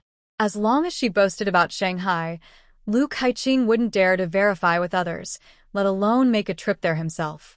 She could trick him easily. Sure enough, Lu Kaiqing's eyes flickered nervously. Ming Zhu smiled proudly. If it turns out Lu Chong is your son, can you still keep your career? I promise. Ming Zhu keeps her word. If you have a bad attitude, I will report you, and one day you'll be packing your bags and leaving. Lu Kaiqing looked at Ming Zhu, puzzled by how such a young girl could be so clever. Ming Zhu sneered at him disdainfully and turned to go inside. But just as she reached the door, she heard a man's urgent shout from afar. Brother Lu! Brother Lu! Something bad has happened. Something bad? Ming Zhu loved hearing gossip like that. She stopped and turned to look at the man rushing into Lu Kaiqing's yard. Lu Kaiqing was already angry inside and snapped. Why are you shouting so anxiously? Are you cursing me? It's not that. Just now, we got a call from above. They said you've been demoted. Lu Kaiqing thought he must have misheard, paused, and asked in disbelief. What did you say? Because you shirked your original duties onto subordinates, suspected of neglecting your responsibilities. You've been made an example. They want you to start over from the bottom. If you don't want to, just pack up and leave. Lu Kaiqing was completely stunned. Impossible? Didn't Colonel Huang say anything? Well, the demotion order was issued by that young hero Major General Flying Eagle, the youngest in our entire army. Our Colonel Huang tried to speak up for you, but he's just a small part of the big picture. Lu Kaiqing felt like a thunderbolt had struck him. His eyes widened in shock. How could such a small matter possibly alarm that person? He staggered back a step, unable to stand firmly, but luckily, the other person quickly caught him. In the courtyard, Ming Zhu chuckled softly, her cheerful laugh full of mockery. Lu Kaiqing had no mood to argue with a young girl like Ming Zhu. He hurriedly ran toward the camp area. He had worked hard to reach his current position. He couldn't be dismissed. He had to clarify everything. Now Ming Zhu laughed so hard, she almost doubled over. Truly, Heaven wouldn't let anyone get away with doing bad things without consequences. She hummed a little tune as she went into the house, feeling happy and starting to cook. Things were almost ready on her side when suddenly the light above her dimmed. Ming Zhu turned around and saw Jiang Duo standing by the door. She was surprised and happily jumped into his arms, hugging him tightly and kissing his lips deeply. Jiang Duo was overwhelmed by her warm passion. He instinctively held her and responded to her kiss. Although they had only been apart for a day, their passionate kiss made it feel like they hadn't seen each other in a long time. Finally, Ming Zhu felt weak and a bit short of breath. She ended the kiss herself, resting her forehead lazily against his neck, softly saying, "I've been waiting for you for a long time. Why did you come back so late?" "I went to report to the higher-ups." "Did your stomach hurt again while I was gone?" Ming Zhu smiled gently and shook her head. "No, I've just been drinking hot water carefully." After saying that, she remembered something important. She sat up straight in his arms, holding his face curiously, and asked, "Did you go to your unit first after you returned?" Jiang Duo nodded. "Yes, I did." She asked curiously, "Then, do you know about Lu from next door being demoted?" Jiang Duo pursed his lips. "You knew about it too?" "Of course. When your colleagues came to inform him, I was standing in the yard listening." It was so satisfying. Serves him right. Jiang Duo looked at Ming Zhu happily, and a faint smile appeared on his lips. She was so easily pleased. Ming Zhu smiled, then suddenly seemed to remember something, and stopped smiling. "By the way, Li Yinglan and Qin Fengjiao were gossiping outside.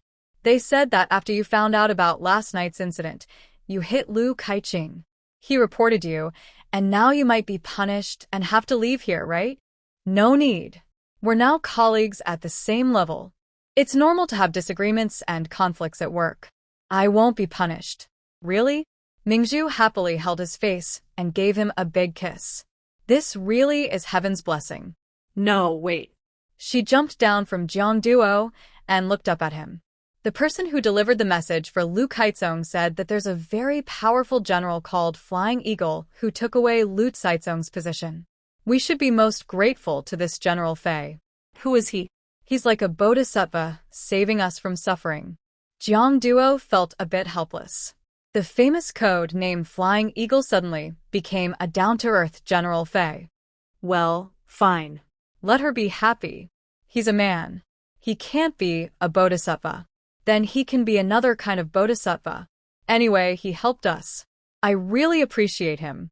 If it comes to it, I'll burn some incense and pray for him." Jiang Duo. "No need, no superstitions." Ming Zhu looked at his furrowed brow and couldn't help but poke the lines on his forehead. "Look at how worried you are." "I was just joking." She still found it hard to believe. "Don't you think it's strange? From what that person said, General Fei is such an important figure that even Huang Dijiang can't reach him. So how does he know Lu Kaitzong handed his task over to you? And why did he call to dismiss him?"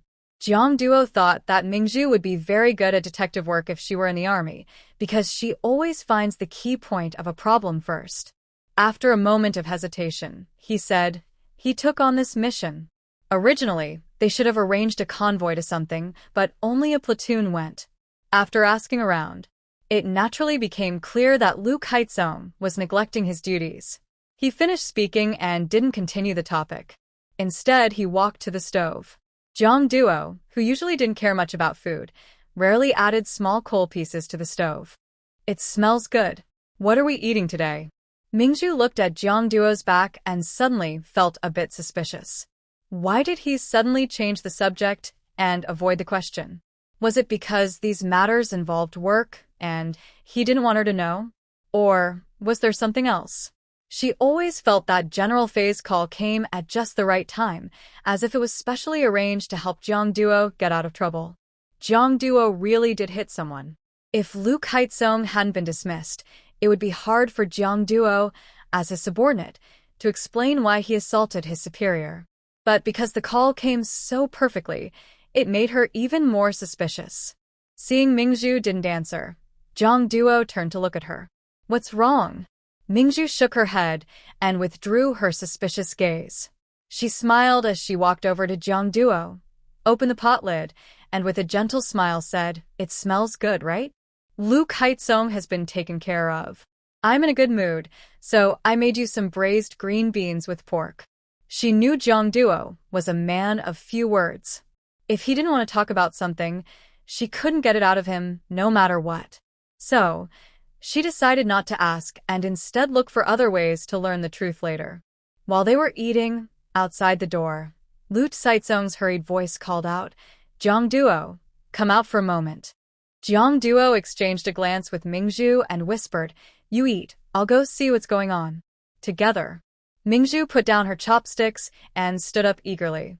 Jiang Duo didn't really want Lu Kaizong's dirty stuff to see Ming Zhu, but he knew Ming Zhu liked to join in the fun.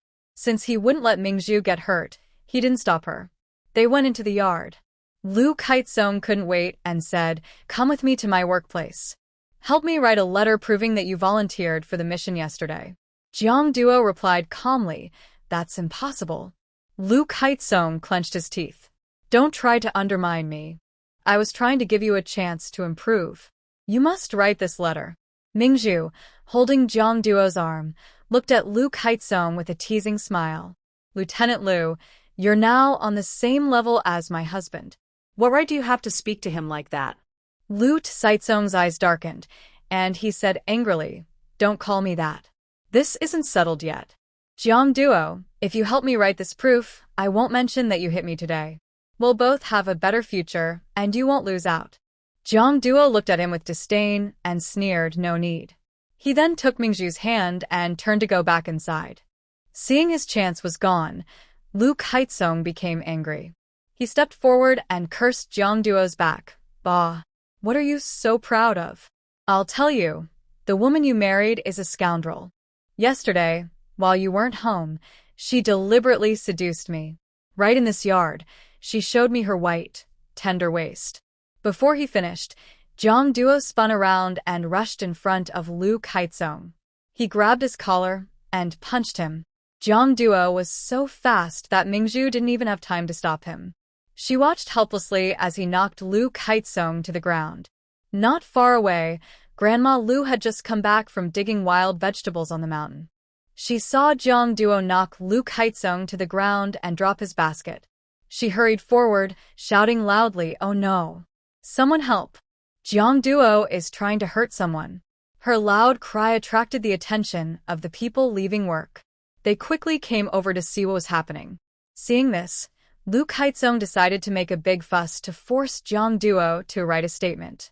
He lay on the ground pretending to be dead. Grandma Lu rushed over, hugged Lu Kaizong, and cried loudly, "Oh my son, please wake up. Don't scare me." Jiang Duo's eyes darkened. People from afar held him back and asked little Jiang, "What's going on?" Jiang Duo didn't bother explaining to such a petty person. When necessary, he didn't mind using his authority to crush the other person completely so they could never rise again. Ming Zhu knew that people tend to favor the weak. Now that Lu Kaizong had fainted, it wasn't good for Jiang Duo. She didn't want Jiang Duo to have any stains on his reputation. So she squatted down, crying sadly and pretending to be wronged, saying, "I want to report this. Lu Kaizong is trying to ruin my innocence." Seeing her cry, everyone's attention turned to Ming Zhu. Ming Zhu looked up at everyone and cried even more sadly. "Last night, Lu Kaizong sneaked over to my house while Jiang Duo wasn't home. I wasn't there either, so it's fine. But today he was demoted from his job and is holding a grudge against Jiang Duo. When he came back from work, he thought Jiang Duo wasn't home, and he wanted to hurt me." As she spoke, she covered her face with her hand, tears streaming down, acting very distressed. She simply couldn't help crying without tears. If it weren't for Jiang Duo being home today, I really wouldn't know how to live. Jiang Duo was originally angry about his girl being falsely accused and insulted.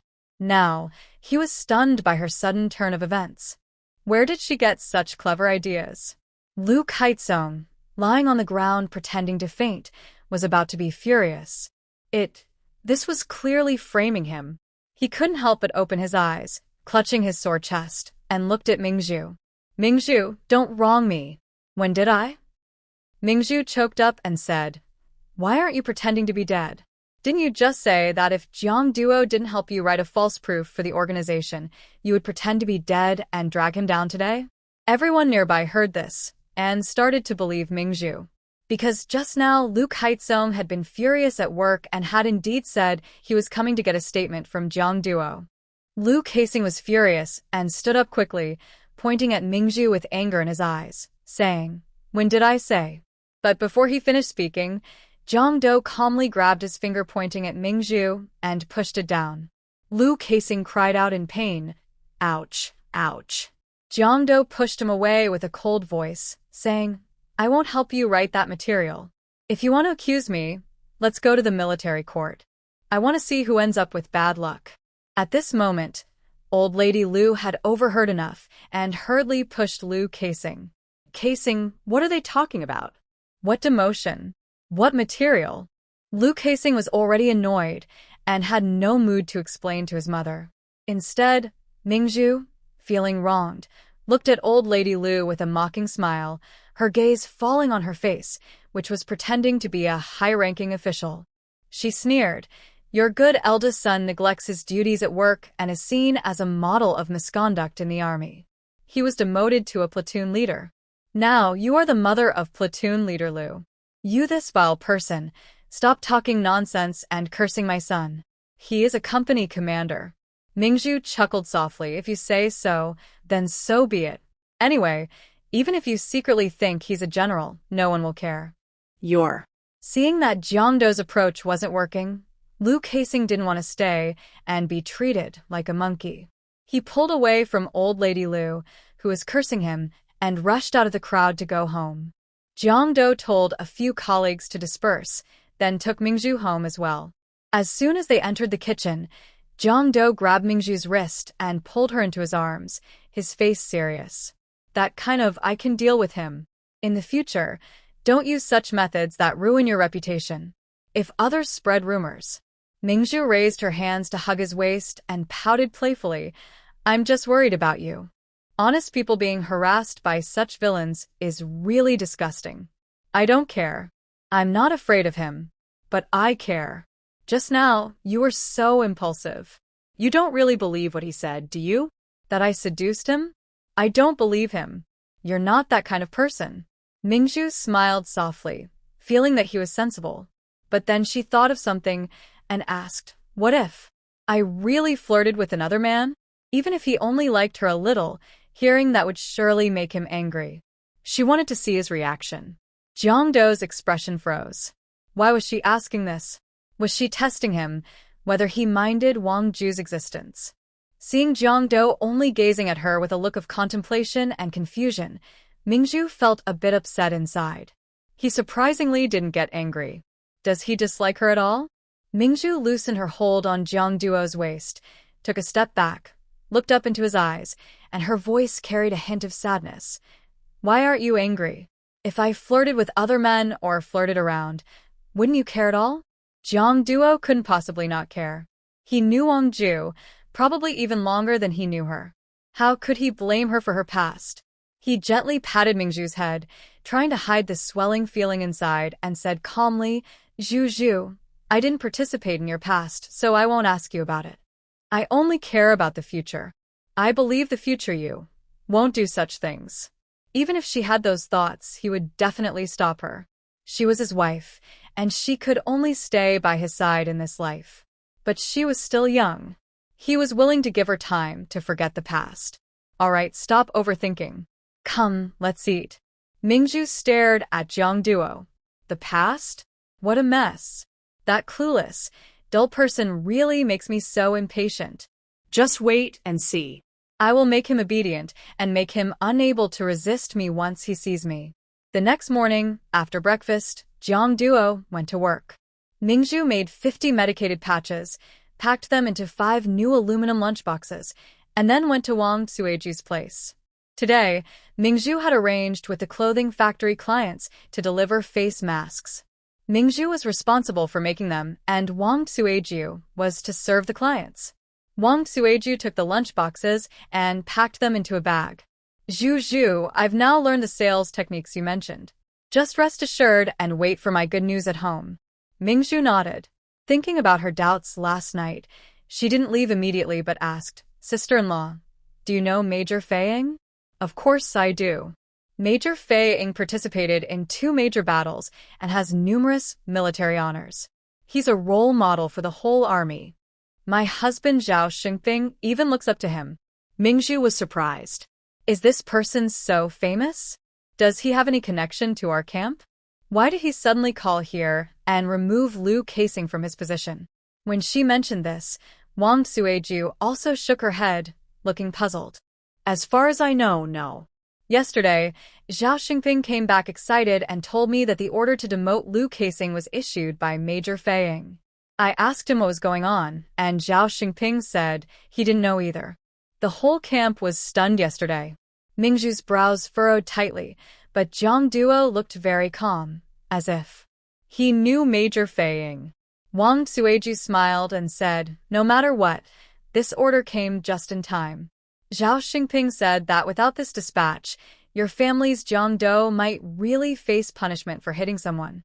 Yesterday evening, Huang Dejiang and the others had already started planning how to handle it. Ming Zhu saw that Wang Suiju couldn't figure out the full story, so she nodded and didn't continue the topic. But once the seed of suspicion was planted, it was hard not to think more about it. She even linked this matter to Jiang Duo's uncle. That day, she saw Jiang Duo's uncle. Although neither mentioned each other's identity, his manner and speech suggested he was quite a high-ranking official. Could it be that Jiang Duo's uncle knows a big person, and that's why they helped Jiang Duo? But that didn't seem right. If Jiang Duo had such powerful backing, he wouldn't be only at this level at his age. After Wang Suiju left, Ming Zhu couldn't figure it out, so she went to the suburban supply and marketing cooperative to buy some vegetables. When she returned to the residential compound, she heard Lu Laotai's scolding voice from afar. She was yelling at Su Guimei again. "You shameless person, thinking that just because your man got demoted, you'll get some good results? Look at your foolish face, and you're still going to pick mulberry leaves for others. Are you crazy? Mom, I finished all the chores at home, You dare to talk back? You know I don't get along with that troublemaker, and you're helping her. I think you're just trying to provoke me. This family can't tolerate you, right?" Nearby, Chen Fingjiao, who was visiting and holding a child, comforted Lu Laotai. "Grandma, calm down. Getting upset isn't good for your health." Then she looked at Su Guimei with a kind smile and advised her, "Guimei, it's not bad to do chores at home. Your mother-in-law is quite nice. If you listen to her more and show some filial piety, why does she always get angry with you?" Su Guimei felt upset inside. She didn't like arguing and didn't want to face the two-faced Chen Fingjiao. She turned to go inside. But just as she reached the kitchen door, she heard a teasing laugh from outside the yard. "Oh, sister-in-law Fingjiao is visiting my sister's house. You're really busy, huh? Yesterday, you were talking to Anning Lon about our family's matters, and today you're running to Lieutenant Lu's house to play nice. Anning Lon isn't as good at planning as you, managing everything so perfectly." Seeing Ming Zhu and hearing her words, which contained no explicit language, but were full of mockery, Su Guimei immediately showed a sneaky smile. Chen Fingjiao was stunned for a moment and frowned, saying, "I was just wandering around casually. Who said I was in charge of everything? Casually wandering around means walking with your legs, not talking nonsense. You're not my sister Guimei. If you haven't lived my sister Guimei's life, don't criticize her way of handling things." Chen Fingjiao frowned unhappily. "I didn't mean to."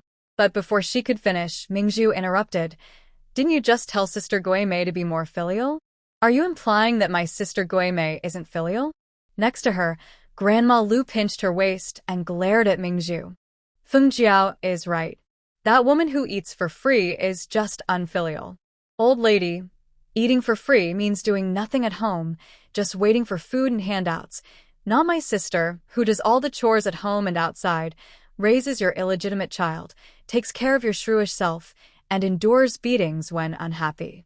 Do you think your family is destined to inherit the throne? You're so arrogant every day. You're just a bad omen. Ever since you came to the big yard, my family has never been peaceful. And you dare to scold me? Are you trying to make me die of anger? If I could really make you die of anger, that would be great. Anyway, angering someone doesn't cost a thing. And Even if I am a bad omen, I can't be worse than your family. Your Lu squad leader has fallen so low, probably because you, this old woman, have lived too long and ruined his luck. you. Grandma Lu was so angry she couldn't speak. Where did this demon come from? Why is she so hard to deal with? Seeing this, Chun Fengjiao pretended to be a peacemaker. Ming Zhu, we're all neighbors. It's not good to talk like that. Ming Zhu asked back, Fengjiao, are you saying it's okay for her to call me a bad omen, but I can't fight back? I mean, she's old. Old and not human? Can she just insult people? Where's that logic coming from? You set the rules? Forget it. I kindly wanted to mediate, but I got involved in this mess. You all can do as you like. I'm going home. Seeing Ming Zhu turn her anger towards herself and not wanting to cause trouble over Grandma Lu, Qin Fengjiao hugged her child and proudly left the Lu family. Pearl didn't pay attention to her anymore. After giving old lady Lu a quick look, she said to Su Guomei, Sister, you've worked hard. Since the old lady said you're just a person who eats for free, you should listen to her. Do your best to act like you're just here to eat and not cause trouble. Be more obedient. The old lady was so angry she stomped her foot and turned around, pushing Su Guomei aside, and went back inside. Pearl and Su Guomei looked at each other and smiled. Feeling happy, Pearl carried the mulberry leaves Su Guomei brought her and went inside to feed the silkworms. In the afternoon, Wang Suizhou came back excitedly. As soon as she entered Pearl's house, she said happily, Zhu, I was right. Because of what those people said last time, I went to the clothing factory today, and about 50 people gathered at the door, all wanting to buy the medicinal patches. In the end, I sold out all the patches, and I even remembered a few more names. She took some change out of her pocket and handed it to Pearl. Here, you count it. 50 patches, that's 25 yuan. She was so excited, she could hardly contain herself. These days, what kind of person can earn so much money in a day? On her way back, she didn't dare take her hand out of her pocket. Pearl calmly took the money, pulled out 5 1-yuan bills, and handed them to Wang Suizhou. Sister-in-law, here's the commission I promised you. Wang Suizhou happily took it and leaned in close to Pearl, whispering, Honestly, Zhu, if we keep doing this every day, Zhao Xingping won't earn more than me. Pearl smiled. That's good. Just improve your diet a bit, so he can enjoy the benefits of having a good wife. But we must keep the money hidden, so no one gets jealous. Don't worry, I have a good idea about that. By the way, do you have enough materials for the patches? When I go to the textile factory tomorrow, you should prepare a bit more. Sister-in-law, making 50 patches a day is enough. We can't produce more. It's not that they couldn't make more, but in this era, being too prominent could attract trouble. Better to be cautious. When the policies change in a couple of years, I'll go all out and work hard. That evening, Jiang Duo came back and saw 3 or 4 dishes on the table. He looked a bit puzzled at Pearl. Why are there so many dishes? Pearl took out 20 yuan from her pocket and waved it in front of Jiang Duo. Your little wife earned some money. Let's celebrate. Have a good meal. Jiang Duo looked at the money in her hand, surprised. So much? Of course, she replied. In any era, women's money is always the easiest to earn. She jumped in front of Jiang Duo, looked up shyly, and leaned into his arms. Aren't you going to praise your little wife? Jiang Duo casually wrapped his arms around her soft waist and said, You're very good, but remember to follow the rules. Of course, don't worry. I'm a law-abiding military family member. Jiang Duo smiled gently and gently brushed aside her messy hair from her forehead. Looking at each other tenderly for a moment, Jiang Duo's voice was deep. Let me tell you some good news. Aunt's house is settled. It's not far behind the supply and marketing cooperative in the suburbs, very close to us, so it's convenient for you to visit and take care of them. Really? Ming Zhu let go of Jiang Duo, jumped twice, then hugged him again, excitedly asking, When can I bring them over? I called the local office and asked them to send a message to Uncle Dacheng and his wife, asking them to help bring the 3 girls over. Also, bring the bicycle and sewing machine you've been longing for. If everything goes smoothly, you can pick them up at the train station the day after tomorrow. That's great. What about Song Shue's school? That's arranged too, at number 12 in the suburbs. Ming Zhu felt a bit touched. Although her aunt and others weren't Jiang Duo's direct relatives, he personally took care of everything for her. He did so much for her. Doesn't that mean he likes her? Then why doesn't he mind her being flirtatious with other men? Thinking of this, Ming Zhu felt a strange sadness in her heart. Seeing her expression suddenly turn heavy, Jiang Duo reached out and gently touched her forehead. What's wrong?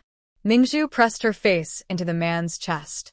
I'm just thinking that you are so good to me, I will definitely become more and more dependent on you. If one day we part ways, I will be very, very sad. Jiang Duo's heart sank. Does she still want to leave him, just like when they first got married? Is it because she likes Wang Zhu too much and simply can't love him? He raised his hand and hugged Ming Zhu tightly. They are already married. Even if she likes someone else, he won't let go. They will never be apart in this life. Absolutely not. The next day, Jiang Duo took advantage of his lunch break to take Ming Zhu to her aunt's new home. The main house has 3 rooms, the largest living room on the west side, with a bed inside, forming a semi-living, semi-sleeping space, a small bedroom in the middle, and a kitchen on the east side. The yard is much bigger than the one in Shaojing village. On the west end, there is an empty small room, and in the corner on the east side is the toilet. This large house is more than enough for Aunt and her daughter to live in comfortably. Ming Zhu spent an entire afternoon tidying up inside and outside the house, made the beds, bought kitchenware, and even cooked a meal. That evening, Ming Zhu and Jiang Duo had dinner here. After eating, Jiang Duo used the well in the yard to draw water and then wash the dishes. Once everything was cleaned up, he came to the room to call Ming Zhu to go home. Ming Zhu sat on the edge of the sofa in the living room and waved to Jiang Duo, saying, "Hubby, come here for a moment." Seeing her smiling like that, Jiang Duo wasn't sure what she was thinking but calmly walked over.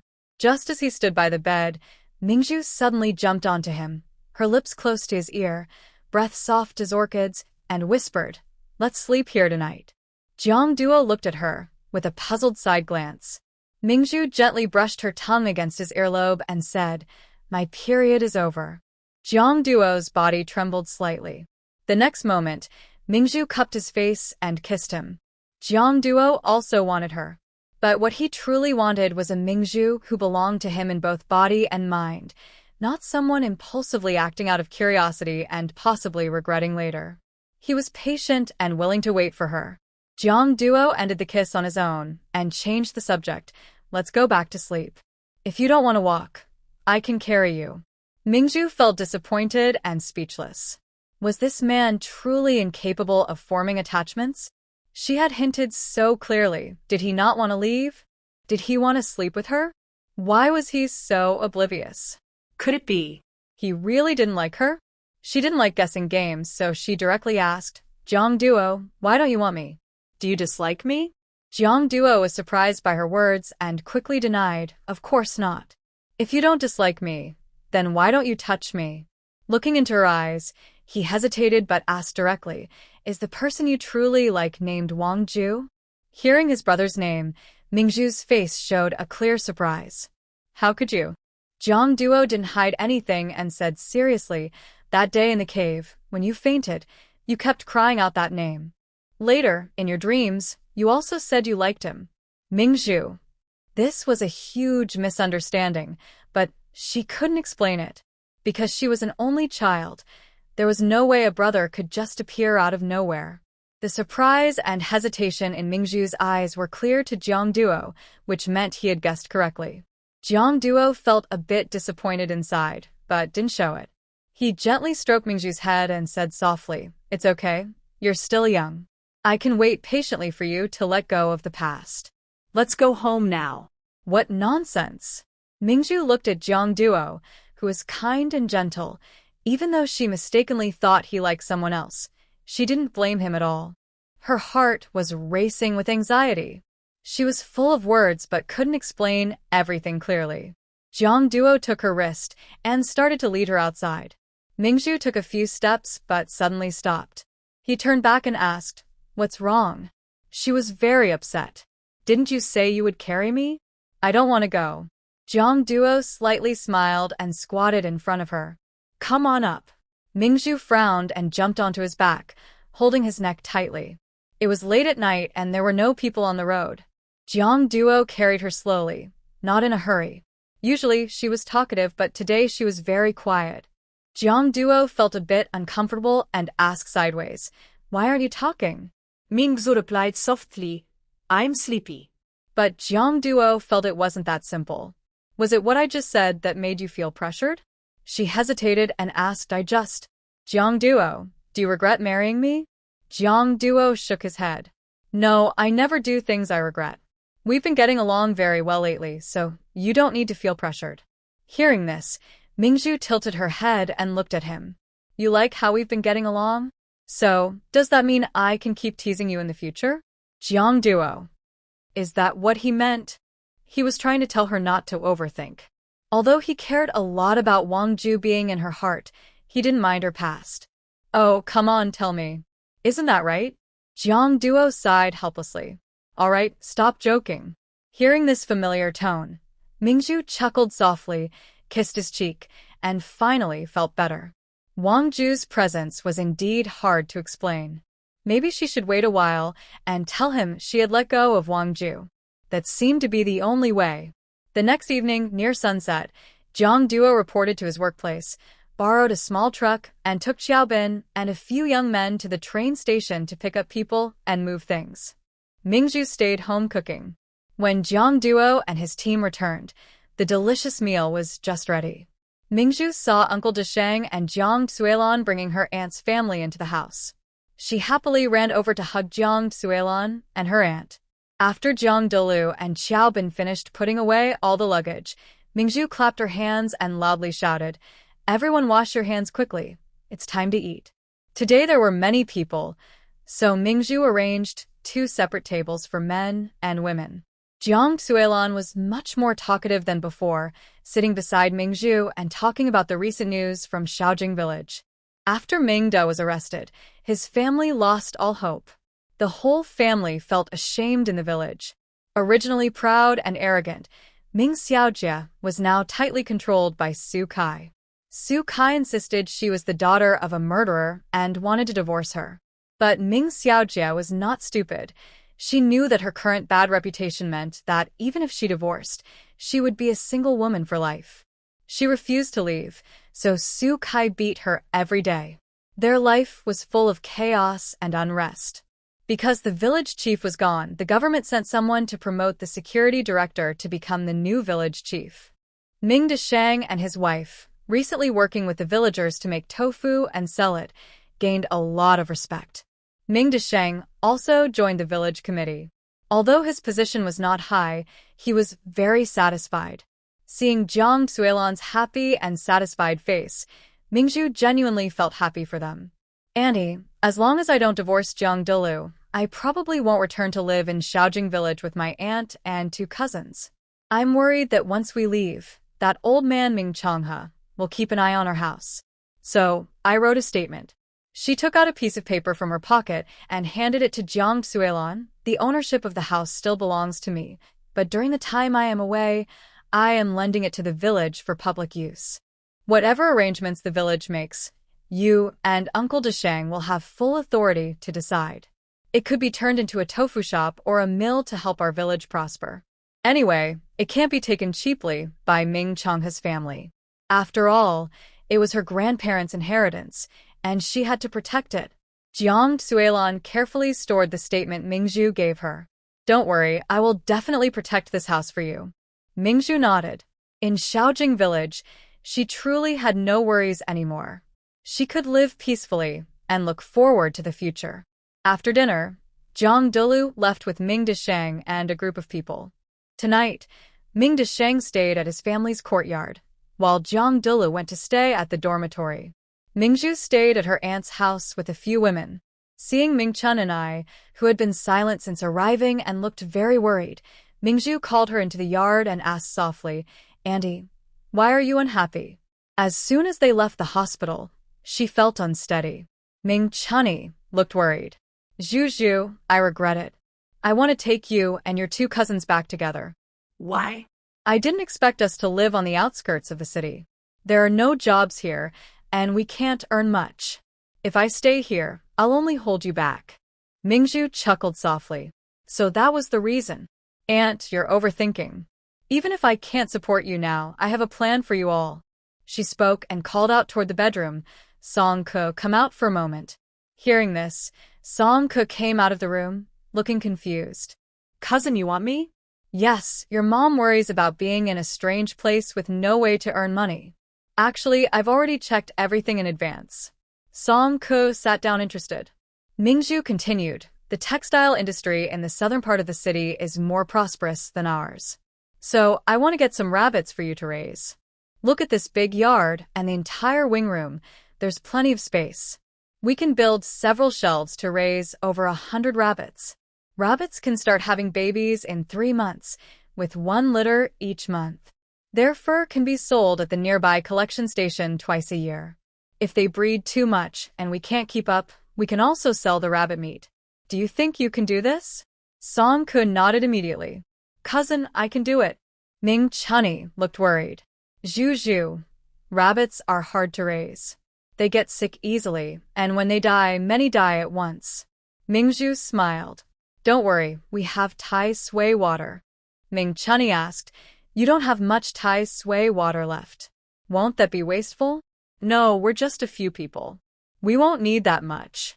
Ming Chunny thought for a moment. All right, we'll raise rabbits.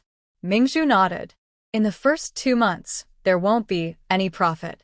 During this time, Song Ke can make tofu with Tai Sui water and sell it nearby. Also, I've been working on a medicinal patch that makes the face look better. If Song Ke isn't afraid to go out and promote it, I can take you with me. Since I brought you out, I want you to have work and a good life. Hearing this, Ming Chunny felt relieved. As long as she wasn't a burden, she was willing to do any work. Song Ke felt even more hopeful about following his cousin. Life was getting better every day. The next day, Ming Dacheng and Jiang Duo were about to leave. Ming Zhu went to the supply and marketing cooperative, buying many local specialties in big and small packages to bring back for the children. Suelon knew that after this farewell, it would be hard to see each other again. Before leaving, she hugged Ming Zhu at the train station and cried, also thanking her for bringing hope to their family. Watching the train go far away, Ming Zhu finally dropped her smile, turned to hold Jiang Duo, and felt a little uneasy inside. Although all good things must end, some farewells are still hard and sad. On the way back, to help Ming Zhu forget her worries, Jiang Duo talked about Zhou Changming.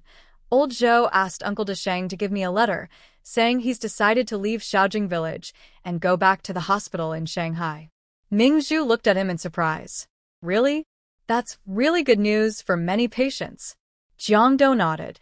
Old Zhou also said that if you want to continue studying in the future, just tell him what learning materials you need. He can help prepare them, and if you have questions, you can write to him. Ming Zhu smiled. What if I ask him to help me get a job at a hospital over there? Jiang Duo frowned. That's too far, and not convenient. Ming Zhu linked her arm with his and said with a smile, why not? Shanghai is a city everyone dreams of. You stay here to serve in the army, and I go there to learn medicine and help people. Isn't that good? No, it's not. Seeing his sudden gloomy expression, Ming Zhu couldn't help but laugh softly, teasing him. Hubby, tell the truth. Do you really dislike us being apart? Jiang Duo. Husbands and wives shouldn't live apart, and he really didn't like it. If you want to become a doctor, after you reach a certain level of study, I can find someone to help you get a position. Find someone? Ming Zhu's eyes twinkled as she asked playfully, do you know someone powerful who can help me get a job? A high-ranking official? Ever since she learned that Major General Fei Ying personally called to revoke Liu Caixing's position and resolved Jiang Duo's urgent problem, she had been curious about whether Major General Fei Ying and Jiang Duo had some connection. If she could really get close to such a powerful person, she could walk around freely in this era. Jiang Duo raised his hand and poked her forehead. Don't think about crooked ways. If you have the ability, I can help you. Ming Zhu pouted and scoffed. Huh, this guy always changes the subject. He must have a ghost in his heart. There's definitely a ghost. After a while, she managed to move past her feelings of saying goodbye to Jiang Duo and talked to Jiang Duo about her aunt's plans. Jiang Duo didn't expect her to come up with such a profitable idea in such a short time. It seems she not only has a talent for medicine, but also a good mind for business. It's a pity that national policies don't allow it. Otherwise, she could have achieved more. That noon, Jiang Duo took some time to bring Xiaobin and a few brothers to fix the wooden racks for raising rabbits, measuring and nailing them properly. By the next day, 30 rabbits were peacefully resting in their cages. Andy was responsible for feeding the grass and raising the rabbits. Song Ke was a bit timid and didn't dare to sell medicinal patches in the city, so she chose to make tofu at home and sell it nearby. Song Shui went to a new school to start studying. Watching her aunt and others' new life unfold smoothly under her planning, Ming Zhu felt very at ease. That evening, she returned from her aunt's place, waiting for Jiang Duo to finish work so they could go back to the residential compound together. She simply boiled a bowl of noodles. Just as they were about to eat, suddenly, outside, Su Guimei's heart-wrenching crying was heard. They exchanged a quick glance and ran outside together. On the other side of the low courtyard wall, Lu Kaijing was frantically wielding a wooden stick as thick as an iron shovel handle, hitting Su Guimei, who was lying on the ground. Su Guimei was no longer enduring silently like usual. Instead, she curled up, covering her head, desperately begging, "Stop hitting me. Please stop." Lao Lu, with a vicious look, was pinching her waist and shouting at Lu Kaijing, "This kind of treacherous person still dares to run out after being beaten. She's gotten brave. Son, hit her until she's dead." Ming Zhu pointed at Lu Kaijing and loudly commanded, "Lu Kaijing, stop it." She and Jiang Duo ran to Lu Kaijing's courtyard. A strong smell of alcohol came from inside. How much had this beast drunk? Ming Zhu knelt down, pulled Su Guimei up from the ground, and softly asked, "Sister, how are you?" Jiang Duo grabbed the stick from Lu Kaijing and scolded angrily, "Lu Kaijing, what are you doing?" Lu Kaijing stopped and looked up at Jiang Duo with a faint, floating step, sneering, "I'm hitting my own woman. What does it have to do with you?" "Jiang Duo, you're meddling too much. Do you like this woman?" Ming Zhu turned around, furious, and slapped him hard in the face. Lu Kaijing, drunk and unsteady, staggered 2 steps and fell to the ground after being slapped. Old Lady Lu saw this and shouted angrily, rushing forward to hit Ming Zhu. Jiang Duo tried to step in, but Ming Zhu said, "Jiang Duo, don't worry about me. Just hit Lu Kaijing hard." She then grabbed Old Lady Lu's wrist with one hand and sharply pinched her waist and stomach with the other. Old Lady Lu cried out in pain, shouting loudly, "Oh, everyone look. Jiang Duo and his wife are fighting." Ming Zhu's eyes showed coldness. "You yell, you just yell. Lu Kaijing got drunk and hit someone. My sister is full of injuries now. If we make a big fuss and go to the higher authorities, I want to see who ends up suffering." Old Lady Lu suddenly stopped and said, I hit her. It's proper for a mother-in-law to discipline her daughter-in-law." "Really? Then I will now act as your mother-in-law and give you a good lesson, you old beast." After saying this, she pushed Old Lady Lu to the ground, not hitting her but pinching her painfully around her stomach and thighs. The old lady was in terrible pain. Ming Zhu, after venting her anger, didn't go further. She thought it was disgusting to beat this old woman so badly and then be blamed for it. She stood up directly, spat at Old Lady Lu, then looked at Lu Kaijing, who was being held by Jiang Duo by his collar, and warned, I tell you, if you dare to touch my sister again, I will ruin you." Then she turned around, helped Su Guimei, and headed outside. Jiang Duo let go of Lu Kaijing and gave him a cold look. Lu Kaijing, though drunk, was still rational. He didn't dare confront Jiang Duo and his wife. Instead, he pointed at Su Guimei's drunken figure and said, "Su Guimei, come back. If you dare to step out of this door with them, I will divorce you tomorrow." Su Guimei suddenly stopped. The word divorce shook her deeply. In this era, who would get a divorce? She couldn't afford to lose face like that. Ming Zhu saw her thoughts and said, "Ignore him. He doesn't dare." "Who says I don't dare? Before, I endured everything for my job. Now that I've been demoted, what is there to care about?" "Su Guimei, I've wanted to divorce you for a long time. Seeing your old, ugly face makes me sick. Just go. Once you leave, we'll divorce tomorrow." Su Guimei closed her eyes, patted Ming Zhu's hand, feeling very oppressed inside. "Ming Zhu, I'm fine now. You and Jiang Duo should go back first." Ming Zhu looked at Su Guimei, who was clearly controlled and overwhelmed, and felt very frustrated inside. A good marriage can make a woman happier, but a bad one can drain her life away. She has truly seen the power of a bad marriage now. Su Guimei turned to Lu Kaizong, who looked at Ming Zhu and her husband with disdain and sneered, dogs interfering in other people's affairs. He grabbed Su Guimei's collar and roughly pulled her toward the house. Ming Zhu was really annoyed by this and turned around to help. Jiang Duo held her back and shook his head. Su Guimei was unwilling to fight for herself and relied only on Ming Zhu. It was useless. But Ming Zhu still went over. As a woman facing a man who didn't treat women with respect, how could she bear it? She stepped forward, grabbed Su Guimei's hand, pulled her away from Lu Kaizong, and took her to the wall. Looking into her eyes, she lowered her voice and asked, "Sister, I want to ask you, are you madly in love with this man and think you can't live without him? Or are you afraid that after leaving him, you won't have anywhere to go and won't know how to live? If it's the former, then just consider today me meddling in your affairs. If you and he argue again, I won't interfere anymore. But if it's the latter, come with me. Even women who are divorced can live very well." Su Guimei looked at Ming Zhu with sad eyes. Love has never been part of her life, but after divorce, not knowing how to live was real. Ming Zhu saw the fear in Su Guimei's eyes about divorce and thought for a moment before speaking. "You know my aunt came, right?" Su Guimei nodded. "Ierd qui you mention it." Ming Zhu's aunt is also divorced.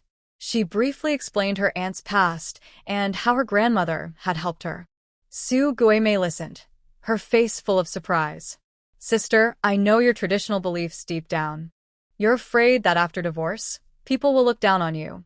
But if you stay here, you'll eventually be worn down by them and their son. If you're willing to save yourself, don't worry about the future. I will help you find a way to earn money. Just ask, and I'll take you away." Su Guimei looked into Ming Zhu's eyes, feeling very conflicted. No one wanted to escape this prison more than she did. Even living one more day here made her want to die. But divorce also scared her deeply. Just as she was feeling torn, Lu Kaizong's angry, insulting voice rang out again. "What are you still talking to her for? You disgusting freak? If you're too cowardly to leave my house, then get out. And if I see you talking to her again, I'll break your legs." Su Guimei's heart sank, and suddenly she remembered what Ming Zhu had said to her that night. "Your life is so precious. You should cherish it. You're not even afraid of death, so why don't you have the courage to live?" She wants to live. She must live. But if she stays here, she has no way out. Su Guimei, with tears in her eyes, looked at Ming Zhu. "After the divorce, can I really live well, right?" Ming Zhu nodded. "As long as you want to." Su Guimei closed her eyes. Amid Lu Kaizong's harsh insults, she slowly turned around and, with a courage she had never had before, firmly said, "Then let's get a divorce." Lu Kaizong was stunned. Seeing Su Guimei dare to oppose her, her eyes filled with anger. "What did you say?" Ming Zhu relaxed inside, a look of disdain on her face as she looked at Lu Kaizong. "Are your useless ears just for breathing? My sister said she wants a divorce. She doesn't want a scumbag like you anymore." Old Lady Lu, seeing this, got up from the ground and became more arrogant. "Son, it's good that this bad omen is gone. With your looks and conditions, you can find any woman you want. Let her go." Ming Zhu smiled at Old Lady Lu. "Then I will pray for you every day, wishing your next daughter-in-law can slap you 800 times a day." "You." Ming Zhu rolled her eyes at her, too tired to argue with the old lady. She called Jiang Duo and, pulling Su Guimei along, headed outside. She felt that pulling Su Guimei out of the hands of death that night wasn't really saving her. Tonight was the real rescue. Leaving Lu's house, they met Wang Suiju, who came looking for Ming Zhu. Seeing the injury on Su Guimei's face, Wang Suiju approached with surprise. Oh my, how did they hurt her like this? She looked toward Lu's yard, where the shameless mother and daughter had already slipped back inside. Although Ming Zhu also felt sad for Su Guimei, she happily went over to Wang Suiju and said, "Sister-in-law, I have good news for you. My sister is finally free." Wang Suiju was confused. She frowned and asked, "What do you mean?" Ming Zhu took Wang Suiju and Su Guimei back home together. Jiang Duo thought it was inconvenient to eavesdrop on the women's conversation, so he made an excuse to visit Zhao Xingping at old Zhao's house. The three women entered the house. Ming Zhu poured a cup of cooled spiritual spring tea for Su Guimei. "Sister, drink this. I made this medicinal tea.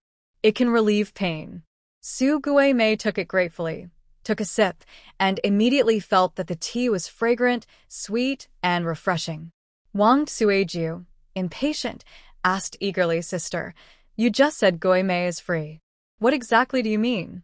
Pearl smiled and said, "Sister Guimei is going to divorce Lu Kaiqing." "What?" Wang Chuiju was surprised. After all, they were from the same old-fashioned era, and the word divorce was quite shocking. Seeing Wang Chuiju's reaction, Su Guimei lowered her head in shame. Pearl patted her hand and said, "Sister, lift your head. Divorce isn't something shameful. If you married the wrong person, it's brave to choose to end it early and stop the loss." Wang Chuiju thought about the difficult years Su Guimei had gone through and immediately said, "Yes, yes, yes. I think you should have divorced long ago. Lu Kaiqing isn't worth being a person, and that mean mother-in-law of yours. Every time I see her, I feel sick to my stomach. How can you live every day with that angry face?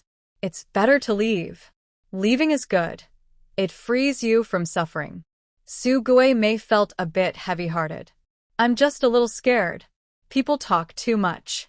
Pearl smiled and said, "Before, I was in the village because I had no parents and took care of a silly aunt.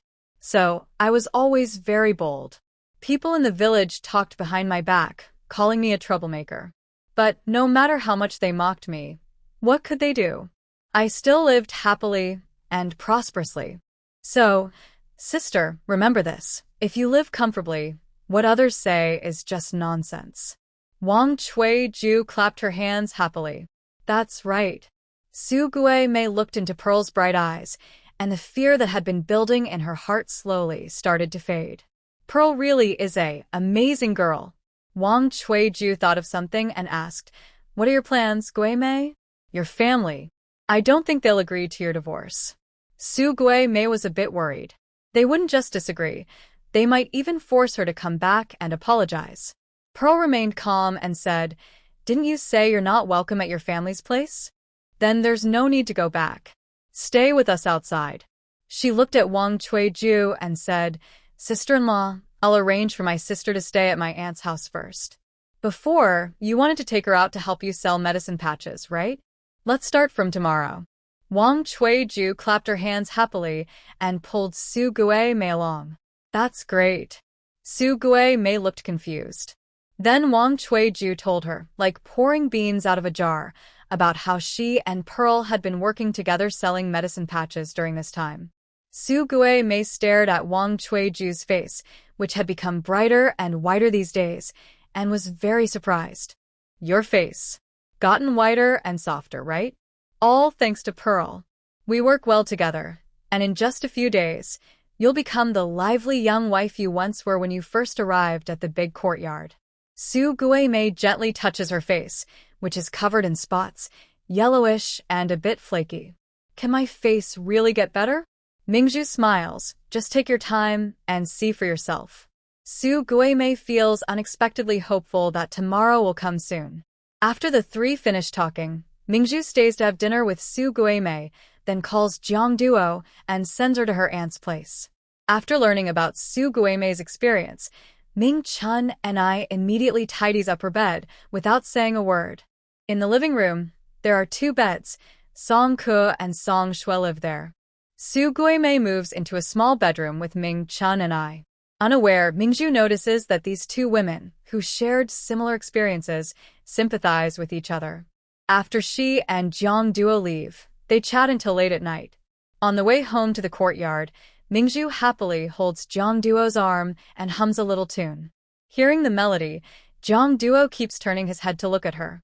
Feeling Jiang Duo's gaze, Ming Zhu tilts her head and playfully asks, "Hubby, why are you looking at me like that?